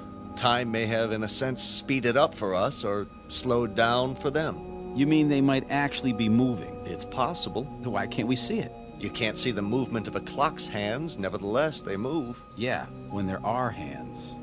Do you believe what you're saying? Of course not. Hey, everybody. Sir, ma'am, what's the matter with you people? Are we invisible or something? Don't take it personally. By the looks of them, they don't see anything. They might as well be statues. But they're not statues. Here, feel one. You, sir, shake hands with the captain. See what I mean? They feel like flesh and blood. Yeah, Kirby's right. More of the same. Whoever, or whatever, is responsible, they've created a perfect imitation of the real thing all over this asteroid. For what purpose? I don't have a clue. The expenditure of time and effort is considerable. Not to mention the science involved. The skin on these pseudo-people must be a new polymer compound. And the clothing, all duplications of Earth fabrics. I wonder... never mind. Say it. Well, we must not be the first to land here. But this asteroid's not on the charts. Then who were they modeled after? Maybe somebody real is still here. Where? Could be anywhere. The streets, the buildings. I say we separate. We'll meet back here in an hour. Well, it's better than huddling together like frightened children. All right. Pete, you go that way, Carl. See where the street leads and take some readings while you're at it. All right. I'll cover the buildings along this side, starting with the hotel. Remember, 1 hour. Are your watches set? Yeah. Yes. Don't ask me what to set it to, though. Earth time or something else entirely.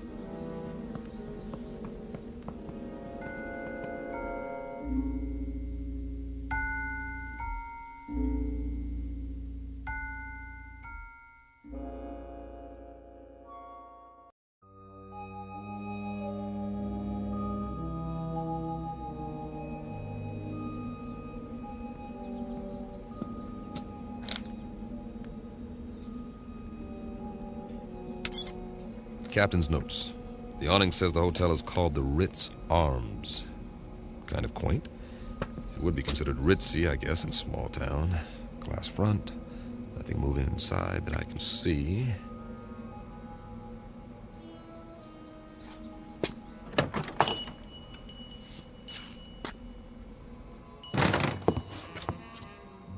I should have brought the Visicam to record this. There's a clerk behind the desk, not moving, of course. And this is classic. There's an alcove off to one side. I can see 4 men seated around a table. A green lampshade, money. I think they're playing poker. Or they were before they stopped moving. And there's a waitress with a tray full of drinks. The big winner seems to be a little man with a gray mustache. Not your typical gambler, but he's all set to rake in the chips. He looks mighty happy. Hey, fella. Wonder what cards he's got here. I don't think he'll mind if I take a peek. 4 big, beautiful aces. Nice work. Oh, hold on. If I'm not mistaken, that's a waltz coming from upstairs.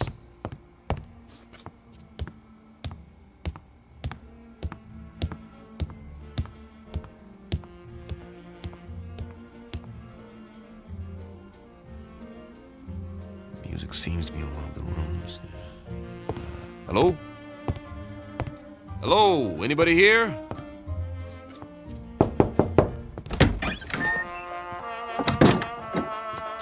Oh, sorry. Excuse me.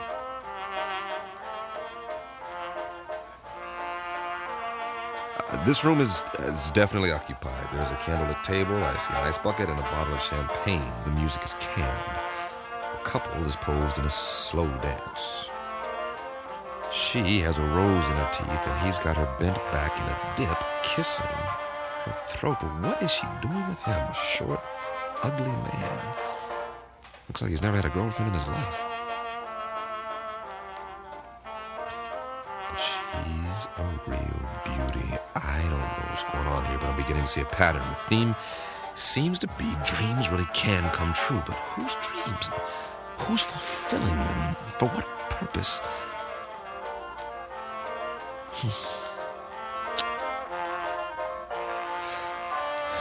Well, we're out.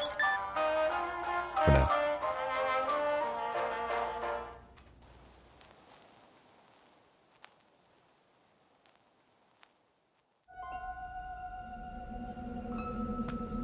Find anything?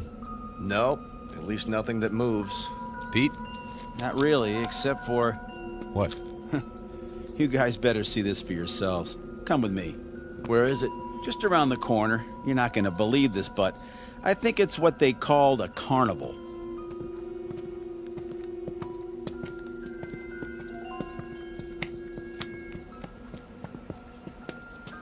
That's what it is, all right. The Midway. Those booths along either side, people could win various trinkets of low value by throwing baseballs at steel milk bottles or firing toy rifles at targets. I was wondering. A test of skill for amusement. Also the urge to gamble for those with a predilection for obsessive-compulsive behavior. What's in the tent?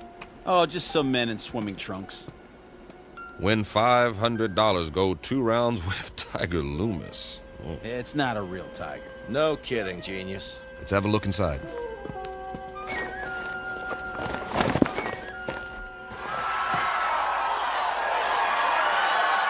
That must be Tiger with the stripes on his trunks. Yeah, the one lying down in the ring. Boy, some crowd, huh? Almost as many as the town hall, complete with sound effects. 2 pugilists, duking it out, as they say. A primitive display of testosterone poisoning. Check out the other guy with his hand raised. That, my friends, is what's known as a potbelly. Yes, but why? Too many carbohydrates, not enough exercise, plus a certain genetic predisposition. But why would he be the one who wins? Must have been a lucky punch. Looks like old Tiger's down for the count. Interesting.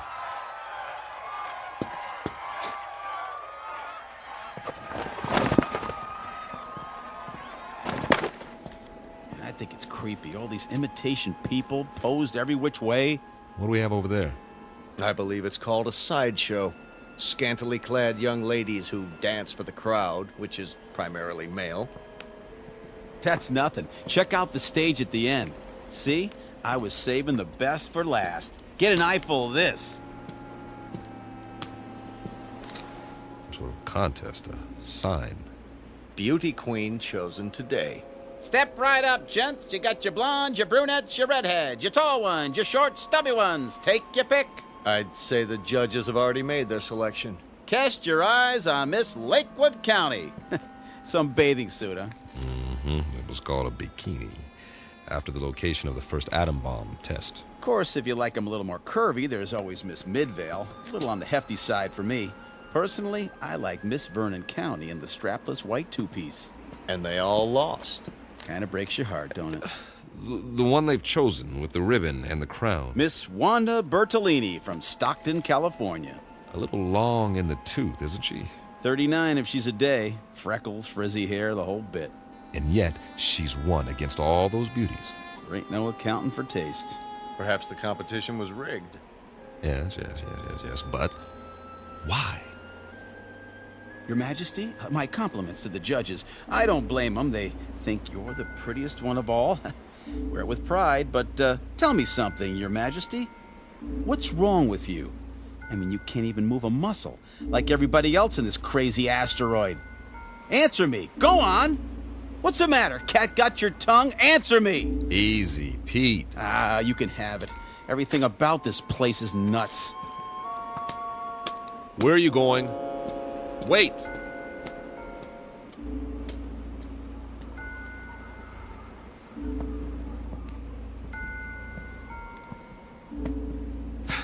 Now, Pete, don't let it get to you. None of us knows what's going on. But until we figure it out... I'm sorry, all right? But you know how long we've been on that ship? Now we sit down and what do we find? We all feel the same way. Sure we do. But it's like somebody's trying to trick us into something or drive us batty. Something that doesn't even think like us. But it's got our number. Oh, yeah. Let me tell you. You have got to pull yourself together. I'm pulling, all right? But if we just had some idea, some clue about what the deal is here in this crummy place. How are you fixed for ideas, Carl? I don't really have a theory yet. Of course, it's highly improbable, but... So is the fact that we're here. Come on. Any theory is better than none. Well, I've begun to think that all of this, it just might be some sort of museum. Come again, Professor? We're millions of miles from Earth. It's possible that the inhabitants of this planet, whoever they are or were, developed a very advanced technology. Let's say they had a super powerful scanning device based on some new principle. Over the years, they observed Earth and decided to build replicas of what they observed. Perhaps they even took specimens to use as models. That would explain the accounts of alien abductions. If that's true, where are these inhabitants now? Gone, perhaps, having moved on and left all this behind. They could be in hiding. Then we'd better explore the rest of it. Or as much as we can in one day. At least they had taste. Take the residential street we're on now. It's right out of the late 19th century. Old-growth trees, Victorian houses. Why this era? Why any of it? It must have interested them. Though for what practical purpose, I can't imagine. Maybe just to please themselves. This is the way it was on Earth a few centuries ago. I've seen pictures, the streets, the houses, everything laid out so peacefully. You guys like it here? I would, if I knew it was real. If I could be sure it wasn't all going to vanish in a puff of pink smoke. It's an okay place to visit, but I wouldn't want to live here. Well, you better get used to it. This is going to be home for a while. Charming. Which one? The largest house, there across the street. Well, that one's a mansion. Isn't it lovely? Think of the freedom, the space to move about. You want it, it's yours. Yes, that's true, isn't it? Why not? I don't think anyone will mind, least of all the old fella in the chair on the porch. Another stiff. It's actually quite realistic, the way they've got him sitting there reading the paper. What's the date on the front page? Hey there, old-timer. You don't care if we look around, do you? Check out the inside. Not at all, gentlemen. You are most welcome.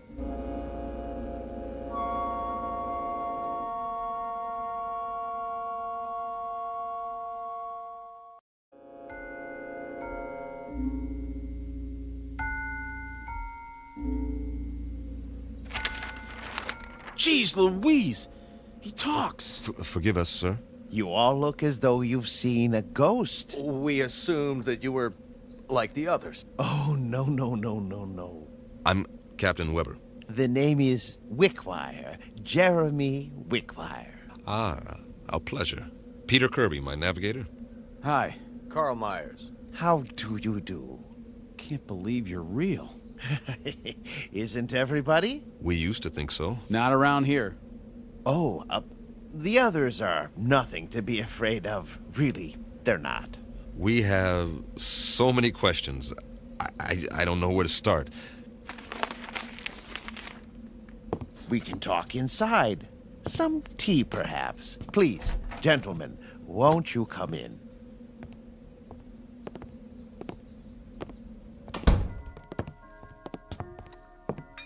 One lump or two?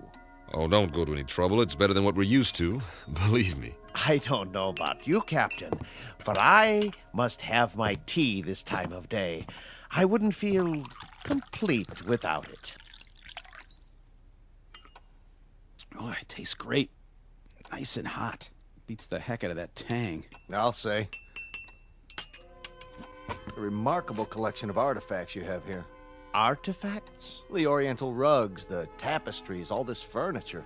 I've never seen anything to compare. It provides a certain level of comfort. Must have cost you a fortune. Oh, not me personally. We had it built for a Mr. Let me see, Jenkinson, I believe it was. You mean the pieces aren't antiques? Oh, heavens no. They were made to the client's specifications. At the last moment, however, he changed his mind, decided he really wanted to be a knight in shining armor. So now he's over in the medieval section, slaying a dragon. Then there's more that we haven't seen. Dear me, yes, we have many sections. Rome, Egypt, the Wild West. But the one we're in right now is very popular. It represents a period when creature comforts were most abundant, before peace in the world became impossible. By the world, you mean? Earth. Mr. Wickwire. I don't know where to begin. You see, we are from Earth. Yes, of course. We were on a routine geological flight in search of ore to be mined. We ran into a meteor storm and, it knocked out some of our equipment and put us off course. That was 6 months ago. Really? That long? Feels a lot longer, believe me. Please, go on. We saw this asteroid and landed as well as we could. But there's no more fuel. We're going to have to stay here until we can repair the communications module and signal for help. They'll think our ship was destroyed without an SOS beacon. I see. Then you're not from the Glades. The what? I've been expecting them. I'm due for a delivery. From Earth? May I ask a question about the Earth? Did they, by any chance, have that atomic war? Not as such. A cluster of smaller wars almost simultaneously. Most of the Earth's surface was destroyed. We're still picking up the pieces. Oh, dear me. That is bad news. More tea, gentlemen. Mr. Wickwire, explain some things to us before we go out of our minds. Certainly, but you do look hungry. And you can say that again. Let me fix us a light lunch first, Then we'll talk. No, Mr. Wickwire. Explain some things to us before we go out of our minds. If you like. Where are we? Why, you're in a memorial park. A memorial? More commonly known as a cemetery. Didn't you know? Please, make yourselves at home. I'll be back in no time. Did he say cemetery? Well, at least we know more than we did.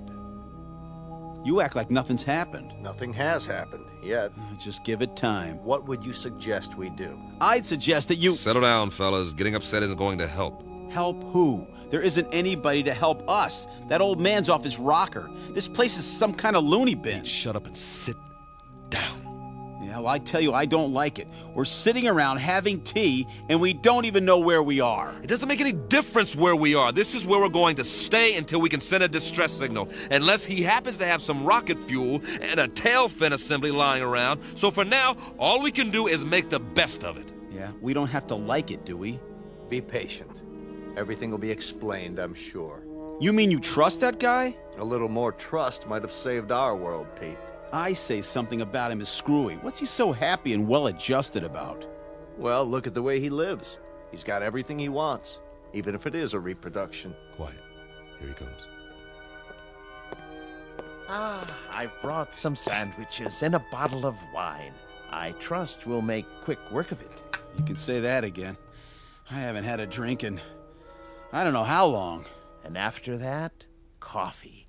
It's brewing now. Meanwhile, a glass for each of us. Do you mind if I pour? Very kind of you, Mr. Wickwire. May I propose a toast? Please. To peace, my friends. Eternal, everlasting peace. I'll drink to that. We all will. Excellent wine. Glad you like it. This is a special occasion. I thought it was worth opening a bottle. Liebfraumilch, isn't it? Yes, indeed. Mr. Wickwire, we're still a bit confused. You said we were in a cemetery. What did you mean? Mean? Yeah, why would there be a cemetery here? Perhaps you could elaborate. Certainly. But before I explain the details, you must give me some information. If you like. If your dearest wish could be granted, what would it be? I'm not sure I understand. What would you like to be doing most? Where would you choose to be right now? That's easy. Back on the ship, headed for home. And you, Captain? I'll go along with that. So will I. Splendid. Oh, one other thing. When you left Earth, what was the date? September? No. The year. 2280. Really? 2280? When you arrived, I thought you were the men from Happy Glades, but you couldn't be. We're still not following you. What's Happy Glades? The world's greatest mortuary. At least, it used to be. The management hit upon this scheme as a service to the few who could afford it. This scheme being... Why, this little asteroid. Moriarty bought it and paid well to keep it off the maps. For what reason? Simple, really. You see, the plan was to recreate conditions in which the dearly departed would be most happy. A favorite setting, a desired event. For example, if one had always wanted to be elected mayor, he'd achieve his ambition here for all eternity. So those people outside, they're all... Oh, not all of them. Just the select few. The rest are imitations. Simulacra, we call them, for effect. In other words, this is the place where your dreams come true after you've stopped dreaming. Yes, that might be a way of putting it. Very good. But a cemetery in the middle of space? Your boss, Moriarty, he could have bought a piece of property anywhere in the desert, say, away from everything. Oh, no. You don't understand at all. Happy Glades promises eternal peace, everlasting peace. You couldn't have that on Earth, now could you? Especially with the wars you've described. He has a point. Let's finish the wine, shall we? It doesn't keep well once it's opened. Thank you. Cheers. Would you like some music? What kind? A somewhat limited repertoire, but there are all kinds of pieces for the player piano, popular, classical. Classical might be nice. Ah, yes. Something soothing to fit the mood. Mozart or Brahms.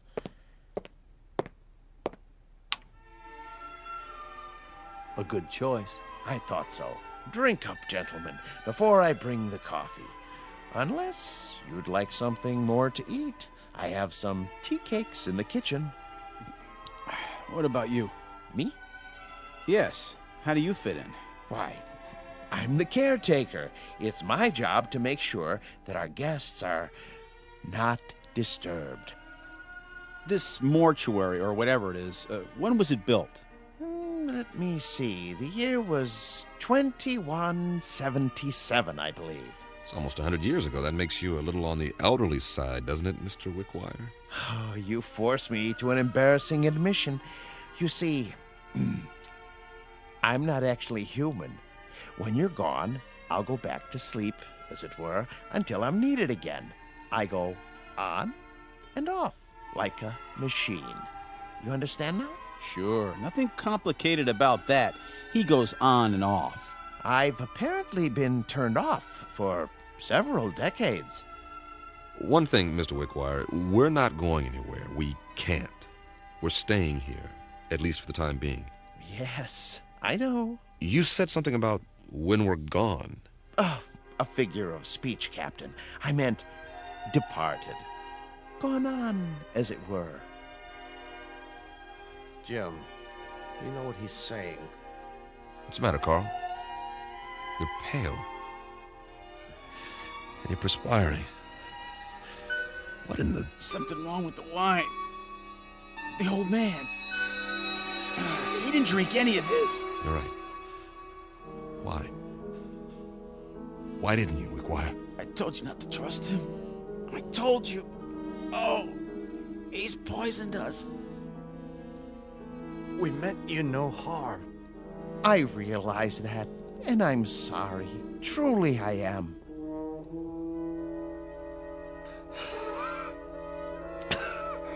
Give us the antidote. Give us the antidote. There is no antidote, Captain. Even now, the eternifying fluid is coursing through your veins. It won't be painful, I assure you. Oh, please. You've got to stop it. Oh, my dear friends, can't you understand? I have no control in these matters. I'm only a machine. But why? Why us? Because you're here and you're men. And while there are men, there can be no peace. Surely you've seen ample evidence of that on Earth. What are you going to do with us? There are several possibilities, but as you said, your preference is to be on your ship. So be it. I'll move you there and arrange you in your natural habitat.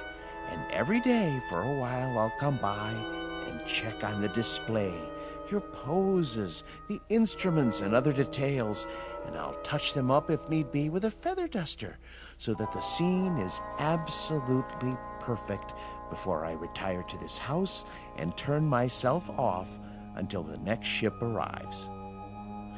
I trust it will be a dream come true for you. It will. Won't it? For the love of God, Wickwire. For the love of God. You'll excuse me now, but I must make ready.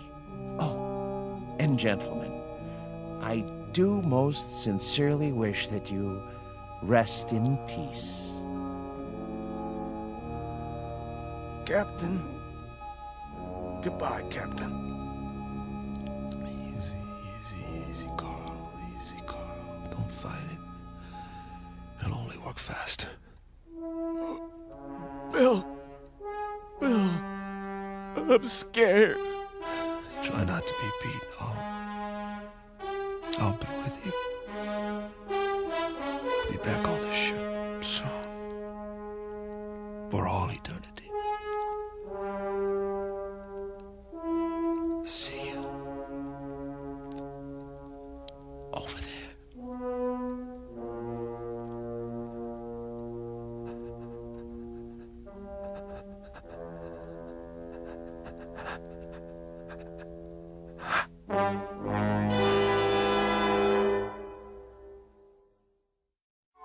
Captain Weber, his navigator Kirby, and Meyer, the geologist, on their last voyage. And now, at their journey's end. All agreed what they wanted most was to be aboard their ship, ready to head home. Now they will have that wish forever. Unfortunately, it's a wish that can only come true in the Twilight Zone. The Twilight Zone continues in just a moment. You are about to enter another dimension. A dimension not only of sight and sound, but of mind. A journey into a wondrous land of imagination. Next stop, the Twilight Zone. Hi, this is Stacy Keach. I'd like to take a moment to tell you about our Twilight Zone website at twilightzoneradio.com. At twilightzoneradio.com, you'll find the latest information on these Twilight Zone radio dramas, including behind-the-scenes photographs, plus the newest product releases, trivia contests, ways to contact us, other Twilight Zone-related info and merchandise, plus links to other fascinating websites. So make your next stop twilightzoneradio.com. Visit TwilightZoneRadio.com to purchase these Twilight Zone radio dramas on cassette and CD, or call toll-free 1-866-989-ZONE. That's 1-866-989-9663.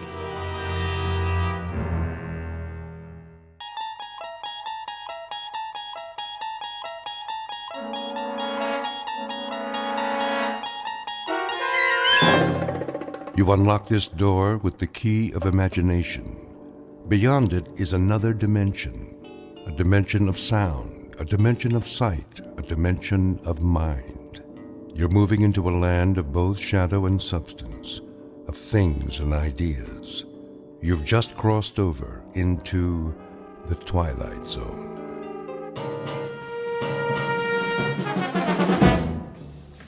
Westbound monorail will be departing on track 10 in 3 minutes.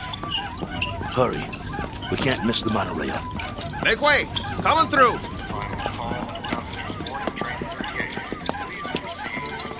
Keep pushing.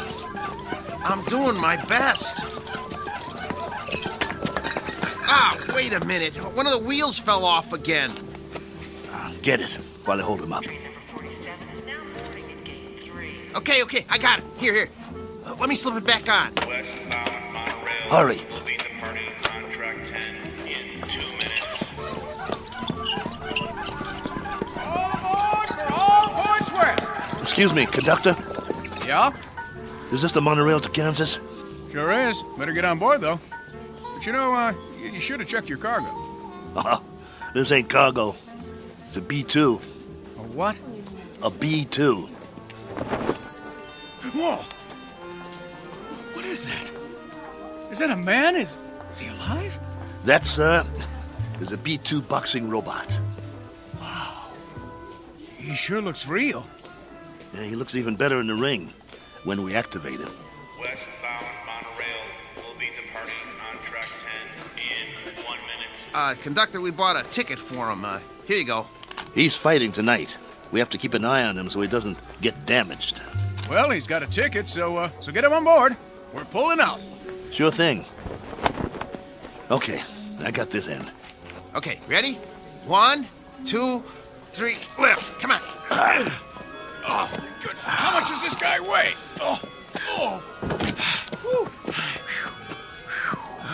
Next time, let's get a lightweight instead of a light heavyweight. All aboard!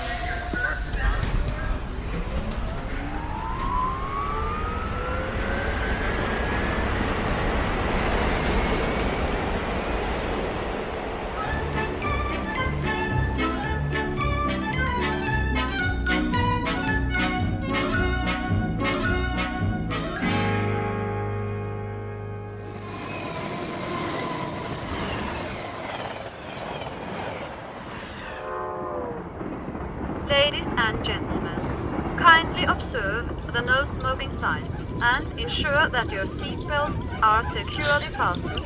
Thank Well, you. here's our seats. C11 through 13. Let's sit him down in the window seat. He gets the window seat? Get him seated. Hey, you hear him squeaking? Not only is he saying he doesn't want the window seat, he's saying he doesn't want to sit down, period. He needs his silicone Teflonic joint lubricant changed. We'll pick up some as soon as we get paid. Well, first we gotta find some. Shouldn't be no problem. Come on, I told you. They don't make it anymore. Well, that's crazy. Still plenty of B-2s in the business. Name one. This one. We'll find some. All right. Wow. Sure is hot. It'll be hotter where we're going. Wish I had a beer. Well, it wouldn't do you any good. I already had 3 and I'm still thirsty. Not Nexo. He don't need a thing. Never complains. Then, why does he squeak so much? You think he'll be all right? Yeah, if he doesn't get hit. Can it, Pole? Hey, come on. No use glaring at me, Steele. You know he's shot. That ain't true. A little overhaul is all he needs. Well, yeah, a little 10 grand overhaul with parts they don't make anymore. When you talk, you think he was ready for the scrap heap. Ain't he? No, he ain't. Just because he's a little old? Well, try ancient. Plenty of fight left in him. Well, you think he's okay or not? Steele, I don't know. And that's a fact. He needs work. Like what? Well, for starters, the trigger in his left arm. It's been rewired so many times it's just about had it. He's got no protection left on that side. Plus, his eye lens is cracked. Leg cables are worn out, no tension left in him. Even his gyro's off, not to mention he needs silicone Teflonic joint lubricant. We'll get him some. Where? I'll find it. Yeah, after the fight. What about during? He'll be creaking around that ring like an antique steam shovel. This ain't 1940. It's 2040. Be a miracle if he goes 2 rounds. It ain't that bad, Paul. Actually, it's worse. Wait till the promoter gets a load of battling Maxo from Philadelphia. We'll be lucky to get monorail fare back home. The contract is signed. You can't back out. Well, the contract is for battling Maxo in fighting shape, not this bucket of antique hardware. Just you wait. Maxo's gonna do all right. Against a B7? It's just an experimental B7. It ain't got the bugs worked out yet. That's why they took a bout with us. Well, after tonight, battling Maxo's new nickname will be One Round Maxo. That's enough. He's been doing okay for 5 years, and he'll keep doing okay. So what if he needs a little work? So what? If he wins some money, we can get him all the silicone Teflonic lubricant he needs, and a new trigger for his left arm, and new leg cables, and everything. He's gonna do all right. You'll see. Maxwell's gonna do just fine.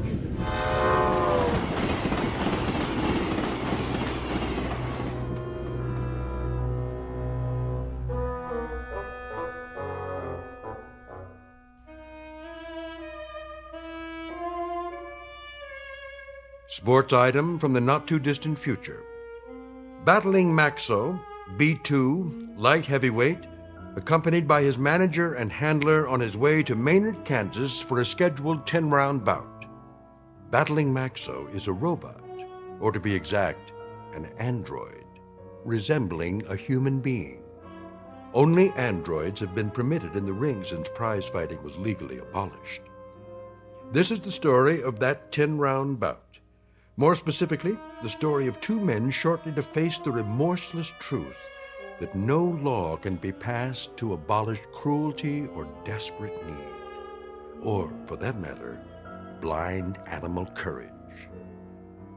Location for the facing of said truth?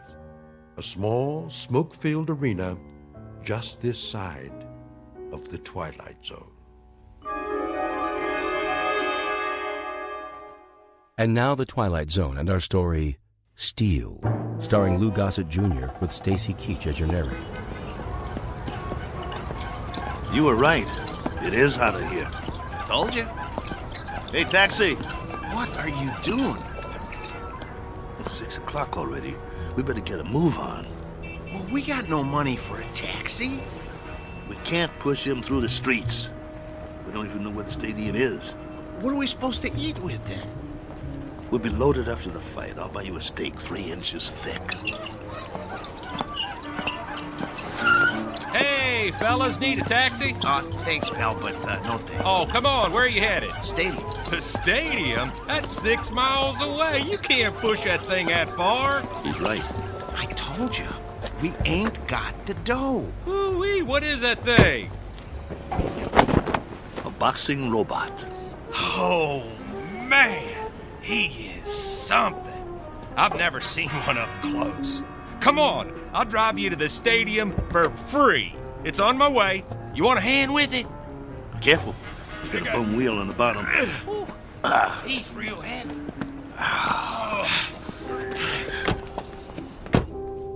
Oh boy, this is a real honor taking a fighter to the stadium. Well, thanks. Hey, which robot is that? This is Battling Maxo from Philly. Maybe you heard of him? No, but, you know, I'm no expert. He was almost light heavyweight champ once. No kid. Yes, sir. You ever heard of Dimsey the Rock? Don't think so. Why don't you give it a rest? Dimsey was number 3 in the light heavy ranks, on his way to the top. Well, my boy took him out in the 4th round. Left cross, bang! Almost put Dimsey to the ropes. It was beautiful. No kid. Yeah. Used to be in the game myself. Light heavy. Before they passed the law. Called me Steel Kelly because I never got knocked down. Not once. I was number 9 in the ranks before they outlawed human boxers. Wow. That's something. Anyway, tonight is going to be a good fight. Driver, have you ever seen a fighter from here called The Flash? Oh, yeah, you bet. Man, that is one good fighter. 1-7 straight. He's riding a bullet to the top of the rankings. You just wait. Matter of fact, he's fighting tonight, too. They're bringing in some heat from back east to fight him. Flash is gonna slaughter him. Oh, where'd you guys say you were from? Philly. Oh, man, you're not. We are. Oh, look, I didn't mean nothing. I didn't know. Skip it. Forget it, pal. Doesn't matter. You're right. Why don't you shut your trap for once? Look, fellas, I'm sorry. Well, you guys need anything else? Anything? Do you know where we can get some silicone Teflonic joint lubricant? Oh, do they still make that stuff? No, they don't. Just trying to be funny. They haven't made it in years. Hey, look! They got the fight card posted for tonight. You guys are the 3rd fight out of 7. Woo! Your fighter must be pretty good. Oh, the Maynard Flash, B7 versus Battling Maxo, B2. You got a B2? Yeah. Well, at least you're not at the bottom of the card. We do have that going for us. Drop it, Pole. You'll see. You'll all see. It's nothing personal, Kelly. It's just the way it is. Well, it'd be a miracle if he wins. Hey, if he does, can I have his autograph? Sure thing. Thanks for the lift. Good luck, fellas. You're gonna need it. Steele, you know, Maxo's not programmed to sign autographs, right? I know. Let's roll him inside.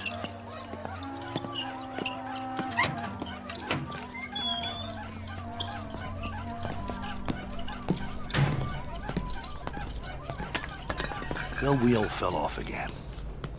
I got it. I got it. Keep pushing. Put it back on. Well, what's the point? Put it back on. The office is just down the hall. I want Maxo to make a good first impression. Well, let's just hope his head don't fall off next. Keep quiet and let me do all the talking. What's wrong with you anyway? After 7 months, we finally get a bout, and all you can do is complain? Some bout?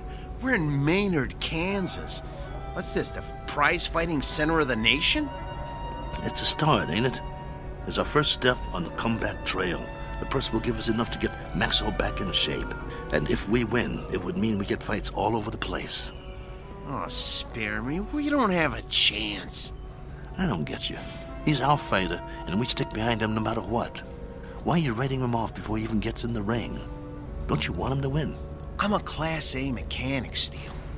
I'm not some daydreaming kid. I know machinery. We got a piece of dead iron here. Technology always moves forward. We got a B2, not a B7. No way he's gonna win this fight. Shh, keep your voice down. It's simple engineering, that's all. Maxo will be lucky to get out of the ring with his head on. Bull! It's an experimental B7. It's probably full of bugs, full of them. They always are. That's why they take a first fight in the middle of nowhere. We got a chance. Yeah, sure we do. Remember, keep your mouth shut. Yeah. Mr. Nolan? Nah, I'm Oscar. Mr. Nolan will be back in a couple of minutes. I'm Steel Kelly, battling Maxo's owner. Oh, yeah, I heard of you. You were one of the last human fighters. This is Pole, Maxo's mechanic.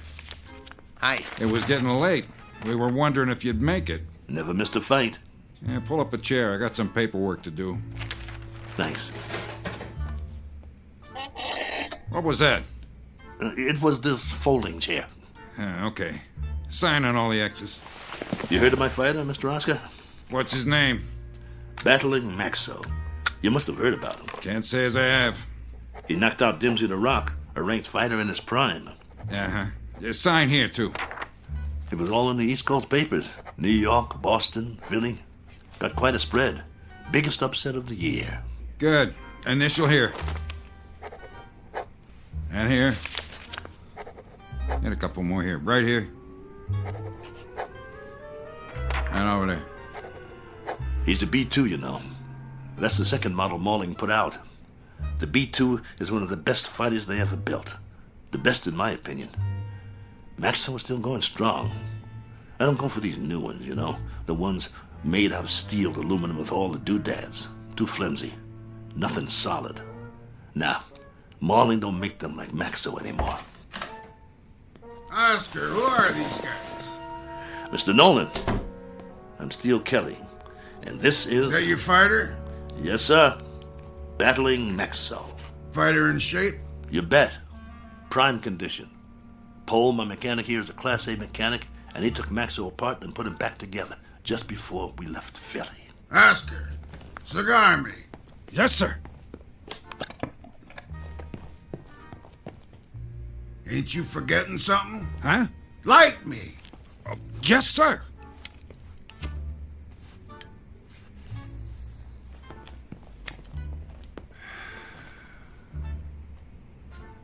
You know, Steele, you were lucky to get this bout. We ain't staged a bout with nothing less than a B4 in must be 2 years now. The fighter we had scheduled got run over by a truck in a loading dock at a stadium in Detroit. I needed somebody on short notice. So that's the only reason you're here. You got nothing to worry about, Mr. Nolan. My fighter's in shape. He's the one that knocked out Dimsy the Rock in Madison Square Garden a few years ago. Maybe you... I just want a good fight. And you'll get it. Maxo's in top shape. No first-round knockout. No, nothing like that. People pay to see action. Do you have a prep room we could use? We want to check him over and make sure he's perfect. Down the hall, third door on the right, next to the janitor's closet. Thanks. Your bout is at 9. Got it. You won't be sorry, Mr. Nolan. I don't like guys that are late. Understood. Poe, let's get Maxo to his prep room. Mr. Nolan, I was wondering... I know what you're wondering. You get your money after you deliver a good fight, not before. No problem. We'll get him ready. And Steele. Yeah? Don't slam the door. I hate loud noises. Come on. I'm coming. Oh, my stomach hurts. Don't be scared. It'll be okay. Oh, I ain't scared. I'm hungry. I haven't eaten all day. How could you think of food at a time like this? This one counts. It's our chance for a comeback. We've got to get him in that room, and we've got to check him out real good. What time is it? I'm busy pushing. Come on, check your own watch. I don't have a watch anymore. I had to pawn it. The one your wife gave you? Ex-wife. Hey, look, we got 2 hours before the bout begins. Have we got time for a sandwich? I want you to check him out real good. His arm, his gyro, everything. What for? Did you hear me? Yeah, but I work better on a full stomach. You get to work. I'll get you a sandwich. Maxo's gonna take that B7, but good.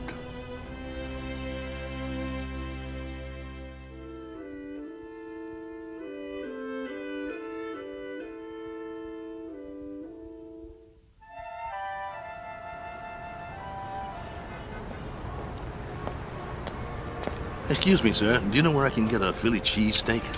Try Philadelphia. Just kidding you. Oh, there's a nice little place around the corner, but I doubt they'll have something like that there. You new in town? Yeah. Where you from? Philly. Well, that figures. What brings you to town? I got a fighter in the third fight tonight. Really?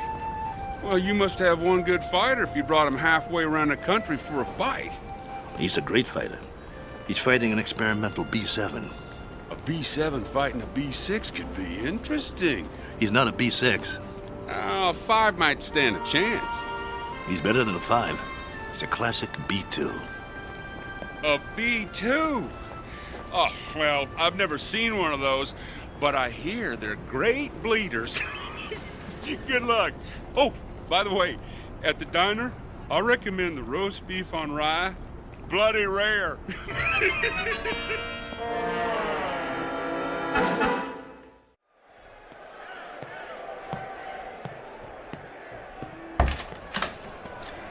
got a big crowd out there tonight. What took you so long, Steele? I'm starving. Here's your sandwich. How's Maxo? What kind of sandwich did you get me? Roast beef on rye. Well done with silicone Teflonic joint lubricant on the side. What? It's mayo. How's Maxo? Did you give me a pickle? How's Maxo? I love dill pickles. Oh, here it is. Okay, well, the answer to your question is Maxo is still big as life and twice as ugly. I cleaned him up a little, though. The B2's always looked real. Look at him. You'd swear he was real, wouldn't you? He's got that natural-looking flesh, great muscle tone. He could have been a male model if he wasn't a fighter. Come on, get to it. Well, outwardly, he hasn't aged a bit. His hair's still curly. Just like mine. Yeah, but he's got a little bit more than you do. Hey, when I had him made, they gave him my good looks. That's a matter of opinion. Quit stalling. What's the good news? Well, that was the good news. And, I also turned his power source on, and that's still good. So I ran a diagnostic check. And? And everything that was bad when we left Philly is still bad. There's got to be something we can do. Open him up again. You got a thing for bad news, don't you? Come on, Pole. Earn your keep. That's what you're here for. I'm not a miracle worker. I'm just a mechanic. Well, what do you want to do, retire? Oh, fat chance of that. Then quit stalling and open the control box. All right. Let me power him up first, so we can walk over to the table. He's too heavy. Okay, come on. Atta boy. There you go. All right. Okay. Here, help me get him up on the table.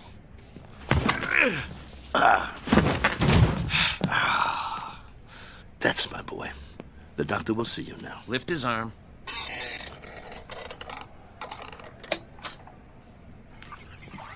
What's all that corrosion around the access panel? Dried sweat. All the B2s sweat like bulls. It's nothing to worry about, though. You hear that, Maxo? Nothing to worry about. We'll get you cleaned up. Hand me that probe.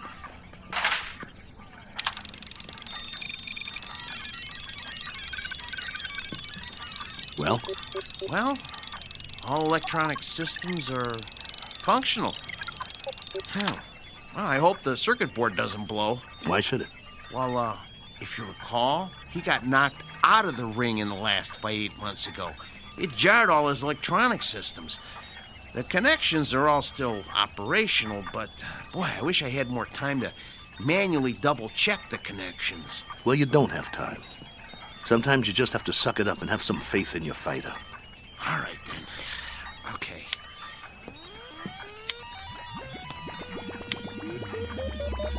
Well, I activated all his systems. Keep your fingers crossed and just hope nothing blows.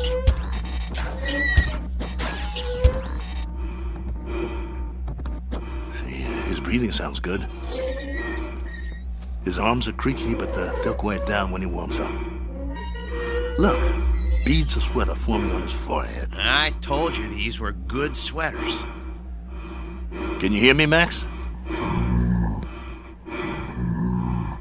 Relax, boy. Let him warm up good, Paul. I'll tell you, the mechanical part is what worries me. I need to check his reflexes.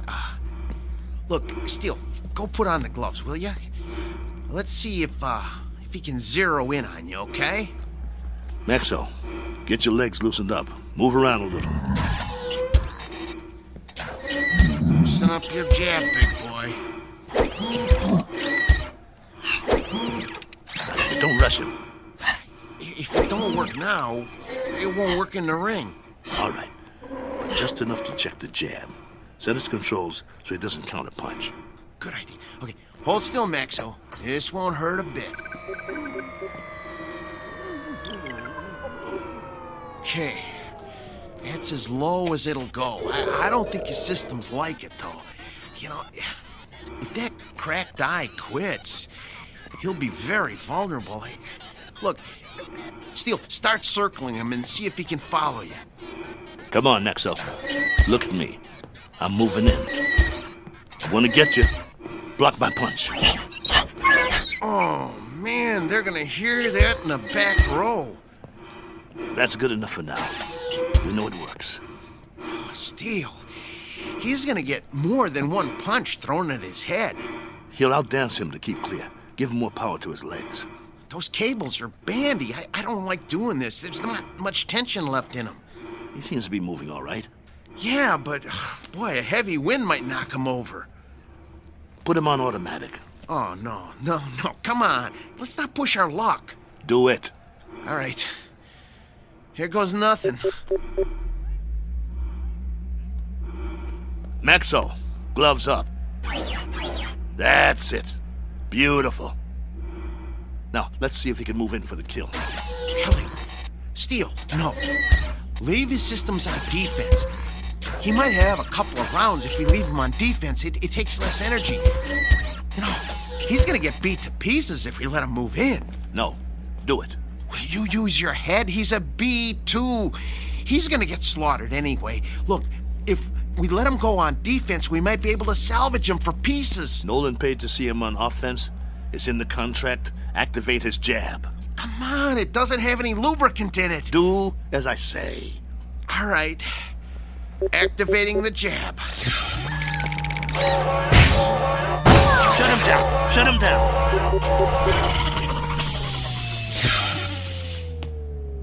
What did you do? What did I do? I told you to take it easy. It was on the lowest setting. I told you to check the arm. What's the matter with you? So help me if you broke that arm. If I broke it? Yeah, you. Look, Steele, I kept this heap running on borrowed time for 3 years now. Before we left Philly, I told you we needed to fix things and replace parts. We couldn't let this chance go. Please, open them up and see what you can do. Steele, you know, try finding another mechanic that could have kept this antique working as long as I have. I dare you to. Please, see what you can do. Hold the arm up. Oh, man. Oh, no. Come here. Take a look. You see that? The trigger spring came right off. Can you reattach it? I can try, but, you know, it's just gonna pop off again. That's what happens when a joint doesn't get enough lubricant. Well, I'll try to stretch it.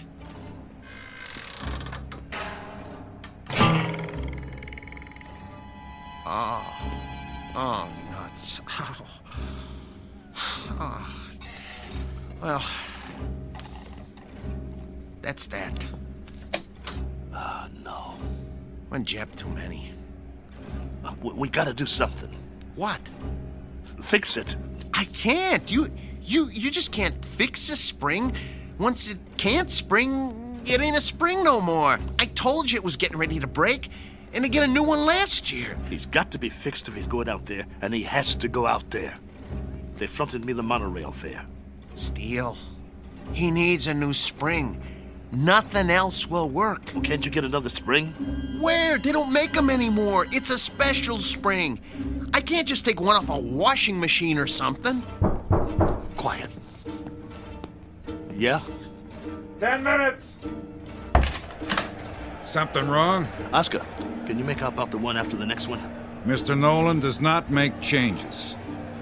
We just need a little bit more time to make some last-minute adjustments. Sorry, pal, no can do. We want him tip-top, don't you? Nolan's got you on next. What's the difference? third, second. It's all the same, right? Second's the semi-main. That ain't for a B2. Maybe some B2s, but this one... They want to see a fight, not an execution. But I'm telling you... 10 minutes or you're out of here. Be a shame after coming all this way. Right, boys? Right. Well then, I guess that means... We'll have to hurry. You heard the man? I heard him, but it's over. We're finished. No, we're not. There must be a way. What? Sell them for scrap and get a couple of monorail tickets? We hung in there as long as we could, but this is it. I have to hand it to you, Steele. You wouldn't give up. Quiet. I'm thinking. There is one way. It just might work. What might work? If they don't watch the fights. Who? Nolan and Oscar. Maybe they don't even come out of their office. What are you talking about? Oh, no. Oh, no. Oh, no, no, no, no, no, no, no. No, you can't do this. Get the trunks and robe off Maxwell. I'll change my clothes. Steele, you are out of your mind. You can't go into a ring against a B7. I used to be pretty good. I can get through a couple of rounds. Just bob and weave, throw a punch every once in a while. You'll get killed. You heard that, Tub. We deliver a fight or we don't get paid. Steele, come on. You're never gonna get away with this. They won't let you. Who's gonna stop me? You can't make them think you're... Steele, for God's sake. I can if you help me. Nobody here knows what Maxwell looks like. If Nolan and the other guys don't watch the bout, we'll be all right. Steele. The crowd won't have a clue. B2s sweat, bleed, and bruise just like the new ones. Give me the boots. Look, I got an idea. You know what I can do? I can wire my sister. She'll send us the dough to get us back east. Tape up my hands. Steele? Steele. I got another idea. Wait. Look, hold still. I know a guy in Philly who wants to sell a B5 cheap. We could hustle up the cash and, Concentrate on wrapping my hands. If you don't take them right, I could break them on the first punch. Steele, this is suicide. It's a B7 out there. Don't you get it? It's a B7. You're gonna get mangled. Quit talking. I gotta do this. Hurry up. There's no more time, Paul. Put the gloves on me. Oh, I don't want to do this. Please don't do this. Look, let me go into the office and let me talk to them. Maybe they'll understand. No, they won't understand. So you're not going anywhere. You're gonna stay right here and lace up my gloves. Ow! You'll help me or I'll beat your brains out on this wall. But you're gonna get killed, Steele. Then I'll get killed.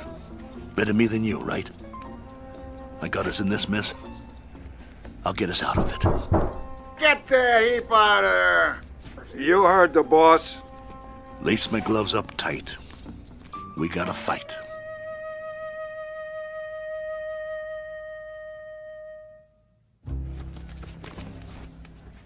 That's it, Paul.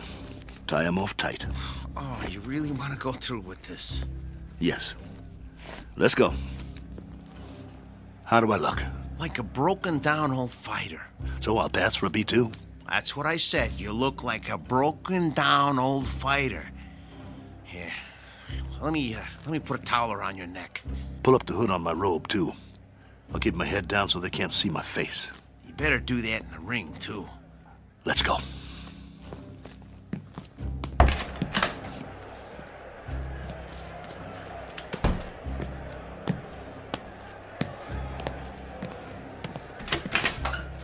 You're late. Just gamesmanship, Mr. Nolan. Making a late entrance, trying to get Max over the edge. Just like the old days, huh? Maybe I underestimated you guys. Nice robe. It's old school, you know? Genuine satin. No more stalling. I got a full house out there. Right. Come on, Maxo. Let's show him what you can do. Hey! What? Where's that... What's his name? The owner. Oh, you mean Steele? He's already out there. We're one step ahead of you. I didn't see him pass my door. Well, he went a few minutes ago. He likes to check out the crowd. You boys better put on a good show. Yes, sir. Let me know when we get to the stairs. I got sweat in my eyes. I should have told him. If you had, I'd killed you. Okay, first step. Careful, Steele. Grab my waist. Wipe my eyes. Can't see my feet. Geez, Steele. You're already sweating like a pig. You'll have to towel me off between rounds, just like a real B2. Between what rounds? You won't last long. Whose side are you on? Steele, you're not up against some punch-drunk fighter. You're up against a machine. I said shut up. You're not gonna get away with it, though. They ain't seen a B2 in years. Nolan said so. Steele, you're never gonna pull this off. This is your last chance. Just get me to the ring.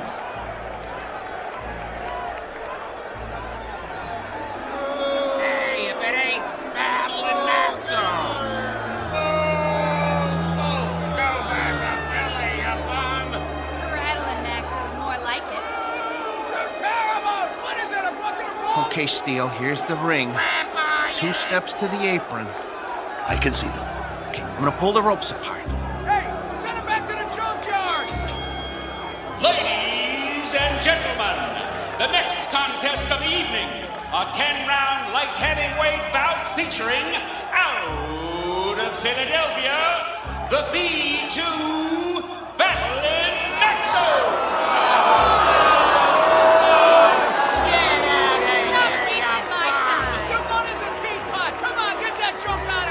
I'm gonna take your rope off now. Keep looking at your shoes. Try not to blink. Stay in my corner. Of course I will. Breathe through your mouth. Come on. Little breaths. Come on. Breathe. Not too fast. I need a drink. Sorry. The water bottle is filled with B7 hydraulic fluid. And now, entering the ring, his opponent, our own B7, the pride of Kansas, the Maynard Flash!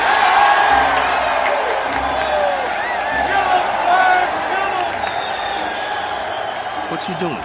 He's jumping up and down on his toes. I never saw a robot do that before. Must be a new gimmick. Big deal. Well, this ain't kickboxing, so he's not scaring me. You should be scared, Steele. Come on. Get out of the ring now while you still can. You get out, pal. See you at the end of the round. Steele, stay away from him. And there's the bell. The fighters come out of their corners quickly. They size each other up.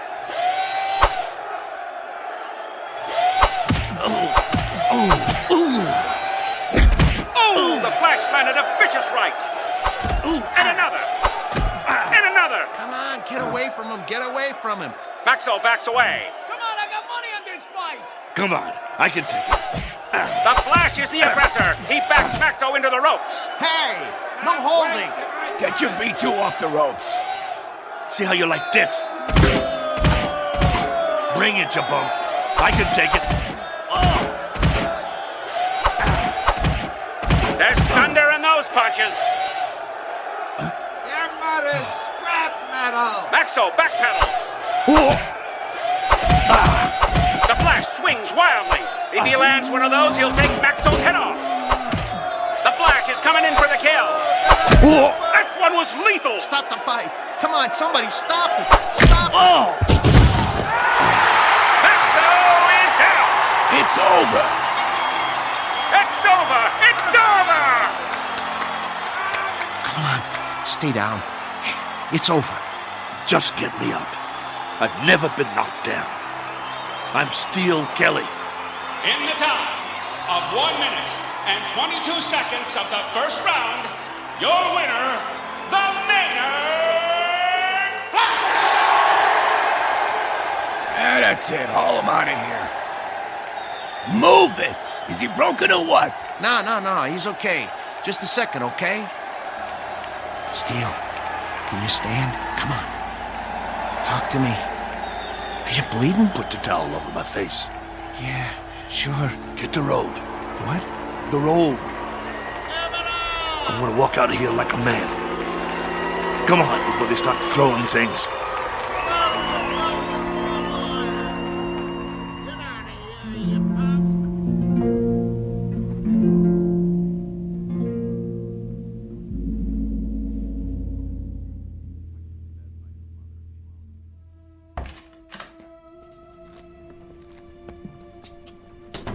Come on. I'm gonna help you. Let me help you up on the table. Come on. Here we go. Sit. Come on. Steele, I'm gonna try and get you some ice. Forget it. But your eye. It'll be all right. I think right now you need a good stick man instead of a mechanic. That eye looks terrible. Actually, I think you need a doctor. Oh, man, you are really a mess. I don't have nothing with me. No needle, no thread, no iodine. That's not what I need. All I got is a couple of Maxo shop rags. Well, maybe we can stop the bleeding with them. Go. What? Where? Go get the money. But I can't leave you now. All right.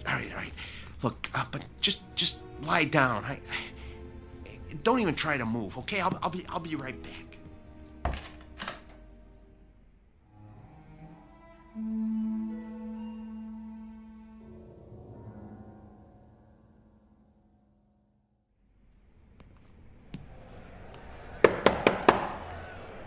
Yeah?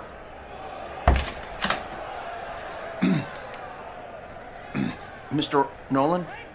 Over that quick, huh? Yeah, I guess.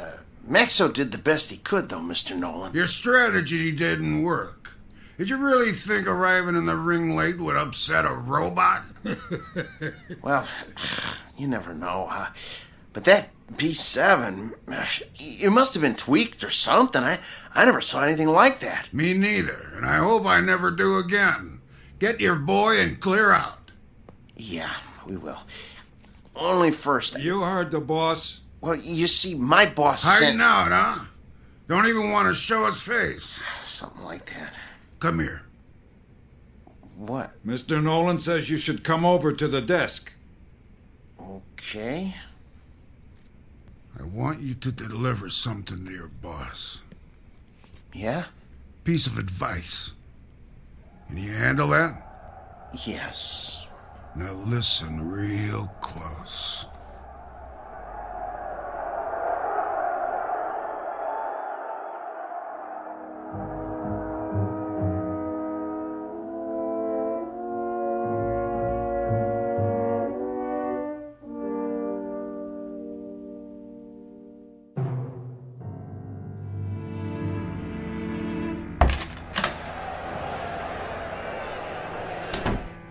You get it?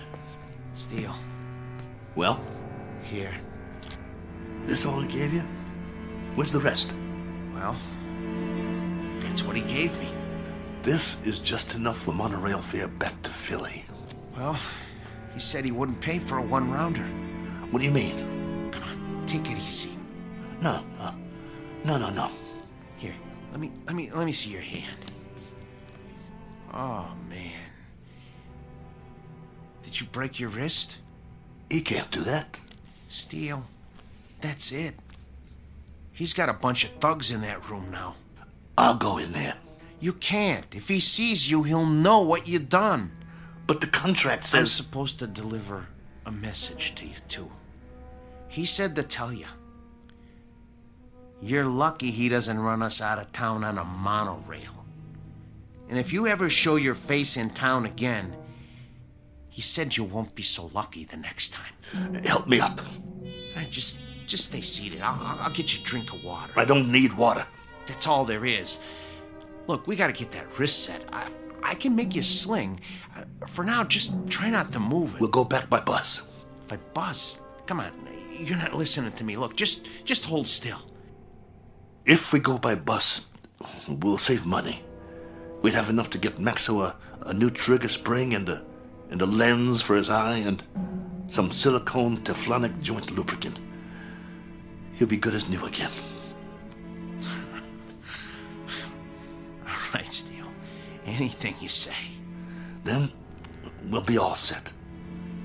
Maxo will be in shape again, And we can get us some decent bouts. That's all he needs. A little work, huh? That'll shape him up. We'll show him what a top B2 can do. Old Max will show him. He'll show everybody. Right? Right? Sure, Steele. Sure.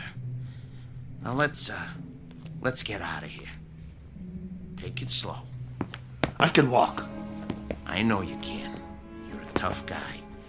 But put your hand on my shoulder. That's it. Don't worry about Max. I can pull.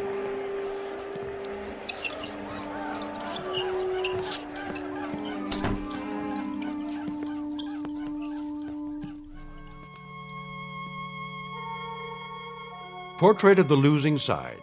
Proof positive that you can't outpunch machinery. Proof also of something else. That no matter what the future brings, man's capacity to rise to the occasion will remain unaltered.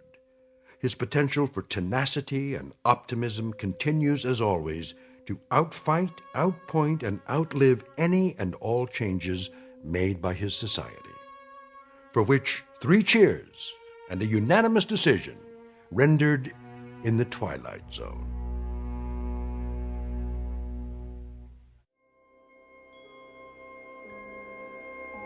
Hi, this is Carl Amari, producer of the Twilight Zone radio dramas. I'd like to take a moment to tell you about our official website at twilightzoneradio.com, where you'll get the latest news and information on these Twilight Zone radio dramas. Plus, at twilightzoneradio.com, you can digitally download 3 free episodes or any of our episodes for only $1.95 each. In this age of ever-changing technology, we've decided to make these episodes instantly available to you by making the Twilight Zone radio dramas a digital download-only series. This means that this series will no longer be offered on CD. The CD collections at our website are now being offered while supplies last at buy one, get one free. So be sure to get your favorites before they're sold out. Be sure to visit us often, and I'll see you in the zone.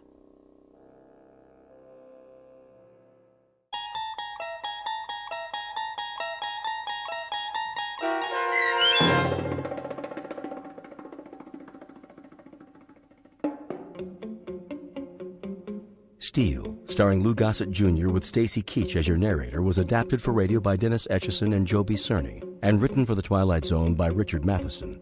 Heard in the cast were Joby Cerny, Danny Goldring, Rich Komenich, Sam Darrence, Pat Fraley, Tim DiDavo, and Jennifer Joy.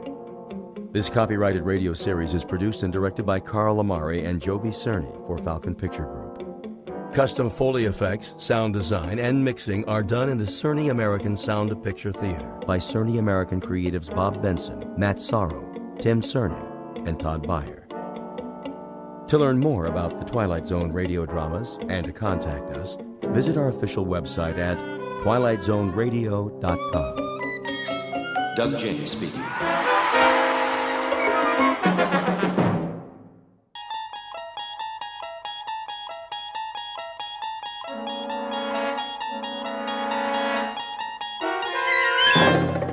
You unlock this door with the key of imagination.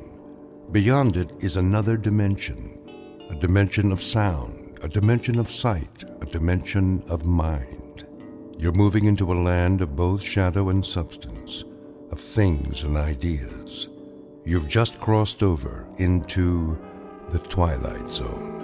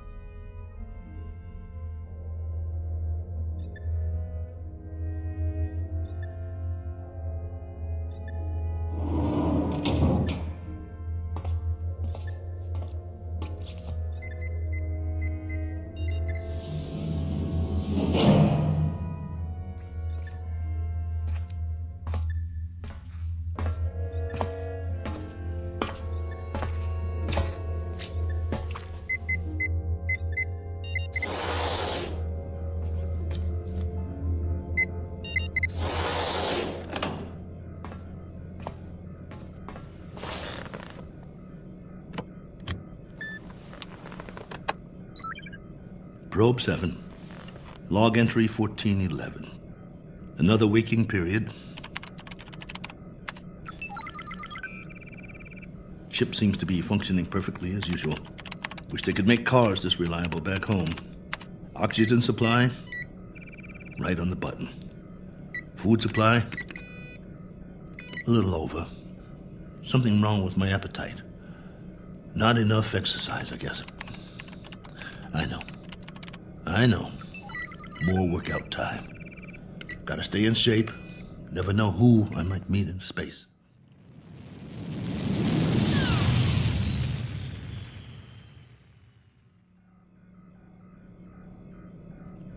Coordinates on autopilot. Propulsion system humming like a top. Pressure flow, output, all right on the money. Oh, come on, guys. You don't need a pilot up here. Could have sent an unmanned probe. All I am is extra weight. Think how much farther this crate could go without me. Of course, you wouldn't have my brilliant observations. Boredom followed by prolonged disinterest, with periods of great loneliness. Must be fascinating. Here's an observation. All these blinking lights in the cockpit. They remind me of stars, or candles, or cigarette lighters. That's it. Do you remember cigarettes? Did you know at concerts people had these little lighters, and sometimes they'd hold them up and it looked like a sea of stars out there in the dark? I want to write a book, not this diary. Doesn't have enough plot. Just me remembering. That's who I am, boys.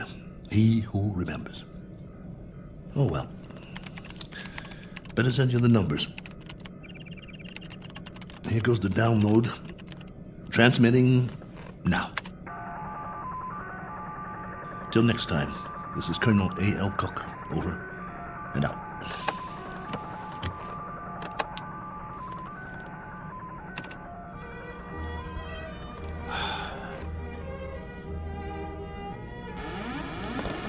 Hold on, I think we've got a malfunction here. Some kind of overload. Yep, there's a power drain. Initiating diagnostics. No time for that. Switching to manual override.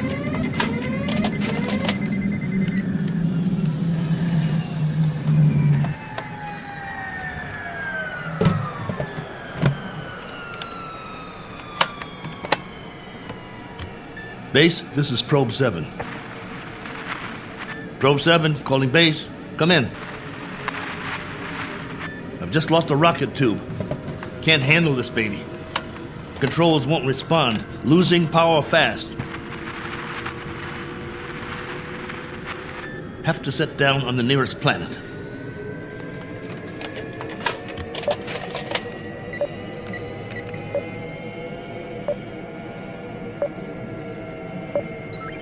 Got one in view now.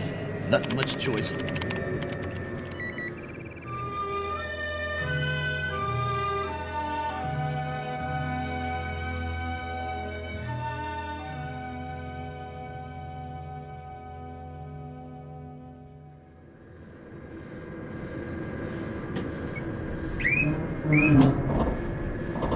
Entering atmosphere.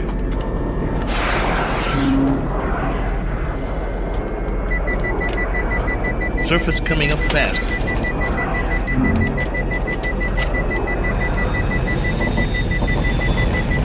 Can't slow down.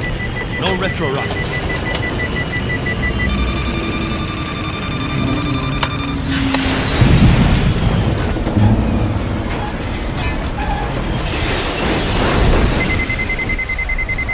Warning. System overload. Warning. System overload. Ship's about to catch fire. Base, do you read? This is Probe 7. Probe 7. Mayday! Mayday!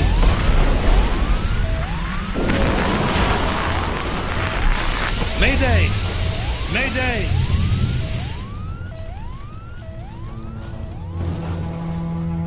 One Colonel Cook, a traveler in deep space several million miles from his point of departure and presently out of options. He set a course across an endless ocean in a one-man lifeboat, now scorched and broken on an alien shore. But even if he should survive, his greatest ordeal is yet to come, for he must face a far more dangerous challenge, an opponent more menacing than the cold, lifeless vacuum of space. He must face what awaits him on the other side of the bulkhead and do battle with the unknown. As soon as the dust settles, he will take stock of his plight with very little effort, a single 360-degree movement of head and eyes. For Colonel Cook has come to rest on a small, undistinguished planet not on any chart, one that is actually an outpost in the Twilight Zone. And now, The Twilight Zone and our story, Probe 7, Over and Out, starring Lou Gossett Jr., with Stacy Keach as your narrator.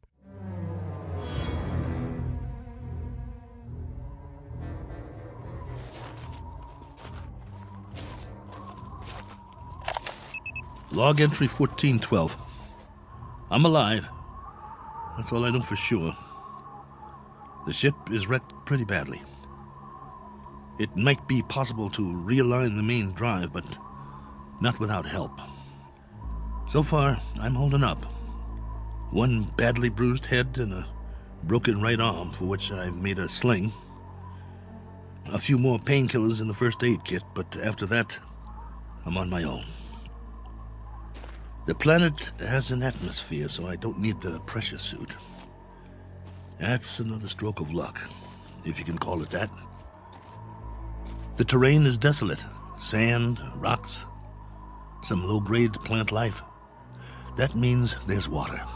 The question is, how much and where? The ship has cooled down now, what's left of it. Main instrument panel is intact, so I'll try to contact the base directly, if there's enough power. More later. Cook, signing off.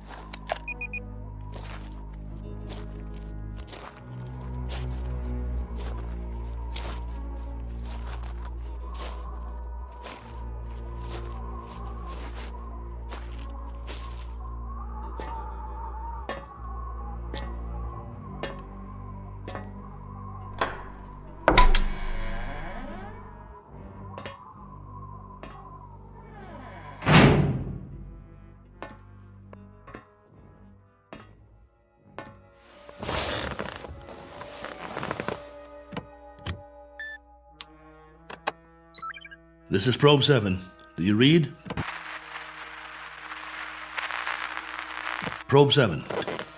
This is Probe 7, calling base. Probe 7, with a landing report and damage assessment. Over to you, base.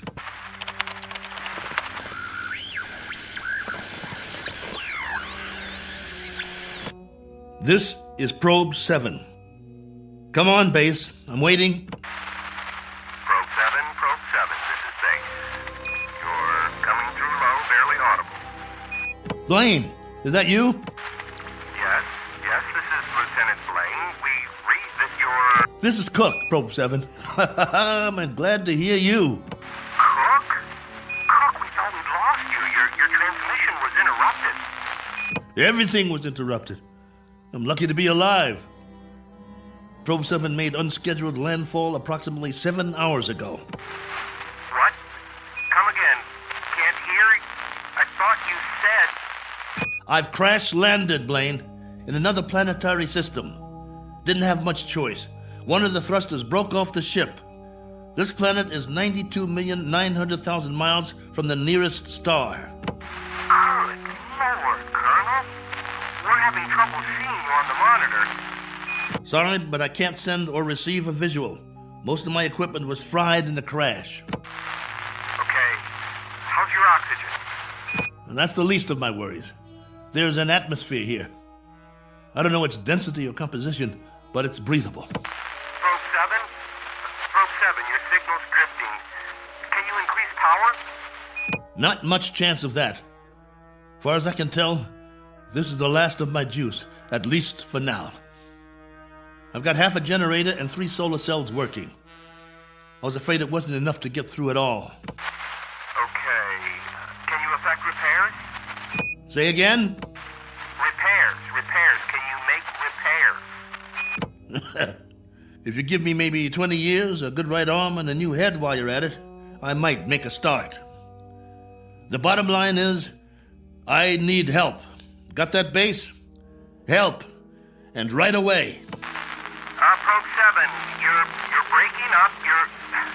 Probe 7, are you there? Probe 7, we're having difficulties. Probe. All right, just stay there. Stay in transmission. Probe 7, we've traced your signal. We know where you are. Great. How soon can you send a ship? Colonel, I'm sorry to say we have nothing here that can reach you. What? You had several ships on the drawing board. Repeat, we have nothing available. Say again? All construction is suspended pending the current crisis. Ah, come on! Colonel Cook, I've been told you'll have to make the repairs yourself. Base, now hear this. I don't have fuel, no propellant at all. I left most of my rockets scattered across 50 miles of dirt and rock. All I have is a ship that looks like a jigsaw puzzle. As for the wiring, it's nothing but spaghetti. So when you say you've got nothing that can help here, you're telling me you're crossing off one spaceman permanently. Probe 7, we're having difficulty. Your words are breaking up. All right, Base. I'll give it to you in a few syllables. This ship isn't going anywhere. Not forward, up, down, or back home. Is that plain enough for you? Now I'm asking you again. Isn't there anything you can do to help me out here? Or are you just going to write me off? Colonel Cook? There's the low power warning. I'm losing transmission. Got to sign off for now. I'll make contact again in 3 hours. Roger that, will you please, Base? We will stay on this frequency, Colonel, and wait to hear from you. Oh, just a minute. There's someone here who wants to speak to you, Colonel. Colonel Cook, this is General Larrabee. We understand the spot you're in. We wish we could help. Thank you, sir. Well, there is a possibility that once you give us a full report on the ship, we can send you instructions for its repair and walk you through it step by step. That's still an option. Is it? Well, here's an option. Why don't I just build me a new one, General? I'll make it out of tin can ability, too. Colonel, I'm trying to be frank with you. Sorry, sir. I'll transmit again in 3 hours. Over and out. Heaven help me. Wonder if that's a possibility.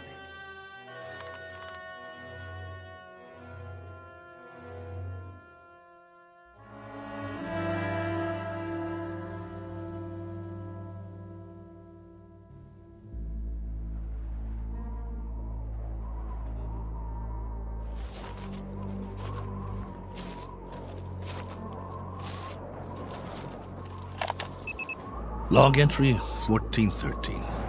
I'm standing on a hillside a few meters from the ship. You hear that? I think there's going to be a change in the weather. Back home we'd call it a sandstorm. Better head back soon. I see vines and some flowers down the other side of the hill. There's more life here than I thought. As to what stage of evolution is reached, that's pure conjecture.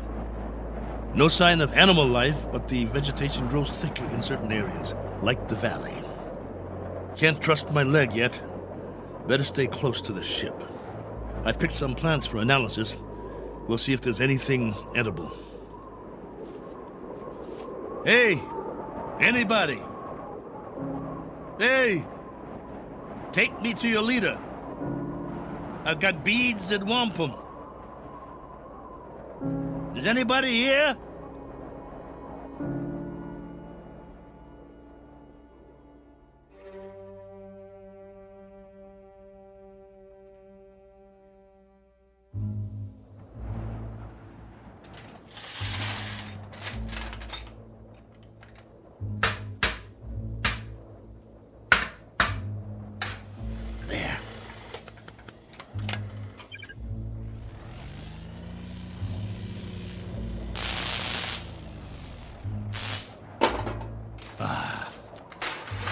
That's just great. The last good wires in the whole ship. Close, will you? That's it. A little bit more. There. That'll have to do.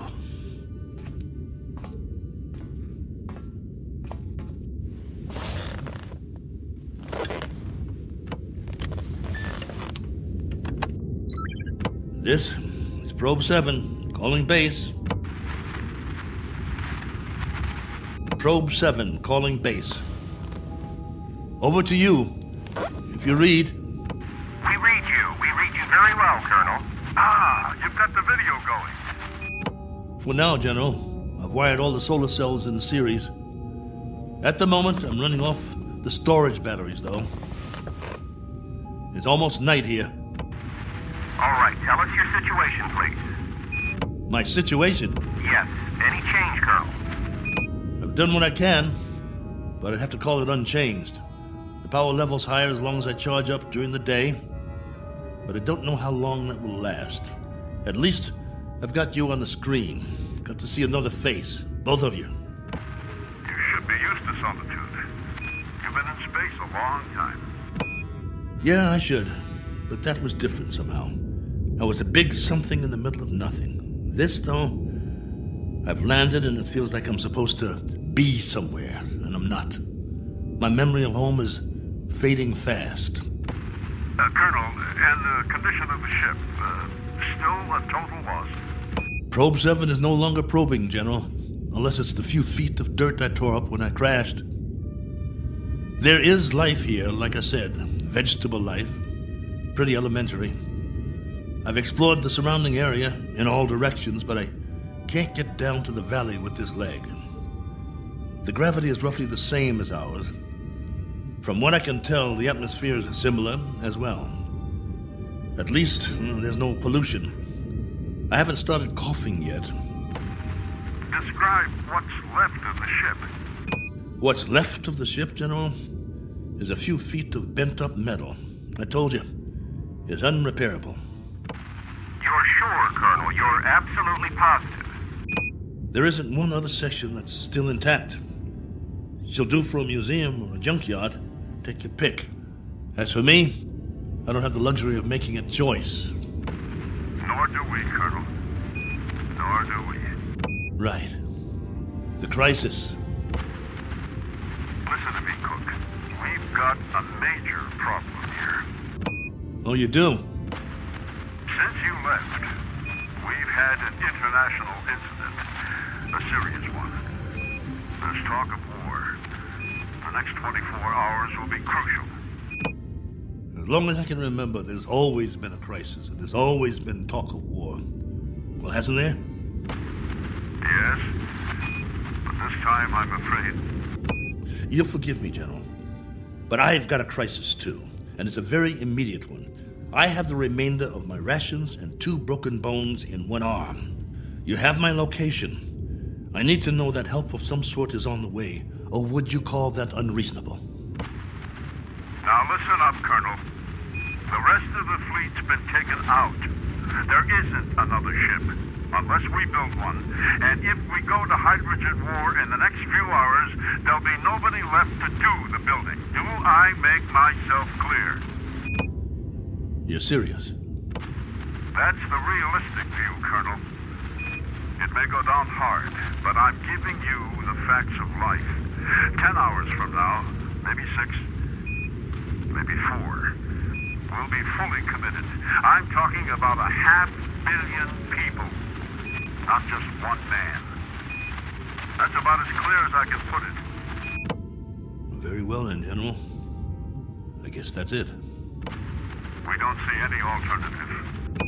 Will there be any point in making further contact with base? Yes, Probe 7. For 2 reasons I can think of, both of some benefit to you. One, so you'll know that you're not alone up there. And 2, to confirm that your own world still exists. Though the latter is a moot question at this point. Over to you, Colonel. I can't think of anything else to say at the moment. Feel free to keep the signal open, if you like. Can't do that, General. I need to charge the batteries when it's light again. Here's that storm. Don't know how strong it'll be or how long it'll last. But I'll try to get through it. Nothing else I can do. Then, for whatever it's worth, know that we're still here. For now. Over to you, Probe 7. Roger, base. And out.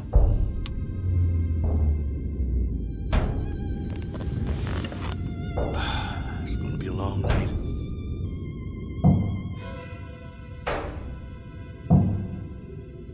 Wait. What's that? Hold on. Blaine? General?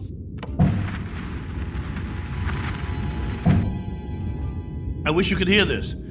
There's something outside. I swear.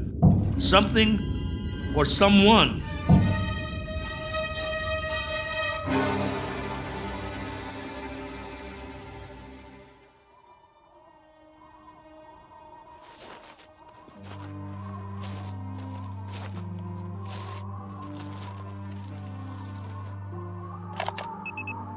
Log entry 1414. Just in case anybody ever hears this, I didn't get much sleep last night. I was waiting for the wind to die down. As soon as it did, I opened the hatch sometime around dawn. You see, I thought I heard something pounding on the hull, over and over. It couldn't have been an accident. It had to be something intelligent trying to signal me, to let it in from the storm. That was what I thought. Funny the way the mind works. I've never been so glad to hear anything in my life. And at the same time, so afraid. But I opened it anyway. Well, everything was covered with a fine layer of sand, silica crystals, very much like the soil back home. And that was the trouble. Whatever had been outside, there was no sign of it now. If there were tracks, the sandstorm had wiped them out. The ground, everything, smooth as a beach where no man has gone before. I did find something, though. A broken branch.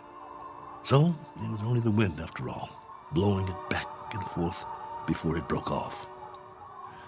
Had me going for a while. So much for my man Friday. Now I'm back to the old routine. Reconnaissance, hunting, and gathering. Just think, a few million years from now, something on 4 legs, or 2, or 8, may actually walk this barren planet again. A few million more years, and it will grow a bigger brain so the species can start doing the same things I'm doing. Foraging for food, trying to survive. Wonder if there'll be anything left of the ship by then. Probably not. Me? I'll be a fossil at the bottom of a tar pit somewhere, and no one will realize I was ever here. Well, onward he marched, for want of anything better to do.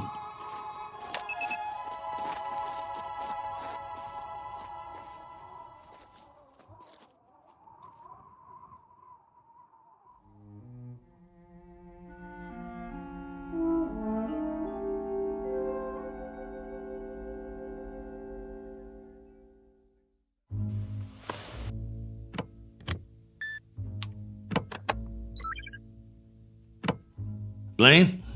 General Larrabee? Are you still there? Here, Colonel. Go ahead. Well, you look like you haven't slept. Not much.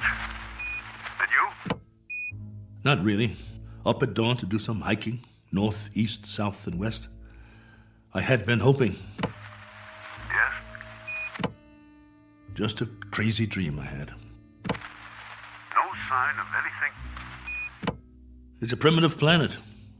I'm very much alone here, after all. Oh, not completely.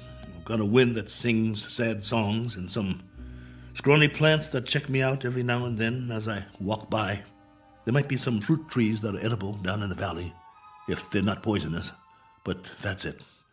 That's all of it. I'm truly sorry. There used to be an old saying, if life gives you lemons, make lemonade.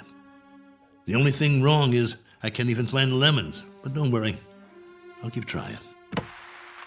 Not that this will provide any vast solace to you, but at 9 o'clock this morning, Colonel, we went to war.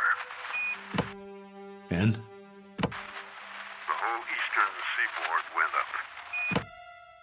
You mean all of it? The cities, everything. It took 12 minutes. Exactly 12 minutes. I suppose we retaliated? Oh, indeed. With great alacrity and effectiveness. And we still are. With everything we've got. It was our old enemy? That's right, if it matters now. And the result of all this? Our world is doing a little wholesale dying at the moment. And there's nothing to do but watch it happen. What about the base? Are you safe? For the time being. Our location's classified. Only you and a few others know where we are. The signal's encrypted. That's good then. Trouble is, we can't stay here much longer. There have been bombs as close as 400 miles from us, falling through the night. It's now a question, Colonel, of the manner of death. Very fast or very slow. It's that kind of consideration, not one we thought would ever be a reality. General. You know, it's really quite a pity that we didn't send others with you. What you think of as a prison might have proved to be a haven of sorts for the survival of the species. Don't have any illusions about it, General. What you think of as a haven is only a very sizable dungeon. A good-sized dungeon with a breathable air. But that's what it is, and there's no way out. I don't much care for solitary confinement, and neither would you. Unfortunately, both of us have very little choice in the matter. General, this is urgent. Give it to me. What is it, General? What's happening there? In a moment, Blaine. But, General... I said in a moment. Cook, I've just received an official communication. We're going to have to move out of here. Now, I don't know whether we'll be able to transmit again or not. If we are able to, I'll do my best to make contact. You have my word. Thank you. Try if you can. It means a lot to hear a real, live voice. I wish we could do more. Silence. Or cries. That's the story from our world. Silence or cries. God bless you. And good luck. Over and out. Probe 7. Yeah. Over and out. Not with a bang, but a whimper. Hell of an ending. To all my friends back home, take good care. Looks like I won't be seeing you again. Not in this life.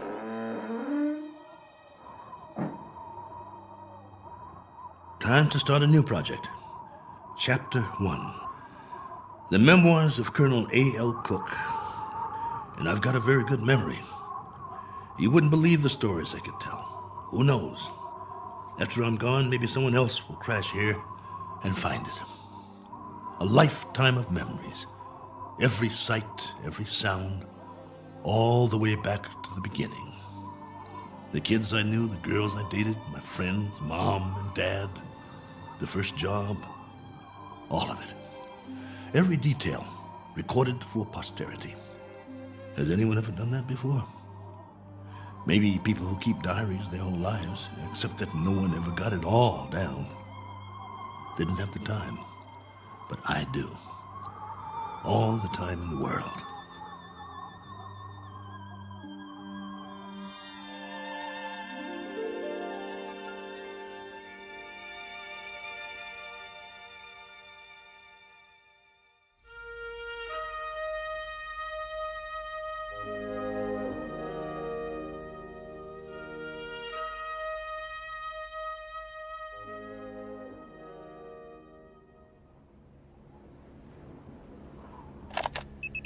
Log entry 1415.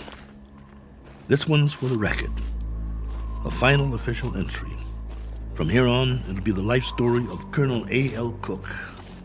Me, myself, and I. If for no other reason than to keep from going batty.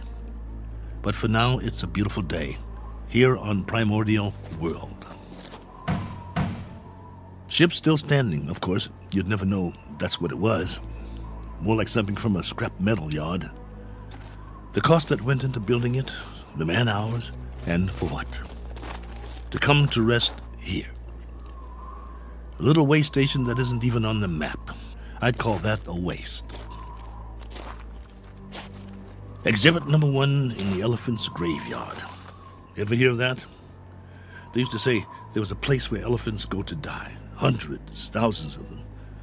A secret place off the beaten path. And there were bones and tusks. And once in a great while, someone would stumble upon it. Like the Sargasso Sea, where sailing ships caught in the kelp and were trapped forever. Well, maybe other travelers will end up here, gone to ground, never to move again. Eventually, there'll be a whole collection of them from all over. But remember, I was the first. I should scratch it in the metal. Cook was here. But I digress. This is still supposed to be my official report. The evaluation of the crash site coming up. The tail fin is all but covered by sand. Have to dig it out before the next storm. Then build some kind of windbreak or the whole ship might get buried. I could gather some branches, make one. There's more vegetation in the valley if I can get up and over.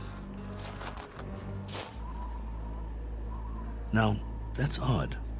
If there are no other trees in the immediate vicinity, where did this branch come from? The one that was banging against the hull last night. Unless something carried it here. The wind or Oh well, maybe I just didn't notice before. That must be it. Rocks to the left of me, rocks to the right of me. One very dry, broken off branch in the sand. And what great sand it is. None better in the known universe. On sale at closeout prices. Note the fine crunch under my boots as I walk the proud land. The rare texture, the superb body. Why, it's positively...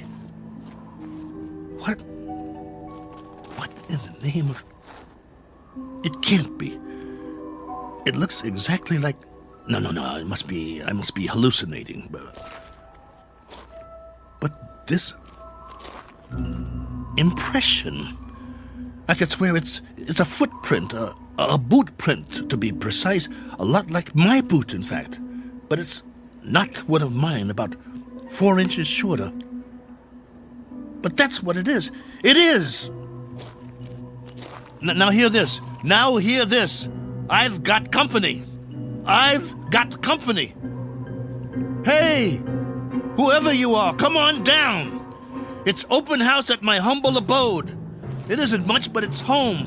Drinks on me. Meet your genial host. Please. Please let me see you. Here's another footprint. And another. And another. Where do they lead? Up the hill? Has to be since the storm, so there was something here. I knew it. Hey. I don't care who you are or where you're from. Let's shake hands and be friends. Don't you need a friend? I do.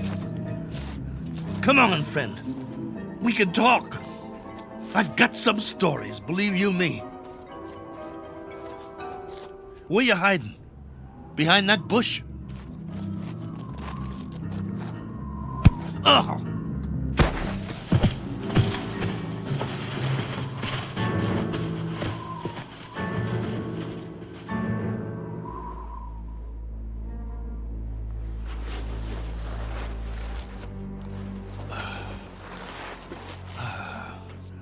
Blood on my head.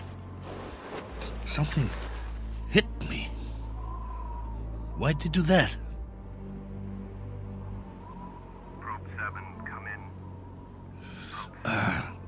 get inside.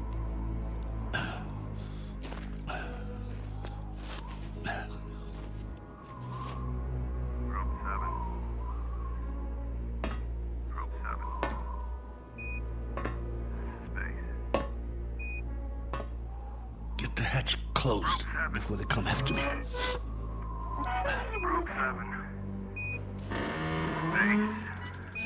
Can't let them get in. This is Base.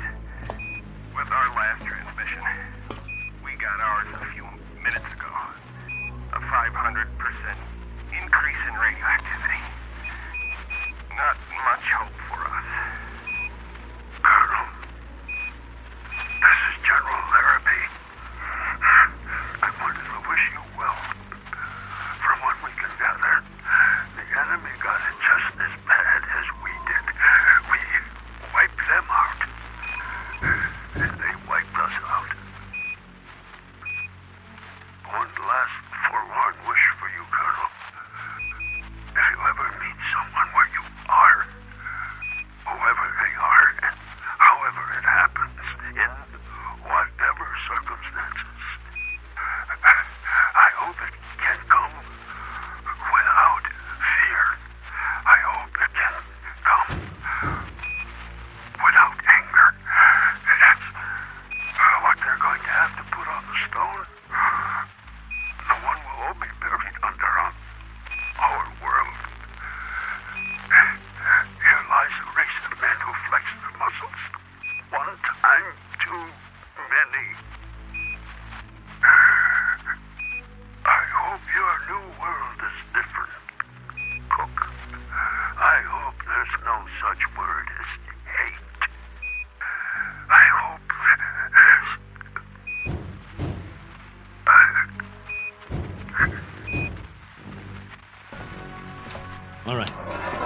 All right.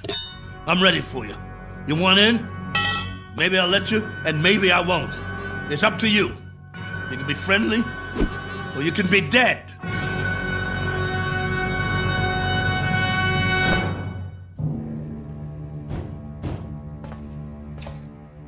Hey, friend. You want to come in? Must be lonely out there. I hear you. What's the matter? Hungry? You're going to get a lot hungrier. Or don't you eat, friend? What do you say? Speak up. Can't talk, huh? No. You only know how to hit. Take more than that to put me down. What'd you use, a tree branch? Not very friendly, if you ask me. Well, I've got a nice piece of metal in my hand, and I know what to do with it. Won't catch me again. This has been going on for hours. I don't know about you, but I need sleep. I really need it. Understand? Sleep. And this king-size bump on my head doesn't help. Tell you what, we'll make a deal. I give you one more chance to get away. Go hide, I don't care. You may not understand the language, but maybe you get the message. I'll wait a while and catch some sleep. Then when I wake up, I'm going to have a nice freeze-dried dinner. If I don't hear you out there, we'll forget the whole thing. You stay up the hill, and I'll stay down here. Just remember to keep your distance. Otherwise, I might have to come up there and teach you a lesson. A man's got to have his boundaries.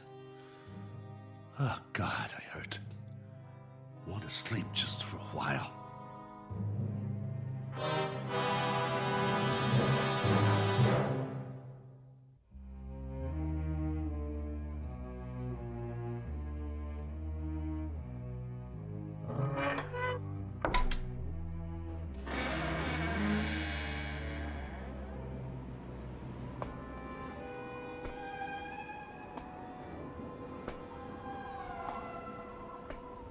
Hey, friend. Gotcha.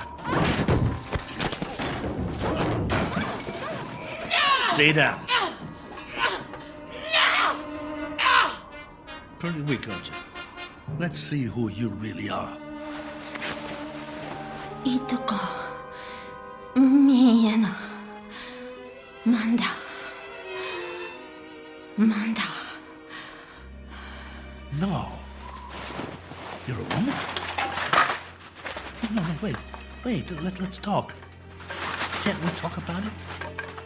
Do you understand anything I'm saying? Min. Oh boy. Look. My name is Cook. Colonel Cook. I'm from another planet. I crash landed here. Cracked up my ship. This is my ship, get it? Or it was. It can't fly anymore. Now I'm just a wingless spaceman with no place to go and all the time in the world to get there. All right, be that way. I'm not going to hit you. I'm putting my weapon down, see? Oh, what difference does it make? You're probably an illusion, and those prints you left on the ground, they're illusions too. I've been fighting a running battle between fear and loneliness took the prize. You can disappear any time now. Any time at all. Go on. Poof! In a puff of smoke.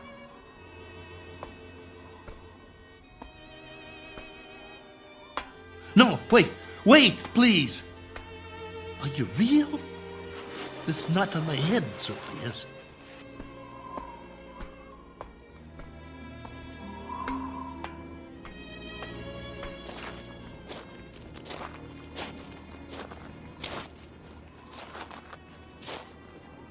All right.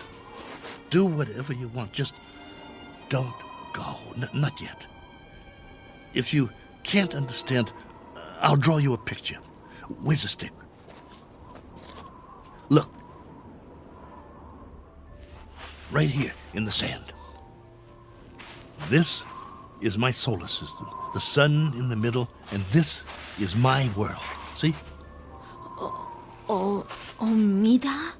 You got it. Now then, I went off course. I didn't have the power to get back. You know, power? Vroom, vroom.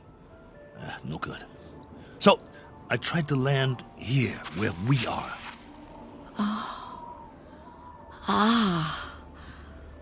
Omida korum. Go ahead, you draw. Korum mistum. Oh, that's your solar system and your world. You came from there. Let me see now. It went out of orbit. Is that it? Your planet left its orbit and moved away from the sun. And the line, that's where you went and where your world went, right? I'm sorry. What about now? Where's your planet now? I understand. Gone. Disappeared. Probably frozen by now. But you got out. How many others? How many got out? You got away. Any others? Min. One finger. That's a hard count, my dear. A very hard count. And you've been here a while, haven't you? Look at your suit. Your galaxy might be light years away. It would have taken years to reach here. Where's your ship?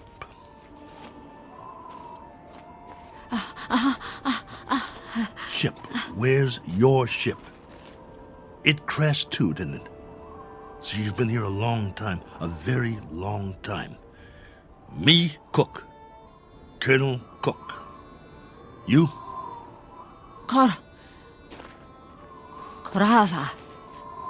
Korava? Korava. Well, what do you know? I'm pleased to make your acquaintance. How does it figure? I thought you'd be a 50-foot flesh-eating ant or something. And you turn out to be a woman. Which is neither here nor there. Because however you slice it, we're stuck here. A one-armed man and one very tired lady. Quite a pair. What have you been living on? What food? You understand food? Eat? Well, I can offer you lunch or maybe it's breakfast. I'm not sure which. And some companionship. And we can spend the rest of our lives drawing diagrams in the sand, which will be somewhat tedious. But the brighter of us will have to learn the other's language eventually. I hope it's you. Because I got some stories to tell, believe me. Come, Korova. Eat. Food. In the ship. Chow time. Come along. Inside. Eat. Food. Food. Okawa? Okawa. No. Not that way. Come here. Food. Please come back. I'm not going to hurt you. Please. Okawa! Oh, for heaven's sake. Korova, please.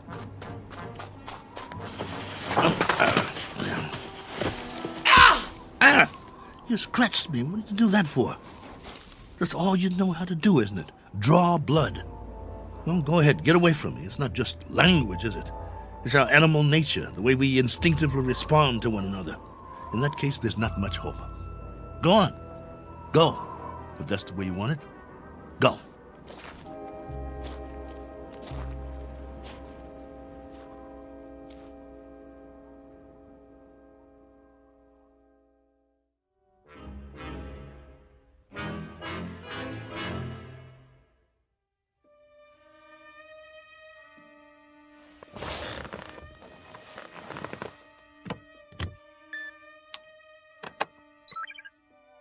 Base, this is Probe 7.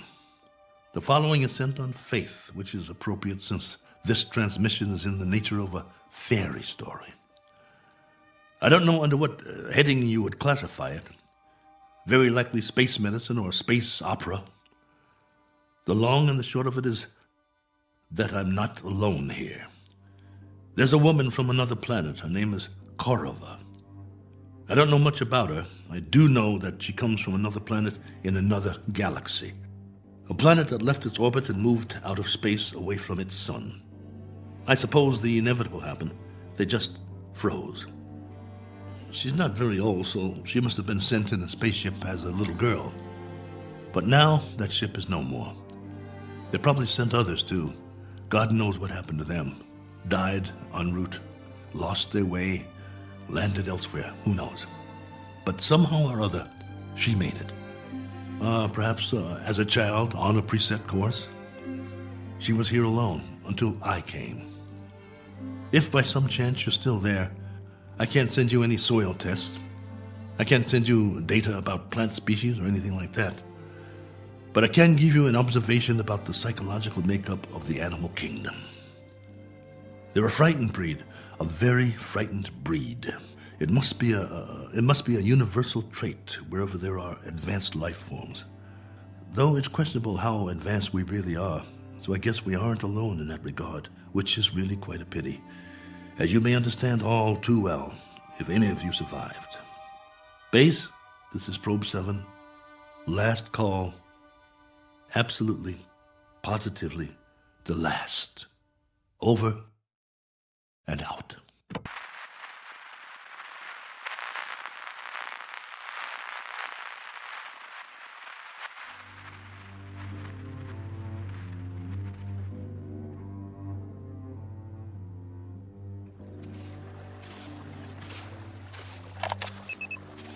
Log entry 1417. Well, the ship is history. I've left it for good. I finally made it up the hill and down the other side. And guess what? There's much more vegetation here. Fruit trees. Flowers as big as your head. And through it all, a stream of running water. I swear, it's like a garden. I brought what I need in a backpack. I'm going to set up shop on the banks of the river and try to live here, for better or worse. It will be the last great adventure. I only wish I could share it. Oh well, there's always posterity. If anyone should ever find this and play it back.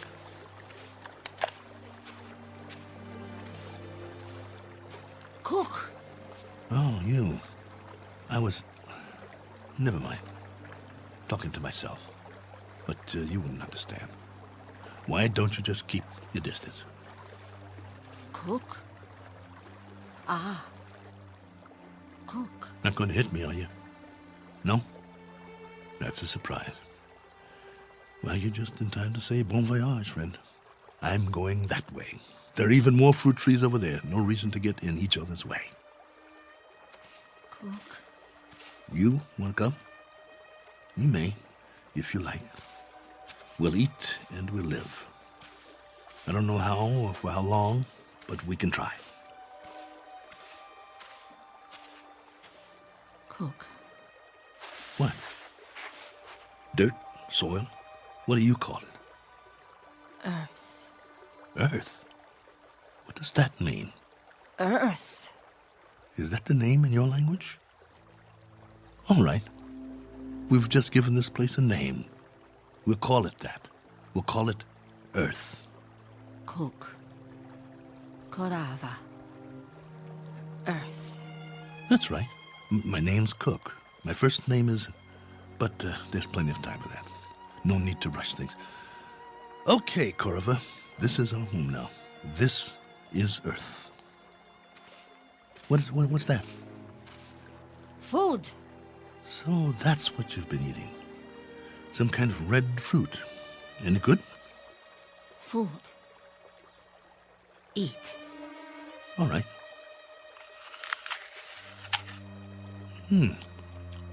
Not bad. We'll take some with us. If you think it's all right. Come on. I wanted to tell you something, but now I've forgotten. I guess we'll have plenty to talk about, though.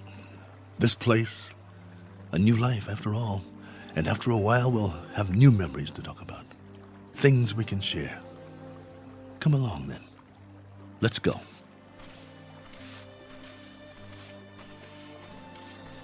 This fruit's all right. Any other life forms around? I hope not, for the moment.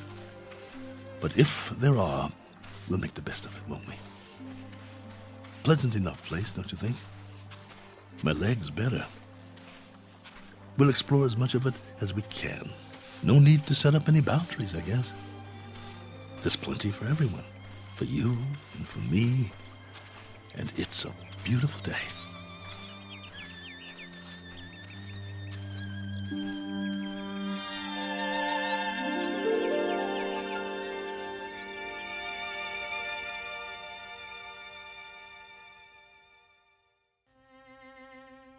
Do you know these people?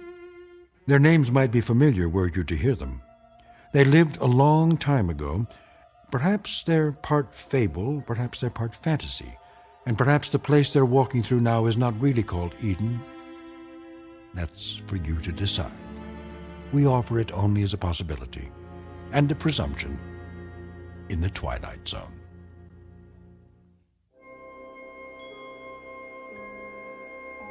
Hi, this is Carl Amari, producer of the Twilight Zone radio dramas. I'd like to take a moment to tell you about our official website at twilightzoneradio.com, where you'll get the latest news and information on these Twilight Zone radio dramas. Plus, at twilightzoneradio.com, you can digitally download 3 free episodes or any of our episodes for only $1.95 each. In this age of ever-changing technology, we've decided to make these episodes instantly available to you by making the Twilight Zone radio dramas a digital download-only series. This means that this series will no longer be offered on CD. The CD collections at our website are now being offered, while supplies last, at buy one, get one free. So be sure to get your favorites before they're sold out. Be sure to visit us often, and I'll see you in the zone.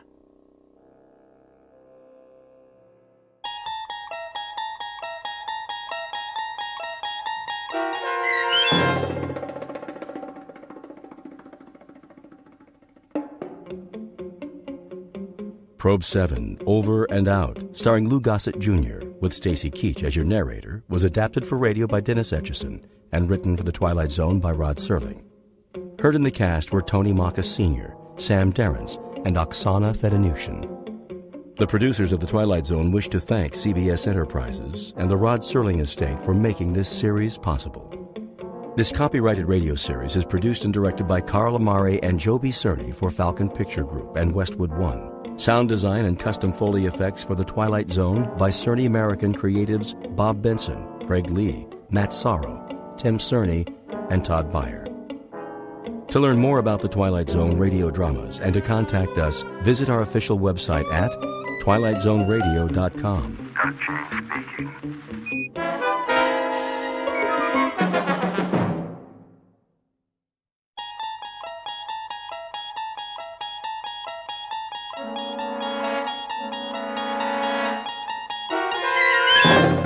You're traveling through another dimension. A dimension not only of sight and sound, but of mind.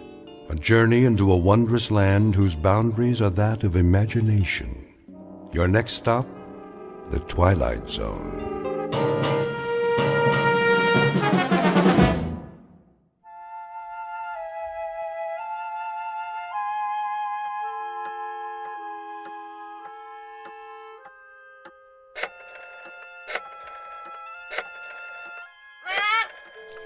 Yes, Pete, here's a nut for you. Now, don't bother me, if you please. I have work to do.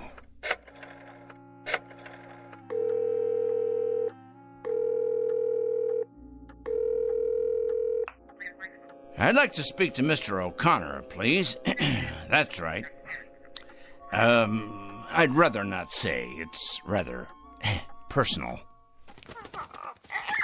That's it, Pete. Stay on your perch like a good bird. It's a boy. Is this Mr. O'Connor? Mr. O'Connor, I'll get right to the point. You have a young gentleman working for you in personnel. His name is Brewster. Alfred Brewster. Been with your firm about a year and a half. Well, I'll tell you what about it. The man is a communist. That's correct, a communist, with certain terrorist affiliations as well. Never mind who this is. Let's just say a concerned citizen, all right? What is of the essence is the character of one of your employees. I happen to know that this man, Brewster, is a subversive and a menace to our society. What am I suggesting? Why, I think it's obvious.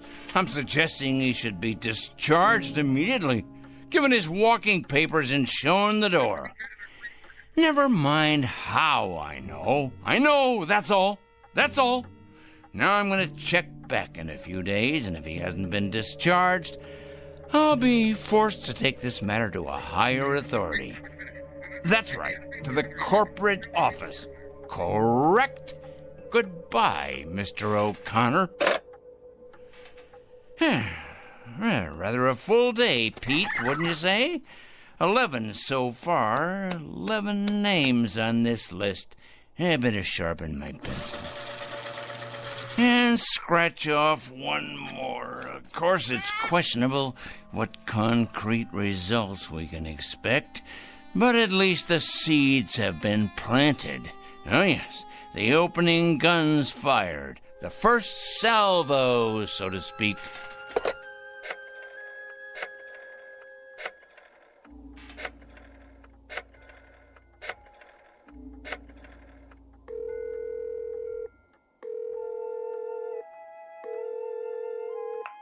Hello, Board of Education? Well, please connect me. Yes, I'd like to speak with the Superintendent of Schools, please. It's a personal call. No, I'm not at liberty to give my name. That's right, it's urgent.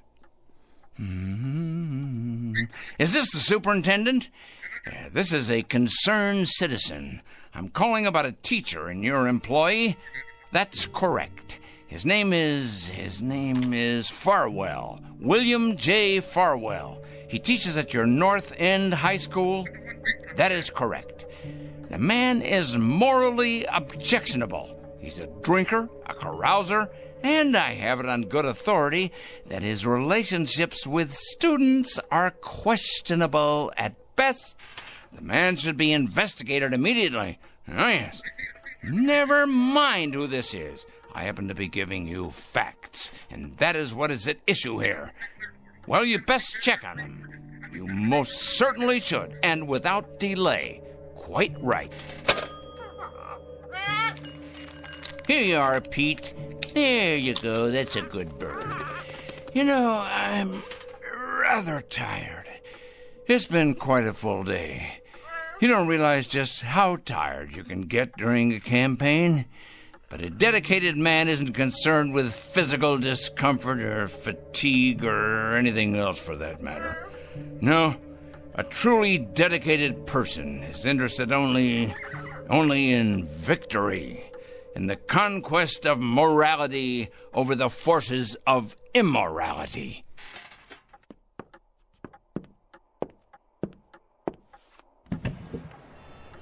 Hey, look at them out there, the dregs, carrion, leeches sucking us dry. Oh, yes, carrying evil around with them like infectious germs. We're gonna have to face it sooner or later. Huh? Phone calls are one thing. Threats and exposure is simply expedience. No, Peter, my friend, we're gonna have to embark on a much more ambitious course. Some major surgery, I think. The long scalpel, honed sharp and cutting deep. If the sickness is extensive, so must be the cure. And it must be today, Peter. It must be today, this afternoon. 4 o'clock. Oh, yes, that's when it will occur. Yes, we'll make it occur at 4 o'clock. At that moment, we will destroy evil. That is both my charge and my obligation, Peter, to destroy evil. And we shall do it at precisely 4 o'clock. I'm not sure of the method yet, but it'll come to me. Oh, yes, it'll come to me. Most assuredly, it will come to me. And it'll be a revelation, an epiphany. It will be the expiration of immorality everywhere, the exordium of the end. 4 o'clock, Peter. That's when we'll have it happen. Whatever it is. 4 o'clock, this very day.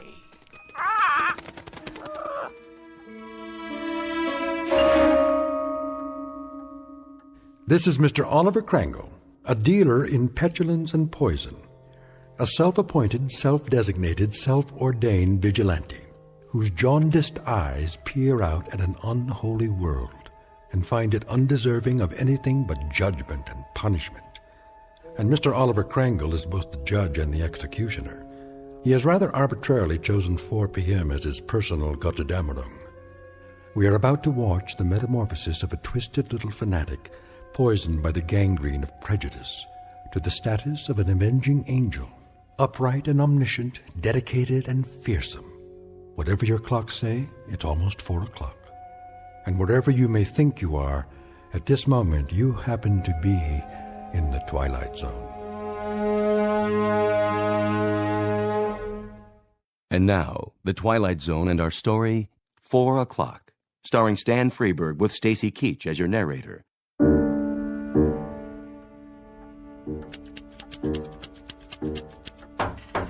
Yes? Mr. Krangle? What is it? Well, there's a special delivery for you. Just a minute.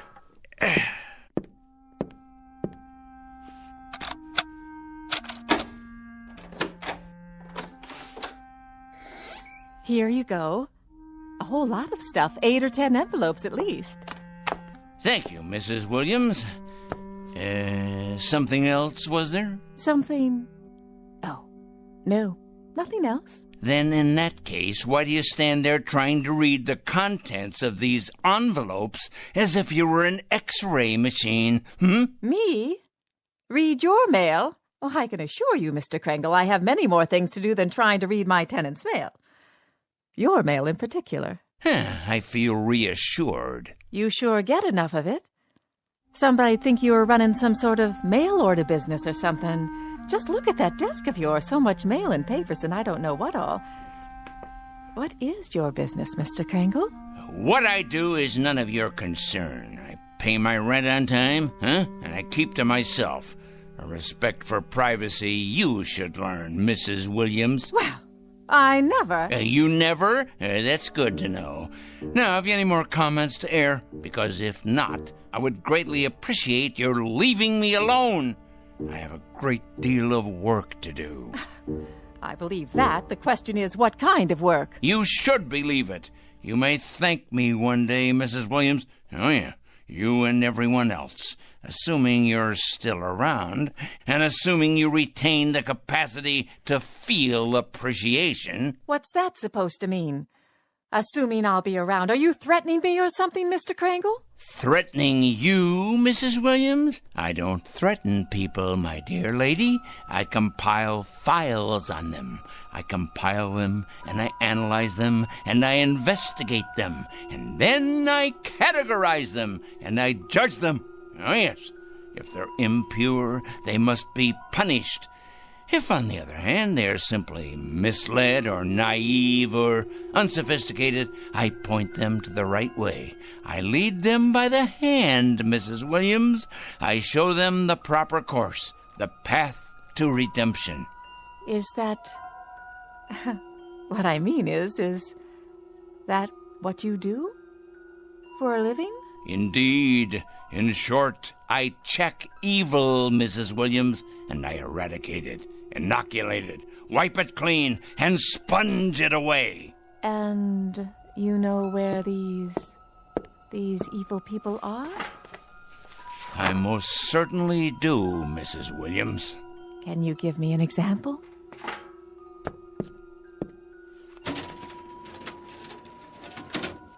How about this one? Mrs. Claire Williams, age 54, widow, formerly married to John Alistair Williams. Political affiliation? None. Husband's political affiliation? None. Evidence of subversion? None. Negative personality traits? Curiosity and ignorance. Of course, that's just a preliminary report, Mrs. Williams. The in-depth research is in the master file cabinet right over there. Well, aren't you the strange one? You ain't nothing if you're not a strange one. I'll be going now, Mr. Krangle. Had your nap, Pete? All rested up, are we? Well, that's a good young parrot.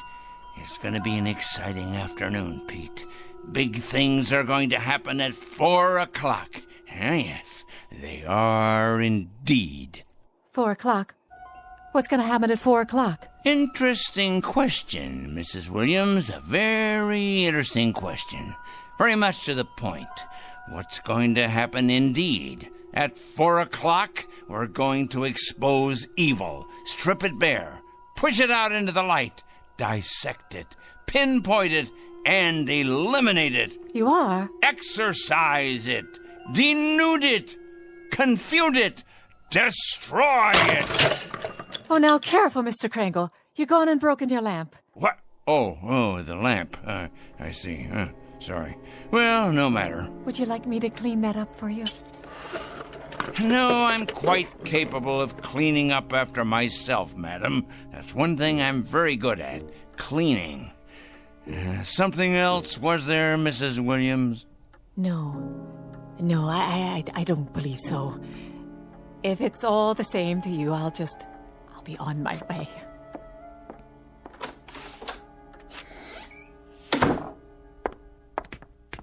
Saints preserve us. Excuse me. Oh, yes. I'm looking for a Mr. Krangle. I can't imagine why. I was told he lives in this building. Oh, he lives here, all right. There ain't no doubt about that. With a vengeance, he lives here right there at the top of the next landing. But if you ask me, young woman, you won't be going in there without police protection. Is that right? If you ask me, the man has a leak in his attic a mile wide. I ain't sure anymore that he's safe to have around.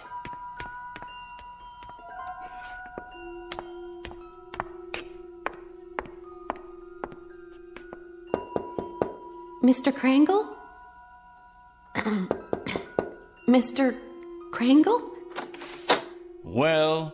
My name's... Who else is with you? Why, no one. Are you sure? Yes, quite sure. My name is Lucas. I wonder if I could speak with you for a moment. Lucas. Ah, yes, Lucas. Kurt J. age 27, intern, East Side Hospital. That's my husband. Is he indeed? Well now. Your husband, you say? Come in, please, come. Have a seat, by all means. Thank you. Now, what about your husband? Why, Mr. Krangle? Why what? Why are you trying to hurt him? Hurt? My dear lady. What has he ever done to you? To me? Why, nothing to me. That is, nothing personally. I don't know your husband, Mrs. Lucas. That is to say, I know of him. Oh, yes, I know of his background, but we've never met. He's a stranger to you then, isn't he? He's a perfect stranger. A stranger, yes, but not a perfect stranger, Mrs. Lucas. By no means. Your husband happens to be most imperfect. And when you perceive, quite correctly, that he's done nothing to me, at least not directly, I hasten to enlighten you. He nonetheless happens to have done a great deal against society. In what way? Ho, don't play dumb with me. Don't give me any of that naive stuff. My husband, for your information, Mr. Krangle, is a dedicated young doctor. A gentle, decent, fine human being. He has only one abiding interest in life, and that is to cure, to heal, to stop pain. And to kill. How can you say such a thing? Yeah, that's his other abiding interest, the one you've conveniently skipped. L-L-L-U-C Lucas. Here we go. I know his file well. Lucas Kurt J., M.D., second-year intern, East Side Hospital.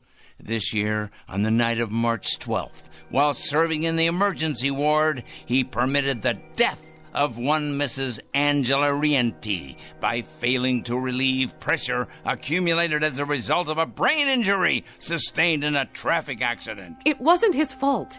It was too late. That's his only crime. He wasn't able to treat her because he was responsible for half the ward that night. And by the time he got to the woman, she was already dead. That's your interpretation. It's not an interpretation. It's a fact. It's exactly the way it happened. By the time he got to her, by the time she was put into his care, she'd already died. He should have gotten to her earlier. How could he? Do you know how many lives he saved that night? How many people he saves every day, every week? He did nothing to her. That's about the size of it, Mrs. Lucas. Miserable dereliction of duty, resulting in the untimely death of a woman who by rights should be alive today. These facts came to my attention, and I simply called them to the attention of the hospital supervisor, an institution, by the way, which I help to support through taxes. By what right? I must ask you, Mr. Krangle, excuse me, but by what right do you presume to pass judgment on my husband? You're not even a medical man. Why, you weren't even there that night. You don't know anything about it. And yet you write your letters to the hospital, dozens of nasty letters accusing my husband of being a murderer. Why, you wretched, small-minded... Enough, Mrs. Lucas. That will be quite enough. I've suffered your presence here, but I'm not required to tolerate your abusiveness, although I don't wonder you're the type of woman you are. Oh, and what type is that? You're obviously greatly attracted to your husband, and there's no secret that birds of a feather, well, you know the rest. I think I catch your implication, Mr. Krangle, and you're over the line. Way over the line. You're as cracked as that lamp of yours. Tell me, has the hospital discharged your husband yet? Discharged? That's right. Let him go. Cashiered him out. Eradicated him from the payroll. Given him the sack. I've been expecting it momentarily. They have not, Mr. Krangle. They have done no such thing.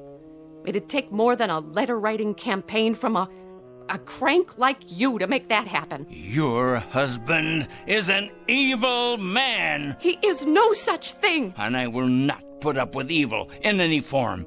And I will not stand by and allow an injustice like this. Of all the presumptuous, wrong-headed... I'm sorry, Mrs. Lucas. I haven't any more time. Why, look at the hour. It's 3 o'clock already. I got things to do. Many more important things to do, thank you. Today's mail, for instance. You'd probably be interested in these. They're cases not unlike your husband's. Communists, subversives, thieves, harlots, but all made out of the same metal. Evil, Mrs. Lucas. All of them evil. And I will not countenance evil. I am absolutely incapable of countenancing it. You're probably unaware of it, Mr. Krangle, but my husband is a very sensitive man. Oh, please, spare me. Your letters have had an effect on him, if on no one else so far. The people at the hospital tell him to ignore the letters, forget about them, but they're tearing him up inside. They're killing him. His confidence in himself, his ability to concentrate and work. You see, he's like a lot of doctors, Mr. Krangle. He cares. He cares very deeply. So, you see, you really have been quite successful after all. I imagine you've been equally successful with other people, too. Mm-hmm. There's too much sanity still left out there for you to have succeeded in having them all fired. Mm-hmm. But you must be hurting them. Those men and women, hurting them desperately, as you've hurt my husband. So you've really accomplished a great deal. Yep.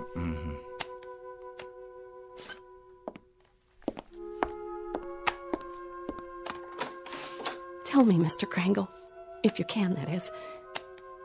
Why? What's that? Why do you do it? I really need to understand. Why? You ask me why? Why? Because they're evil. That's it precisely. Nothing too complicated about that, is there? They're evil, plain and simple. Here, take a look out the window. All those little bugs down there, you see? Bacteria. That's what they are. That's what your husband is. All those little... That's it. That's precisely it. What is? That's what I'll do. I've finally gotten the clue. I said little, you understand? That's what I'll do. I'll turn all the evil people into little ones, understand? I'll make all the evil people, let's see, 3 feet. No, 2 feet. 2 feet tall, that's it. At 4 o'clock this afternoon, at precisely 4 o'clock, every evil man and woman will become a mere 2 feet tall. A revelation, an absolute revelation. Peter, my lad, did you hear what I come up with? Did you? That's it. Do you see the beauty of it, Pete? That's it. It's brilliant, absolutely brilliant. 2 feet tall, Pete. 2 feet tall.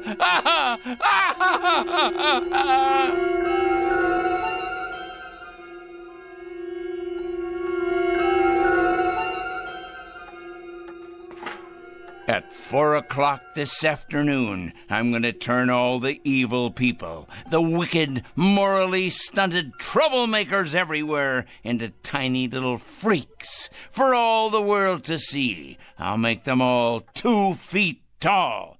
2 feet tall, I say. Yes, it'll be better than if they wore badges on their clothing. Impossible for them to hide the purest form of poetic justice. Evil will be made an object of universal scorn, laughter, humiliation. Yes, you're not. You're hungry, aren't you, Pete? Here you go, boy. I won myself. We must be strong, the two of us. Strong for what's about to happen.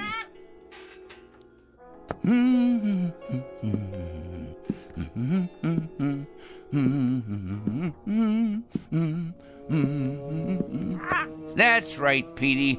10 minutes past 3. It won't be long now. Yes, a peanut. Here you are. That's a good, strong boy. I'll bet you could crack open just about anything with that great big beak of yours, couldn't you? Yes, you could. I'm sure you could.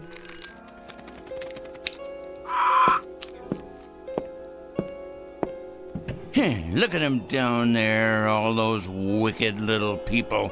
They don't know just how little yet. No, of course not. But they will. They will. It's their day of judgment. Oh, yes. Time to finish our preparations, Pete. There's much to do. Less than 50 minutes left now. Must be sure all our pencils are sharp. We have a great many names to cross off the list. Cross off the list. Soon now. Very soon. Yes. Oliver Kringle? Come in. Yes, I'm Oliver Kringle. I'm the one who called. Yes, sir. Agent Luther Hall, Mr. Kringle, Federal Bureau of Investigation. Our office received a call. Indeed, yes. I placed the call and asked you to come. I felt it was my civic duty. Can I get you a cup of coffee or something? No, thank you. Now, Mr. Kringle, you told the office that you had some sort of list, proof of criminal activity, and that today would be a day of reckoning. What exactly did you mean by it? Sit down, please. Yes, there's plenty of time. We have more than 45 minutes before it happens. Before what happens, Mr. Kringle? That's the point. That's the whole point. That's why I called you here. And why is that? I felt the FBI should know. I also called the police and the fire department. I even got a call into Washington. Oh, yes. Although the latter message probably won't go all the way to the top. It's my understanding that the Reds are in complete control in Washington now. I imagine they've taken over the switchboards, too. The Reds, Mr. Kringle. Oh, yes, indeed, the Reds. It's a complete conspiracy, you know, Mr. Hall. All the evil people are banding together now, all the subversives, the commies, the terrorists, the thieves of the American dream. It's a total, absolute, worldwide conspiracy. You said on the phone that you had a plan of some sort. Oh, my, yes. It all takes place at 4 o'clock. I thought you people ought to know because, well, you'll have your hands full. Our hands? Picking up all the guilty parties. Oh, yes. You see, Agent Hall, I've spent a good many years doing this kind of work. Just look at all those file cabinets there. Years of dedication to the cause. I've made a study of evil. Oh, yes, indeed. A complete study of it. I cut out newspaper clippings. I listen to the radio and watch television. I follow every major court case that's going on. I compile a completely airtight list of charges against all of them, the evil people. What do you do with them, Mr. Kringle? Do with them? I follow through, of course. I follow them through to their conclusion. I write letters to employers. I make phone calls late at night. Oh, they hate that. Oh, yes. It's one of the most effective methods, as you probably know. Calling those terrible people late at night. The later, the better.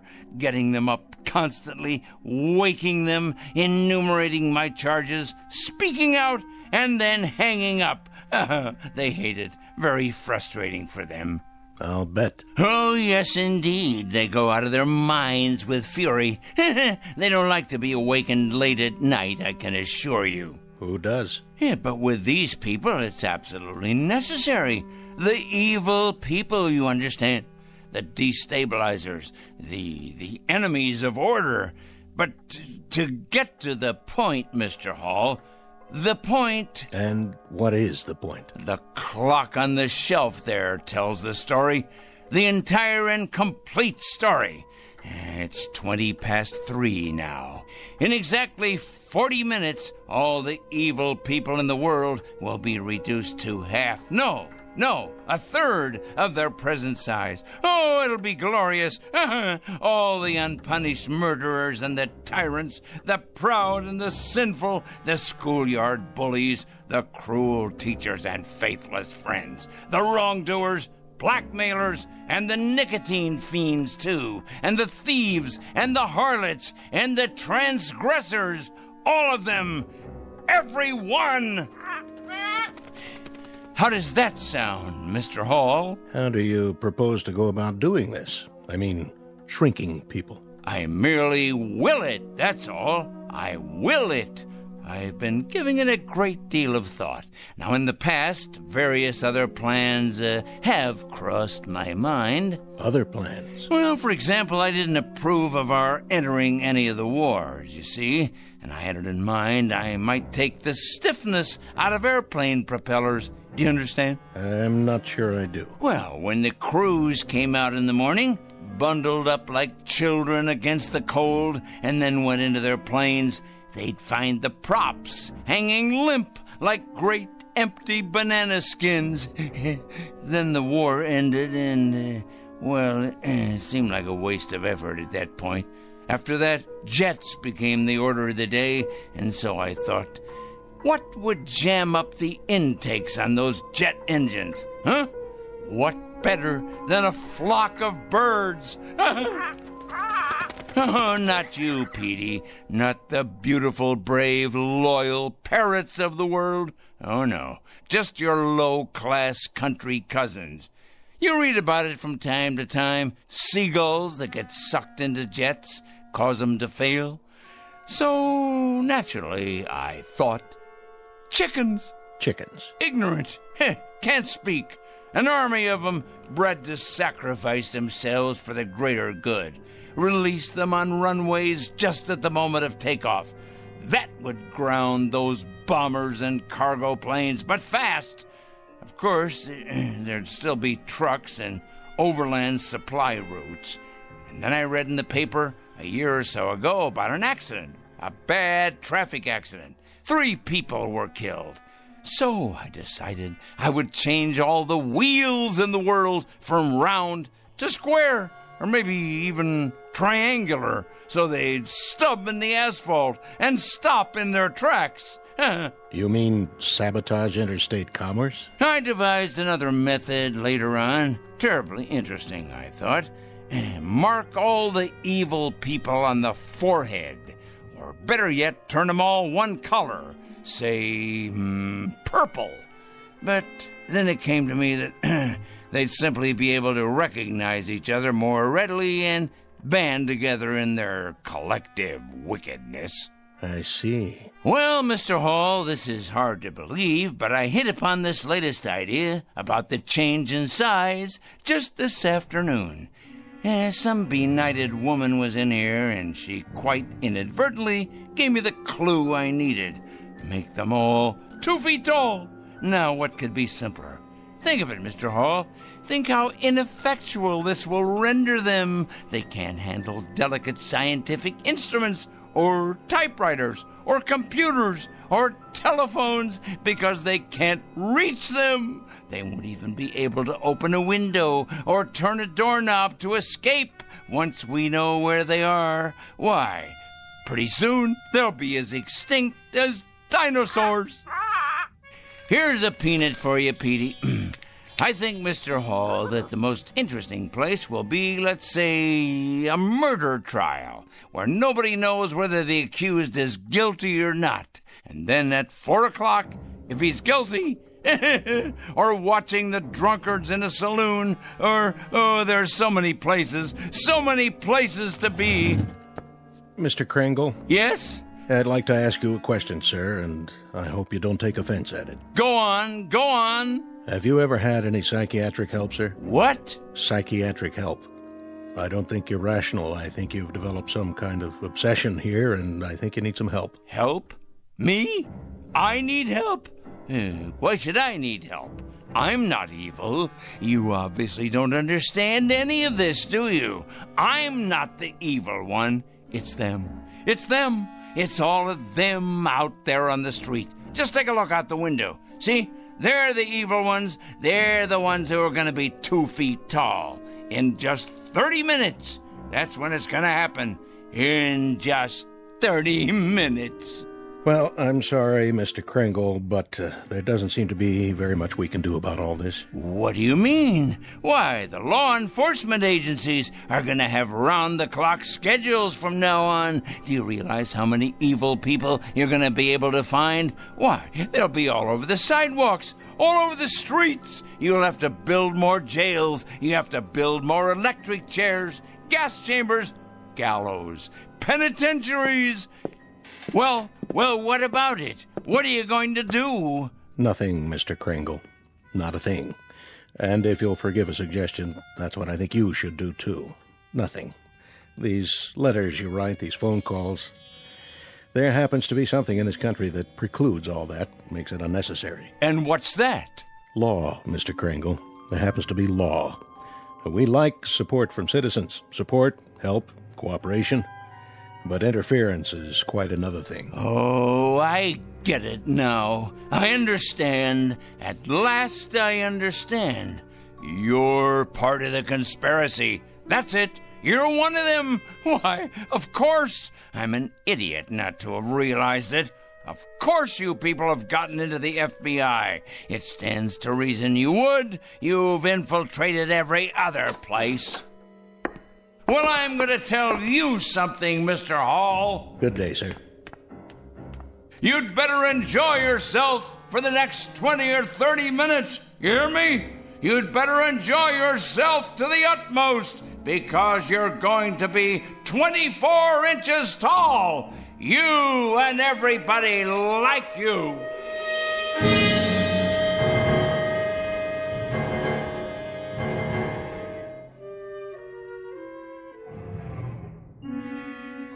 All the evil people, everyone, you'll see.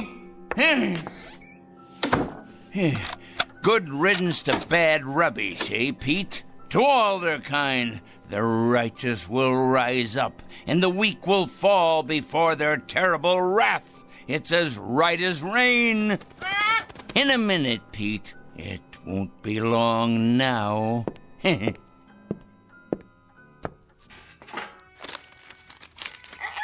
Yes, here's your nut. It won't be long now at all. We must have everything in order, all our pencils sharpened, weapons that are truly mightier than the sword. And our desk, we must have lots and lots of clean paper to make another list of the newly exposed. Their corruption on display for all the world to see. I wonder what they'll look like down there on the streets, on all the streets everywhere. Oh, what a glorious sight it's going to be. So many people. Think of it. Fat ones, thin ones, the young and the old, suddenly grown too small for their clothing, which of course will no longer fit them. It simply won't fit them at all. Like the toads and the cretins they are. Someone should follow along behind and collect it in trucks, boil it in hot water, decontaminate it, and then redistribute it to the rest of us. Think of that, Pete. New suits, trousers, neckties, formal wear, tuxedos, this and casual wear of every style. Oh, yes, it shouldn't go to waste. Think of how much money could be made in resale centers across the land. Money to finance a whole new campaign. Why, Pete, we could open a chain of clothing stores. All we need is a fleet of trucks to gather it up. Ours for the taking. But alas, it's too late to organize any of that now. Oh, if only I'd planned ahead. Well, the least I can do is alert the media. Yes, that's the responsible thing to do. I wonder if they have any idea at all about what's to take place. And at this hour, the Dow Jones is down 14 points. Raging fire now under control in upstate. The White House press secretary announced a peace plan today. 4-car pileup on the bridge. Motorists are advised to use alternate routes. Come on down to Crazy Joey's Fashion Warehouse. We've got sportswear, clothes for the workplace, back-to-school duds, all at out-of-this-world prices. You'll think you've died and gone to heaven because my name's Joey, and I'm crazy. Another lost opportunity, Pete. But that man doesn't know how soon he'll be out of business. He has no idea, does he? No idea at all. We better check the television news while we're at it. We'll have the weather for you coming right up after this. The very vegger slices, it dices, it turns out finger-licking julienne potatoes. Okay, now tell us about your new book, 101 Ways to Profit from Armageddon. Amateurs. Pete, what to do? What to do? Of course I can send out press releases taking credit for all that I've done after the fact. If only I had more time. More time! Still, we'll have to alert them as best we can.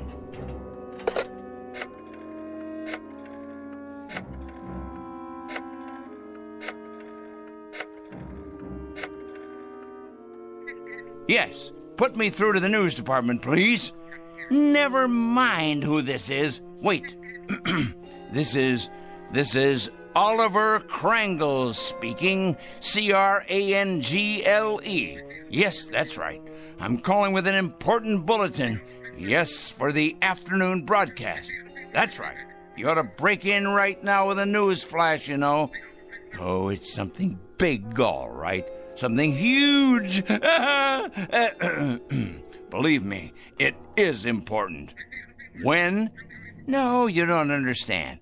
It hasn't happened yet, but your viewers will still want to know when it does happen. Otherwise, there'll be chaos in the city. In fact, this should go on the national broadcast, coast to coast. What is it?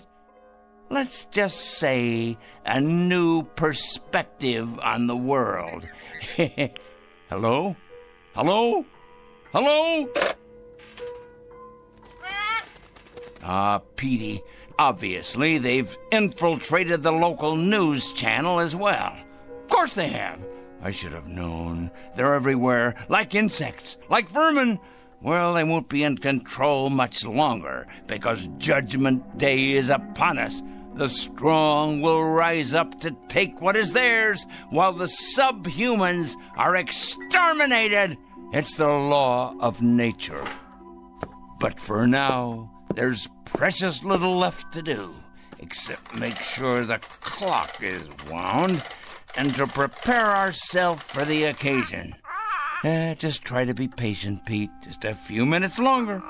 Wait with me, and you'll see that it's all been worth it. I promise. But first, not befitting a man of my stature, the reporters will swarm up the stairs here, wanting interviews. And there'll be photographers, of course, with their news cameras. Let's see here. What do you think, Petey? Perhaps a clean shirt and tie? My best shoes. I have to pass muster here. Meanwhile, you preen your feathers, my boy, and get ready to meet the press.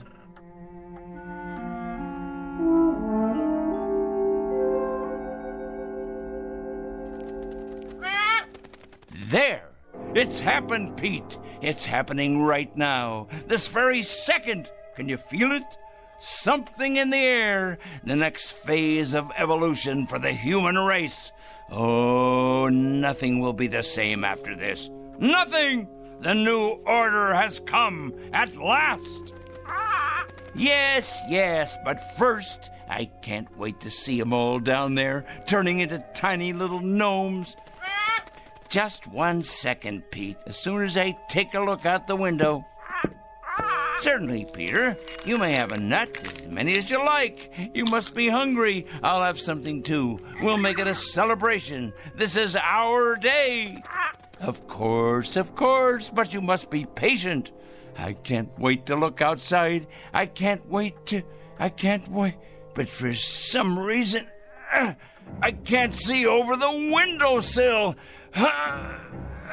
How can that be? I can't even reach the bowl of peanuts. I know you're hungry, but somehow it's just out of my reach. What? Unless someone has moved it, put it in a very high place, but that would have to be someone very tall. Someone very, very tall.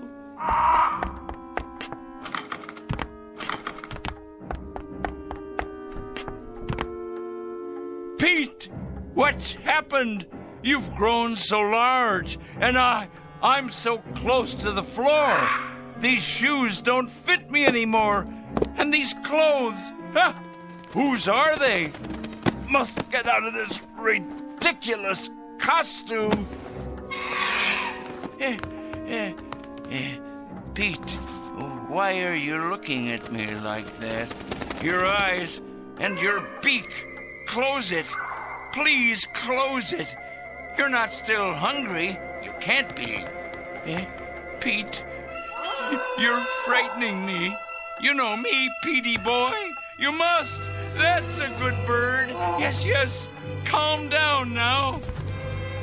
No, Pete, no. Get away. Let me get out of here. I can't reach the door now. The locks. Let me out. No!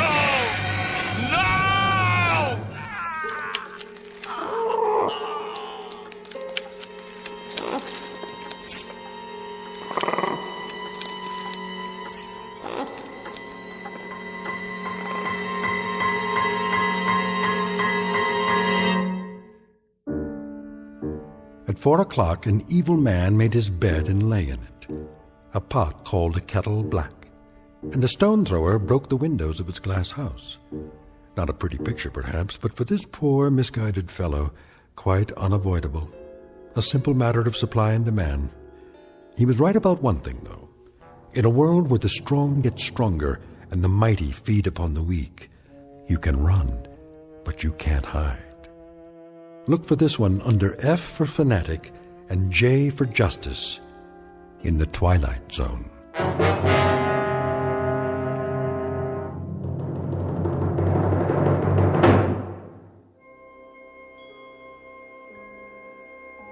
Hi, this is Carl Amari, producer of the Twilight Zone radio dramas. I'd like to take a moment to tell you about our official website at twilightzoneradio.com, where you'll get the latest news and information on these Twilight Zone radio dramas. Plus, at twilightzoneradio.com, you can digitally download 3 free episodes or any of our episodes for only $1.95 each. In this age of ever-changing technology, we've decided to make these episodes instantly available to you by making the Twilight Zone radio dramas a digital download-only series. This means that this series will no longer be offered on CD. The CD collections at our website are now being offered while supplies last at buy one, get one free. So be sure to get your favorites before they're sold out. Be sure to visit us often, and I'll see you in the zone.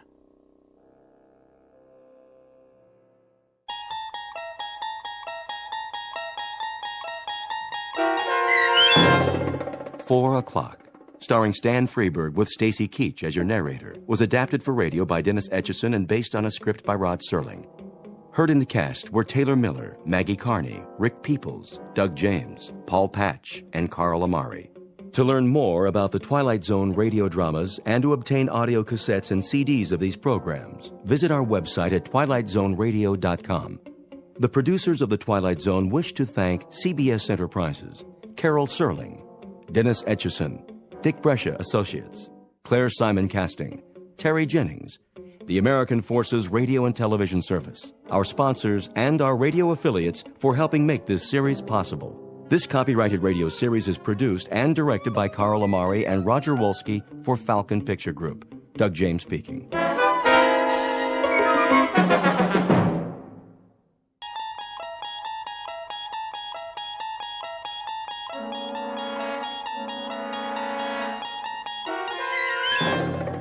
You unlock this door with the key of imagination. Beyond it is another dimension, a dimension of sound, a dimension of sight, a dimension of mind.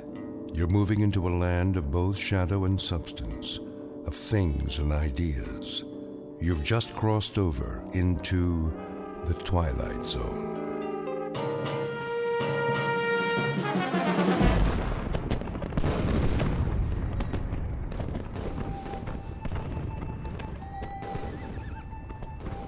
The date is Tuesday, September 11th, 1864. We are encamped outside Atlanta, and the destruction goes on. I know not what history will make of this conflagration, but I have witnessed it at close range. I feel it my duty to set down these observations before the prism of time colors them in a different light.